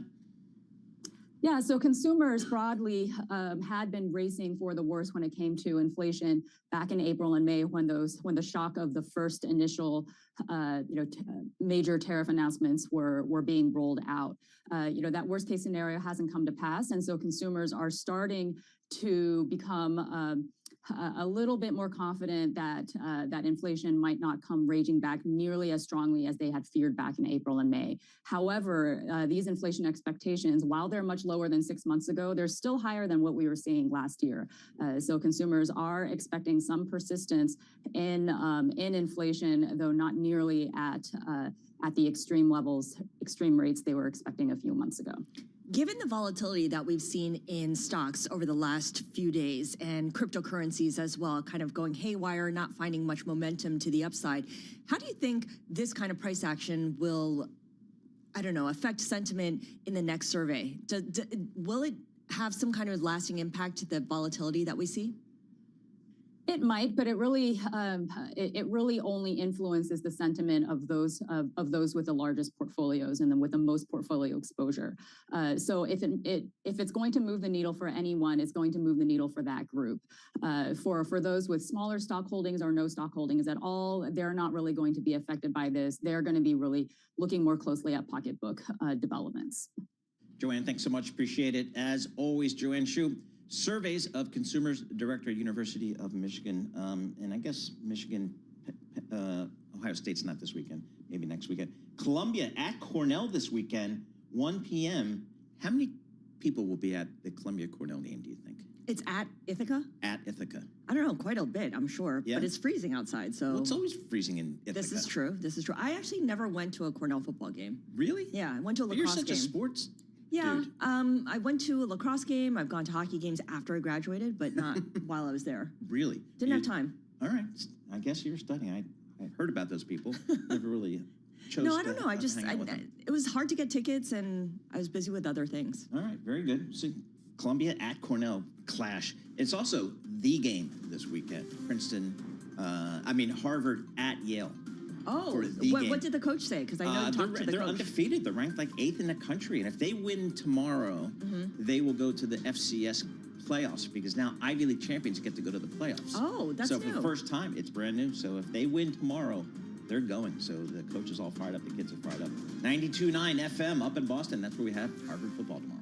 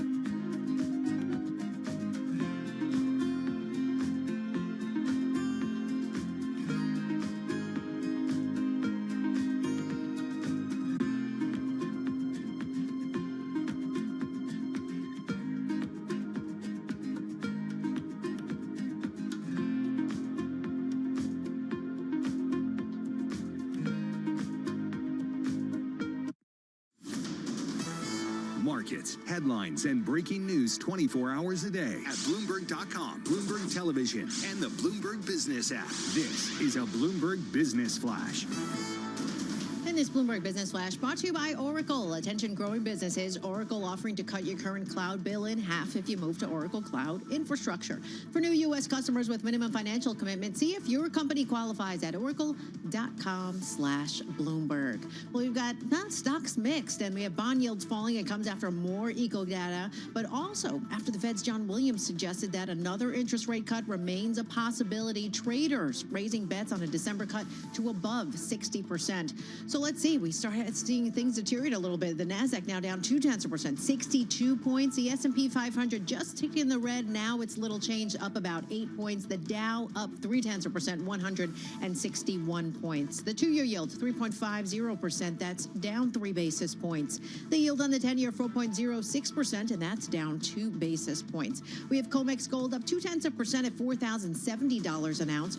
Brent crude down more than 2% at $62 a barrel. We have WTI crude at $57 a barrel. In company news, sources saying Netflix, Comcast, Paramount, Skydance, they all submitted bids for Warner Brothers Discovery, and that's kind of setting the stage for one of Hollywood's biggest companies to be sold. So let's take a look at Warner Brothers. Their shares up 0.5%. Netflix up about 0.3%. Comcast up about 1.5%, and Paramount, Skydance down nearly 1%. Foxconn, it aims to spend an initial $1 billion to $5 billion growing its U.S. manufacturing footprint. It's partnering with OpenAI on server design and also production. Citi CFO Mark Mason will step down in March with Gonzalo Luchetti set to take over. And finally, a bit of warning for air travelers. Business Insider says the TSA proposes an $18 fee for travelers if they show up at security checkpoints without acceptable ID. Have it ready, folks. That said, it does not even guarantee security clearance, and it is non-refundable. That is your Bloomberg Business Flash. Scarlett and Paul. Yet another reason not to fly unless somebody's paying me to fly. Yeah. That's my theory. That would cause a big backup, too. Waiting, imagine $18, then you have fights in there. Like, what do you mean $18? Exactly. You're going to have people going nuts over that stuff. All right, Lisa Mateo, thank you so much. We appreciate it. Scarlett Fu and Paul Sweeney live here in our Bloomberg Interactive Broker Studio, streaming live on YouTube as well. All right, I'm not a crypto guy. That would be Matt Miller. He's our resident crypto expert. Katie Greifeld is also one that's on top of all that stuff. Tim Stenovic and I co-host the Bloomberg Crypto Show. There you go. There you go. We've got it covered for you, that's for sure. But I'll tell you, this gets my attention. This thing is down like 33%, just over since early October. I mean, that kind of gets your attention, sets off some bells and whistles on my Bloomberg terminal. Mike McGlone, senior commodity strategist, he's covered commodities forever. He's seen bubbles burst, and he's seen big things shoot to the moon. Mike, what do you make of the trading in Bitcoin here? I mean, it's telling us something. Two things, exactly. It's telling us something. It's a bursting bubble, and my spidey senses really got triggered last year after the election of President Trump and ETFs and the pile-on this year. The key thing it might be telling us is there's a potential the stock market can follow Bitcoin's path into the year end. It's just partly what happened. So remember this, we've only had 2 down years in the S&P 500 total return since 2008. And every time we had a down year, we had that Bitcoin to gold ratio dropped a lot. Now it's dropped a lot this year. It's signaling problems. It might recover, but remember, we're getting towards the end of the year. One thing that's a problem is stock market volatility is very low. And this Bitcoin situation is happening in an environment where gold is beating everything. It's up 55%, and the world's most significant industrial commodity, crude oil, is collapsing. It's down 20%. I mean, that's a global recessionary trajectory. What you do so well is put Bitcoin's decline or its moves in context with other asset classes that we should be paying more attention to, like gold, like oil, like the S&P 500. Yet when you look at Bitcoin's price action on its own, it's hit a lower low for 11 straight sessions, which I believe is a record streak down. What's the significance of technical indicators like that?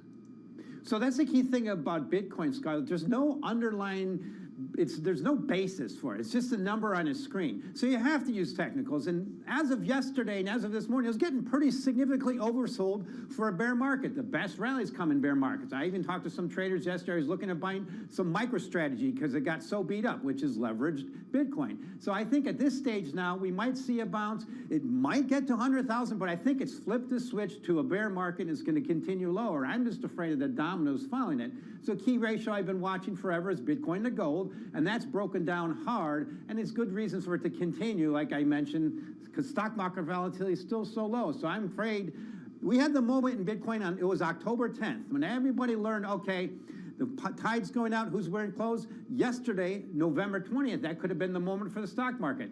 Awesome earnings in NVIDIA, and it goes down anyhow. Tell you, I'm looking at the RSI function, relative strength. I use it for everything else. I'm not sure if I should use it for XBT, the Bitcoin, but man, it's broken through the 50-day, the 200-day. Yeah. It's now got an index of 22. Anything below 30 says oversold here. The chart's screaming that, I don't know, is it oversold here? Is there a technical floor for you, Mike?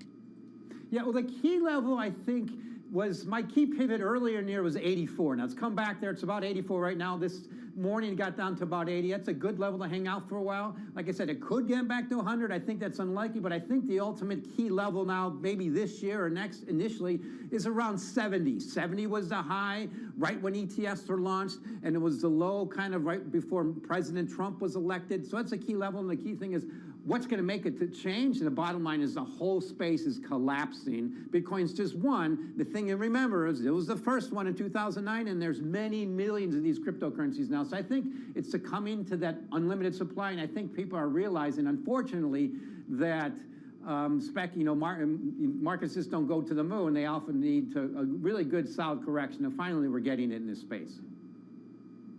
I'm looking at the CRYP Go function, which is the cryptocurrency monitor, and Bitcoin is at the very top because it's the OG of the digital coins, down more than 4%. But then you have Ethereum, you have Tether, you have XRP, and there's a sea of red here. How much do you pay attention to these altcoins, Mike?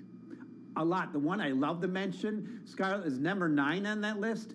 Dogecoin, it was launched as a joke. It tracked nothing. It got to near $60 billion last year as a peak, which was more than BNY Mellon. Now it's about $21 billion. I think it should be $21,000. It should be worthless. And that's my point, is this whole space needs a purge. It's on the back. It worked well when the U.S. stock market was creating massive wealth, and now we're starting de-risking. I think it's just to start. Right. The key risk for the end of the year is if it trickles down to the stock market.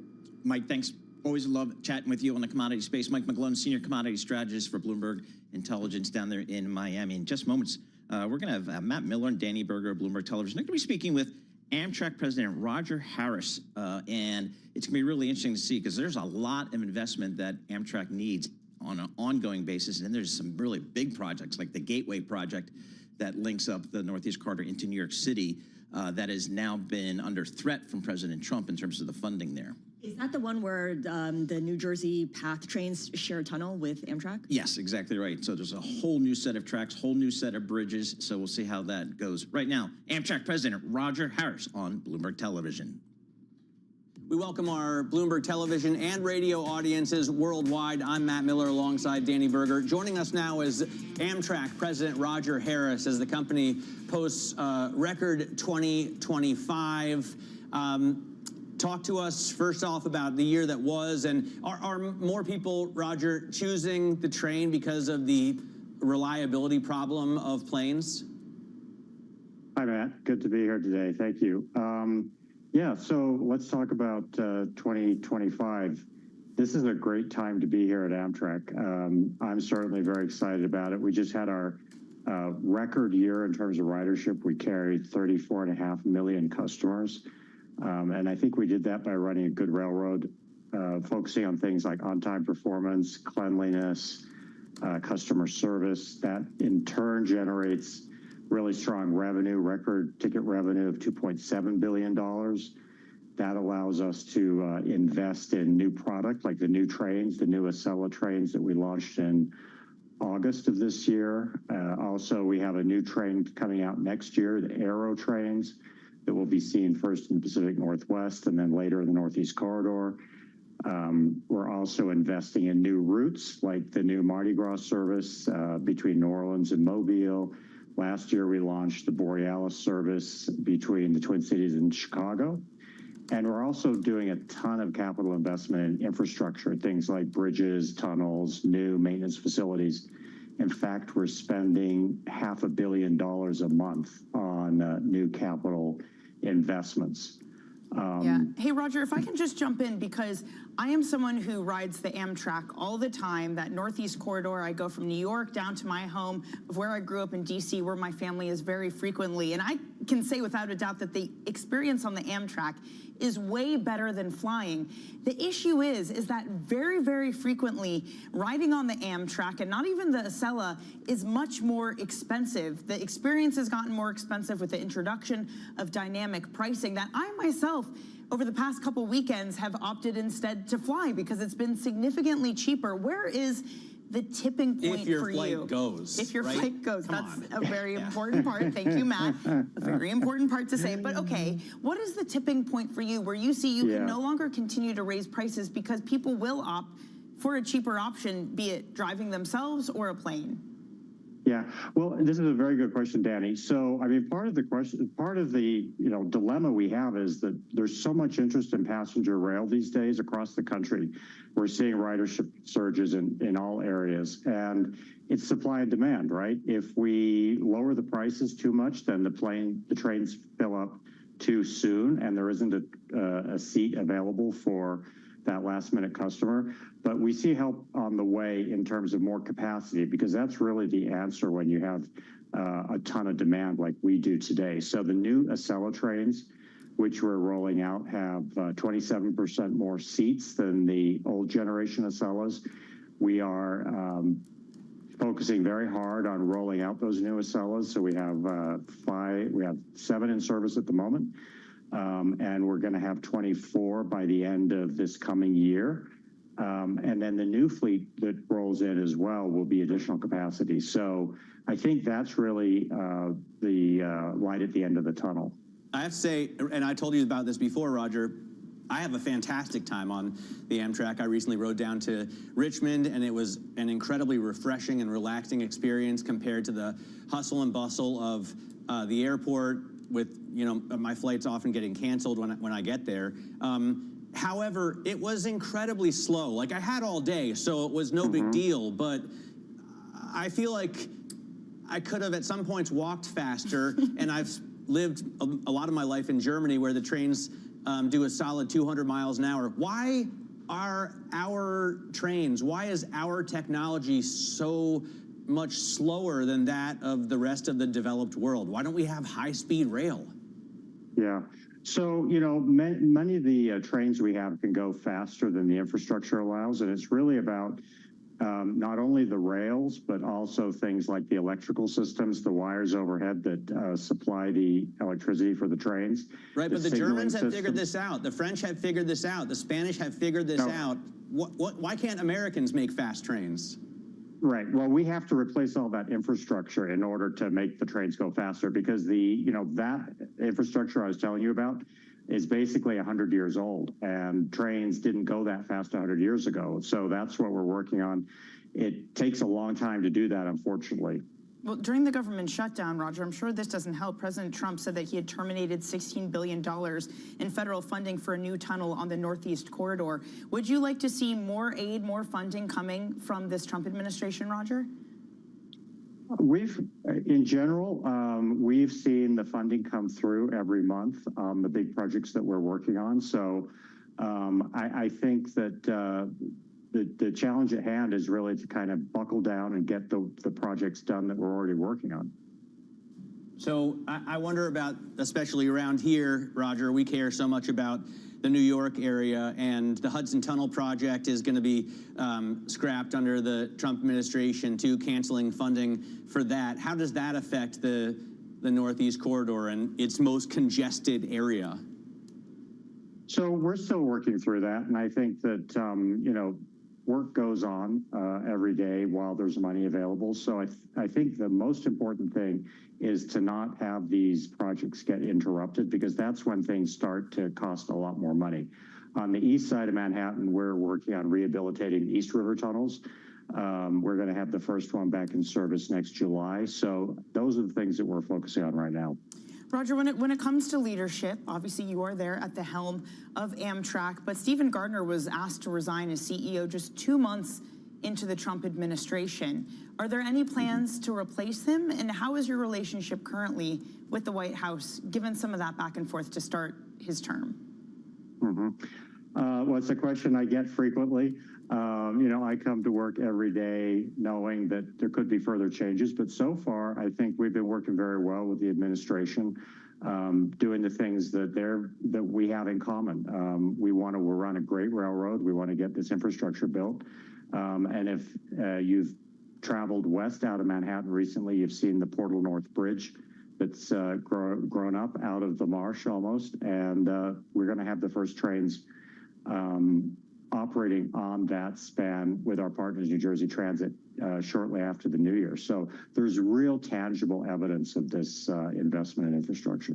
I got to ask about New Jersey Transit. It's the bane of many people's existence, right? I think intelligently chose Westchester as a place to live.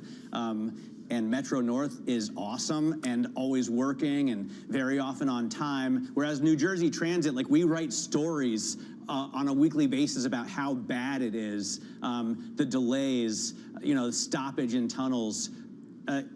Why is that such a problem compared to riding up and down from Westchester? Why is crossing over the river into New Jersey so much more painful for commuters? Well, I think that I think one of the problems is that going west, we only have 2 tubes under the Hudson, whereas there's a lot more capacity coming into Grand Central Station for Metro North, and even from the east, there are 4 tunnels under the East River. But I would say this, that all railroads have a really hard time every day facing the reality of old infrastructure and the reality of the operation. And I think there's plenty of challenges to go around. Got to invest in that infrastructure. Got to invest in infrastructure. Roger, thank you so much for joining us. That's Roger. All right, that was the head of the Amtrak. Now, Amtrak's really important here because in this part of the world, the whole Northeast corridor comes into New York City. And if that doesn't work there, then we've got a problem. Yeah, getting into Washington is a problem. Getting up to Boston is a problem. Yep. Getting out to Connecticut's a problem. Exactly right. So that was Amtrak President Roger Howard speaking with Bloomberg Television anchors Matt Miller and Danny Berger on that. So again, people in the New York metropolitan area, it's a big, big deal because Amtrak controls the track in and out of New York City from going out west to Jersey. All right, right now, let's get a reset of the market out there. We can do that with Lisa Mateo and a Bloomberg Business Flash. Lisa. And this Bloomberg Business Flash brought to you by Commonwealth, supporting more than 2,000 independent financial advisors with a 2-to-1 advisor to staff ratio. Small firm attentiveness, big advisors impact. Go to commonwealth.com to learn more about their consultative support and technology. While the S&P 500 still on track for its worst week since May, the S&P 500 now down about 0.1%, 11 points, a level 6,525. We go to the Dow, rising 0.2%, 135 points. But look at the Nasdaq, down nearly 1%, 168 points. It's down about 0.7%. Have to point out currencies. The Bloomberg Dollar Spot Index, little change, but Bitcoin down nearly 5% at just above 82,000. That downward slide, well, it has crypto stocks falling. We look at Strategy. Their shares down about 4.5%. Mara Holdings down 4.5%, and Riot Platforms down nearly 5.5%. In other news, Ubisoft Entertainment, they say they're going to use money from a Tencent Holdings investment to pay off debt. After the video game publisher, it breached a loan agreement because of its accounting practices. Its shares are up about 4% in Paris. And the frenzy for the company behind the viral children's hit Baby Shark has quickly cooled. Shares of Pinkfong dropping below the IPO price just days after its trading debut. For on-demand news 24 hours a day, subscribe to Bloomberg News Now. Wherever you get your podcasts, I'm Lisa Mateo. That is your Bloomberg Business Flash. Scarlett and Paul. All right. Thank you so much, Lisa Mateo. I'm Scarlett Fu here with Paul Sweeney. This is Bloomberg Intelligence on this Friday, and it has been quite the last 2 days in equity markets. Every time I look up, I have a different, there's a different symbol before the number. It's either negative or positive, and it keeps changing. Right now, Paul, we're looking at a mixed market with the S&P and NASDAQ giving up earlier gains and are now in the red. Down 0.8% when it comes to NASDAQ. Yeah, I don't like seeing NASDAQ down 8% because that's the leader in this market, generally speaking. And Bitcoin is also lower, so there's some correlation there between crypto and the growthiest part of the stock market. For the week, we're looking at losses for all 3 major indexes. Let's bring in Sandy Brager. She is Chief Client Officer at Asperian to talk to us about what she is seeing in the equity market right now. Sandy, it feels like for a long time and for the longest time, it was buy the dip. That was the refrain that kind of saved the market day in and day out, week in and week out. It feels like the last couple of days we're getting the opposite, a rush to seek cover against further losses. Yes, the market is acting a little bit more strangely in the last few days than it has been in the last several weeks. We're focused on the longer term for our clients who are our corporate executives, family business owners, and entrepreneurs. So we're taking the longer term approach. We do think that there's some room for equities to rise in the weeks and months ahead. But longer term, we think diversification really is the way to go. And it sounds so boring, but it's really where we think you're going to win the day and get to the returns our clients need anyway to meet their goals. Sandy, your firm is based out there in the Bay Area, so you're right there in the middle of Silicon Valley. And what are your clients saying about this AI thing? Are they, how real, how long-term, how important is it? Because one could argue, and many have argued that it is as important or more important than the internet. It's certainly a tremendous technology. We have many clients who are working in the AI space, so the range of opinions that we're hearing from our clients are pretty broad. But I think it's on the one hand, on the other hand situation, Paul. This is tremendous technology. It's going to change the way we live and work. It's already doing that, and it's quite exciting. On the other hand, there's been a lot of money that the AI companies are spending, and it's hard to know what the return on that money is going to be. Valuations are quite high. We do think that AI and technology in general belongs in client portfolios, but there's a lot of other things that we're tilting toward in this market. How are you thinking about the record amounts of debt that these hyperscalers are taking on? Bloomberg has an incredible number that the 5 hyperscalers, Oracle, Meta, Alphabet, Amazon, have raised a record $108 billion in combined debt this year. That's more than 3 times the average over the previous 9 years. That's a lot of supply. It's a lot, and you think about how we could take that money and use it in other ways, it just makes it even more monumental. It's a concern. What is the return on that debt going to be? Is it going to play out? Again, in the tech portion of the portfolios, we're looking at diversification. It's hard to know at this point which of the spends is going to be the winner over the long term. We're confident that AI is here to stay. Like there's going to be a long-term play, but debt right now, rates should be going down a little bit. That should help.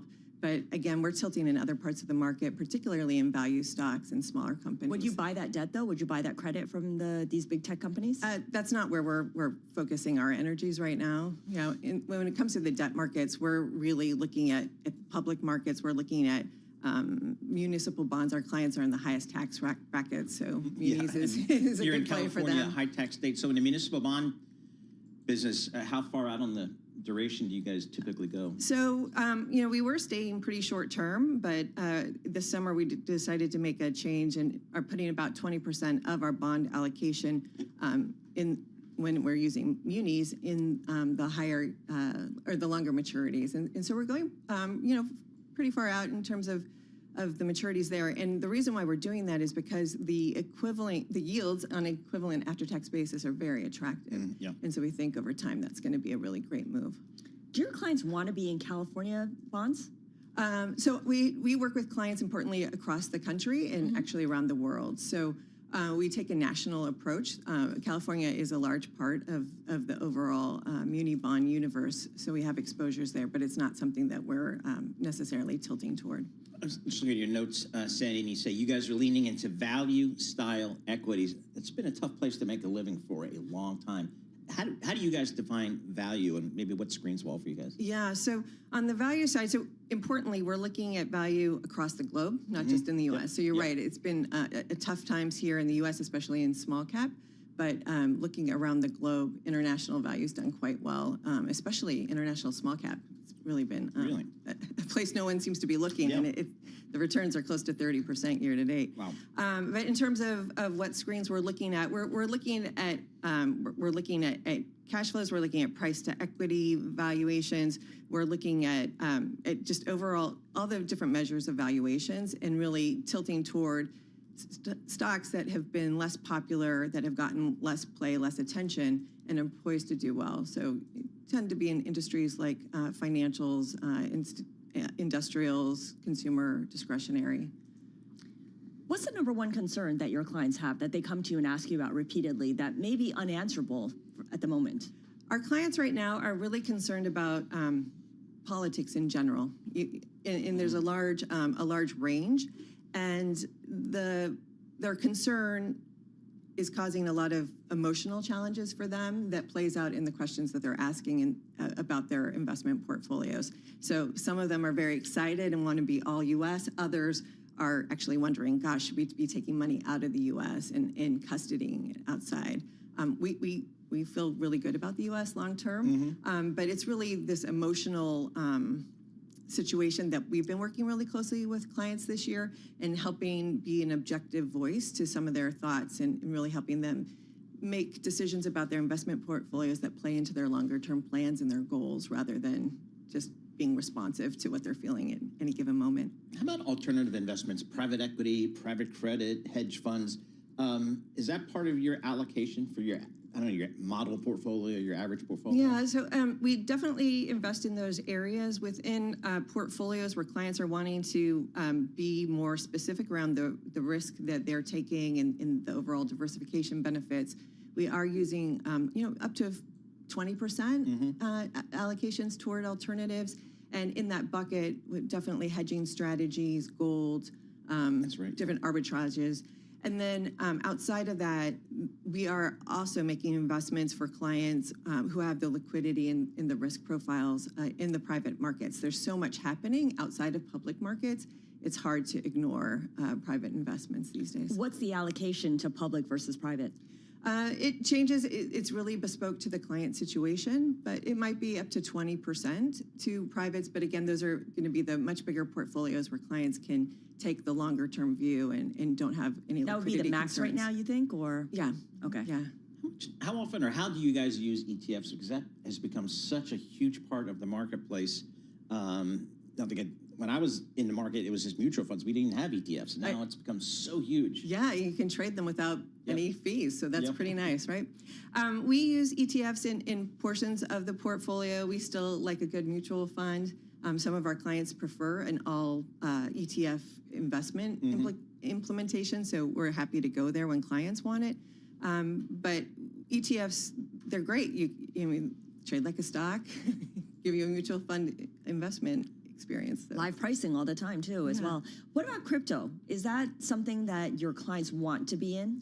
So our perspective is that crypto is a big question mark. It's hard for us to understand the true economic benefit that cryptocurrencies are providing. So cryptos are not something that we're recommending to clients, but certainly clients have interest. And so when they do, we will help them place crypto investments. We do look to the public markets. We have a lot of concerns about the safety and security of buying cryptos through the exchanges. So it would be like through a spot Bitcoin ETF, for instance? Yeah. There you go. And Bitcoin down 4.7% today, now at $83,000 per token, down about 30% from the high earlier just last month. Sandy Breger, thank you so much for joining us. Sandy Breger, she's Chief Client Officer at the firm is Aspirant, located in the Bay Area. Appreciate her coming into New York City to our Bloomberg Interactive Broker Studio in New York City. S&P 500 up 17. The Dow's up 295. That's 0.6%. The NASDAQ is down 15 points. So a little bit of volatility there. Coming up, Beth Coet, Bloomberg opinion columnist, on Inside Walmart's master class in reputation rehab. That'll be cool. That's coming up. This is Bloomberg.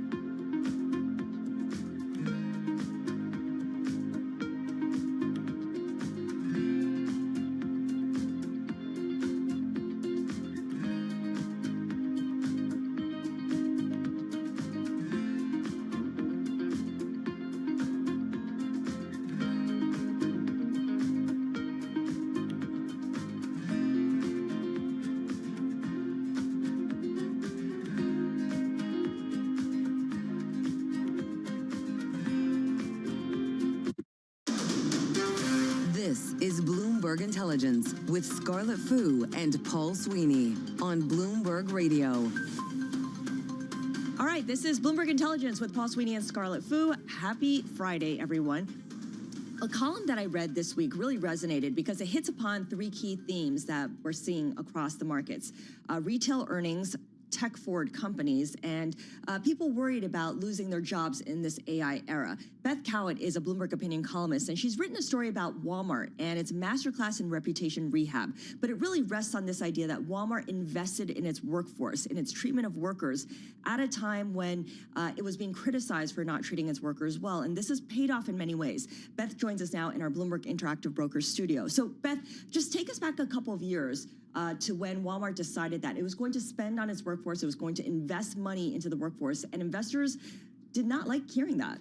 Yeah, I mean, it's hard to think about this now, but a decade ago, Walmart was one of the most reviled companies in America, right? It was being criticized for paying its employees low wages, for wiping out mom and pop retailers, for basically creating a culture of disposable consumerism. So it really was getting hit from a lot of different angles. And rather than just ignore the bad press or hire an army of PR people, it decided to do something about it. And Doug McMillon decided we're going to invest in our people. And $2.7 billion over a couple of years. And we now know this really paid off. So, I mean, for Doug McMillon, I mean, to me, after reading your article, this could be one of his, as he's stepping down, could be one of his lasting legacies at the company. I really think so. I think that, he's been at the company now more than a decade. I think this will be among sort of the most enduring things that he has done. I think I'm not sure that the company would be in the place it's at today if he had not really addressed this. And let's be clear about what exactly he did with that $2.7 billion. Pay increases, there was training, and really just attracting a better quality worker. Yeah, and the way he did this was, it was pay increases, but more than anything else, it was creating not low-paying jobs, but a career, right? There was now a path for people who started at Walmart to move up the ranks. And that was really important, right, to attracting more ambitious employees, to getting them to stay. And I think that shifted the whole culture of the company.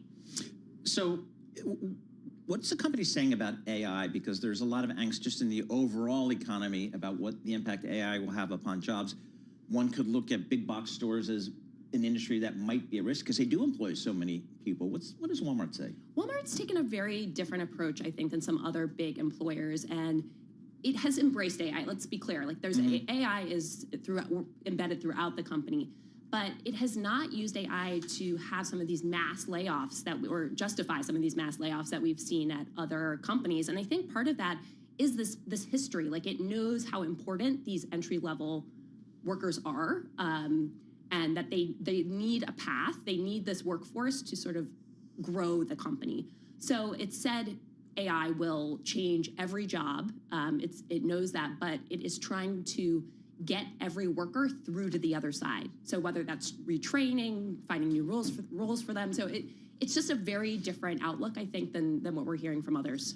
And you've noted as well that the last 10 years at Walmart has led to tremendous return for shareholders, but also it's become a case study at Harvard Business School on how an experiment on paying your workers more or investing in your workers can pay off. Absolutely. I mean, you mentioned this at the beginning, but Wall Street hated this plan. I mean, the company lost tremendous value. Forgot about that. Tremendous value when they announced it. And now, we have the receipts a decade later, and I think the market cap has tripled.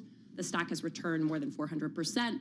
So they really took a gamble on this and stuck with it, and it has paid off for them. I mean, every time I look at the DES screen on the Bloomberg terminal for Walmart, I'm just blown away by the fact that they have 2.1 million employees. What's the retention of those employees? I'm wondering if there's, I would think in the warehouses it might be really, really high. I'm not sure about the stores. How is retention? Sure. So they've actually increased retention by 10% since 2015 when they started this plan. And another thing is that they've some of the more management level roles, 75% of those are hired from within. So this pipeline is really critical for them. And so that's why I think that they are so focused on creating a place where people stay. That's key. And you only have to look at the outgoing CEO and the incoming CEO, right? Both Doug McMillon and John Furner, the successor, are Walmart lifers. They started off as hourly workers there. Right. They know the importance of that, and having worked their way up, that needs to be something that continues there.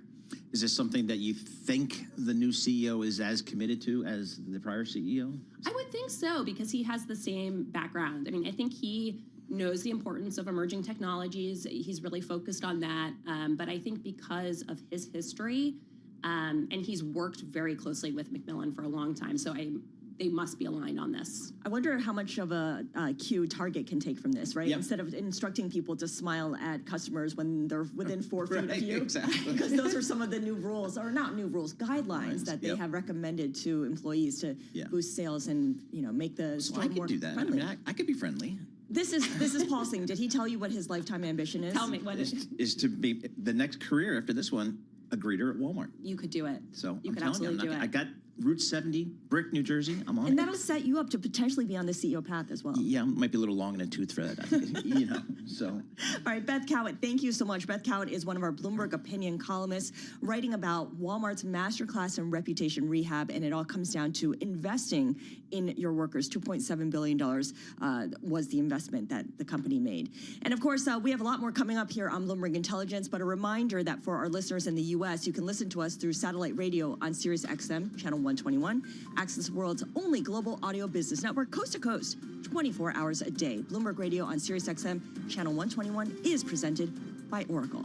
Stay tuned for the latest market news and industry research, because the next hour of Bloomberg Intelligence with Paul Sweeney and Scarlett Fu begins right now.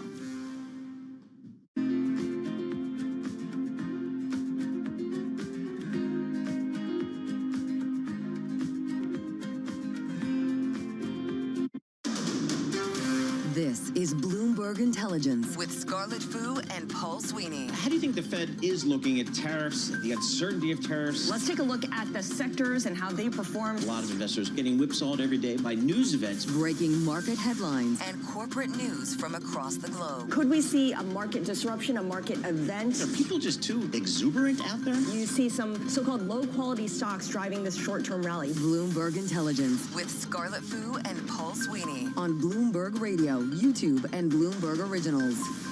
Good Friday morning. This is Bloomberg Intelligence with Paul Sweeney and Scarlett Fu. We have a jam-packed 2 hours of Bloomberg Intelligence. We already did 1 hour, so we're moving on to hour number 2. And we are going to check in with Miles Miller. He is Bloomberg News' senior reporter on the president meeting the New York City mayor-elect Zohran Mamdani at the White House. Miles is going to be at the White House. This is a highly anticipated meeting. Wow. Anything could happen. Anything could happen. And this guy's taking a risk. You go into the Oval Office, you're taking a risk. Exactly. So cameras on, microphones on. Either way, we've got you covered. Geetha Raghunathan is Bloomberg Intelligence's analyst on U.S. media, and she's going to give us the latest on what's happening with the bid for Warner Brothers Discovery. Netflix, Comcast, and Paramount, as expected, all made bids yesterday. That was the deadline for the first round. So we're going to take a look at where things stand with that effort.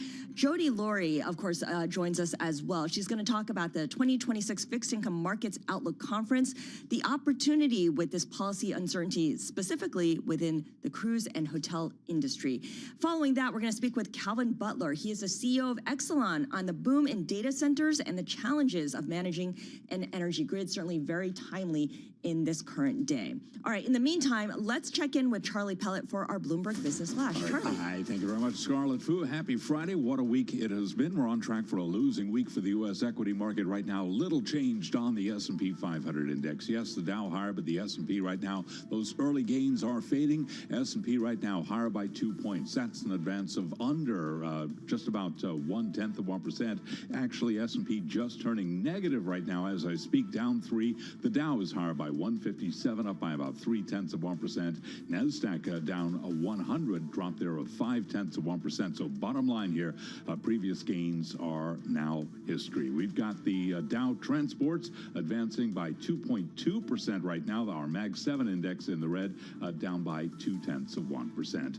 10-year, 4.06%. Bond yields fell after another Fed official suggested a rate cut remains a possibility. We've got the 2-year, 3.5%. 0.50%. Gold down 0.2%, 4,069 the ounce on the precious metal, while West Texas Intermediate crude down 2.4%. Now looking at a $57 handle on WTI, 57.55, and Bitcoin down 5.1%. Bitcoin 82,713 right now on Bitcoin. Among the day's economic data, consumer sentiment fell in November to one of the lowest levels on record as Americans' views of their personal finances soured. The University of Michigan said the final November sentiment index dropped to 51 from 53.6 in October. Joanne Shu is the University of Michigan Director of Surveys. She was a guest right here on Bloomberg Intelligence. Consumers continue to have at the forefront of their minds basic pocketbook concerns. They are most concerned about the persistence of high prices as well as weakening incomes that they're already perceiving now, as well as their perception that labor markets are going to continue weakening in the year ahead. Joanne Shu of the University of Michigan, and you can hear more of that conversation on the Bloomberg Intelligence podcast. You can download it wherever you get your podcasts. Cathie Wood's flagship fund was buying more NVIDIA shares following the company's blowout earnings, reiterating her firm ARK Investment Management's bullish stance on the chip bellwether. NVIDIA today down by 2.9%. The ARK Innovation ETF down 1.5%. So again, recapping here, we've got the S&P 500 index down 5 right now, down under 0.1%. For on-demand news 24 hours a day, subscribe to Bloomberg News Now wherever you get your podcast. I'm Charlie Pellet. That is a Bloomberg Business Flash. All right, Charlie Pellet, thank you so much. We appreciate that. We got red and green on the screen. Let's take a look at some of the stocks that are on the move today. I'm Paul Sweeney alongside Scarlett Fu, and we're joined by Bloomberg's Nora Melinda. Nora, what are you looking at?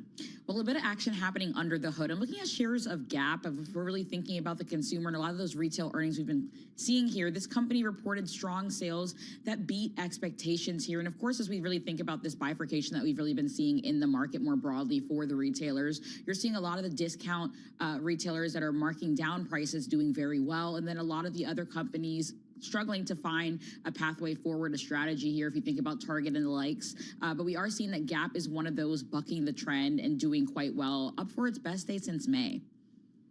I haven't been to a Gap, and I can't even remember when. Well, there used to be one across the street from us, but it shut down during the pandemic, and it's been empty since. Yeah, we need to fix that problem. What about Old Navy? Banana Republic? No. Paul's not a fan of any of those brands. Well, those are the brands that were doing well this quarter. Okay. Athleta, not so much. Sorry? Athleta, not so much. Correct, yeah. So, I mean, I haven't been to a number of those names in quite a while, but I guess some people are out there doing it. Let's stay on the retail theme because you're also looking at Ross Stores. Yes, Ross Stores. And as I was mentioning, the whole theme of discounted prices here, that's what a lot of consumers are looking for in this environment. So we have shares up as much as 6.6% for a record high. Shares of Ross, this is ticker ROST, on a tear here. And this is really after its third quarter results exceeded expectations, just once again driven by the idea that people are looking for prices that work within their budget right now. And of course, if we think about Ross, they tend to be on the cheaper end here. So you are seeing some strength here. All right, let's beat a dead horse. NVIDIA, let's hit it. Well, NVIDIA has definitely been in focus a lot of this week. I mean, of course, if we're looking at shares right now, that's really been in focus here. But I'm also looking at Eli Lilly, which is, of course, ticker LLY. If we wanted to look at what's going on in the healthcare space, we did see Eli Lilly topping that $1 trillion mark here when we think about market cap. This is huge, especially because we haven't seen too many names do this, especially as you think about outside of tech. But it'll be really important to look at that closing level here for Eli Lilly and seeing where it actually lands at the end of the day. All right, very good. Nora Melinda, thank you so much. We appreciate that. Markets correspondent for Bloomberg Television, breaking it down for us. For more conversations like this, subscribe to our Stock Movers Reports.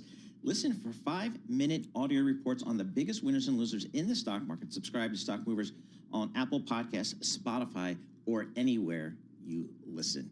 I guess we got to stay on top of this Warner Brothers Discovery story because when this trade happens, it's going to be real money. I mean, Warner Brothers Discovery's got an enterprise value of like $90 billion. And I want to get to that this half hour. We're going to do that with Geetha Ranganathan. But first, we're going to go to Miles Miller. He's Bloomberg News senior reporter. President Trump is going to host New York City Mayor-elect Mamdani today in the Oval Office, I believe 3 p.m. Eastern time.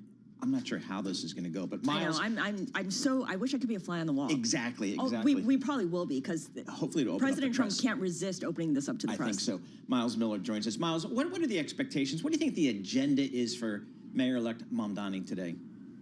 I think the agenda for Zohran Mamdani is to make the case that New York's federal funding must not be cut. And he is going to make the case that there's a lot that they have in common, more than what they have as differences, right? Mamdani ran on a message of affordability, and so too did Donald Trump in 2024. What will be the areas of disagreement here? Certainly, Trump will ask him to make sure that ICE can operate in New York City without any issues. Of course, New York is a sanctuary city, is bound by a state law that prevents law enforcement from working with ICE. But maybe Trump will ask about what's going on at Rikers.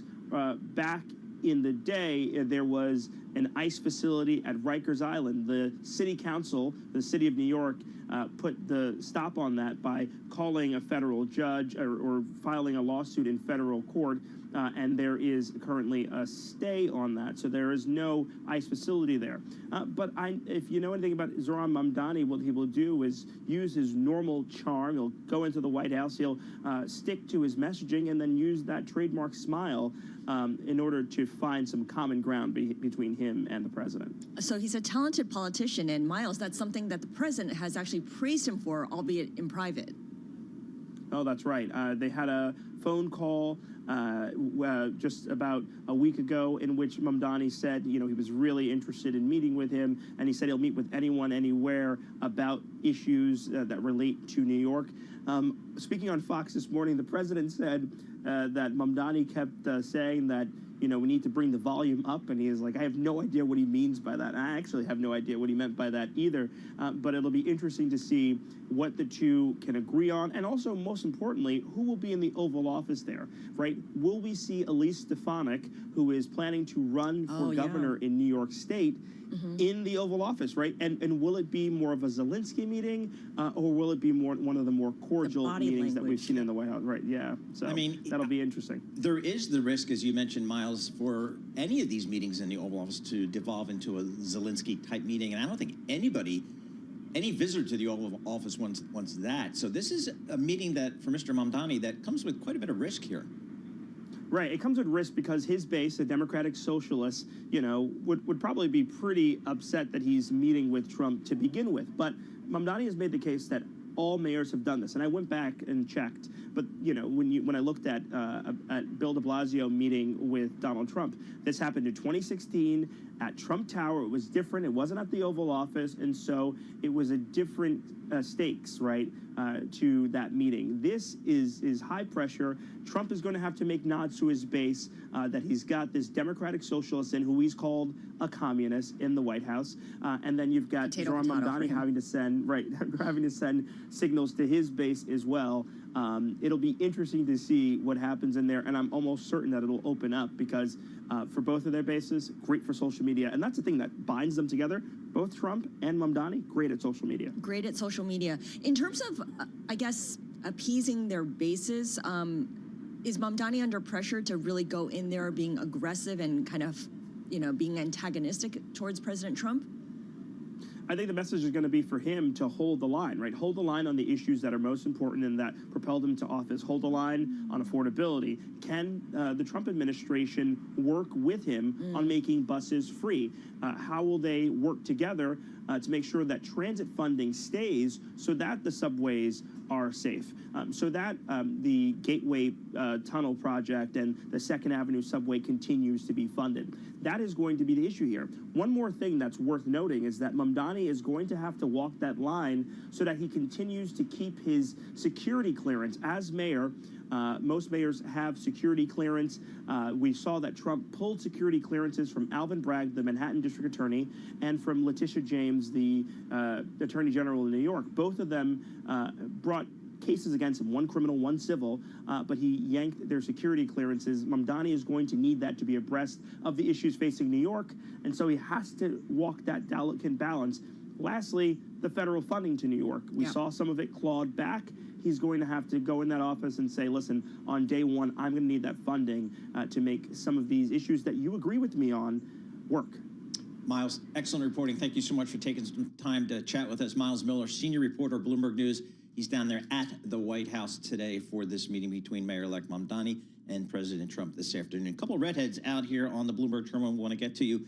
The BLS says there will be no October CPI report, and the BLS also says November CPI report to be released December 18th. Well, we already know that the BLS has basically canceled the October jobs report and that the November jobs report will come out on the 16th. Worth noting that the 16th and the 18th are both after the Fed's last policy meeting of the year, which is on December 10th. So the central bank will not have the benefit of this latest CPI and jobs report before they make their decision. We had a listener earlier saying, well, why don't you just save the Fed meeting until after we get this data? And Yelena Shuletieva, economist, said, just freak out the markets. And so just we'll go with the data we have and that kind of thing. But that was a good question from Rich back in the other side of the glass there. M&A, media M&A, pending, big deal. Warner Brothers Discovery, it's in discussions and accepted bids from Paramount, Skydance, from Netflix, maybe even Comcast. Now I guess we wait and see what happens. But this is, when this deal crosses the tape, it's going to be a big deal. It's going to have an enterprise value of north of $90 billion. I can't wait for them to make a limited TV series about this bidding process. Yes, because exactly it's going to be right. great. Yeah, exactly right. Coming to Netflix on soon. Geetha Ranganathan, she covers the media space for Bloomberg Intelligence as the media analyst there. Geetha, what's the latest on Warner Brothers Discovery? I guess the question now is the bids have been accepted. What are next steps? Yeah, next steps, Paul, is that these were just first round bids. They're non-binding bids. As far as the news reports go, it looks like all three companies that were in the race, Paramount, Skydance for all of Warner Brothers, and then Netflix and Comcast for just the studio and streaming assets have all placed their bids. This is going to be a very long drawn process. So we're going to have multiple rounds. We've had some conflicting reports actually on what Paramount Skydance was offering. There was something earlier this week which suggested they were offering something north of $28 per share. They came out, refuted that report, and the latest reports seem to suggest that it might be it's definitely going to be something much lower than that, probably something above 25, but still below 27. But let's remember, David Zaslav has publicly said that he wants something north of $30 per share. So this is going to play out for quite a while, I think, Paul. Yeah, that is a pretty big gap between what David Zaslav wants and what the reporting indicates Paramount Skydance is likely to pay. So if this is going to be a long, drawn-out process, does that benefit Warner Brothers Discovery or these bidders? Who comes out ahead in that kind of scenario? Yeah, I mean, the long drawn-out process is really not good, I think, for Warner Brothers Discovery. But having said that, let's remember that they do have another plan B in place. And the plan B is that they are going to go ahead and split their company into two parts. So you have the TV networks business and the streaming and studio business. And the good news for them is that the studio turnaround, which was, kind of in progress, is now really kind of taking shape. We're seeing some really tangible, growth come out of both streaming as well as studio. And so worst comes to worst, if nothing, materializes from all of these bids and from all of this sale chatter and buzz, they are still on track to separate their businesses. And who knows, maybe that would be the better path for them going forward. So all is not lost, even if, these bids don't work out. Geetha, I know you've done the work. What do you think the entire company's worth? So, Paul, it all, again, depends here on who's making the bid for what parts of the business they're making the bid. So as we kind of look at it right now, I don't think David Zaslav is far off when he says he wants $30 per share for all of the company. We think majority of that value will actually rest with the studio and streaming network. So when we kind of crunch the numbers, we get $25 to $28 just for the studio and the streaming business. But at the end of the day, Paul, it all comes down to synergies. So if you look at, combining the entire corporation, all of Warner Brothers Discovery with all of Paramount, for instance, and they both have, substantial linear network exposure. They both have studios. They both have streaming assets.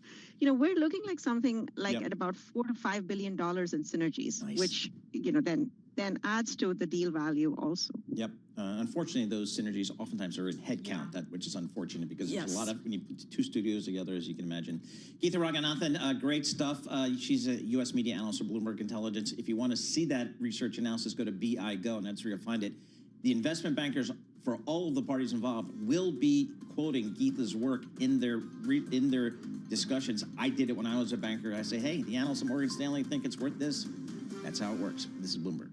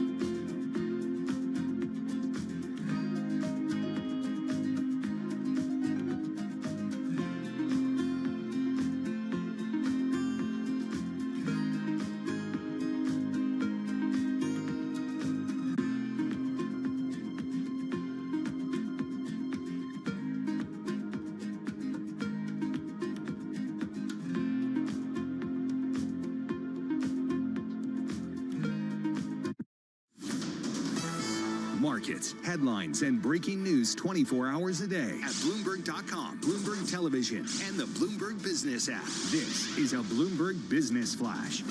Yeah, it's 11:21 on Wall Street. We do check markets all day long here at Bloomberg, and this Bloomberg Business Flash is brought to you by Oracle. Attention growing businesses, Oracle's offering to cut your current cloud bill in half if you move to Oracle Cloud Infrastructure for new U.S. customers with minimum financial commitments. See if your company qualifies at oracle.com/Bloomberg. As we have been reporting, the Bureau of Labor Statistics has canceled its October October Consumer Price Index report, saying it's unable to retroactively collect some data given the U.S. government shutdown. The stock market rally waning at the end of the worst week since April. We are on track for a loss on the week of 2.7% on the S&P 500 index. Right now, we got the S&P swinging between gains and losses, up 21 right now at 65.60. That is an advance of 0.3%. The Dow up 267, up 0.6%. NASDAQ higher by 7, little changed on NASDAQ. The Russell 2000 index of small cap shares up 1.3%. And today, the Mag 7 index up by 0.2%. NVIDIA, by the way, down 1.7%. 10-year 4.06%, with a 2-year currently yielding 3.50%. Gold down 0.2%, 4,069 the ounce. West Texas Intermediate crude down 2.1%, 57.77 a barrel. And Bitcoin now down by almost 5%, 82,929 on Bitcoin. Keeping an eye on Gap shares after earnings up roughly 8%. Gap said its sales came in stronger than expected. Also after earnings, Ross Stores up now by 7.1%. Again, recapping, U.S. stocks are advancing. S&P up by about 0.3% for on-demand news 24 hours a day. Subscribe to Bloomberg News Now wherever you get your podcast. I'm Charlie Pellet, and that is a Bloomberg Business Flash. Now on Bloomberg Intelligence, Munis in Focus. All right, today's Focus on Munis is brought to you by Van Eck, celebrating 70 years of helping investors stay ahead in a world that never stands still. Visit vaneck.com. It is that time of the week we talk about the municipal bond market. We do that with Ashna Shah, municipal finance reporter for Bloomberg News, joining us live here in our Bloomberg Interactive Brokers studio. Here's a story I want to talk about because I'm like, what is a private company entering the municipal bond market? United Airlines is coming to the municipal bond market with a nearly $522 million junk deal to help finance a catering operations facility and other products. Ashna, what's going on there? Since when did companies come to the municipal bond market? Yeah, this is an interesting deal because so United is coming to the market, like you said, with a $522 million deal. And it's a package deal. So there's 3 different series. So one's for a new catering facility, and one was for a new ground services facility. And the rest of it was for refunding outstanding debt that Houston had on behalf of United Airlines for the George Bush Intercontinental Airport. And that deal was expected to price on Tuesday, and only one portion of that deal got done instead of all 3. So we saw that the refinancing portion got done, but the other 2, I guess there wasn't enough investor demand. And, you know, investors, what we were hearing from the market was that if the pricing was a little bit lower or changed, that could have drummed up some more investor demand. Okay, so they kind of floated it out there and they didn't get the pricing that they wanted. What does this mean for whether they will come back to it later on, and what this means for the project overall? Because, you know, they need the funding before they can move forward. Yeah, so United told us that they're still hoping to carry out these projects next year. And some folks we were talking to were saying that the deal could come back to the market, you know, especially if the Fed does cut interest rates. That could lower borrowing costs and, you know, open up a new opportunity for United to enter back into the market. All right, here's another one. The Maryland Bridge rebuild. I kind of forgot about that, but that was a complete disaster there. This is going to be expensive. Talk to us about this and how the municipal bond market's going to participate. Well, so this bridge, so it fell, it collapsed in March of 2024 when the shipping container ship, you know, crashed into the bridge. And at the time, they had anticipated that the bridge was going to cost $2 billion to rebuild and would open up around 2028, and it's 100% federally funded. You know, Biden administration promised that they would fully pay for it. We got new cost estimates this week, and they're anticipating that it's going to cost at least up to $5.2 billion, which is double the amount than they had originally anticipated. And it'll open in 2030, so that's even a further timeline than expected. Okay, so this is an obvious question, but why has the cost gone up by so much? We've seen this with a ton of infrastructure projects across the country, but the cost of raw materials, the cost of labor has just increased because of tariffs and inflation. We saw in the cost estimates this week, they had a report that said that the construction costs for highways have gone up 72% in the past 5 years. And so, you know, we're seeing that play out in the cost estimate. And also the bridge that they're rebuilding is bigger than the one that was originally there. And so they had come out with the original cost estimates almost like 2 weeks after the bridge collapsed. So they didn't know what the design was going to look like. They didn't know what the construction costs would look like, what the labor would look like. So that's all played into this cost increase. It was a very preliminary estimate, in other Very words. preliminary, yeah. And again, is the federal government paying for it, or is it local municipalities paying for it? Good question. The federal government is on the hook for paying for it 100%. This was promised during the Biden administration. Seems like something President Trump would put the kibosh on. Yeah, we've definitely seen some, comments on X from Transportation Secretary Sean Duffy, from President Trump, that have questioned the price increase. Politico had reported this a couple months ago, saying that it could cost around $5 billion, and there were definitely some concerns there. So we're tracking this and following that reporting really closely. Yeah, right. I think about the Gateway Bridge thing. I mean, that's... Yeah, I mean, he's going to use this as a cudgel, right? Thing, yeah. Like, whenever he's displeased with something Wes Moore, the governor of Maryland, is saying or doing, he'll say, you know what, we're not going to move forward with this. I tell you, book recommendation, The Other Wes Moore. It's about another guy who was born at basically the same time, a block away from Wes Moore. The governor. And, same name, and it kind of chronicles the two lives and how they lived at interesting. different places. It's a pretty cool read. All right, that's Paul's weekend reading. Yeah, exactly. All right, thank you very much, Ashna Shah. She's a municipal finance reporter for Bloomberg News. And the Focus on Munis was brought to you by BAM Mutual. Put America's strength to work in your portfolio with BAM-insured municipal bonds. Protect your investments with an added layer of security and guaranteed income. Invest with strength. Build a stronger tomorrow with BAM Mutual. And that's how we roll here. Jody Laurie joins us here in our Bloomberg Interactive Broker Studio in the Big Town. How about that? Jody, we love your coverage. You covered from the credit perspective, all the fun industries like hotels, like cruise ships, and all that kind of stuff. I know you guys put out a survey talking about how people are spending their vacation money. What'd you learn? So we do this survey every half a year, and so we just got the results out for the most recent one that we ran last week. And what's interesting is that we're seeing more people planning on keeping their budgets the same. But what's more interesting is that if costs exceed budgets, fewer people than last year said they'd increase their budget. And that's on the back of them knowing that inflation is a much higher risk for them, for their portfolio. So in other words, people are making room for time off, but they're going to have to scrimp more in order to make it happen because their money is not going to take them as far as it used to.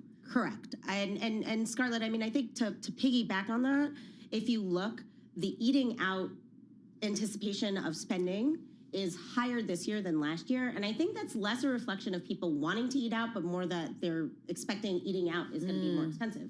And so even though we're seeing people want to spend on paid activities and experiences, which could bode well for the cruise lines and the theme parks, at the end of the day, when costs exceed budgets, more people this year over last year are planning on cutting and looking at free options. So going to the free museums, going to low-cost options. Well, now that the government is open, DC is an option once again. How about in terms of destination? Maybe staying closer to home, maybe not going quite as far internationally? Yes, and staying closer to home is very, very much key. If we see the data, the international trend is to Canada. Canada bumped up to the second spot.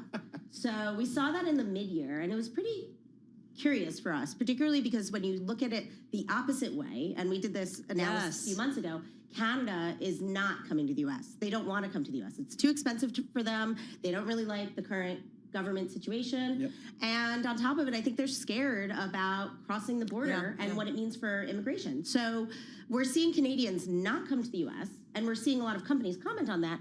But we are seeing a lot of Americans go to Canada. And I am curious how much, and this is going to come in further reports, how much of the Canada move is a reflection of the World Cup next year. There's a lot of people going to Vancouver, for instance, for the World Cup. I'll actually be there during the World Cup, but not going to the World Cup. Why?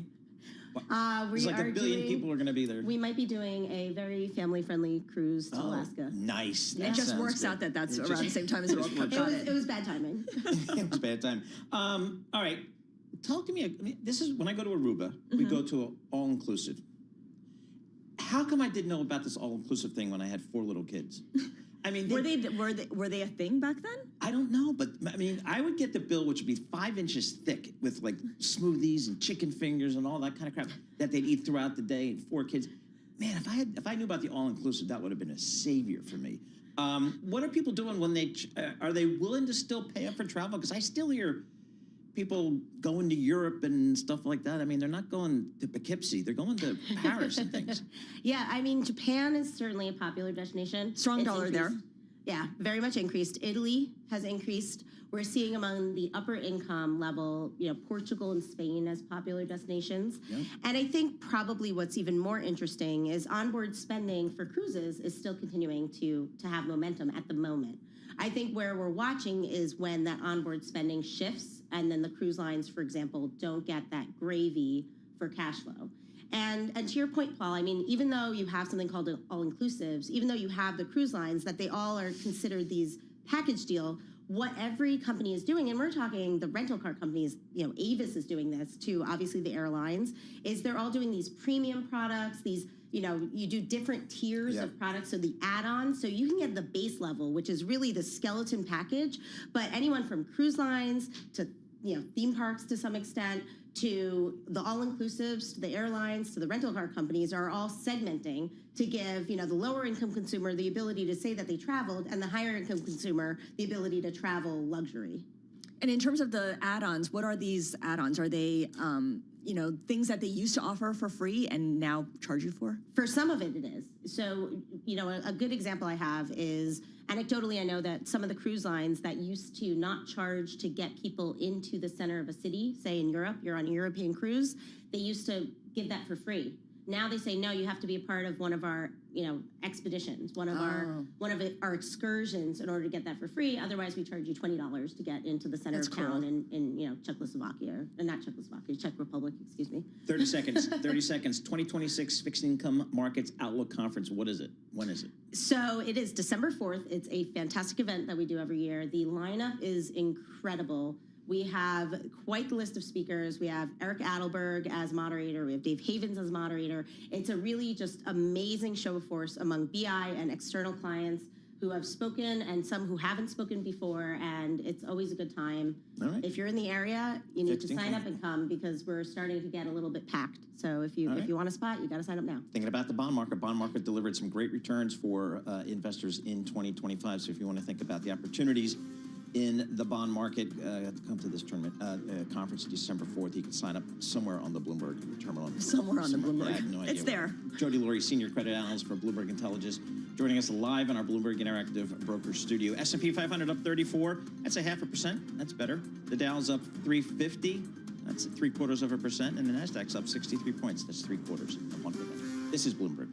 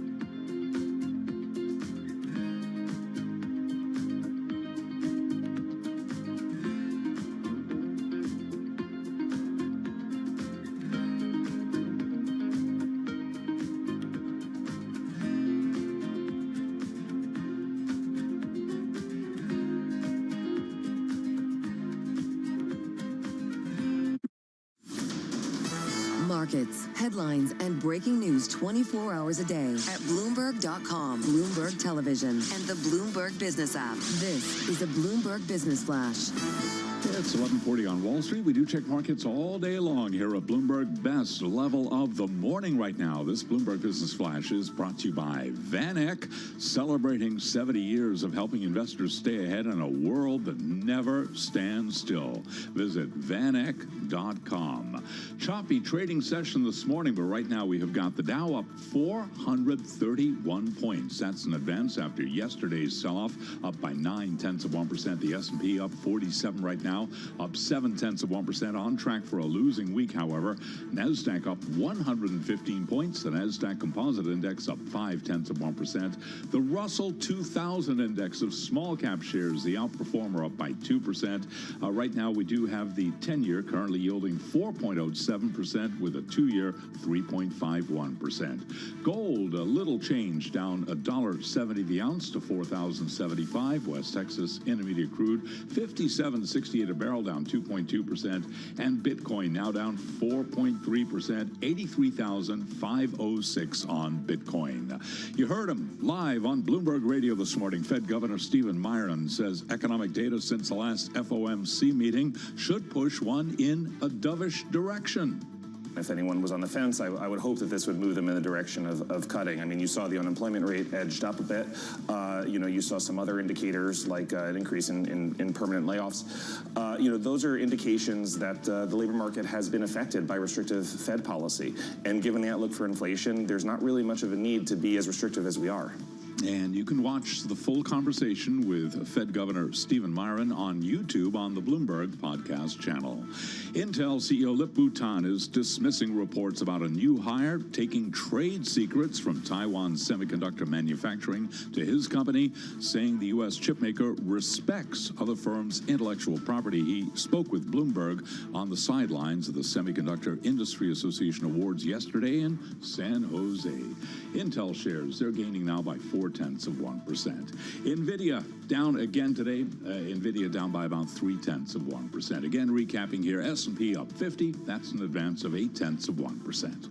For on-demand news 24 hours a day, subscribe to Bloomberg News Now wherever you get your podcast. I'm Charlie Pellet. That is a Bloomberg Business Flash.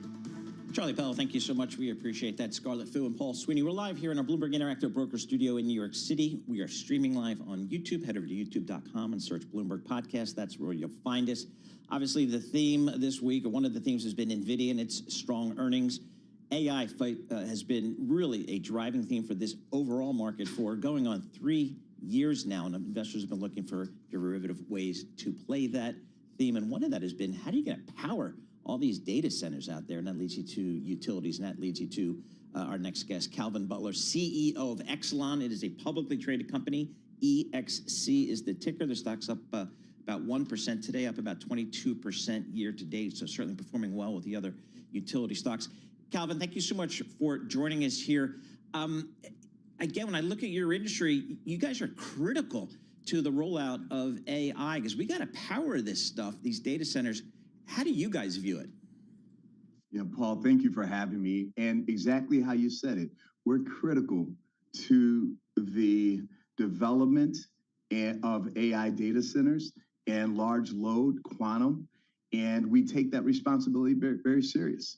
And from a standpoint of building that infrastructure, protecting that grid, it's going to be the backbone of all this. We always say that the energy sector is 5% of the GDP, but we power the next 95%. And we take that very seriously. You take it seriously. So walk us through some of the plans you're making, how you're preparing for this transition, for this increase in demand. Yeah, thank you, Scarlett. What we have done, we've done a few things, is one, understanding for your listeners, Exelon. We are truly a transmission and distribution company. Proud to have 6 utilities operate in the electric gas side through the pipes and wires. So having said that, being the backbone of that, we're encouraging those data centers and large developers to come into the states in which we operate, and we put together a comprehensive plan to get them online, up and running sooner rather than later. Speed is everything for them. And so what it takes is a coordinated effort, and we've worked very hard to move upstream to get them online so they can do what they do, which is on the technology side. Now, as we do that, we have to keep in mind, first and foremost, the affordability factor for all of our communities. And that's where we're working with them to identify sites that are more ready to put their equipment and their technology in place. We had a couple of governor races recently in New Jersey and in Virginia, and affordability was one of the big issues. And in New Jersey, the governor-elect who actually won, one of her #1 issues was bringing down electric utility bills. So this is an issue, i.e. we got to, I guess, create and develop these data centers, but we got to do it in a way that it doesn't cause everybody's power bills to go up. How do you think about that transition? Paul, you're absolutely right. It was a race in both New Jersey and Virginia, an issue, and we believe it's going to be an issue in the 2026 elections because affordability, pocketbook issues are going to be key. So let me tell you what we're doing from an Exelon perspective. We are protecting our residential customers. You know, we serve almost 11 million customers. So as important as it is for data center development, it's as more important for me to protect the other customers in this process. So we've come up with what we consider a rather innovative solution in creating a tariff, a transmission security agreement. So what that does is we require a letter of credit or a cash deposit from these large developers, speculating or identifying what their 10-year revenue projections or cost projections coming back to our utility is. And anytime that they do not meet 80% of that load projections or cash projections, we draw down from that deposit. And what it does, it protects the other customers on the system for the investments that we're making. So we're being very intentional about protecting the other users on the system, because when it's done right, it should reduce the costs for everyone. But when it's done haphazardly or piecemeal, it can have ramifications that everyone else is impacted. But what you're seeing, not just from the capital investment, you're seeing the supply costs go up. Supply costs are going up because of the increased demand, and we have inadequate generation on the system to do that. You use New Jersey as an example. Let me give you a real example of what happened to New Jersey customers last year. New Jersey customers, average residential customers' bill rose $34. $38 was due to supply. Because they were reconciling our cost, the demand, the transmission and distribution part went down $4, but the bill still went up $34. That's how important it is to get this supply stack right. To help lower all customers' bills. Calvin, let me ask you about nuclear, because this week the government announced it plans to buy and own up to 10 large new nuclear reactors that could be paid for using Japan's pledge to fund $550 billion of investments in the U.S. Of course, this is part of a push to meet surging demand for electricity, and nuclear is increasingly seen as a solution to this need. What's your take? I think it's critical. I truly believe in a all-of-the-above approach. And that nuclear baseload generation is going to be critical to us meeting this effort.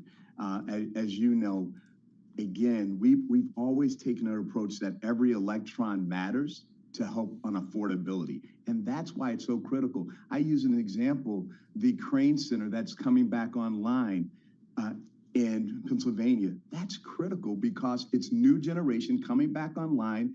Microsoft is paying for it, and that $1 billion loan is exactly what we need to encourage reopening of these former facilities to get more electrons back on. And that was one of the best operating nuclear plants prior to its shuttering. Right. Calvin, thank you so much. We really appreciate getting a few minutes of your time. Calvin Butler, CEO of Exelon, joining us here talking about the need for power. I'm old enough to remember 3 Mile Island. We were at boarding school in New Jersey. They sent us home. Yeah, I can imagine. Yeah, and parents came and were like ripping their people. And aren't they planning to get that up and running again? Yeah. So I guess, I don't know. How times have changed. But I like this small modular the reactors. SMRs, right? Yeah, you can just stick it right next to a data center. It's a little thing. I mean, what happens? That sounds like a pretty cool technology, but apparently that's innovation for you. Yeah, but it's not necessarily we're going to have it anytime soon. So S&P 500 up 50 points. I don't know. We'll take it. This is Bloomberg.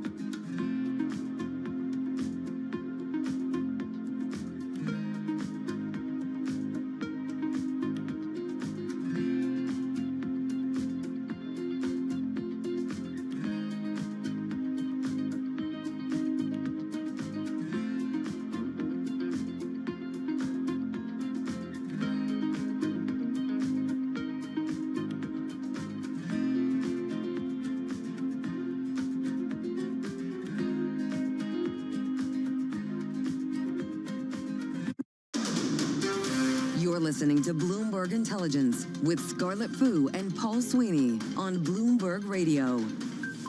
All right, Scarlett Fu and Paul Sweeney, we're live here in our Bloomberg Interactive Broker Studio, streaming live on YouTube. So go over to that thing called the Internet and go to youtube.com, search Bloomberg Podcast, and that's where you'll find us.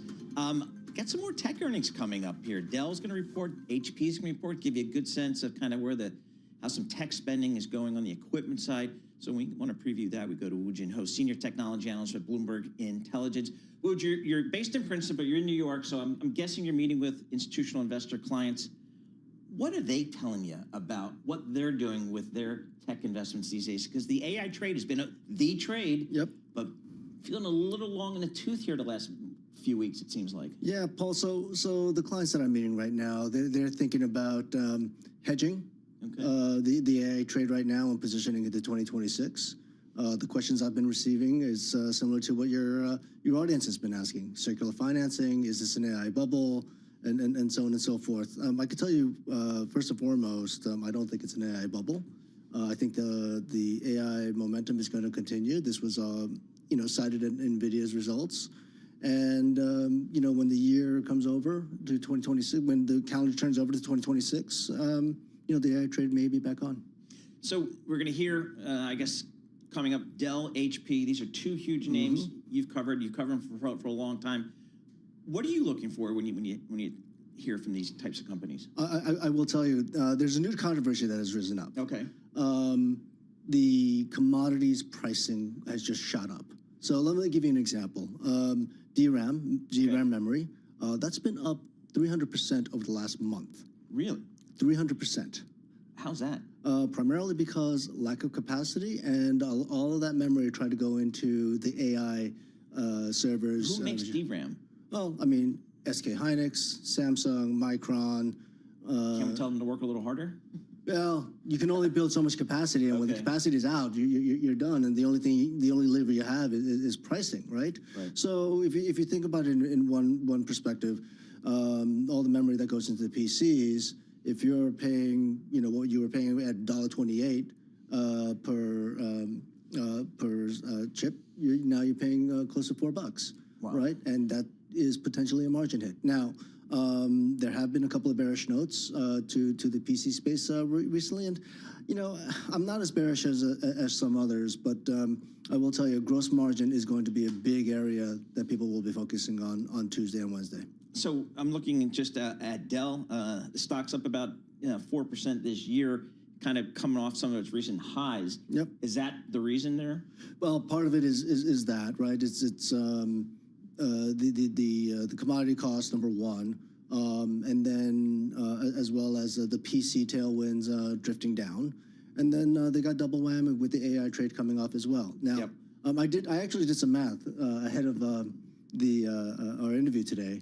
If we look at 2028, if I back out all of the anticipated AI sales in fiscal 27, which is calendar 26, which is about $28 billion, that's roughly $2 in EPS. If I back all of that out, slap on a 9-10 multiple on the adjusted EPS XAI, that's where the stock is trading right now. Okay. So investors have essentially discounted out the AI trade out of Dell. Okay. Now it's a commodity cost that we have to be worried about. Right. How about HP and what that business model? Yeah, HP has very little exposure to the AI cloud guys, but it's more of a PC sales dynamic, right? I actually have a contrarian view. I actually think that the Windows upgrade cycle is going to be a little bit stronger than people may anticipate or the sell side may anticipate. So there is some growth to be had there. The issue is, and what was not included in my preview, and I didn't anticipate it at the time, is again the commodity cost. I do think that given that HP as well as Dell is a high volume buyer for DRAM, they may be able to contract a lower price, so the gross margin hit may not be as bad. So, bearish view sentiments on both those hardware names. So just computer hardware and storage in general, what's the view for 2026? I'm sure if you haven't already, they're telling you, management's telling you, hey, I need your 2026 outlook.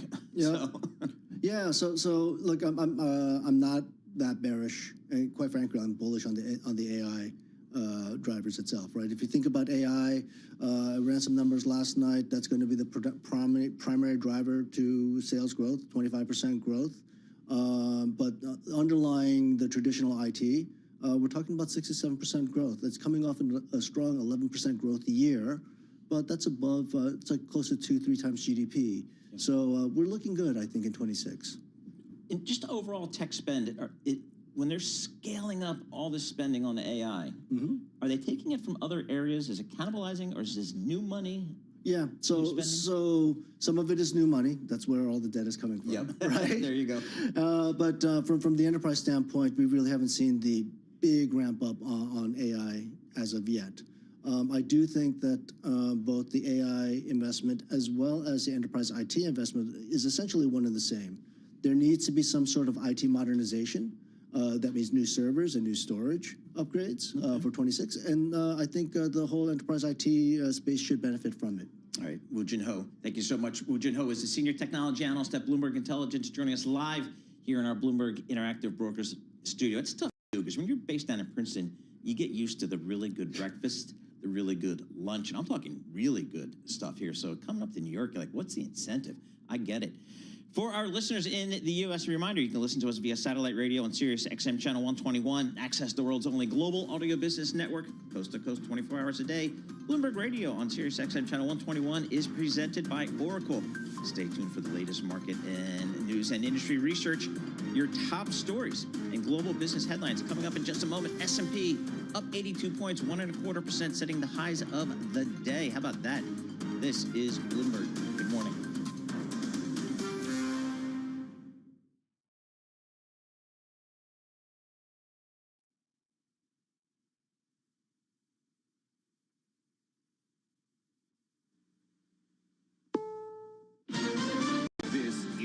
CBS News on the Hour, sponsored by Progressive Insurance.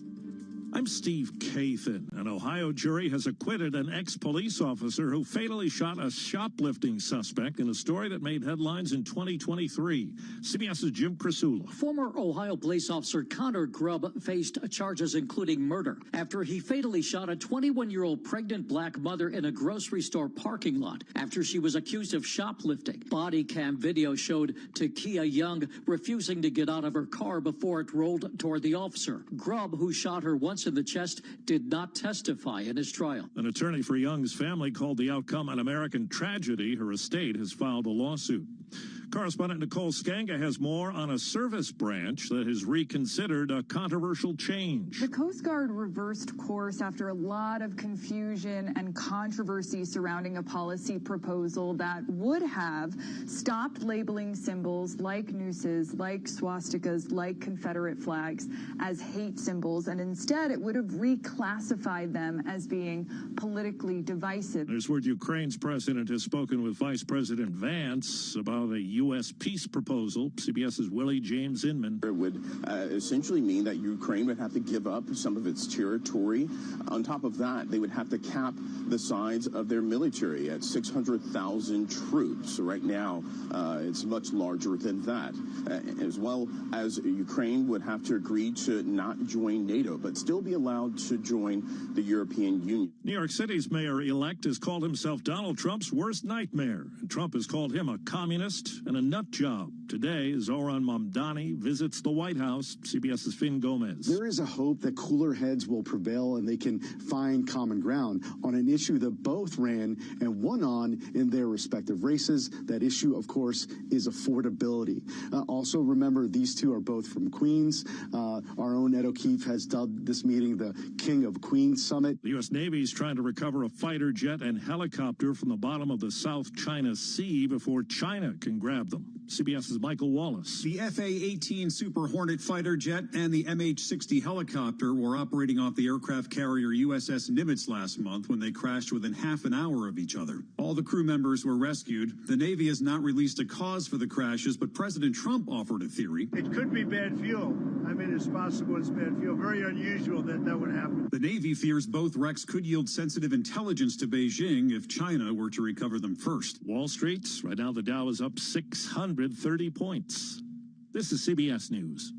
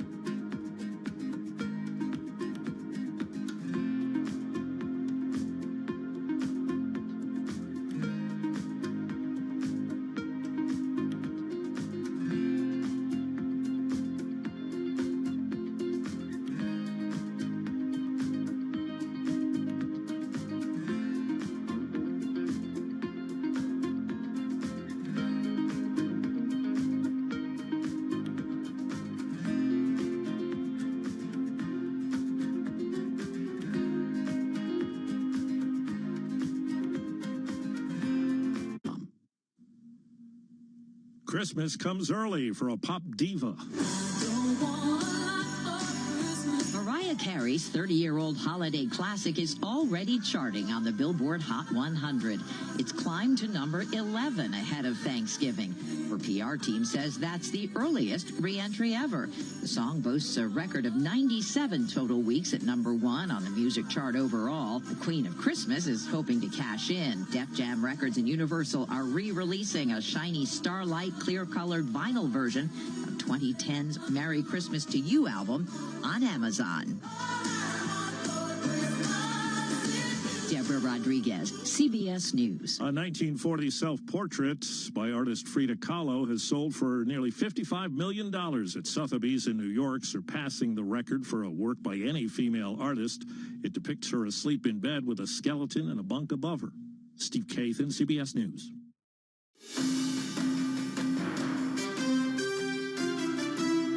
Live from Washington, D.C., this is Balance of Power with Joe Matthew and Kaylee Lines. President Trump threatens to cut support for Ukraine. Welcome to the Friday edition as the president reacts to pushback from Ukraine and European allies over a peace deal offered by the U.S. and Russia. It appears to be a non-starter. Trump says he wants it done by Thanksgiving. We'll get an update live from the White House when we check in with Bloomberg's Tyler Kendall with insights ahead by Bloomberg's Nick Wadhams on our national security team. Stocks are rebounding today following yesterday's rout. Bitcoin now spotted as the key to the market. And it's still going down. We're going to talk about this with Edward Harrison, the man behind the Everything Risk newsletter.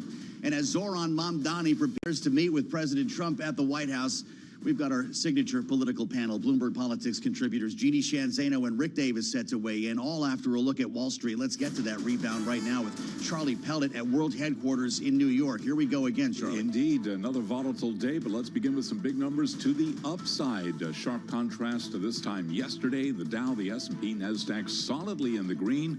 Best level of the session right now on the S&P, up 76 for the S&P 500 index. Right now, we are looking at a gain of 1.2%. The Dow up 1.5%. The Dow up 673 points now. NASDAQ is up by 1%. NASDAQ higher by 219 points.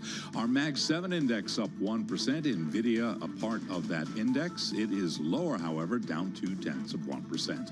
10-year at 4.07% with a 2-year right now 3.53%. Spot gold is climbing $11 the ounce. Spot gold now at $4,089. Gold up by about 0.3%. West Texas Intermediate crude looking at a retreat there, 57.84 a barrel. WTI down by 2%. You alluded to Bitcoin. Bitcoin right now down 2.5%, just above $85,000, $85,050 on Bitcoin.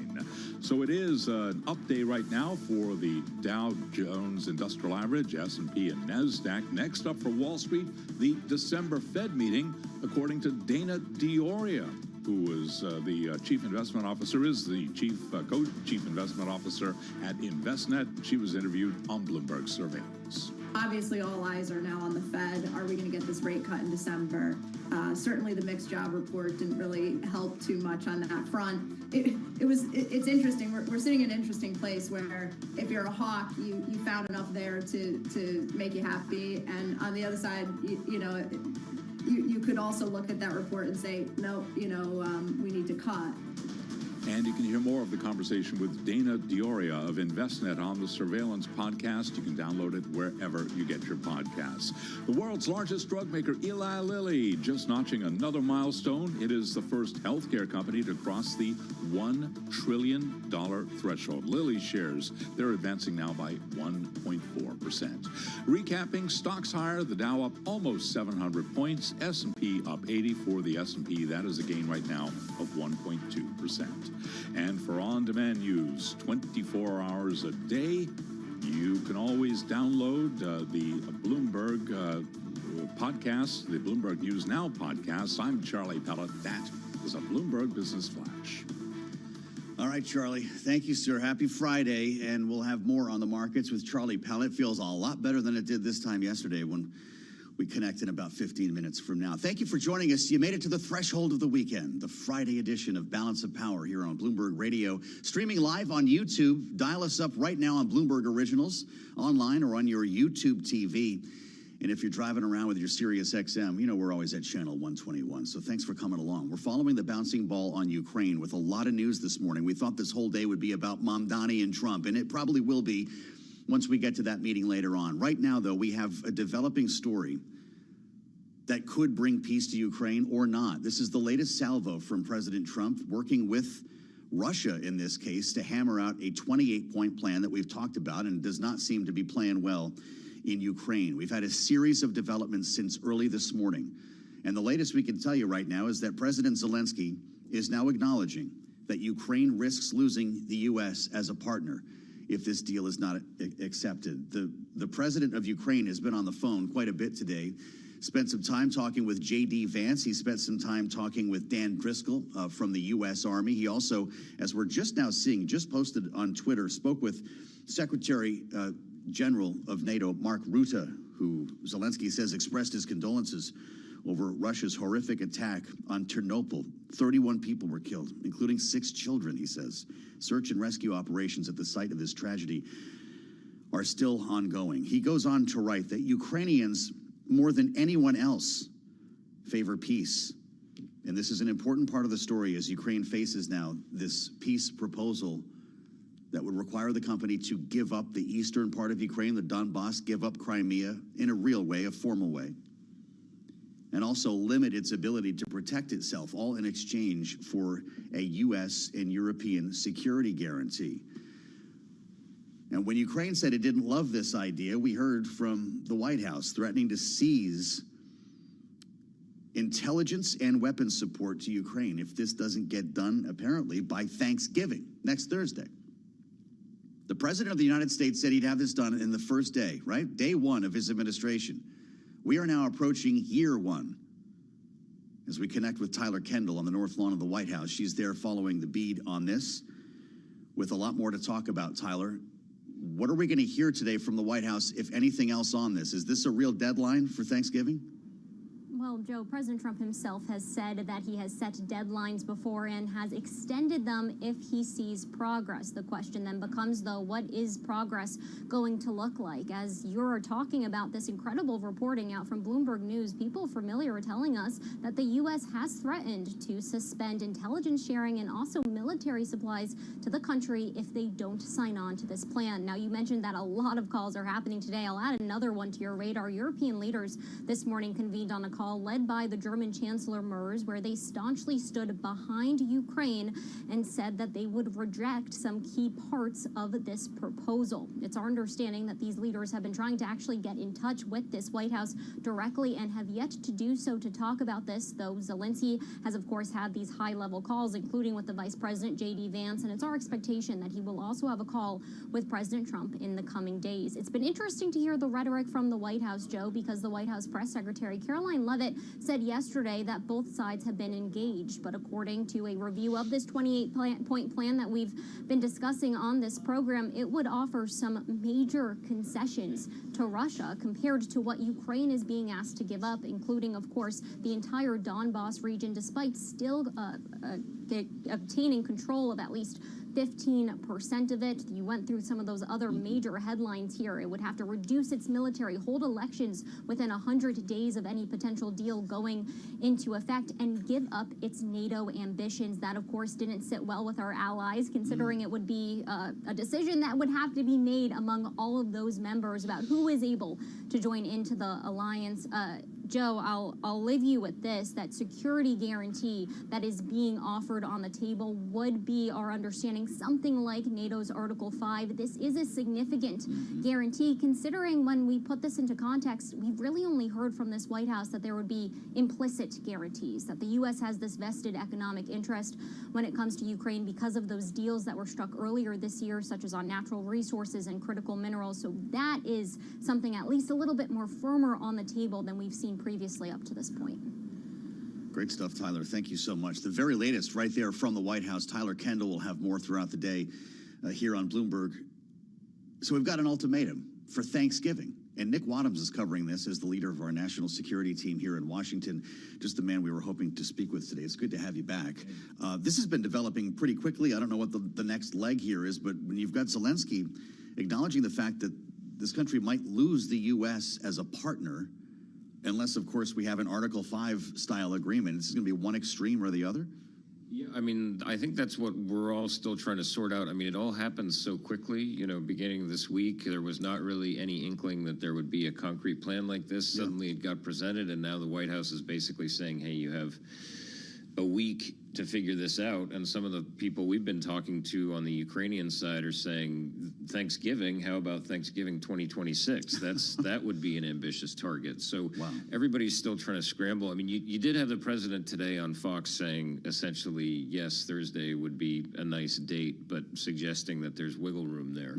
I think one thing you could see from Zelensky here is he basically says, hey, this is a great plan in part. We love the U.S. effort, and now we are ready to negotiate negotiate to really test whether Russia is actually willing to sit across the table from him. And we have not actually seen any indication that the Russians are going to be willing to do this. So what we'll be looking for is how does Zelensky sort of thread the needle here and potentially try to put the ball back in Russia's court. Interesting. What's the biggest non-starter for Zelensky? Because obviously the Donbass has been tenuous and Crimea has essentially been occupied by Russia since before this war began. Is it the idea that it may not be able to protect itself with the standing army it now enjoys? I mean, there are so many things in here that are non-starters for Ukraine. The things that really struck me are, one, capping the size of its military as if that's something that other countries could decide. Two, enshrining in its constitution that it must never join NATO, so basically taking that sovereign decision off the table.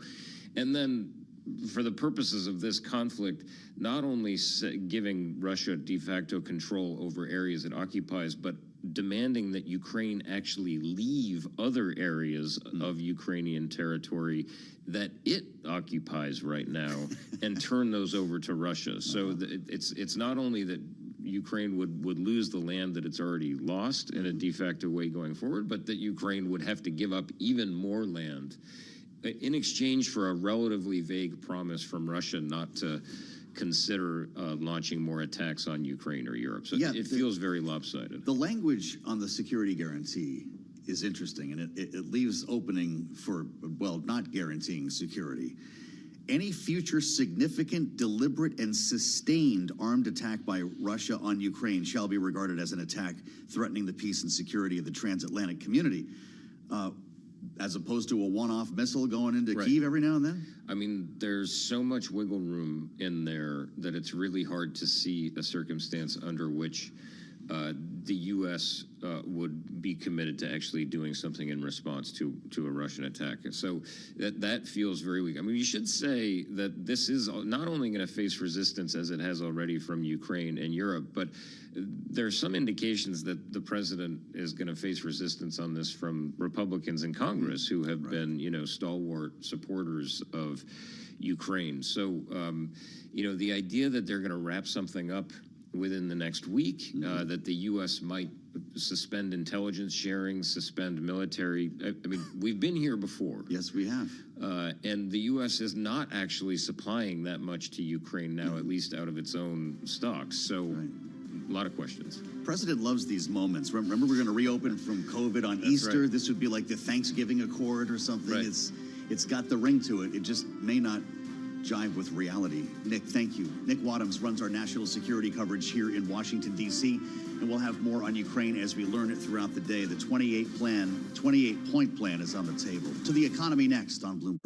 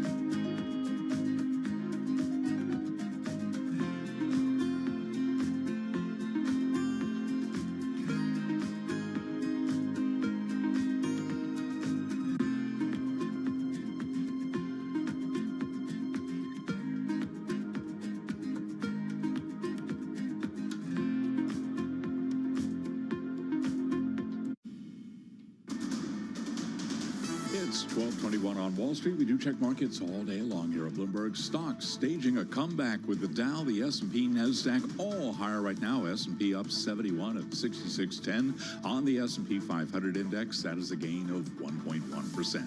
Dow now higher by 670. Just a couple of minutes ago it was higher by more than 700. The Dow up 1.5%. NASDAQ Composite Index up 0.9%. The Russell 2000 Index of small cap shares now higher by 2.7%. 10-year 4.08% with the 2-year 3.53%. Nvidia shares, by the way, lower by 0.1%. Gold little changed, up $5 the ounce now at $4,082. Spot gold up 0.1%. A retreat for West Texas Intermediate crude down 1.9%, $57.86 a barrel. And Bitcoin now down by 2.4%, 85,160 now on Bitcoin. Earnings news, Gap up 8.8%. The retailer said its sales came in stronger than expected, bucking the trend across the majority of retail and restaurant chains. Right now, we've also got Ross Stores after earnings up by 7.5%. Again, recapping here, the Dow, the S&P, NASDAQ all rebounding on this Friday. We are on track for a losing week. For on-demand news 24 hours a day, subscribe to Bloomberg News now wherever you get your podcast. And back we go to Washington. Once again, your host, here he is, Joe Matthew. Okay, Charlie, think about everything Charlie Pellet just said, and we're basically the reverse of what we had this time yesterday. This has been a remarkable recovery. If this thing holds until 4 o'clock, there's going to be some fun reading to do a little bit later on. S&P 500 up over 1%, same for the NASDAQ. The Dow's up over 1.5%, 700 points. These are going to make for great headlines later, and they'll say, you know, retailers, they couldn't avoid the opportunity to buy the dip. Bitcoin is still lower. It's down about $2,000, back above 85,000. You got a VIX of 24. That's not exactly low. So we're trying to figure out what in the world is going on and what happened in the last 24 hours that has brought us all the way back to where we were feeling pretty good about things yesterday morning after the NVIDIA report. Now, some people will tell you it's comments from the Fed. The dovish Fed will be cutting rates next month, so don't worry, because a 0.25 percentage point is going to make that much of a difference for you right now. Stephen Myron talked about it, even against the backdrop of no data. Did you hear they're canceling another CPI? We didn't get October jobs, and so you have a dovish Fed, according to Myron. Here's what he said on Bloomberg Surveillance. The lack of data doesn't mean that we don't have a forecast. We did have a forecast. And all it gives us is opportunities to falsify our forecast. And there hasn't been anything in the data, in the news, in media stories, in private sector data, alternative data that's available to us, that would make us think that the forecast is somehow nullified and there's been a big shock to it. So if anything, all the information that we've got in the interim since September FOMC has inclined to the dovish side. Inclined to the dovish side, time to buy, right? A 0.25 percentage point. That'll change everyone's lives.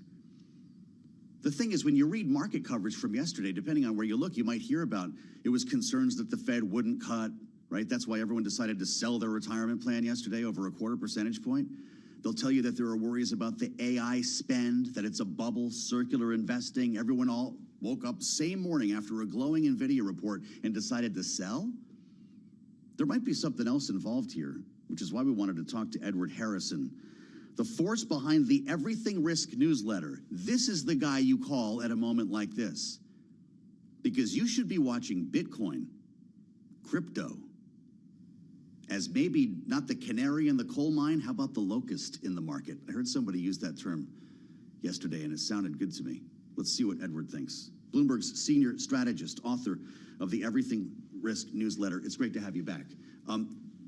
Let's get to some truth here, because what we saw in the crypto market may have played a huge role in what we saw in every other market. How does this come together for you?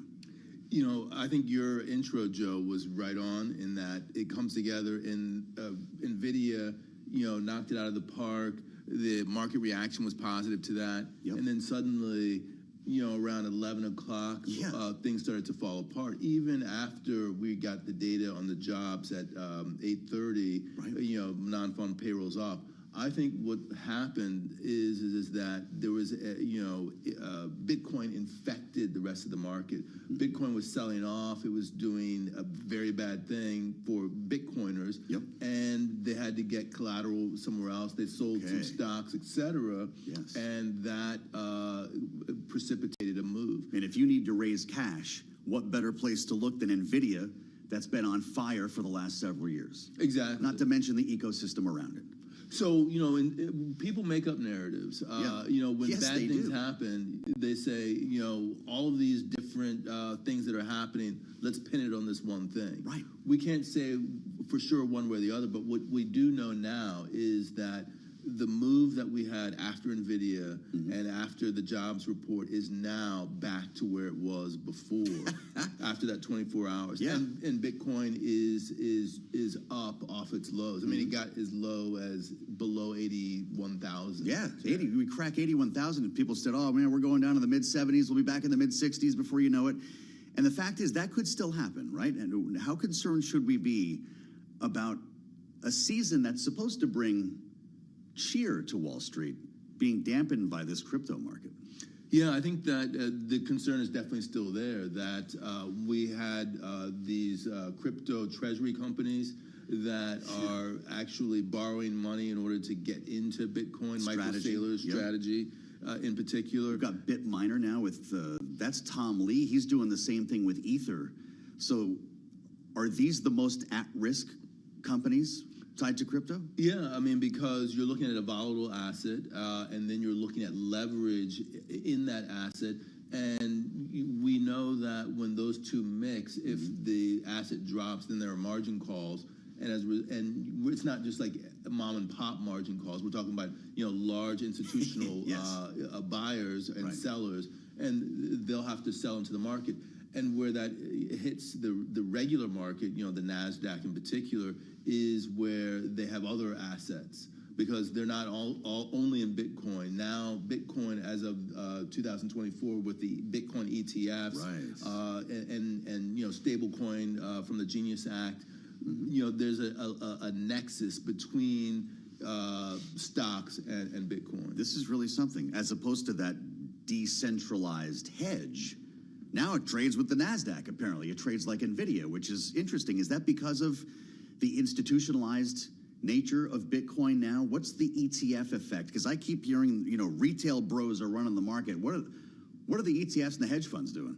Yeah, well, you know, the 30-day correlation between Bitcoin and the NASDAQ is at the highest since 2022. Look at that. And if you look at the correlation, pre-2020, that's when we had the stimulus check rally, it was like back and forth between positive and negative. Now it's mostly positive between the NASDAQ and Bitcoin. And so, you know, because of that, you can think that people who are going into Bitcoin are also going into other risk assets in the same way. So that correlation means that there's also going to be negativity when Bitcoin sells off. When you talk about retail investors as well, though, and the so-called wealth effect, think about the people who bought into Bitcoin, who went through, they got in their Fidelity account. They were going to be really responsible about it, institutionalized. They told me this thing is on fire. The best, you buy in at $120,000, or whatever the heck the peak was here,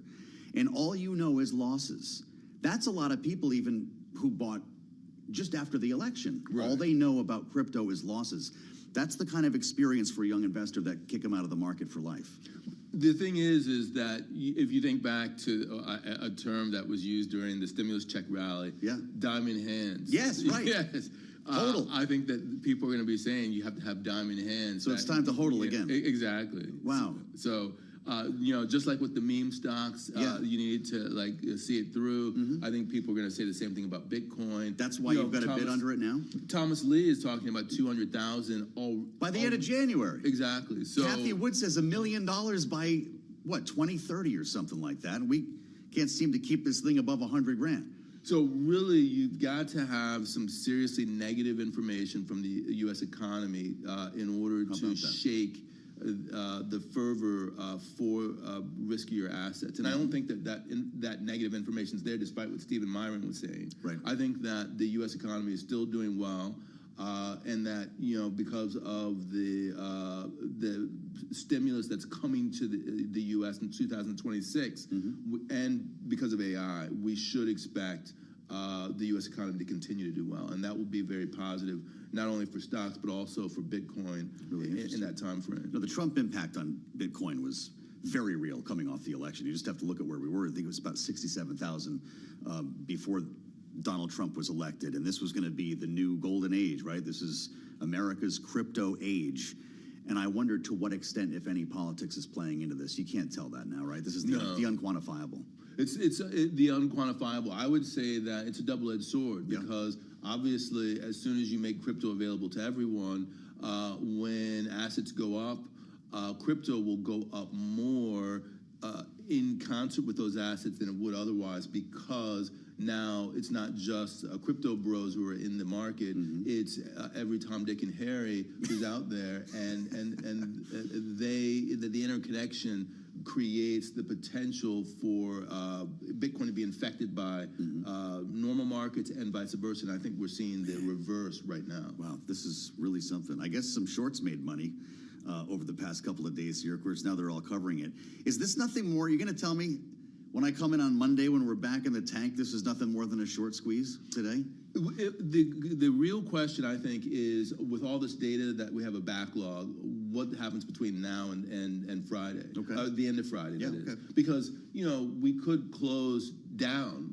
We just don't know. There's so much volatility associated with the fact that we're getting these reports from September at the same time that we're getting coincident data like we did yesterday with jobless claims, et cetera. Right. It could be a short squeeze. We just don't know, because until that backlog of data is run through and we get a firm understanding of where the U.S. economy is, and also I would say the holiday shopping season will play into that. Yes, right. Then we won't really know what the macro trend in the markets is. This is a noisy place right now. In our remaining minute then, let's fast forward to next Friday, Black Friday. We're going to wake up and see all these funny local news reporters in their coats and hats standing in front of Best Buy where no one is actually shopping. Will that be the next leg in the market if these numbers are strong? Do we actually care about holiday shopping the way we used to? I think we do, because number one, if you open your inbox, you've gotten tons of early Black Friday sales already. Two, given the tariffs, it takes on special meaning for retailers. And then the final thing is that the Fed is going to cut. We're pricing in about 70% chance of a cut now. It was before John Williams, the president of the New York Fed, spoke earlier today, more like 30%. So we're still in that range where it could be a cut or no cut. And I think that the retail data will be the last piece of really big data they'll need. If it's bad, the Fed might actually go for a cut. So pay attention to those Adobe numbers on Black Friday, it sounds like. Edward Harrison, where in the world are you going to hear an interview like that other than Bloomberg? We'd be fired if we did this anywhere else. Edward, thank you so much. Great to see you as always. I'll shake your hand on camera. The Everything Risk newsletter. Beware the stories that try to ascribe a daily move in the market to a single point. I think that's what we learned today on Bloomberg.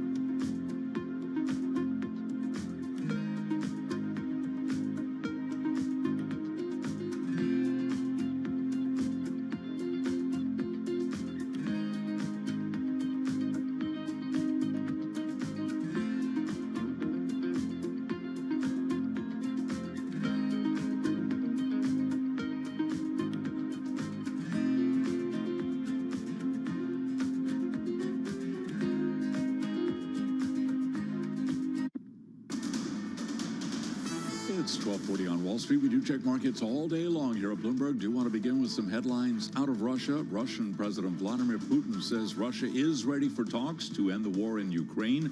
Also says, though, Russia is ready to continue fighting if there is no agreement with Ukraine.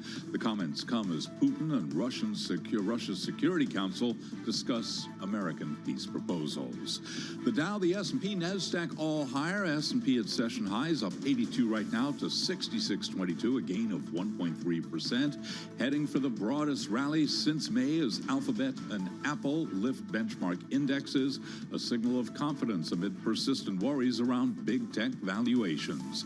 S&P up 1.3% right now. The Dow up 693, up 1.5%.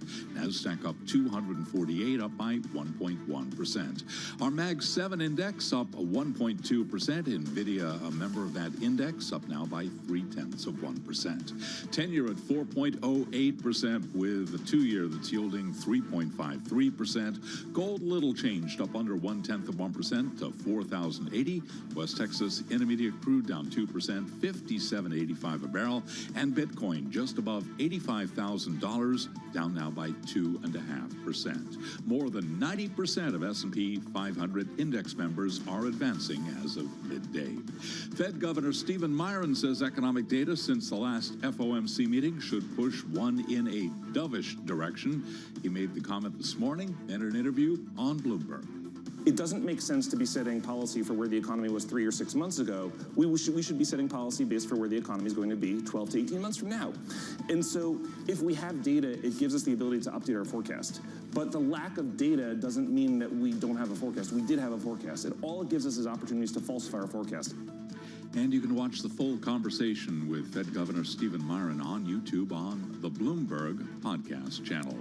Han High Precision Industry, also known as Foxconn, says it aims to spend an initial $1 to $5 billion growing its U.S. manufacturing footprint, propelling an expansion aimed at satiating the enormous needs of AI sector leaders, NVIDIA and OpenAI. Han High, the ADRs right now are lower, down by 1.3%.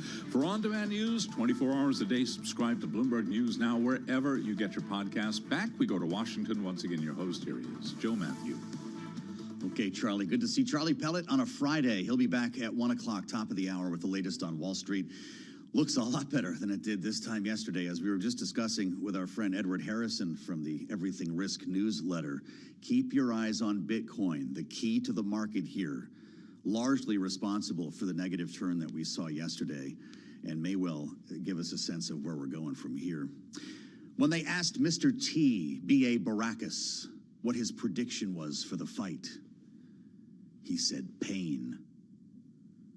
But this may not be Rocky III today in the Oval Office, not after what we heard from President Trump this morning. He showed up on Fox News Radio talking to Brian Kilmeade, predicting a civil meeting with Zoran Mamdani, the man he calls a communist, the next mayor of New York, who's going to be in the Oval a little more than 2 hours from now. It's scheduled for 3 p.m. Eastern Time, and this will have a lot to do with what we discuss on the late edition of Balance of Power. Everybody's ginning for a fight, though, right? This is going to be pay-per-view, is what they said. Must-see TV, pop the corn. You know, when we start talking like that and creating these expectations, it usually doesn't happen, right? Is this going to be some kind of love fest? The president's saying, again on Fox, quote, "I was hitting a little hard too, in all fairness." What? Well, he sure was. They've both been swinging, as we witnessed over the course of Mamdani's campaign. Listen. If anyone can show a nation betrayed by Donald Trump how to defeat him, it is the city that gave rise to him. He's a communist. I don't think our country is ready for a communist. I have 4 words for you. Turn the volume up. He has to come right to this building to get his money. And don't worry, he's not going to run away with anything. I will not be intimidated by this president. I will not be intimidated by anyone. And then they became friends. I don't know, that might not happen. Cece thinks this could be Carney-esque. Donald Trump does have a history, ask Jay Powell, of saying really nasty things about you when you're not around, leading up to a meeting in which he's very kind, actually. Everybody seems to kind of get along. We'll see what the panel thinks. They've had a minute to settle on this. Rick Davis and Jeannie Sheehan Zaino are back on a Friday, which means it's a good one. Bloomberg Politics contributors Jeannie Sheehan Zaino, Democracy Visiting Fellow at Harvard Kennedy School's Ash Center. Rick is partner at Stone Court Capital, our Republican strategist. What do you think after hearing all of that, Jeannie, and what the president said today? I mean, it's going to be a civil meeting. Are these guys looking to get along? I'm still back on your reference to Mr. T, Joe. That just threw me back several years. Or decades. You know, it is, yeah, decades, that's true. It is a clash of the men from Queens who are themselves separated by decades. I mean, they are not only, you know, so different ideologically, but they are so different generationally. And I think each has a grudging respect for the other. And you've heard some of that in the comments, as nasty as they have been. And of course, I think it is an opportunity for Donald Trump to focus where he ran on and has lost his way, which is affordability, and for Zoran Mamdani to go into the lion's den, so to speak, and to come out unscathed. So they both got their work cut out for them. I can't imagine they don't have a press pool, or maybe I'm just hoping. But I do think it's an opportunity. I was so glad you mentioned Jerome Powell, because I think for all the people who've gone in and out of the White House, I think Jerome Powell did it in a way that people should try to emulate. He has handled this masterfully. And so I think he's the one that I would look to as sort of an example of how to stay your ground and not to get wrapped up in the performative nature of it all. What do you think about that, Rick? Donald Trump does have a pattern of talking tough. It's kind of like road rage, but then all of a sudden you get out of the car, you're pretty nice to that person who was tailgating you. I don't know. Sometimes that happens. And sometimes the trash talk continues right into the Oval Office. Yeah. I err toward the Mr. T line. I pity the fool. I think that Mondami's walking into something that, you know, maybe he thinks, oh, this is what I should be doing as a mayor-elect. I should be, you know, checking the boxes with all these powerful people who hold sway over the city. How do I work with them? This is the first Republican that he's really having that conversation with, and a MAGA Republican. So we may not know what happens inside that room. I mean, certainly the president is turning down the temperature on this meeting quite a bit, not currently showing that it's going to be a press pool. Certainly the press pool is going to be pretty sweet to Mr. Trump. I mean, it's Fox and MK Media and Newsmax. And I mean, like, when your press pool is basically all your greatest supporters, it's kind of hard for Mondami to think he's going to get a fair shake if they do come in. But my real question is, regardless of what happens in the meeting, is the mayor going to go out, you know, and do a press veil on the, front lawn of the White House, like so many of these guys do after they meet with the president? Yeah. Because I think that could be more telling than if we're not going to see inside the Oval Office. So we'll see. I think it could be full of surprises. That was okay. Great insider take. You're right. The Mamdani might come out to the sticks, as they call it, the stake out in the driveway. And just like you'd see Chuck Schumer come out there, that was a terrible meeting. And they kind of frame things the way they can in front of the media. By the way, he just posted on Twitter this morning a shot from the airplane. We don't have that, do we? To show everybody. Look at this. There's no writing, just an airplane emoji smiling. Is that first class? What do we think, James? I can't tell that. Either that or you think that's Coach? That seat, I don't know if that's Coach. Just curious. You guys weigh in as you wish. Jeannie, the question here about press being allowed, Rick brings up a great point. Look at the in-town pool. I love the fact that this is something we can talk about. Fox, Newsmax, Washington Times, MK Media, America's Urban Radio Network, and then you've got the photos, AP, AFP, New York Times, Reuters, Getty, Washington Times for print. I think I said that. Does he need to bring them into the room? Jeannie, how is this not open press already? Yeah, I can't imagine. It's going to be the best TV of the day, if not the week. So I can't imagine either one of them exactly avoid it. But you know, they say so far, I believe that it's closed, and absolutely it is a friendly press corps. If they're not friendly, he berates them, yells at them, shames them, threatens their licenses. But I don't think anybody should estimate Zoran Mamdani's skills here. You know, he came blasting out of nowhere in New York City, literally with almost 1% name recognition, because he went into those boroughs that increased their support for Donald Trump after the 2020 election. And he asked those people creating viral videos along the way, why did you turn to the president? Every time he heard it was about the economy, about affordability, and he's so disciplined, he has stayed on that message. Also, throughout the campaign after the primary, he went and he spoke to business leaders. He went and he spoke to Jewish leaders, people who opposed him, people who don't support his policies. Every single one of them came out saying the same thing. We liked him. He's very charming, which sounds a bit like Donald Trump. So I don't think we should underestimate his abilities to go into this room and to be prepared for what he finds. And of course, Donald Trump is in a much different position now than he has been, whether it was Gretchen Whitmer or the president of South Africa. He is weaker, and saying the issue that's number one on Americans' minds, cost of living, is a hoax. And that is not Mamdani's message. So Donald Trump has a lot at stake here as well. I'm fascinated by the prep that's been reported here on behalf of the mayor-elect, Rick. Mamdani joined a video call with Robert Wolf, former chief executive UBS Americas, of course, a close ally of President Barack Obama, and also planned to speak with Governor Kathy Hochul, Senator Chuck Schumer, Hakeem Jeffries, the Reverend Al Sharpton, and others. Mamdani advisor Patrick Gaspard said the level of groundwork was critical for a meeting he characterized as absolutely essential for the future of the city. What do you make of the groundwork going into this meeting?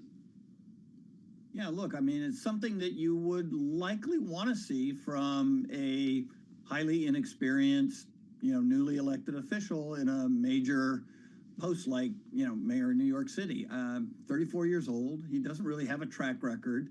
He hasn't had long experience with public officials who are governors and senators and congresspeople. And so it's impressive. I think any way you mark it, he's not just, focused on his agenda. He's reaching out to find other people who've had experience dealing with this administration.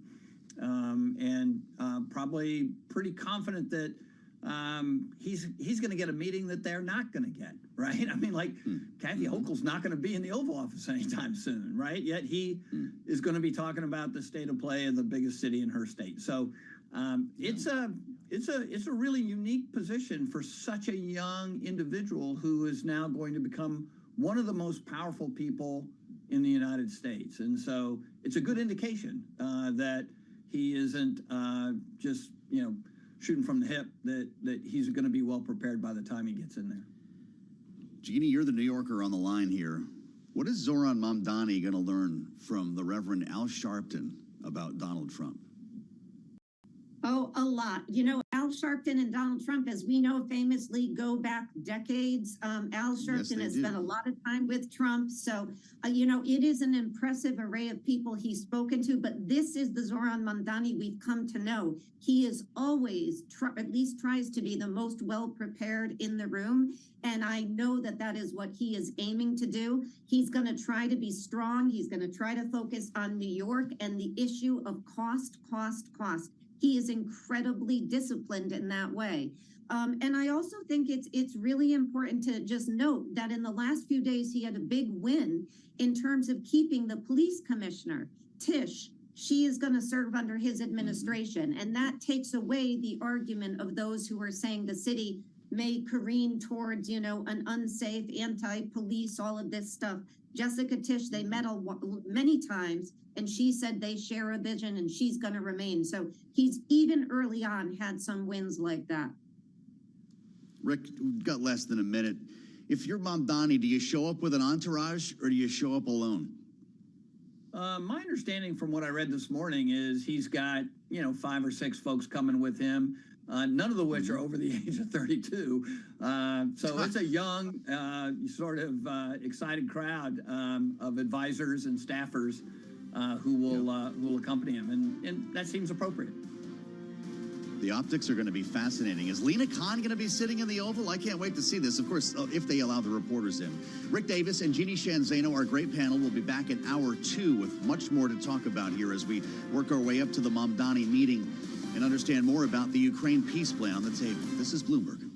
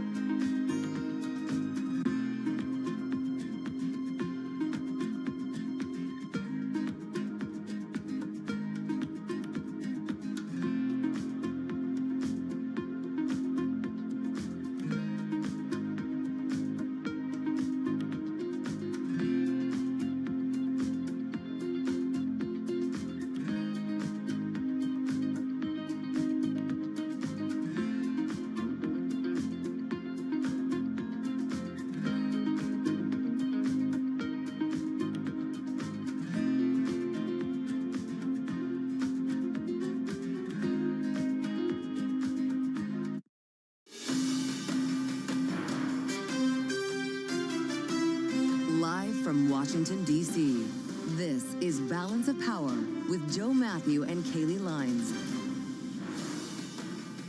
President Trump threatens to walk on Ukraine. Welcome to the Friday edition, as the president gives Kyiv until Thanksgiving to accept the 28-point peace plan it offered earlier this week, even as Russia continues to bomb civilian targets across Ukraine. We'll have much more on this with a live report from the White House in Tyler Kendall. And as the president prepares to sit down with Zoran Mamdani today in the Oval Office, We'll talk it out with the gentleman from New York. Max Rose, former Democratic congressman from New York, will be with us. Army veteran, senior advisor at Vote Vets. We'll have some thoughts on the president's post about sedition, and we'll have analysis from our panel. Bloomberg Politics contributors Jeannie Shanzano and Rick Davis with us for the hour. It's all ahead after a look at Wall Street, which looks a lot better today than it did this time yesterday. Time to bounce back, Charlie Pellet. What do you see? Indeed, seeing a lot of green right now, and as you say, dramatic turnaround from this time yesterday. The Dow, the S&P, NASDAQ, all in the green right now. S&P holding close to session highs. We're up 78 on that index at 66.18. That's a gain now of 1.2%. The Dow up 675, have been up more than 700, up by 1.5% right now. The NASDAQ Composite Index up 231, up by 1%. Our Mag 7 Index is up by 1%. NVIDIA, though, interestingly, does remain lower. A little change, down 6 cents, down less than 0.1%. The 10-year currently yielding 4.07%, with a 2-year 3.52%. Gold up $9 the ounce, 4,086, up 0.2%. A 2% loss for West Texas Intermediate crude, 57.83 a barrel. And Bitcoin now down by 2.8%, below $85,000, 84,728 on a Bitcoin. Keeping an eye on Gap shares after earnings. Gap up 8.2%. Sales came in stronger than expected, bucking the trend across the majority of retail and restaurant chains that have been warning of consumers' deepening caution in recent weeks. Again, Gap shares, they're up now by 8.2%.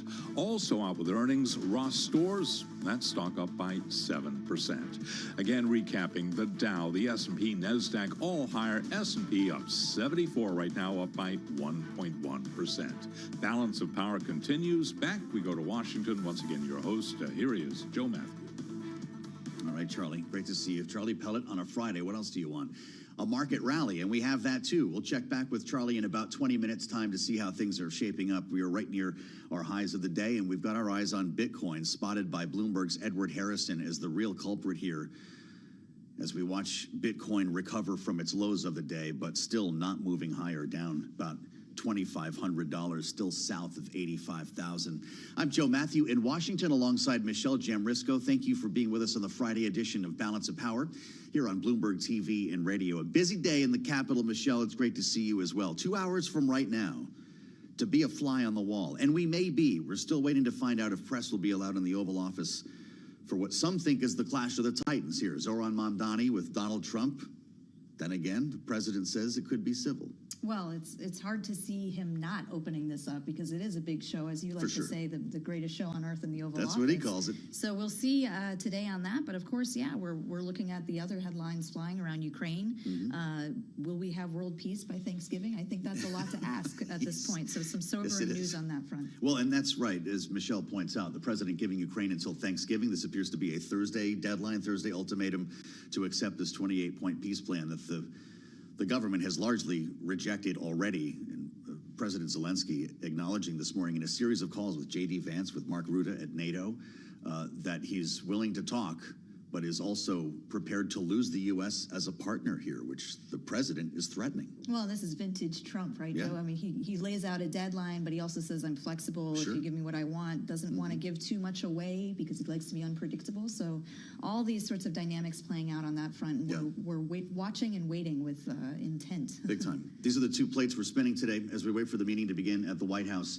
And it's possible that, of course, President Trump will be taking questions on Ukraine as well while we're in there. Let's get to the White House. Tyler Kendall, Bloomberg Washington correspondent, is on the North Lawn right now waiting for all of this. Any activity there, Tyler? We saw Zohran Mamdani tweet a photo from the plane this morning, but he's not due for another couple hours, right? Nope, and that meeting at 3 p.m. Eastern at the moment is still closed press, though, Joe, I can tell you it is actually the busiest I have seen it out here on Pebble Beach when it comes to additional media that have come to cover this event, really compared to when we get those foreign leaders here at the White House and we see foreign media come in. We are seeing a lot of local reporters here as well because, of course, this is a high-stakes and highly consequential meeting because, as you well know, President Trump has a lot of threats and criticism on the table when it comes to New York City, threatening, of course, not taking off the table that he could send in National Guard troops, he could ramp up immigration enforcement, and then importantly, potentially withhold federal funding from New York City, as the city received about $10 billion from the federal government in fiscal year 2025 and is currently counting on an additional $7.4 billion for fiscal year 2026, according to the city's budget request. Combine that with the fact that this administration has already frozen about $18 billion worth of New York State infrastructure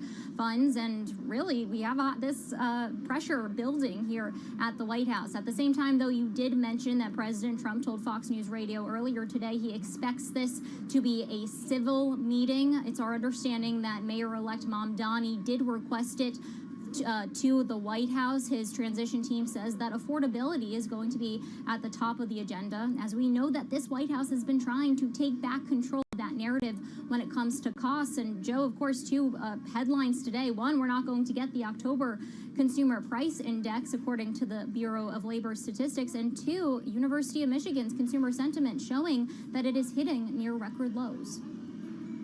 Well, Tyler, a lot to unpack there. Happy Friday. There's been a lot this week, of course, and Ukraine is kind of capping the week with some more serious foreign policy news on that front. I'm wondering, what do you feel the mood is over there at the White House today? I mean, a lot of this week, we've seen the president not being kind of at his best mood. I'm wondering, how's he feeling today? What do you sense from the staff over there? Well, we did hear from President Trump earlier today, as you mentioned at the top of the program. He says that he's giving Ukraine until Thanksgiving on whether or not it wants to decide to join on to this U.S.-Russia-led plan, though he himself did concede that his deadlines often shift. Now, I will point out that Ukraine right now is in an incredibly difficult position. As our analysts at Bloomberg Economics say, the country is currently facing a trifecta of crises that includes these recent gains by Russia on the battlefield, also an internal corruption scandal, and new data that shows that Ukraine's economy is weakening. Pile on that the new reporting out from Bloomberg News, people familiar telling us that the U.S. is threatening to withhold intelligence sharing and military supplies to the country if they don't get on board with this 28-point plan. Now, the White House says that both sides have been engaged when it comes to these talks, but according to a review of the document, it shows that Ukraine would be making significant concessions to Russia. That includes fully ceding the Donbass area, also abandoning its NATO ambitions, holding elections within 100 days of any plan, and significantly decreasing its military. In exchange, the U.S. is putting the firmest security guarantees that we have seen so far on the table, including something that could look like NATO's Article 5. Michelle and Joe, at this point, we are still waiting to see where these negotiations are going to head. It appears that the Ukrainian President Zelensky has been very busy with calls today. Vice President J.D. Vance reportedly, also the NATO Secretary General Mark Rutte, and of course our European allies. Tyler, thank you so much. From the North Lawn of the White House, Bloomberg's Tyler Kendall. Like I said, about 2 hours away from the arrival of Zoran Mamdani, with questions about what's going to happen in that room, exactly how long he's going to be there, and of course, whether reporters will be allowed inside. We still haven't learned the White House's decision on all of that. What is the mayor-elect looking to accomplish today? He talked to reporters in New York before leaving town. Listen.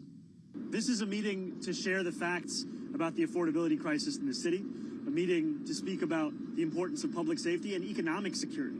You know, when we speak about what New Yorkers are going through right now, they are facing a reality that they may have to leave this city. No matter who you ask, the stakes are high, not only for the mayor-elect, but for New York. My beloved New York, as President Trump refers to the city, knowing that he's threatened to pull federal funding, Michelle, from New York if Mamdani won. Of course, he has won, and the president has already clamped down on some infrastructure spending around the city. So both will have to carry their own posture into this meeting, knowing their own respective bases are watching. Yeah, and Trump conceding in an interview this morning that he's been hitting him a little hard when he talks about the mayor-elect. So we'll see how that kind of shows up in the politics of this, the optics, but then to your point, the policy. What's going to happen here? Are they going to get the federal funding from the government? That's right. To New York. So. And will they have a productive conversation about affordability, which is something an issue that helped elect both of these gentlemen. Indeed, on Fox News Radio, quote, "I was hitting a little hard too, in all fairness, Donald Trump. Maybe this will be a love fest." Let's see what Max Rose thinks about this. He's got some skin in the game as a New Yorker, the former Democratic congressman from New York, Army veteran and senior advisor at Vote Vets. Max Rose, welcome back to Bloomberg TV and radio. Just what's your thought going into this meeting, and is this a smart time for Zoran Mamdani to sit down with Donald Trump? It's good to see you. Thanks for having me. I think this is very smart because New York City's not Portland. With all respect to Portland, you know, New York City represents the 9th largest economy in the world, and its success equates to the president's success. It equates to America's success. So some of the traditional tools at Donald Trump's disposal, completely cutting off federal funding, disrupting the operations of the city with massive deployment of the National Guard, I think he implicitly understands that can't be on the table when it comes to New York City. On the same hand as well, while the White House and New York City certainly need one another, I would say as politicians, Mamdani and Donald Trump also need one another as foils. So you're going to see them walking this incredibly fine line where they will look to preserve some level of economic partnership, some tertiary focus on affordability. But I also would not be surprised if we do see some level of political showmanship, some level of show business during this so they can each rev up their respective bases. Well, Congressman, I hope I'm not being too starry-eyed here, but in a best-case scenario, for those that care about affordability and the conversation around it, even among two men who don't agree on pretty much anything, what can we hope for? You mentioned economic partnership. What could they do or say that would inspire some change on that front? Look, under the best of circumstances, we would see the federal government maintain its pledges and promises to New York City, particularly in regards to these infrastructure projects that have been canceled. One of the points, though, here where I see the greatest conflict during this conversation is in and around immigration enforcement. You know, Mamdani has, and I think he's right to note this, has established that the NYPD should not play a role in this kind of forthright, very aggressive immigration enforcement that Donald Trump has pushed ICE towards. That is clearly against Donald Trump's agenda.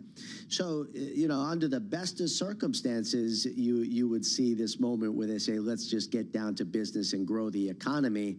But it just seems so unlikely considering how far apart these two individuals are. We talked to Andrew Garbarino yesterday about this meeting and what he was hoping might come from it. Granted, a Republican said that he hoped that Donald Trump would have some tough words for Zoran Mamdani when it came to supporting law enforcement and to take back some of the things that he has said about law enforcement in the past. Is that a productive exercise? Yeah, Garbarino, and this is, I think, my point. Like, you can't take the politics out of politics. And with respect to Congressman Garbarino, this is an element of playing politics, right? I mentioned $18 billion in infrastructure funds. I mentioned continued federal funding to support law enforcement in New York City. Let's not forget as well that New York City is the #1 terrorist target, certainly in America and perhaps in the world. So the partnership, the national security partnership between the NYPD and the federal government is essential. If you want to actually think about the future of New York City, those are the things you're going to talk about in this meeting. If you want to play politics, right, what you're going to do is you're going to talk about past statements. You're going to make it really soundbite oriented. You're going to make it very social media oriented. There's a lot of people on both sides of the aisle that would like this to be a strictly political conversation. That's not certainly for the good of New York City, but man, would it be good for the Republican base out in Long Island. That's probably where Garbarino's coming from. Well, Congressman, if you're advising the mayor-elect on today and you want to have him use the politics for the better, what would you tell him to say on the security issue, on the safety issue, on the immigration issue that might placate the president or get him to perk up and listen? Well, I think neither side is going to be looking to placate the other one. You cannot, they will never end up on the ideologically same side. But what's interesting here is that Mayor-elect Mamdani has an opportunity to call out Donald Trump for his failed promises on affordability. Remember, most political analysts would say that Donald Trump won because President Biden had failed on the issue of affordability, and Donald Trump highlighted it. Now, of course, it does not seem that he has really governed with affordability as a priority. Tariffs don't do anything good for affordability. Certainly, we've seen inflation continue to be a problem, the price of food continuing to go up. There is an area where if Mamdani maintains disciplined focus just on constantly bringing the conversation back to that, there's an opportunity to put Donald Trump in a very weird and awkward political situation. It should also be noted here that Mamdani is taking a political risk coming out here and sitting with Donald Trump. There's plenty of the Democratic base that would not want this moment, wouldn't want Mamdani sitting there, shaking his hand, offering to do things that would help ensure, yes, New York City is successful, but also that inherently Donald Trump would be successful then too. So they're both taking, and even Mamdani maybe more so than Trump is taking a political risk here, I think in support of New York City. Well, we'll see what comes of this. Max Rose, should Mamdani, if reporters are not allowed in the Oval Office, come out to the stakeout position in the driveway, talk to the media after to frame what happened? You know, Donald Trump committed during an interview this morning to invite the press in. You know, this is going to be an Oval Office meeting. It hasn't happened yet. Right, but it's going to be an Oval Office meeting where, you know, it's going to look like, I think, a setup similar to what they do with heads of state. I'm not exactly sure how they're going to structure it. Yeah, they'll be at the fireplace doing the whole thing. We're just still waiting. You've got a press pool in the briefing room waiting to find out if they're invited, but we'll assume that that's going to happen. It takes two to tango, though, right? And I would be shocked, though, if Mayor-elect Mamdani didn't decide to do that, because he's a politician and politicians love cameras. So Donald Trump already committed to doing it. So certainly, I would bet that it's going to happen, and I'd be curious if it doesn't. Yeah, it's great to have you back. Perfect voice for today as we approach the meeting in the Oval Office. Good to see you. Max Rose, former Democratic congressman from New York. Gives you something to think about, Michelle, before this session. For sure.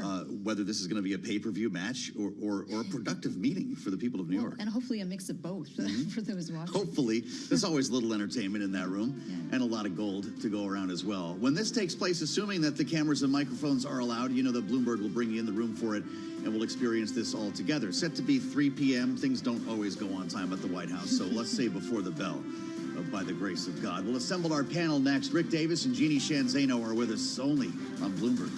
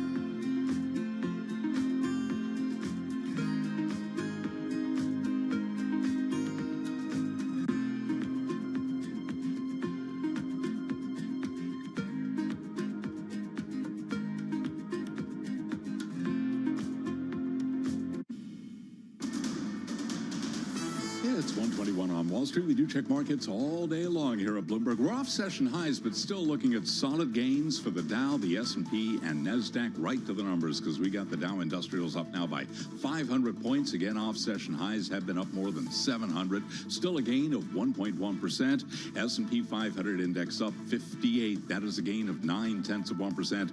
NASDAQ right now up 155. That's a gain of 0.7%. The Bloomberg Mag 7 index pushing higher by 0.6%. We've got NVIDIA shares, though, trading lower. NVIDIA, of course, big member of that index, with NVIDIA down now by 0.7%. But again, the index up 0.6%. Your 10-year 4.07%, with a 2-year right now 3.52%. Gold up $6.50 the ounce, up 0.1%. West Texas Intermediate crude at $57.83 a barrel, down now by 2%. We're also keeping a very close eye on Bitcoin. Have been down as much as 5%. Bitcoin now down by 4.4%.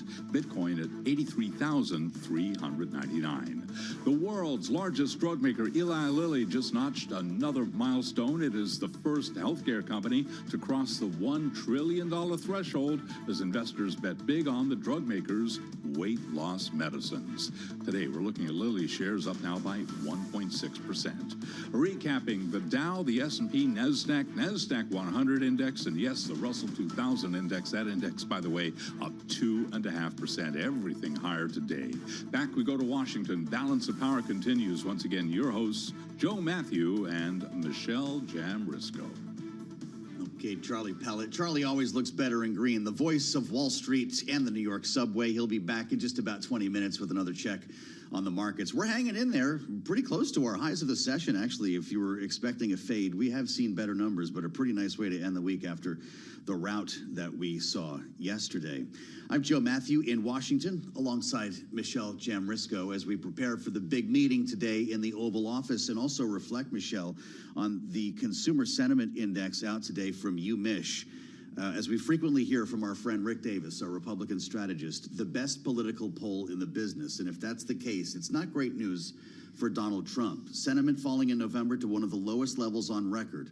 Current conditions gauge sliding to a record low. And guess what? Yes, consumers are anxious about costs and job security. Well, and it lands in the middle of this frustration about not getting the official data, which we learned this morning about CPI data that we'll also miss out on because of the shutdown. Yep. So what do we have to rely on but this private sector data that's not looking good? This is true. And when you put it together with the meeting that we're all talking about today, it's the biggest show in town. Trump, Mamdani, the two leaders elected on the issue of affordability, but from very different bases.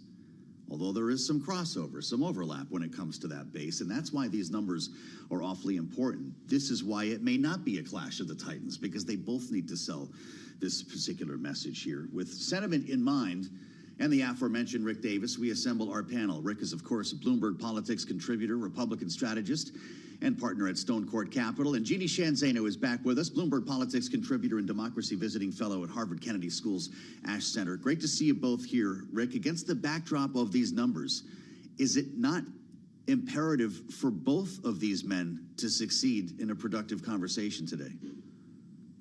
Yeah, I think it's actually an interesting dynamic because what Mamdani brings to the table is the articulation of affordability from the class of voters in New York that swept him to victory, but are not enjoying the fruits of the stock market historic levels. And what Donald Trump comes to affordability discussions is, you know, a very much financial engineering of the economy, tariffs and the stock market and the Federal Reserve. And so the question is there are they going to talk past each other, or are they going to be able to find some place in the middle to actually think about how to do this? Because what is unique about these numbers out of the University of Michigan's Sentiment Index is if you are in the stock market, you have a different point of view as a consumer than if you are not in the stock market. And when we saw numbers this low during the 2008 presidential campaign because of the great financial crisis, everybody was unhappy.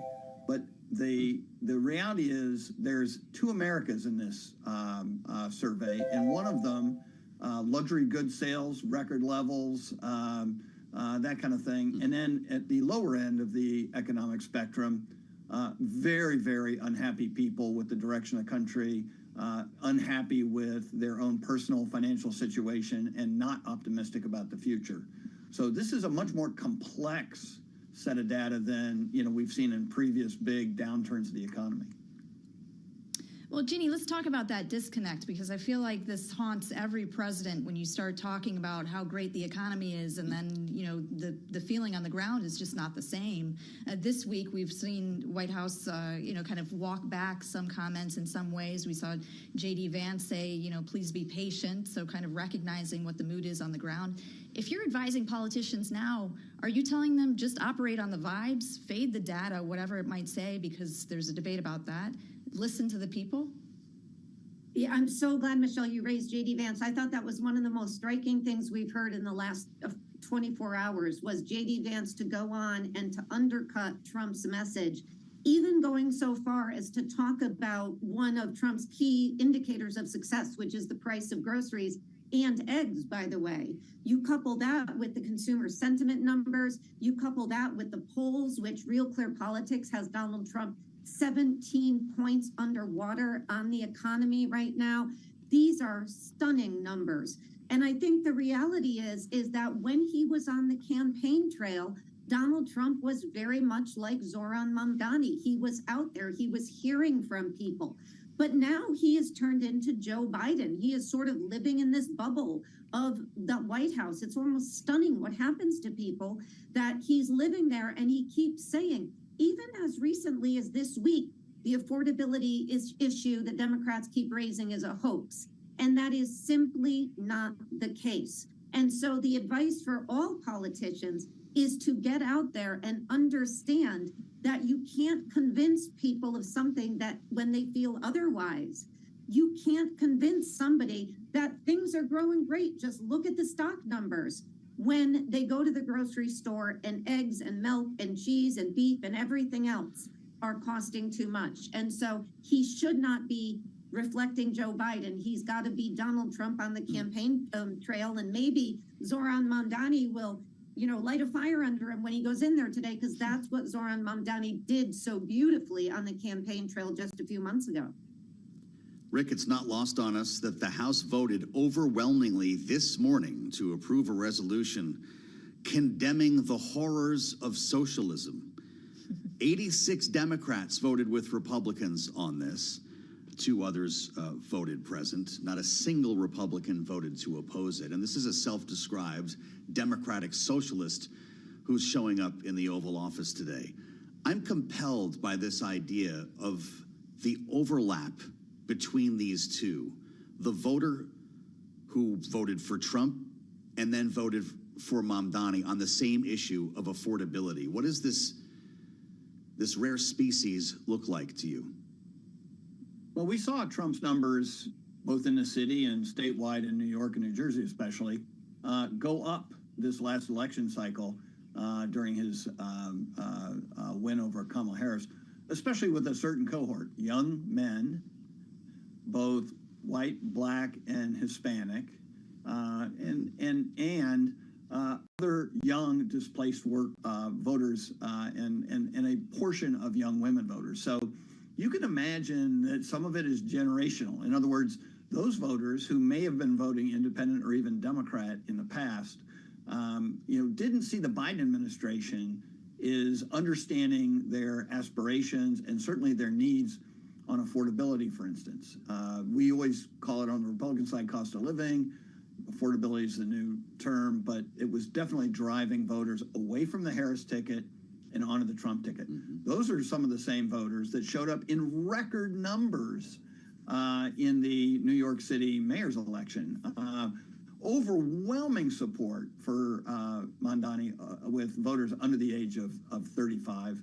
That includes this whole swath of voters that were taking a look at Donald Trump only a year ago. So I do think it's a kind of an interesting pull that's happening. And I would say Trump has the fear, frankly, of losing this cohort long term, because right now they're not happy with the Trump administration's focus on other things but the economy. And you're starting to see it in poll after poll, including one by Fox News today that indicates a significant downturn, over 5% in the number of Republicans that support the president's policies. And we haven't seen that kind of erosion on the president with his base, since he got into politics in 2015. Well, Rick, if you had to pick one thing that the two men would agree on in front of the cameras today, what would that be? I'd say, broadly speaking, they are anti-establishment, right? Trump's burning down Washington, while, the expectations are that Mamdani will burn down New York. And, of course, this is figuratively speaking.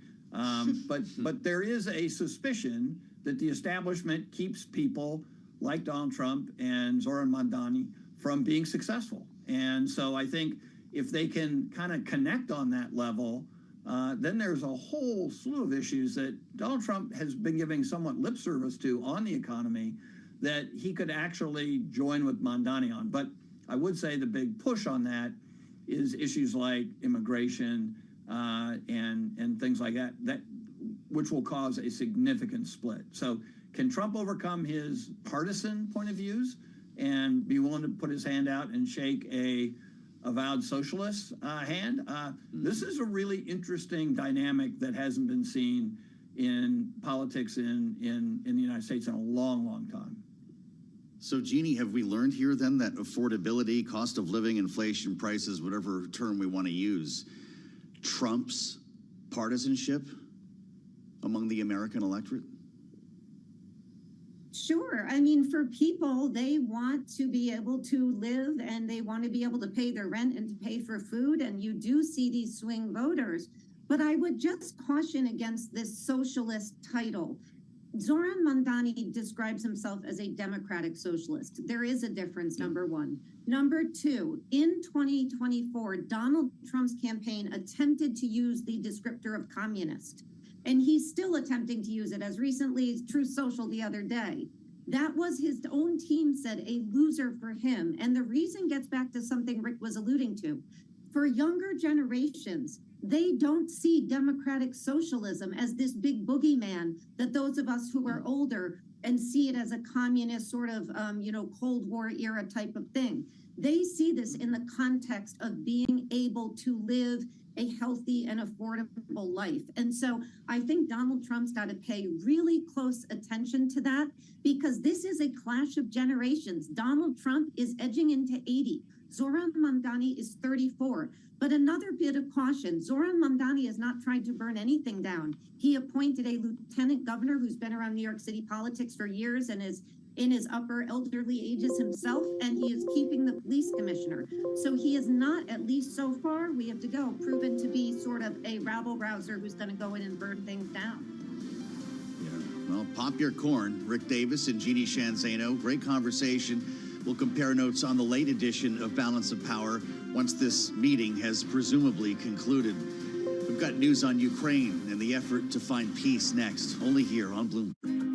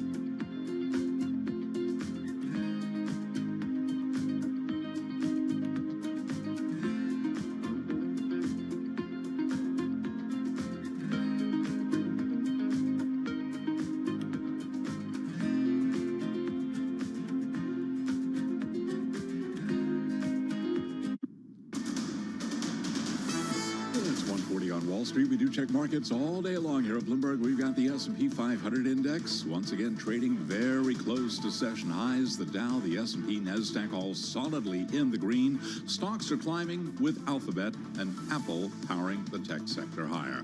S&P right now up 80 at 66.19. That is a gain of 1.2%. The Dow up 661 points. Dow Industrials up 1.4%. The NASDAQ Composite Index up 231. NASDAQ up now by 1%. The Bloomberg Mag 7 Index up 1.1%. NVIDIA, a part of that index, and NVIDIA lower right now by 0.2%. The 10-year at 4.07% with the 2-year 3.52%. Spot gold is climbing $1.80 the ounce to $4,078. Little change there. West Texas Intermediate crude with a $57 handle, $57.78, down 2.1%. And Bitcoin just above $84,000, $84,300. Bitcoin today down by 3.3%. Intel CEO Lip Bhutan is dismissing reports about a new hire taking trade secrets from Taiwan semiconductor manufacturing to his company, saying the U.S. chipmaker respects other firms' intellectual property. Intel shares higher today by 1.3%. Tan, by the way, spoke with Bloomberg on the sidelines of the Semiconductor Industry Association Awards yesterday in San Jose.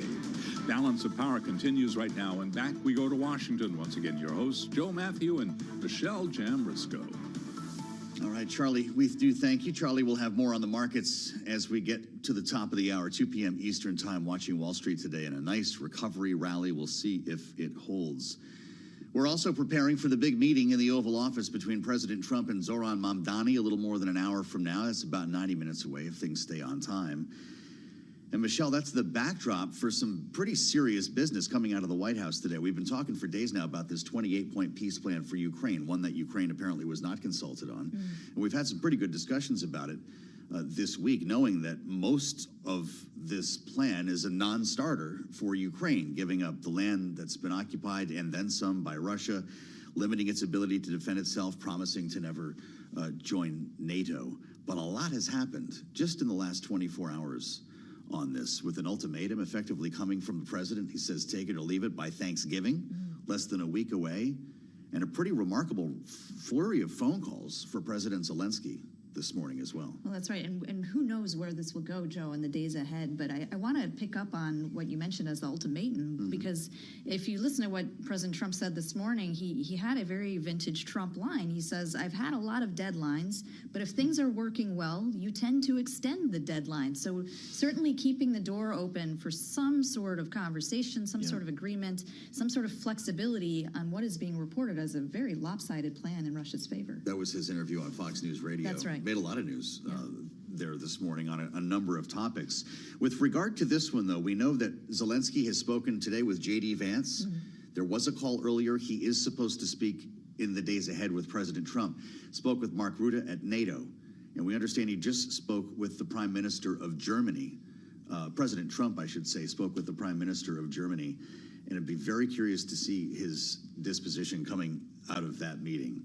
German U.S. security advisors continue discussions. The headline on the terminal, MERS to brief European leaders on a call now about what was said with Donald Trump. Yeah, and we just don't know the readouts of the call. It's also important to note that President Zelensky released an address where he's talking about either losing his dignity or, losing the support of a key partner in the war, namely the U.S., but he recorded that, or released it at least, before he had the phone call with Vice President Vance. So there's a lot we have to learn about how those conversations went today, which are, as you say, ongoing. The ultimatum does seem to be real, whether it's going to be next Tuesday or some other point, as you suggest. Michelle, the president has made it pretty clear to the point where Zelensky is calling this one of the most difficult moments in our history. The threat is to cut off weapons support, and there's not much left of that, but also intelligence support, which has really helped to keep Ukraine afloat in this fight beyond the hardware. That would all presumably go away by Thursday if this deal doesn't happen? Yeah, it's unclear how that leverage is going to play out, but of course we've seen that being pushed on both sides by President Trump, trying to leverage Putin into getting it to a deal. Now he's putting more pressure on Zelensky. It's been quite a roller coaster this year. is that for sure. I'm glad to say that we have Megan O'Sullivan with us here to talk about it, former Deputy National Security Advisor in the George W. Bush administration, now Director of the Harvard Belfer Center. Megan, it's great to see you. I'm curious your thoughts on the ultimatum and whether next Thursday is real. I find it very hard to believe that a proposal this far-reaching could be hammered out in a way that would be agreeable, not just to the Russians and the Ukrainians, but to the Europeans in some fashion as well. I personally, in diplomacy, am a big believer in putting, hardcore ideas on the table as a starting point, but expecting that it could be resolved and that these issues could be negotiated by Thursday seems inconceivable to me. Well, Megan, let's talk about the pressure on the other side, because we have the two Russian oil giants that are supposed to be sanctioned as of today. Now, President Trump said this morning that it would happen very soon. We're not clear on what that means. The first question is, are those sanctions going to go into effect, do you think? And secondly, perhaps more importantly, do those sanctions work? We've seen this time and again, administrations that you worked for and all up into the current one. Is this going to work? So several questions there. One, are those sanctions going to go into place? I would say we don't know at this point. The whole proposal is a little bit of a surprise because it really did seem that President Trump was moving in the direction where he understood that Putin was playing him to some extent. And so there was that momentum to put more economic pressure on Russia. My guess is that there'll be some kind of suspension while this is being worked out and as long as there are genuine negotiations going on around these ideas in the 28-point plan. Now, do these sanctions work if they are put into place? That's a big question in the sense of, do they work? Will they lead Russia to be more accommodating is hard to know, but they will have an effect on Russia's economy. So these sanctions, we've had sanctions in place on Russia now for 3.5 years, as has the European and many other countries. They have had an effect, but they haven't been implemented very strongly. And so this is a move in the direction for more economic pressure. There's frankly a lot more that could be done with sanctions, and they could be implemented even more aggressively that would create more economic pressure on Putin, and the extent to which that will change his calculations on something that he sees as existential to his rule and to his legacy is another question. We learned the president spoke with German Chancellor Merz a short time ago. Megan, I'm curious what Merz thinks of this, what Macron thinks of this, what Starmer makes of this deal. I think what we're seeing is the European leaders in private are probably very alarmed, but in public, I think they're taking the appropriate approach to say, let's see if we can come to an agreement that creates a just and lasting peace. And that's what the UK Prime Minister Keir Starmer said on his way to the G20 meetings, that we're all interested in the same objective. Now, this agreement or this proposal, as we've seen it and the provisions discussed, has major implications for Europe. This is not just about Ukraine. This essentially would say that NATO can no longer expand. Keep in mind that Sweden and Finland just joined NATO last year. This is something that the Europeans will want to have a say in. It also limits and downsizes what is currently Europe's largest and most battle-tested and probably most technologically innovative military on the entire continent. So that is something that the Europeans will have a major interest in. It also, as I understand it, commits the Europeans to funding a significant part of the Ukrainian reconstruction. That should be part of the incentive for Ukrainians to agree to this. So the Europeans may have been treated as if they're superfluous to this agreement, but they're not. They're actually, their interests are very core. The idea that one could promise to Putin and to Russia that Russia will be integrated into the global economy if Europe is offside, I think is not a realistic one. You just have to think of how Iran was promised that it would be integrated into the global economy after the nuclear deal under President Obama, and that didn't happen for a whole lot of reasons, even though the U.S. administration really wanted to see it.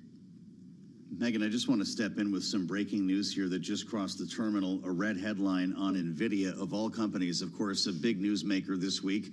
For the better with regard to its earnings report. It was dogged in the sell-off yesterday. It's back up today and rising on a headline. NVIDIA shares climbing to session high as U.S. officials have early discussions about whether to allow the company to sell its H200 artificial intelligence chips to China. The H20s here.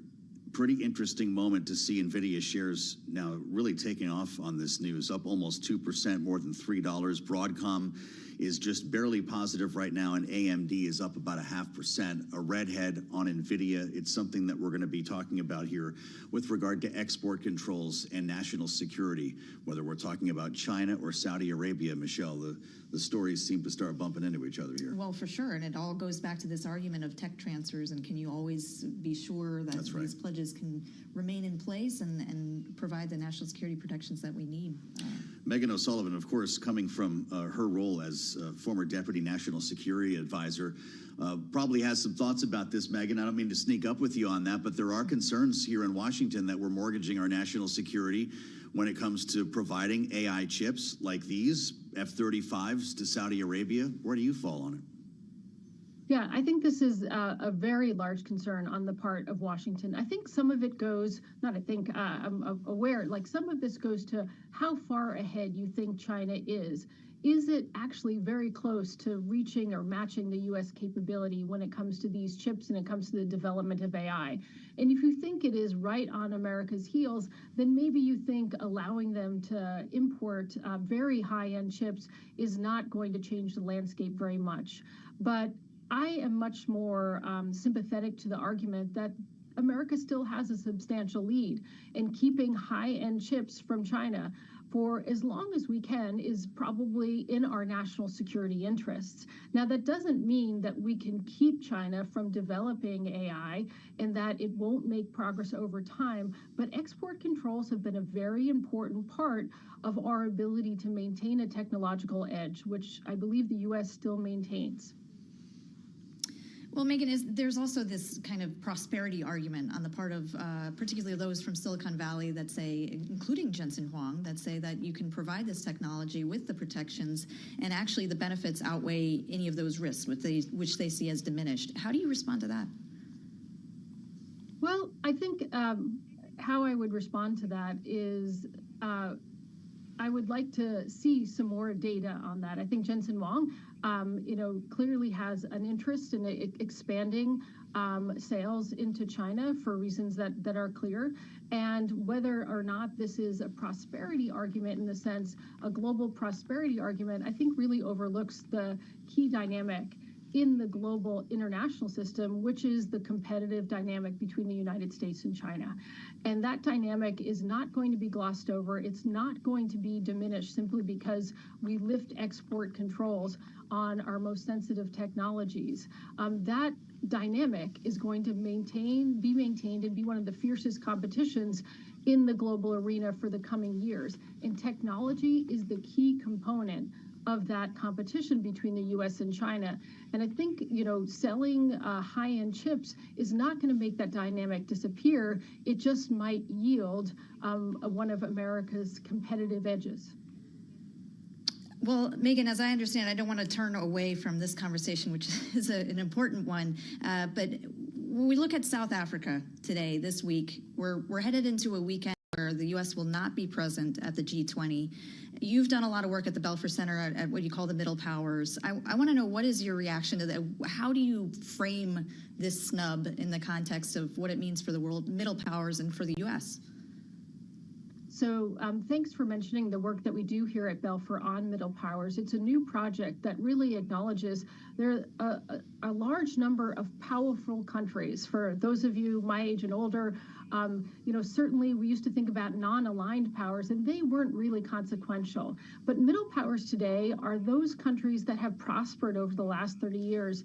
The Brazil, Saudi Arabia, South Africa's, Indonesia's, others that actually have a real influence on the global economy, have an influence on global issues like climate and trade and technology.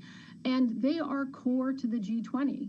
And so for the U.S. to snub the G20 I think is not very forward-looking, because right now the U.S. and China are involved not only in that competitive dynamic with one another, they're involved in competing for the alliance, the friendship, and the sympathy of these middle powers who matter more and more.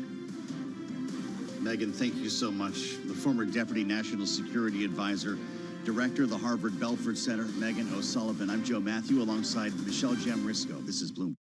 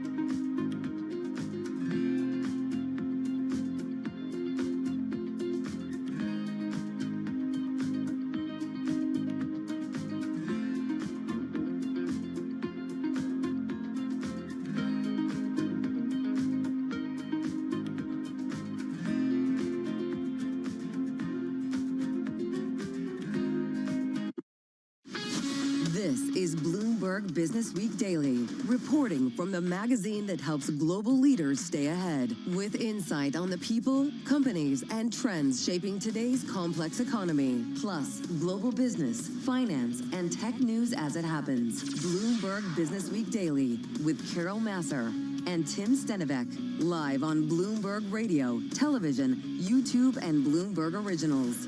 Happy Friday, folks. Looks like we made it. We're not quite done yet, though. We've got a market to wrap up on this Friday. Very good afternoon. Carol Masser, Tim Stenivek, live here on Bloomberg Business Week Daily. We do, Tim, have a broad break. easy for you to say. I'm just sitting here with my mouth closed. I'm letting you do the talking. It's a broad-based rally. I'm looking at 462 names in the S&P 500 higher today. Yeah, that rally being pushed on by a redhead from our Bloomberg terminal for our Bloomberg terminal clients. The Trump team internally floats selling NVIDIA H200 chips to China. Shares of NVIDIA right now moving higher on that news, up 1.3%. I love that you said redhead, because that's a redhead. An earlier redhead today came from a member of the Federal Reserve. In fact, it was the president of the New York Fed, John Williams. He gave a speech earlier today at the annual conference of the Central Bank of Chile.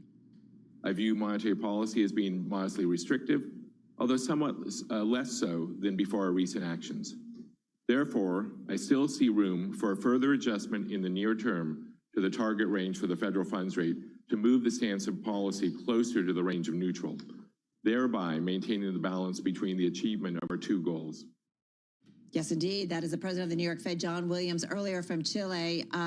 Obviously a key Fed official, and the market right off the bat got an injection of hope thanks to that comment by him. And we have been off and running, broad-based buying, if you will, across the board. So having said that, that's our backdrop, Tim, and we've got a lot going on this hour. We do. Speaking of the economy and trying to figure out where we are, 3A pillars are telling us about the U.S. economy and markets with the person who came up with the way to look at it. You know, we talk so much about K-shaped economy.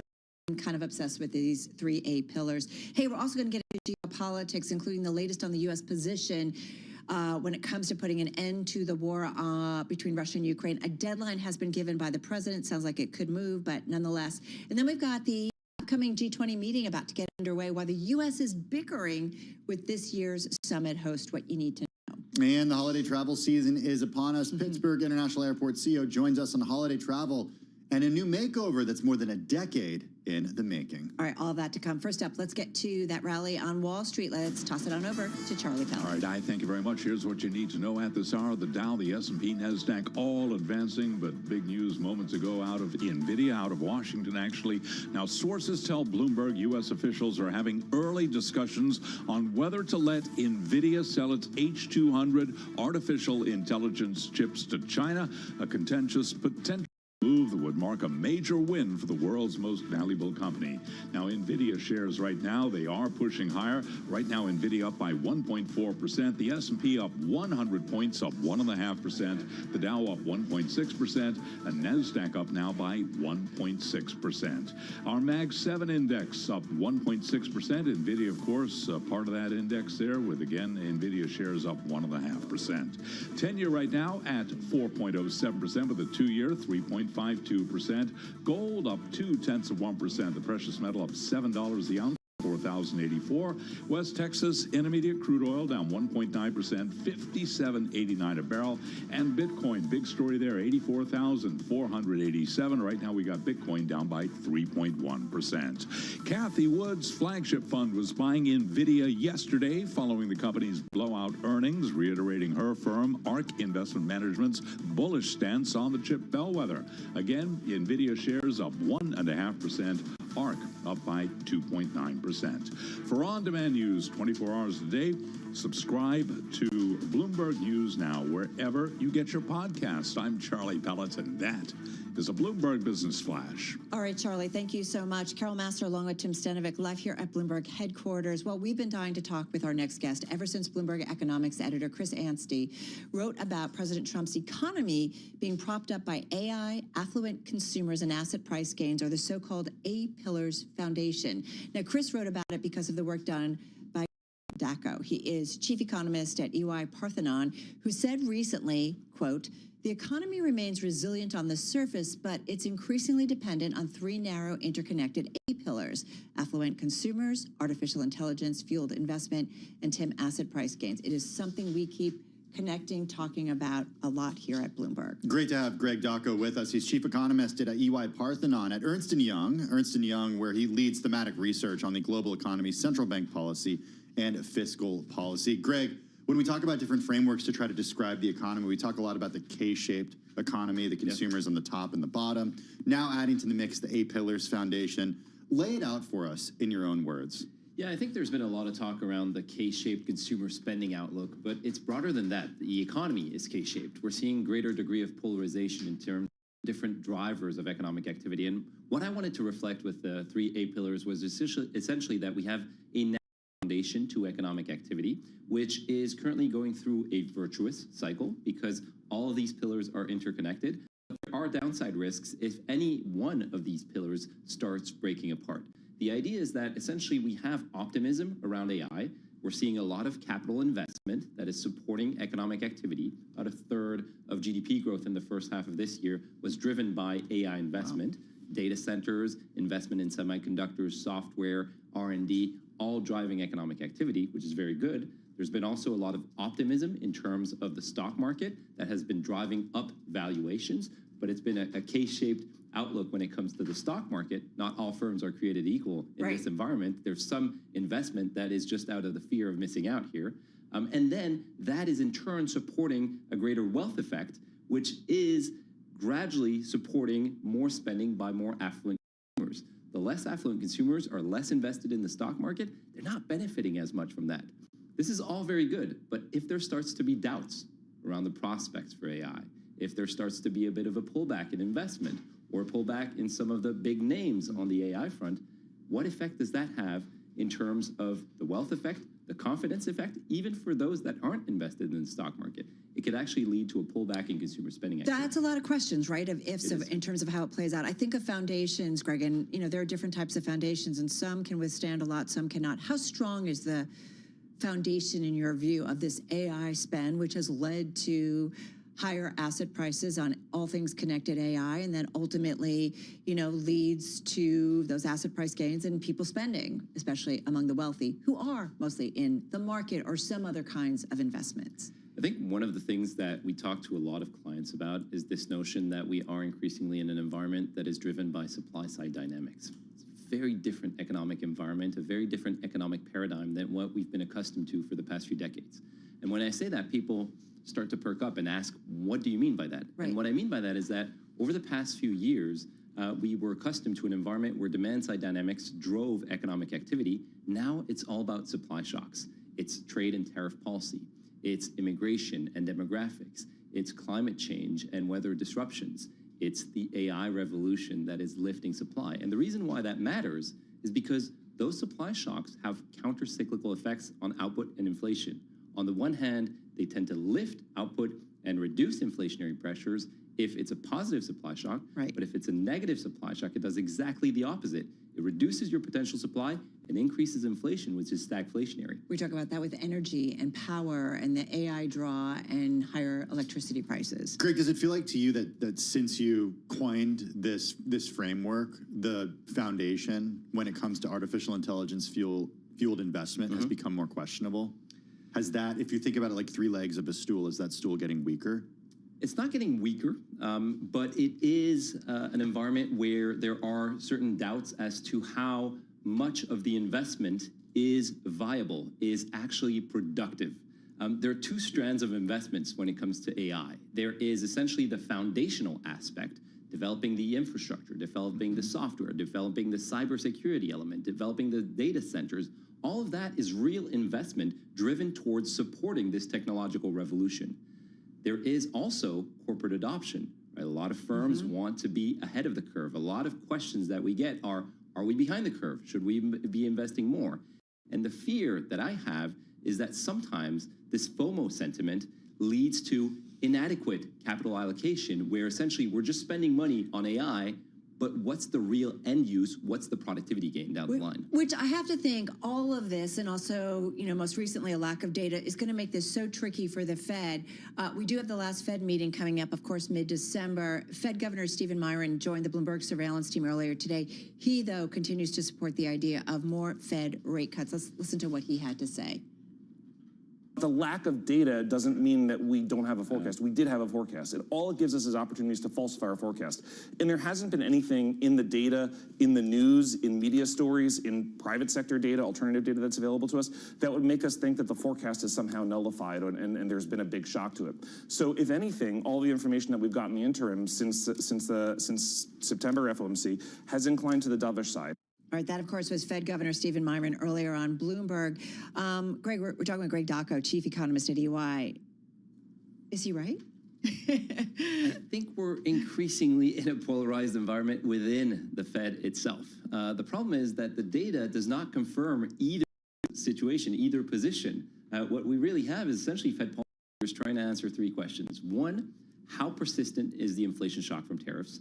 Two, how weak is the labor demand side of the picture? And three, how close are we to neutral? And there aren't just two camps. It's not a doves versus hawks type of situation. There are multiple factions. Some are closer to the middle, some are a little bit more dovish, some are a little bit more hawkish, but it's not like you have a clear-cut picture. And the minutes reflected that, right? Right. Most policymakers want to see further easing of monetary policy. Several are in the camp of essentially doing a rate cut in December, but many are opposed to a rate cut in December. We don't know who are the voters amongst those, but it essentially leans towards no rate cut, despite the fact that we don't really know who is sitting where in terms of the voters. In your view, which of the Fed's dual mandate? Well, which of the Fed's dual mandate? Yeah. Which side do you think the Fed needs to focus more on? Does it need to focus on price stability or maximum employment? I've been very sympathetic to the view of Governor Waller. I think for the longest of time, he has been actually on the right side of the narrative right now. What we've seen are a few things. One, we've seen the pass-through from from tariffs into inflation that have been rather gradual and uneven. That means that we're going to get a one-time shock. It's not going to be a persistent inflation shock, but it will affect price levels and cost levels, which is a deterrent to private sector activity. But two, the labor market seems to be softening. I'm more in the camp that what we've seen in terms of payroll growth slowdown is an indication of the labor market demand side of the picture slowing faster than the supply side of the picture. And I think the latest employment report points in that direction. The keynote here is that the unemployment rate rose while the participation rate rose. So it wasn't a supply story, it was a demand story. And in a softer labor market, you get less wage pressures and less second round effects, which is disinflationary and actually would argue for the Fed having room to ease monetary policy further. We got to run. Come back. I'd love to continue this conversation.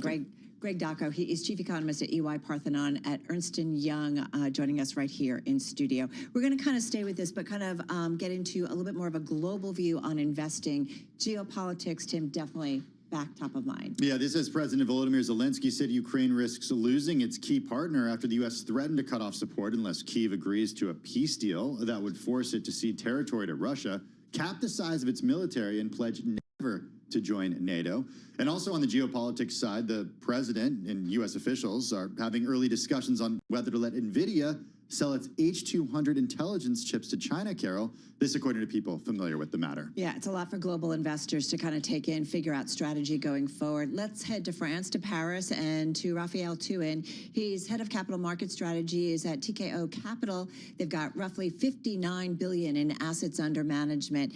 Raphael, good to have you back here on Bloomberg Business Week Daily. You joined the team here back in July. A lot continues to happen. How have things changed for global investors in the past 4 months? And is there more clarity today in your view?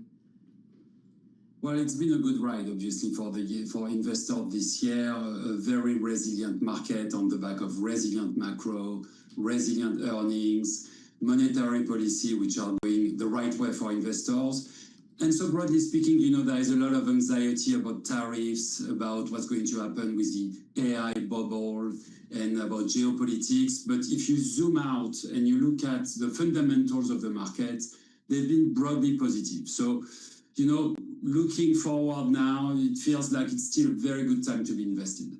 What of those three things that you mentioned, which one is sort of the biggest risk? So looking forward 2026, you know, we kind of see a reacceleration of growth, both in the US and in Europe. We see in Europe, especially the effect of the German stimulus coming into the real economy. It does feel like also there is some momentum with the US economy, although we will talk about the K-shaped aspect of it. Maybe on the monetary policy front, though, there are still doubts, and we can see that with the swings in interest rate in terms of how much interest rate and prospect we should have towards Fed cuts. And here, maybe on that front, there is a risk. In our view, we feel that inflation is a bit more stubborn than what it looks like, a bit more structural, that there will be a very difficult time for the Fed to really go through all those cuts leading to neutral territory.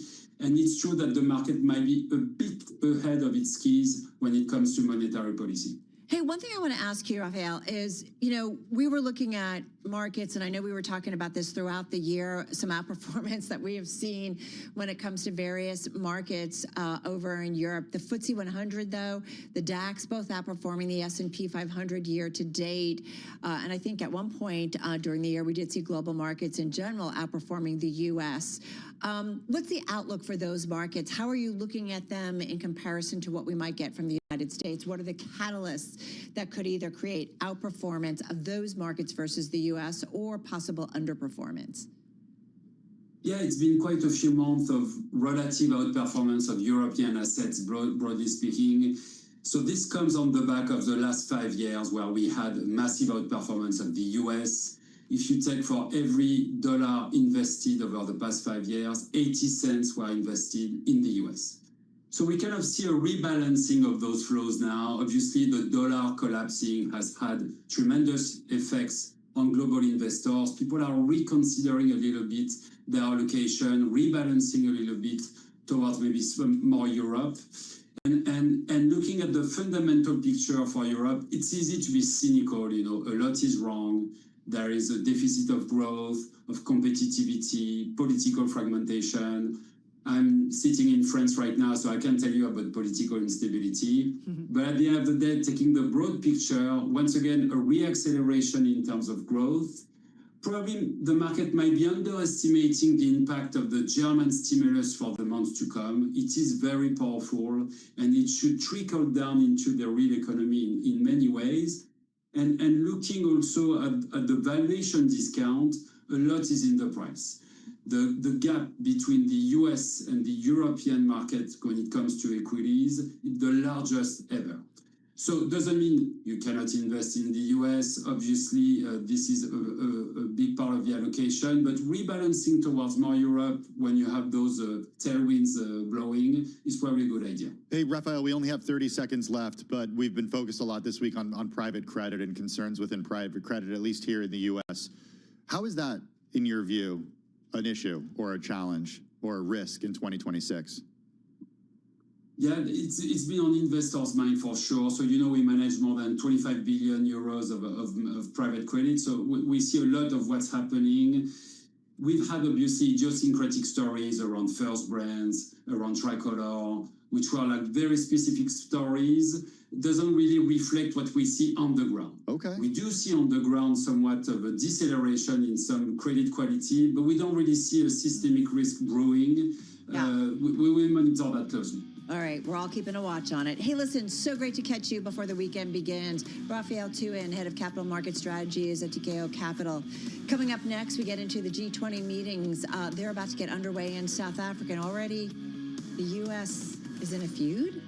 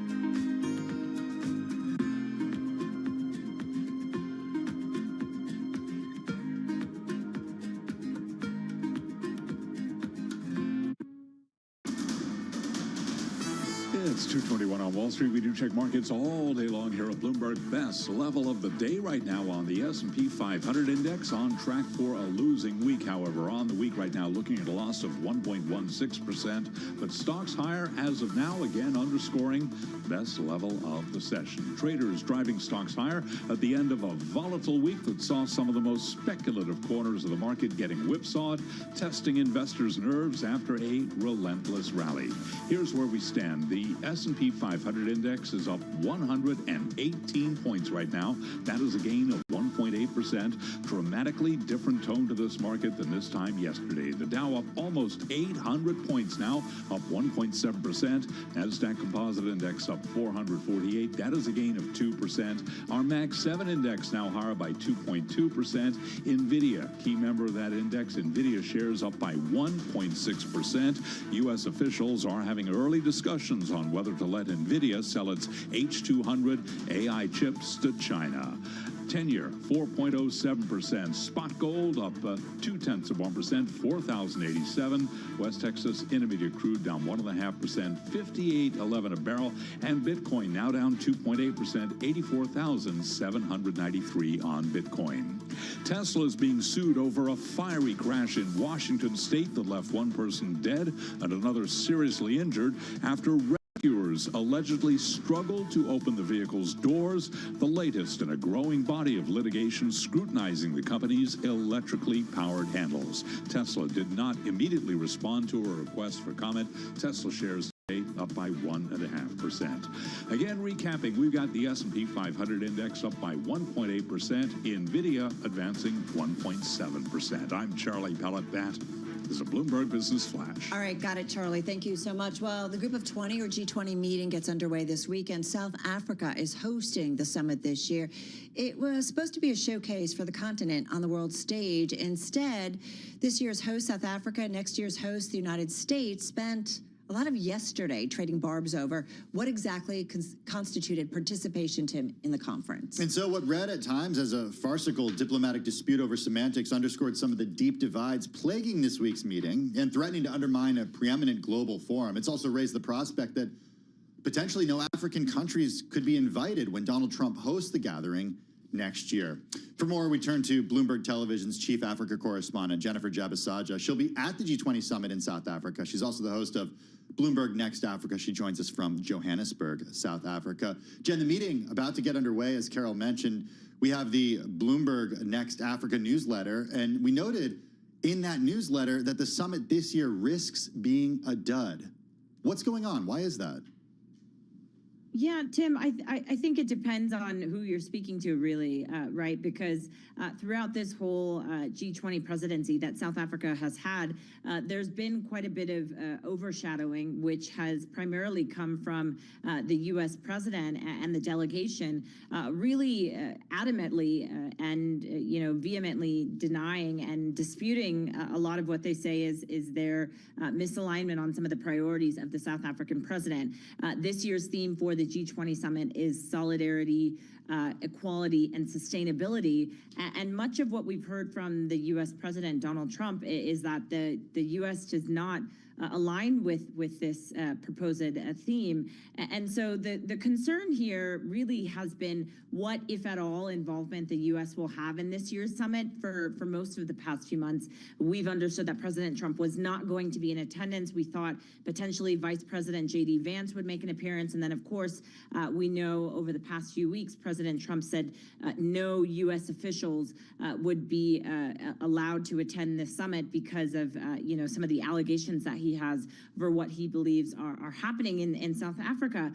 And so the concern here really is that a lot of this back and forth seemingly between two bilateral partners, South Africa and the United States, risks overshadowing any sort of progress that we get from this summit. I should just update, though, that, of course, we did get an 11th hour, seemingly an about-face over the past few hours that seemed like potentially we would get a U.S. official on the ground. Caroline Leavitt from the White House said that wasn't, in fact, going to happen.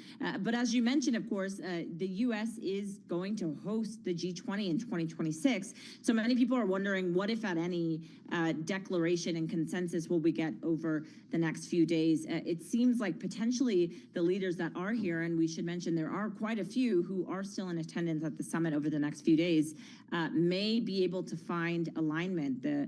Really what will be the big question, though, is whether or not the U.S. will continue to prioritize some of the recommendations that we see in the declaration if we do get that at the end of this weekend. You know, Jen, as you pointed out, it's President Trump largely right in terms of criticism about South Africa and what he perceives as things happening there. Having said that, I'm looking at like our roundup and, you know, our weekly look at the region. You know, China continues to invest in, you know, places across the continent. NVIDIA-backed Cassava Technologies, raising as much as $700 million to build and upgrade a network of data centers across Africa with AI chips. I mean, companies and other partners are there and continue to increase their presence. But you know this area. Talk to us about kind of what we need to know and who's there and what's going to go on at this summit. Right. And Carol, I think that's an important point that you mentioned. Over the past few days, we had the B20, which is, of course, the corporate sector convening before the public sector convenes. And what they were telling us across the past few days that we've been on the ground is that they are all in alignment on many of the recommendations that was put forward as South Africa was the first African country to host the G20. Many of the priorities being getting a hold on debt, of course, high debt for a number of global South and emerging market economies, and also trying to find ways in which the private sector can actually support development amongst emerging markets. And so the corporate environment and the corporate private sector seems to be in alignment. The question will really be, what will the public sector be able to agree upon? Some of the sticking points amongst a number of these leaders, based on Bloomberg reporting, is this element of climate finance and what that actually looks like and what sort of participation will we see from some of the other countries. But we have heard, you know, India's Narendra Modi is on the ground here. Emmanuel Macron is also here. Germany and Brazil's leaders have voiced their own support for a number of the initiatives that President Ramaphosa has put forward. And so, you know, it was very interesting to hear from the private sector, who says it doesn't really matter what comes out of the G20. They are, in fact, in alignment, and they will help move forward some of these priorities. What, though, will the public sector be able to uptake and push forward will be the question. And the one thing I would add is that yesterday I was in the room with President Ramaphosa when he made the suggestion that potentially the U.S. was going to participate. And he said, throughout all this time, the U.S. has had a seat. They are always welcome to be a part of these negotiations. But the U.S. has vehemently threatened any sort of declaration at the end of this weekend summit. And so perhaps we don't see an official declaration. So maybe, in fact, the private sector is what drives these recommendations and this collective multilateralism, as it were, forward. You mentioned President Cyril Ramaphosa of South Africa. We think back to the May meeting in the Oval Office, which our team at Bloomberg News described as a, quote, testy exchange. We all remember the video and images from that meeting. How would you characterize the relationship now between President Ramaphosa and President Trump? You know, Tim, it doesn't seem like it has smoothed over really at all. I think, again, you know, yesterday we were in the room with President Ramaphosa, and he had seemed, you know, we asked him the question, are you surprised of this supposed about face by the U.S.? And he actually told us that he was surprised, which sort of goes to show just how tense this has been. We should remember that South Africa has been imposed 30% tariffs by the U.S. We, of course, know President Trump has been very direct in his opposition of what he appears to be happening on the ground in South Africa. But at the same time, what we've been hearing from South Africa, the South African president, and also the foreign minister who was at the Bloomberg Africa Business Summit earlier this week, is that they are sort of giving it back to President Trump in a certain way, and directly countering many of his allegations with direct facts on the ground, which is that crime is affecting all parts of the country. And so really the concern, and I'll bring it back to what I've been speaking to private sector and business leaders about, is that, of course, many of these other relationships are important to South Africa and a number of African economies. Yesterday, we saw President Ramaphosa next to Ursula von der Leyen of the European Union, but the United States is a key trading partner for South Africa. And so there needs to be some sort of way in which these two nations come together. And so it will be very interesting to see how this plays out and how we continue to see both of these leaders seemingly sort of jabbing back at each other in their own rhetorical comments. And so, yeah, I think I would still describe it as testy. It's just at this point, they're not in the same room. They're just across the world from each other. Hey, listen, you mentioned some of the priorities of the G20. Just got about 30, 40 seconds here, Jen. One of the other things we're curious as we watch headlines crossing the Bloomberg when it comes to the Russia-Ukraine war. President Zelensky has said Ukraine risks losing its key partner after the U.S. threatened to cut off support unless Kyiv agrees to a peace deal that would force it to cede territory to Russia. President Trump has put out a deadline, although we know deadlines can move. As I said, 30, 40 seconds. What might we hear? Is this going to probably come up or possibly come up at the G20?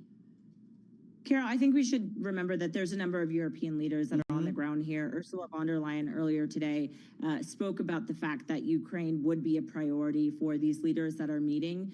And so it is without a doubt that we will continue to hear a number of these leaders express their own opinions on where this stands and where they stand. And we should point out, of course, that we did get a draft declaration potentially of what we could get at the end of the summit. And many of the priorities do touch Ukraine, including, of course, the fact of critical minerals and countries not acting unilaterally. And so I feel like we should expect European leaders to continue to speak about this. Potentially, we'll continue to get some headlines throughout the day and also at the weekend itself. You will be busy, as you often are, most times are. Jen, thank you so much. Bloomberg TV's Chief Africa Correspondent, Jennifer Zabazaja. She's also the host of Bloomberg Next Africa, joining us from Johannesburg, South Africa. Well, shares of NVIDIA popped to an intraday high just a little earlier, about 9 minutes before our program started. This on the report that U.S. officials are having early discussions on whether to let NVIDIA sell its H200 AI chips to China. This is according to people familiar with the matter. It's a contentious potential move that would mark a major win for the world's most valuable company. We've got with us Bloomberg Intelligence Senior Semiconductor Analyst Kunjan Sobhani. Kunjan, the H200, remind us, where does this chip fall in NVIDIA's current lineup? Yeah, so this is the prior generation, the Hopper generation's most powerful chip, significantly more powerful and faster than the H20, which today they are allowed to ship, but buyers are not lining up to buy that chip. Significantly higher ASPs than the H20, almost 1.5 to 2x higher. So a license for this chip would be huge for NVIDIA, as you pointed out.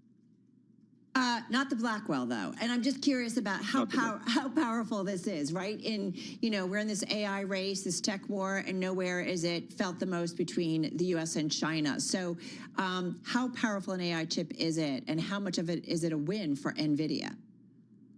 I mean, if you put in context what China can buy today, it's a significant step up from the H20s. Right now, if you believe some of the benchmark comparisons, the H20 today is at par with the competitive alternatives that China has. So an H200 would be significantly better than any other chip they have access to today. Of course, not as good as the Blackwell.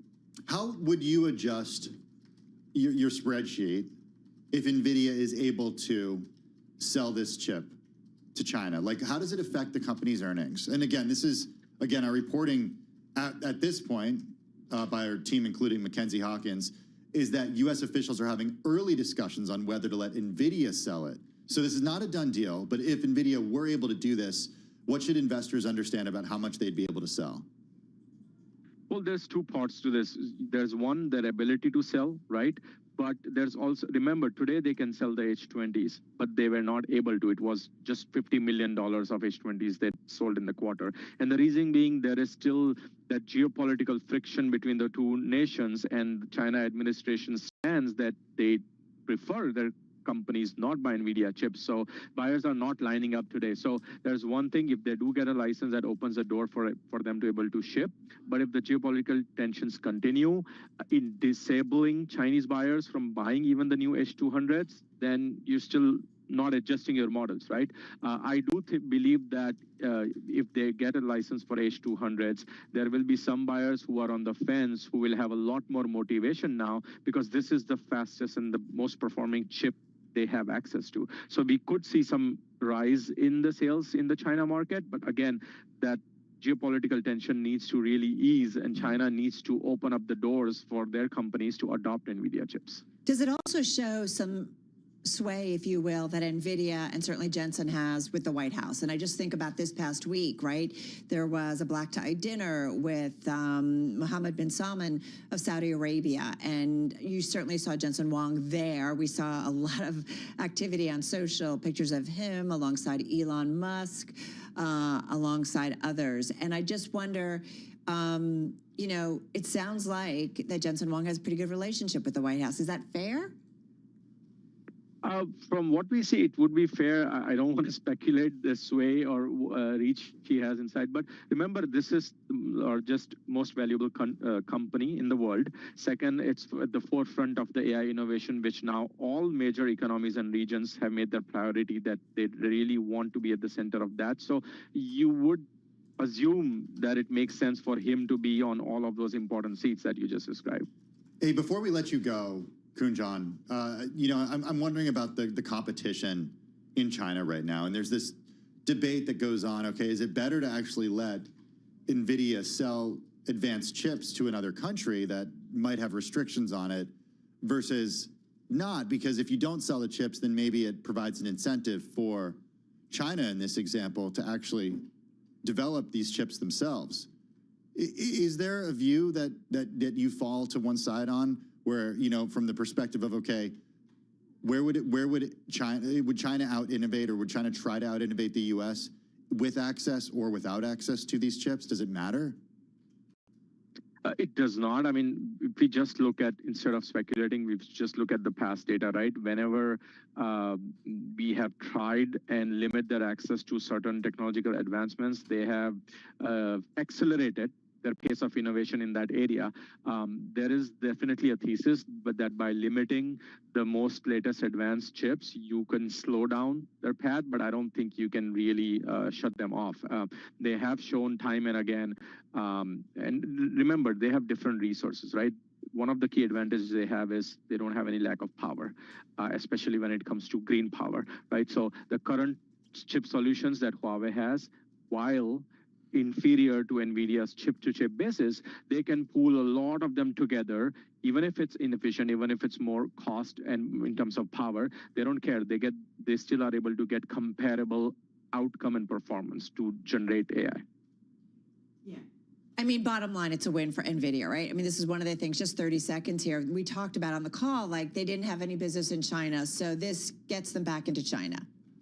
Potentially. That definitely does, yes. Okay. Like we said, Bloomberg exclusive, according to people, that this is going to happen. But or no, they're having early discussions on whether to let NVIDIA do it. So right. So it's still early. It's still very early. Like it's not happening yet, but this would be certainly perceived as a big win. We should point out the stock has been up as much as 2.2% today. It did certainly run up to its intraday high on this Bloomberg exclusive, crossing the wires. NVIDIA right now up about 1.25%, Tim. Hey, coming up in just a minute, a record number of people are expected to hit the road, rail, seas, and air domestically this Thanksgiving, which, yes, is next Thursday. So buy that turkey if you haven't already. Getting ready for it all, the new terminal at Pittsburgh International Airport. We're going to talk to the CEO in just a minute. First up, though, a check of the day's trade and top business stories. We have about an hour and 20 minutes to go until the close. Hey, Charlie. Hi, thank you very much. And here's what's going on. Dramatically different tone to today's trading compared to this time yesterday when stocks kept moving lower. But right now we got the Dow, the S&P, NASDAQ, all very much in the green right now.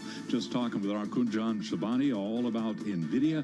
NVIDIA shares, they are pushing higher right now, helping advance the Mag 7 index. NVIDIA right now up 1.3%. The Mag 7 index index up 1.9%. The Dow, the S&P, NASDAQ solidly in the green. S&P just about the best level of the day at 6652, up 113 points, up 1.7%. The Dow up 771 now, up 1.7%.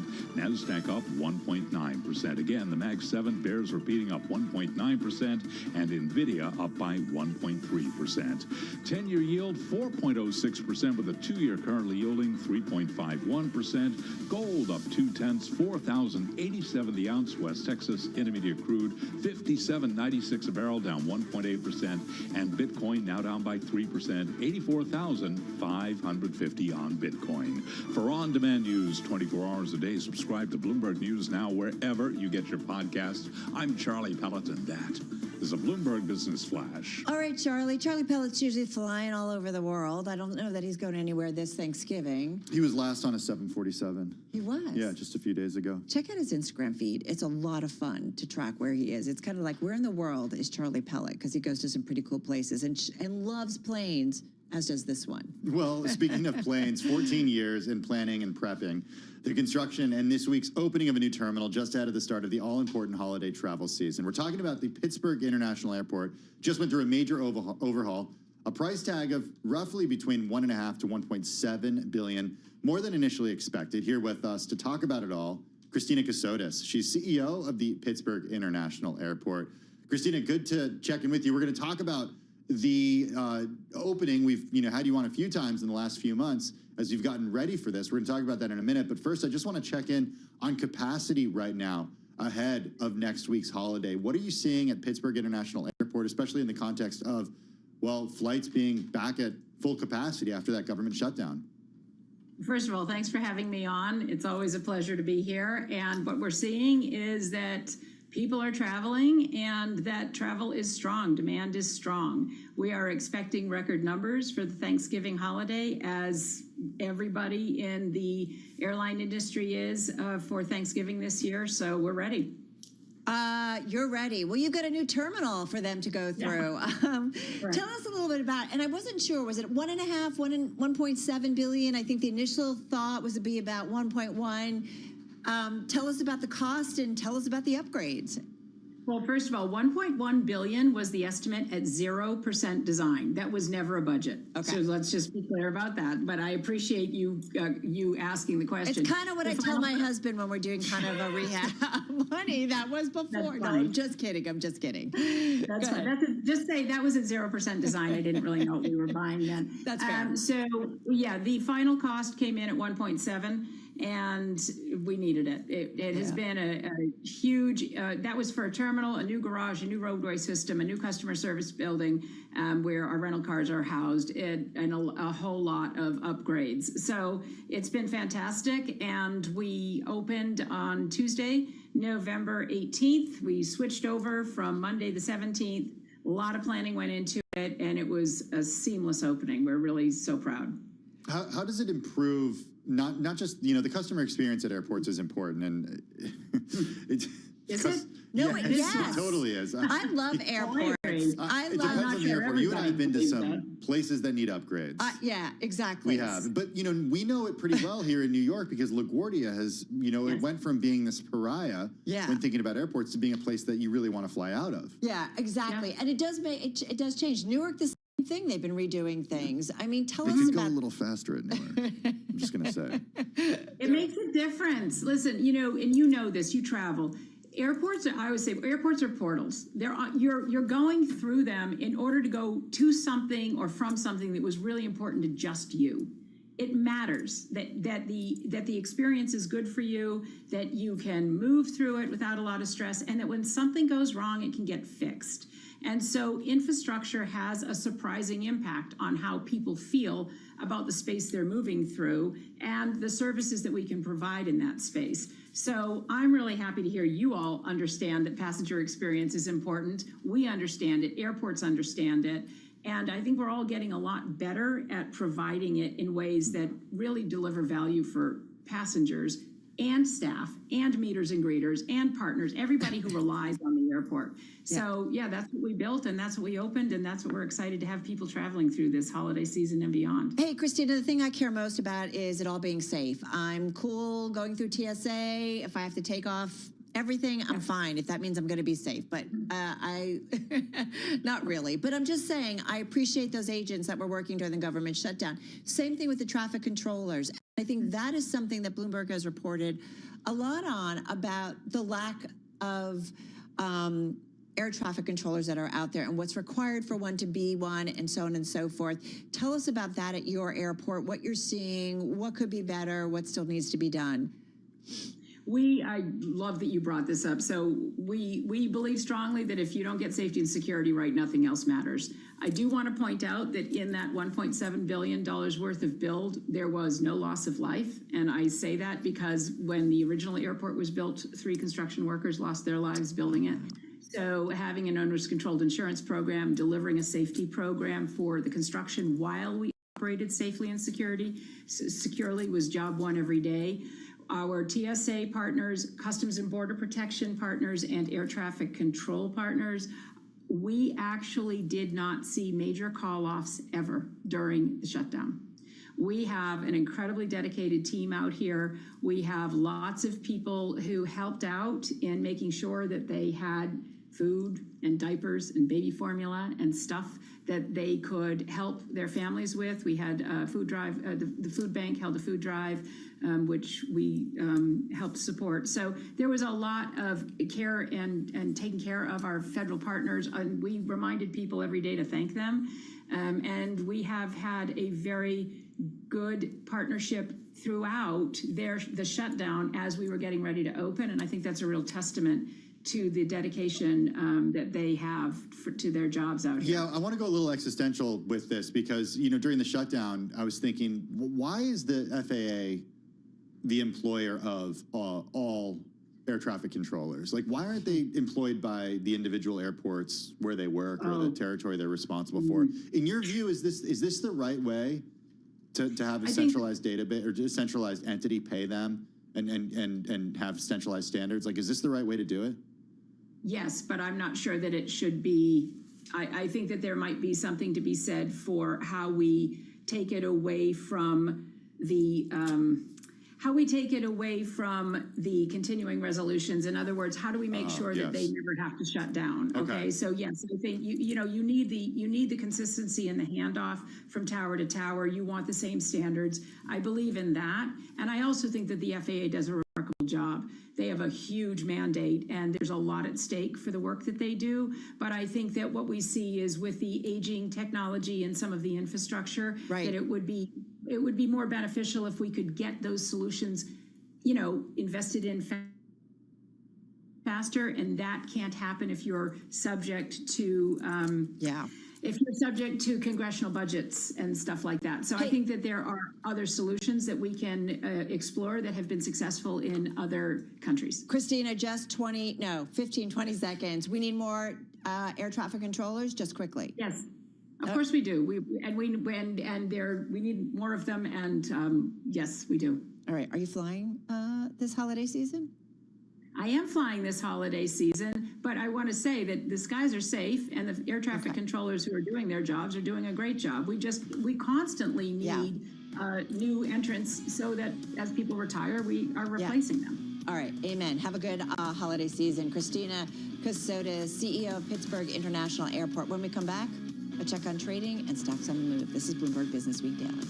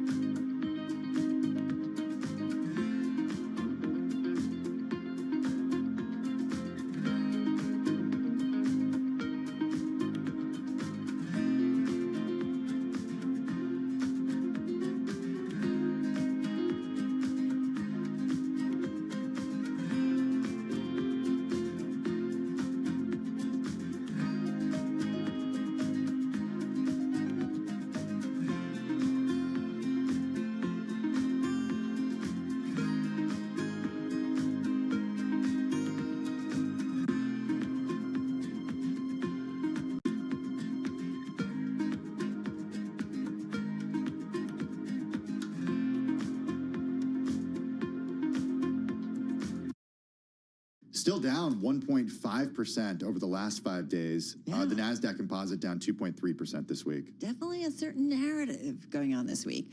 I'm Carol Massar, along with Tim Stanovic. Let's get to some stocks on the move on this Friday. Bloomberg TV markets correspondent Nora Melinda is in the house.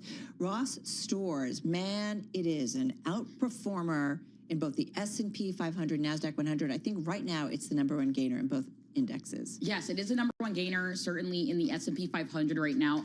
Up for a record high. We see shares up as much as 8.3%. This is the biggest jump that we've seen for the company since April, and it's no surprise why they're here. We're seeing a lot of consumers going toward a lot of the stores that are marking down prices or stores that are just more affordable right now. And if you think about Ross, it's definitely right at the center of affordability. And so we are seeing a lot of momentum here building into the holiday season here. We're looking at shares of Ross up about 15% though on the year. Okay, I know you're thinking about Ross, Carol. I'm thinking about NVIDIA. What are you saying? Well, I know Ross is one of your gainers today. You're a chip guy and I'm a retail kind of guy? No, but you know, Not that there's it anything is the wrong best with performer that. in the S&P 500, and it's one of your gainers today. I'm just saying, Yeah. what's NVIDIA doing right What now? is NVIDIA doing? NVIDIA right now, looking at shares of NVIDIA, NVDA, of course, is a stock that cannot literally leave our minds. We've been seeing it up, down as much as, more than 4% I'm just going to tell today? you when I'm having my cup of coffee Please. tomorrow morning when I wake up and after I've walked the dogs, I actually might not be thinking about NVIDIA. Just on a Saturday morning, right? Clear head. Just for that moment. NVIDIA might not be on your mind.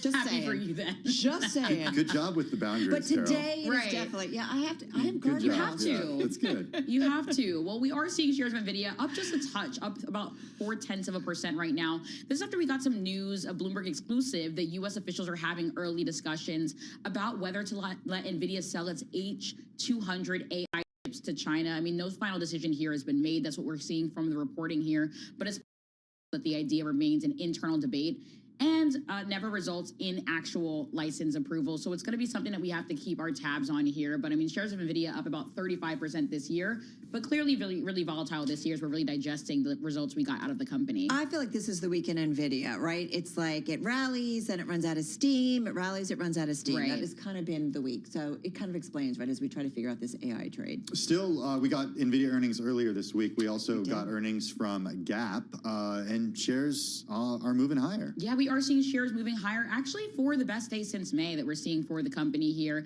And this is a bit of the company bucking the trend that we've been seeing about a lot of consumers seeing caution in recent weeks as we think about just the broader retail landscape. But we did see some strength from Gap, particularly in terms of its celebrity partnerships that really helped to buoy the stock higher. Old Navy, Banana Republic, those both were strong brands for the company's performance. Not doing too well, but it does seem as though Old Navy and Banana Republic are what is pulling the company through. Mary Ross Gilbert said Gap is back. Gap is back, apparently. In a big way. She said like back to 90s level. Oh, Even wow. though Tim and Yeah. I were like, I haven't been in there. But you know what? As we were having that conversation with her yesterday, which if you missed, that was Thursday. If you missed Shame it, on you. No, I wasn't going to say that. I was going to say you can check it out on our podcast feed. Sorry. People have stuff to do, Carol. She's wagging the finger. You're not I'm a going to little shame sassy them. today. I did think, you know what? We do buy a lot of Old Navy actually. Do for the you kids. now? So yeah, then for you the do- kids. you're Yeah. okay. So you're there. It's the price is right, and these Yeah. kids grow so quickly. Yeah. You know, they also the sweatshirts disappear. What do you mean? They leave them at school. They're gone forever. Oh. Yeah, Kids do so that, right? that's You're pretty like, They cool. do. "Hey, where is that? Yeah. I don't know. Doesn't matter if you put your name on it. All right, Eli Lilly. Eli Lilly, of course, this is a company that we've really been watching because it was. Have we really? I mean, I've been Did watching you it today. know it was going to be $1 trillion market Well, you know, cap? I came from the equities team, so I've been hearing some whispers that they were watching it all All right. week. So maybe I you had a head know. start. I You did knew. have a head start. I was shocked. Yeah, they've been watching it all week long, just waiting to see when it would cross that $1 trillion mark. But to your point, more broadly, I don't think that the average person was really watching this stock in that way. But we really Interesting. are seeing this hitting the highest level on record, surpassing that $1 trillion mark, the first healthcare company to do so. And of Yeah. course, one of very few outside of the tech space to really do so. And this is after, you know, of course, the weight loss pill. We've been seeing a lot of optimism there. They're expecting it to reach $95 billion by 2030 here. And of course, also seeing that plan with Novo Nordisk to sell obesity drugs directly to employers. So, I mean, this stock is really doing some interesting stuff in a meaningful way. Yeah. Up as much as about, 2.2%. That's what sent it over. Up almost 38% year to date so far. So really some outperformance. All right, Nora, thank you so much. For more conversations, check out our Stock Movers podcast. 5-minute episodes of the biggest winners and losers. You can find it on Apple, Spotify, or anywhere, Mr. Stanovic, that you get your podcasts. Well, coming up next on Bloomberg Business Week Daily, if you're sticking with us, we got a great program. We're watching everything out of Washington, D.C. That meeting between Mayor-elect Zohran Mamdani and President Trump that's set to kick off in just a few minutes. Also, we're going to get a view on the economy. Thomas Carroll is back with us. He's going to tell us everything happening when it comes to multifamily real estate and more.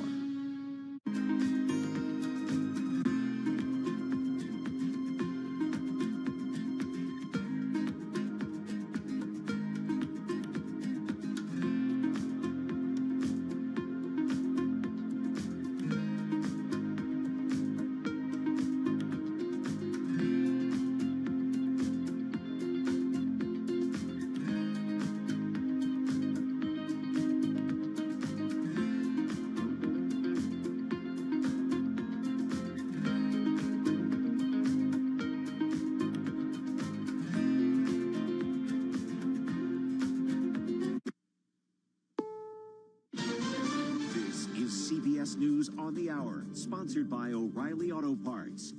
I'm Cammie McCormick. Ukraine's president says the latest U.S. plan to win the war with Russia could push ties between the U.S. and Ukraine to the breaking point. It would call for Ukraine to accept terms it and European allies have long called unacceptable. CBS's Ed O'Keefe. Ukraine is expected to give up parts of its eastern regions that Russia hasn't even taken control of, and then have Crimea, Donetsk, and Luhansk regions be recognized as de facto Russian territory. A cap on Ukraine's military size. They'd have to trim their troops numbers by about 200,000 and bring it down to 600,000. That's seen as an issue.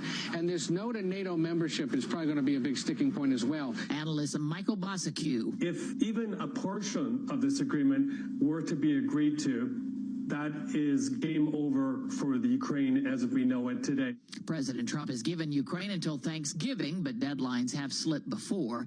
The president's meeting this hour with New York's mayor-elect Zohran Mamdani. They have traded barbs for months, but Finn Gomez reports one common concern they have is affordability. There's a lot at stake for New York City. The relationship between New York City mayors and the sitting president has traditionally been a crucial one, mainly for the New York mayors, because so much of the city's agenda, frankly, relies on federal help, federal aid for many programs, transit, public housing, security grants, and even immigration programs, to name a few, and all are core issues for any New York City mayor. A Central Ohio police officer has been acquitted of all charges in connection with the fatal shooting of a 21-year-old pregnant black woman in a grocery store parking lot after she was accused of shoplifting. Jim Krasula reports. The verdict brought courtroom cries of, quote, "This is not right," from the family of 21-year-old Takia Young. Sean Walton is the family's lawyer. Just understanding how hard it is to convict a police officer in this country. Mark Collins is the attorney for police officer Connor Grubb. This isn't a racial case. It has nothing to do with any aspect of that. Young's family is moving forward with a civil case stemming from the 2023 incident. Jim Krasula, CBS News. CBS's Chris Van Cleve reports on the coming Thanksgiving travel rush. The airlines are confident they are ready for the rush and believe they will be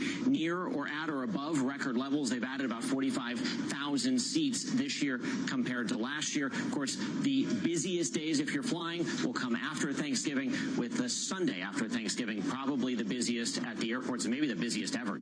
On Wall Street at this hour, stocks are recovering from their steep losses this week. The Dow Jones Industrial's up 681 points. The NASDAQ is higher by 328. This is CBS News.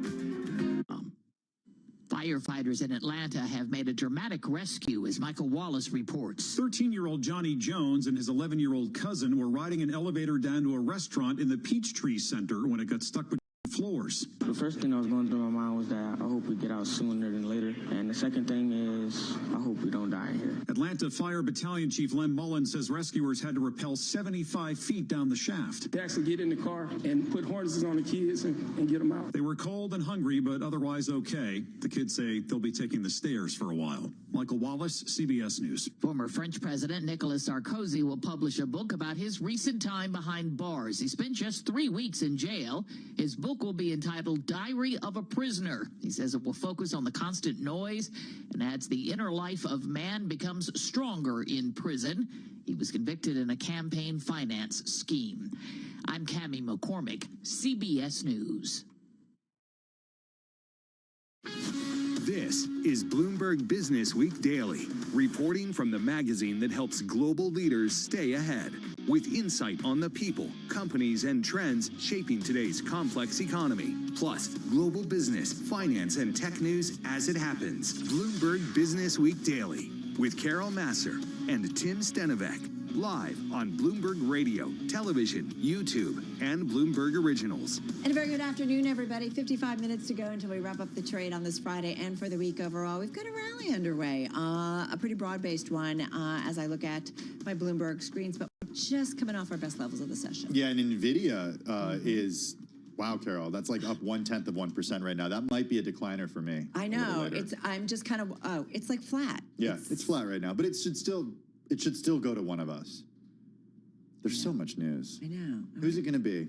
I think it'll be me. Hey, rock, paper, scissors? No, it's not up to us. It's up to We traders. have no control over anything. That is so true. What we do have control over is the great program that we have for you over the next couple of hours. Volatility continues, or that will certainly be the backdrop. And Charlie Pellet will have some more details in just a minute. Hoping we get some details about what President Trump and Mayor-elect Zohran Mamdani have talked about or will talk about. That meeting is set for 3 o'clock today, so it's supposed to be happening right now. We're going to have some details from Miles Miller in Washington, D.C. He's at the White House in just a minute. Yeah, we will definitely check in there. Hey, also, questions remain about the U.S. economy as U.S. consumer sentiment fell in November to one of the lowest levels on record. So we're going to get a check on the economy and the middle class.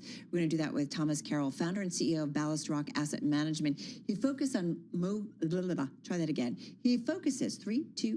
He focuses on multifamily real estate for middle class Americans. It's something. Well, first of all, we talked about with our Allison Schrager that maybe there is no middle class anymore. We talked about the implications for the economy. She didn't seem to think that there was too many, but nonetheless, when it comes to affordable housing, it is still an issue across the country. Also a milestone when it comes to healthcare as a pharmaceutical company gets to a $1 trillion market cap. We're going to tell you why. You can probably guess which one it is, but we're not going to tell you. Oh, my lips are sealed. Okay. Hey, first up, a check of the day's trade and top business stories. Maybe Charlie will tell you. Here's Charlie Pellet. I'm not going to tell you about Lilly. I'll let you guys break the news. The Dow, Wait a minute. the Dow, the S&P, NASDAQ, all pushing higher right now. As Carol mentioned, we're off session highs, but still looking at gains here. 307 on Wall Street. 53 minutes to go until that closing bell. Clang, clang, clangs. We have got the S&P up 93 right now, 66.32. That is a gain of 1.4%. The Dow up 657 now, up 1.4%. NASDAQ up 328, gain there of 1.5%. Again, I underscore very close to session highs and a dramatically different tone to this market today compared to this time yesterday. The Mag 7 index up 1.5% right now, keeping an eye on NVIDIA shares. NVIDIA right now is trading higher by 0.2%. 10-year 4.06% with a 2-year 3.51%. Gold up $5.50 the ounce, up 0.1%, 4,082. And right now Bitcoin down 3.9%, 83,828 on a Bitcoin. Fed Governor Stephen Miron says economic data since the last FOMC meeting should push one in a dovish direction. He made the comment this morning in an interview that you heard right here on Bloomberg Radio. If anyone was on the fence, I would hope that this would move them in the direction of cutting. I mean, you saw the unemployment rate edged up a bit. You saw some other indicators like an increase in permanent layoffs. Those are indications that the labor market has been affected by restrictive Fed policy. And given the outlook for inflation, there's not really much of a need to be as restrictive as we are. And you can watch the full conversation with Fed Governor Stephen Myron on YouTube on the Bloomberg podcast channel, recapping S&P up 1.4%. NVIDIA up 0.2%. For on-demand news 24 hours a day, subscribe to Bloomberg News Now wherever you get your podcast. I'm Charlie Pellet. That is a Bloomberg Business Flash. Hey, thanks for that update, Charlie Pellet. A high-stakes meeting in Washington scheduled for right now at the White House. New York City Mayor-elect Zohran Mamdani scheduled to meet with President Trump. Miles Miller is Bloomberg News senior reporter who covers Homeland Security and the FBI. He's also spent years covering City Hall in New York. He's in Washington, D.C. today, though, at the White House to cover the meeting between the president and the mayor-elect. Miles, good to have you on the program. We got a little more detail later in the morning when the president said that he predicted he will have a, quote, civil meeting with New York City Mayor-elect Zohran Mamdani. But I'm curious to hear from you, what areas would they agree on versus what areas would they disagree on? Like, there is some, we talk about these two, and there's some, they're great at social media. They both appealed to the same issues when it came to the election. They do actually have a lot in common. Yeah, I think the thing that the president said pretty clearly on radio this morning was that both of these men want New York to be strong. The thing that he said that was really funny was that they both have such a different philosophy on how to make New York strong. You've got a Queens assemblyman and a former real estate developer who was born and raised in Queens, who are going to be meeting in the Oval Office in just a few moments' time. The president said he gave Mamdani great credit for the race that he run, but he also said that there are some areas of agreement and, of course, the disagreement. The areas of agreement, affordability, clearly, right? I think that President Trump in 2024 ran on a message of making prices lower, gas prices. We heard about egg prices quite some time. And then Zohran Mamdani doing the same thing, talking about rent prices, talking about the prices to get on the buses in New York City, trying to see how to subsidize grocery costs in New York City. They have those parts of agreement. But where do they differ? Certainly on the issue involving ICE in New York City. The president has said he wants to strip federal funding from New York City because of the way that the city deals with ICE, right? Not participating in ICE raids, not giving them intelligence information on people that they arrest and whether or not they are here legally. Those are the issues of contention. I expect Mamdani to stand firm to his message that he doesn't want ICE anywhere in New York City operating in that way. And, it's going to be a delicate dance because Mamdani needs the Trump administration to grant him his security clearance. He needs the Trump administration to grant him those federal funds for those big infrastructure projects in the city. And so he'll have to really do that delicate dance. One thing that's important here to note is that he didn't bring any of his senior counsel with him. He didn't bring his first deputy mayor. He didn't bring Jessica Tisch, the person he's newly appointed to continue running the NYPD, Patrick Gass, a former official in the Obama White House. None of them came with him. It's only his new young team of people, his chief of staff, his chief policy advisor, his press secretary. I don't know how that'll go over with Susie Wiles and others in the Oval Office. Miles, I think about, President Trump understands winners. He understands money. And New York City's $1.5 trillion GDP places it among the world's 20 largest economies, just a tick under those of Spain and Canada. So I do understand that, the federal government gets money from the city and vice versa. So it's a little bit of they kind of need each other. I do wonder how that makes this conversation kind of interesting and maybe gives the incoming mayor also some strength going into these conversations or the current conversation underway. Yeah, it's one hand washes the other, I think, and I think you really you're talking about the money we send. There have been points in our city, our state's history where we said, you know what, we give so much money to the federal government, do we stop? Do we do that dance? The one thing that's been interesting is one of his mentors, one of his, close allies has been Governor Kathy Hochul. She has worked very well with the Trump administration on a number of issues. There was a wind project they were canceling. She was able to give a call to Trump and get that stopped. the plan to stop that wind project. That's the kind of dance that he's going to have to do. Trump has a number of properties in New York, right? Obviously, divested, give those properties to his kids. But the Trump organization is still based in New York, and it really does take a lot of effort to make sure that those properties are doing well. And of course, security is a big part of that. So he's going to have to think about all of that as he sits down with the president this afternoon. Miles, what's the status of the meeting right now? Like, do we know if they've started? So we're trying to figure that out. And the reason that we don't know at this point is because we saw a tweet from the White House communications director that was just a bunch of reporters standing outside waiting for Mamdani to come in, but we don't know if the meeting has yet started. Okay. And we also are trying to figure out who would be in this meeting. I'm looking at, let's see.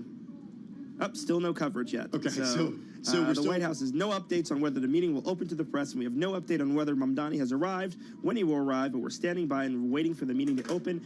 But we do know that Mamdani is going to speak to reporters right after the meeting. Do we know if when he speaks to reporters after, will he be joined by the president?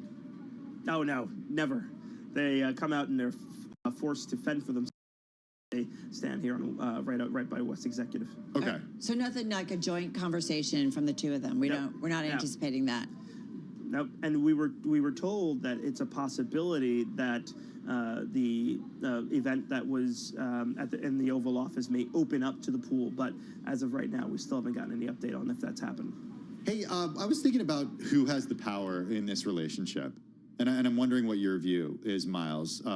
Certainly, New York City has New York in the tax base, but I don't know to what extent the mayor can actually control that. We know that the mayor cannot control that.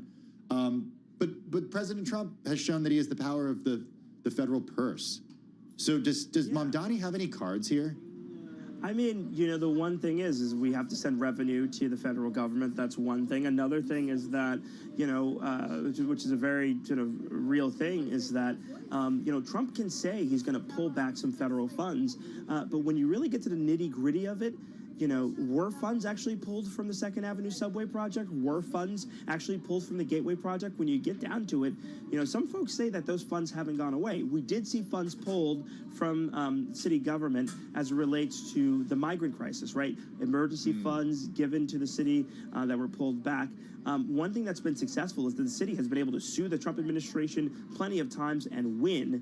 And Mamdani does walk in with those cards, but he also walks in with the cards that he won with a large number of votes in the city, and Trump is going to have to answer to those people as well. So, he's going in with some cards on the table. Hey, just lastly, just remind me, was this meeting initiated by both, by one? Just got about 30 seconds. The meeting was initiated by Mamdani. He called the White House last week and asked if he could meet with the president. And within a week's time, he was here because he says he'll meet with anybody, anywhere about New York City. And so did Trump. I mean, Trump has a vested interest in making sure New York City succeeds. I was speaking with people, close to the president this afternoon, and they're saying, he's a New York guy. He wants New York to be successful. Yeah, it used to be his home base. I'm just going to, before kind of making Mar-a-Lago in Florida. Hey, Miles Miller, we will be back to you as we continue to monitor that meeting once it is underway between President Trump and the incoming mayor of New York City, Zohran Mamdani. Miles, senior reporter covering Homeland Security and the FBI for Bloomberg News, joining us, of course, as you could tell, just outside the White House. Hey, coming up next, a check on housing demand for middle-class Americans. Also, we're going to sprinkle a little private credit in there as well. Thomas Carroll back with us, founder and CEO over at Ballast Rock Asset Management. That's next. This is Bloomberg Business Week Daily.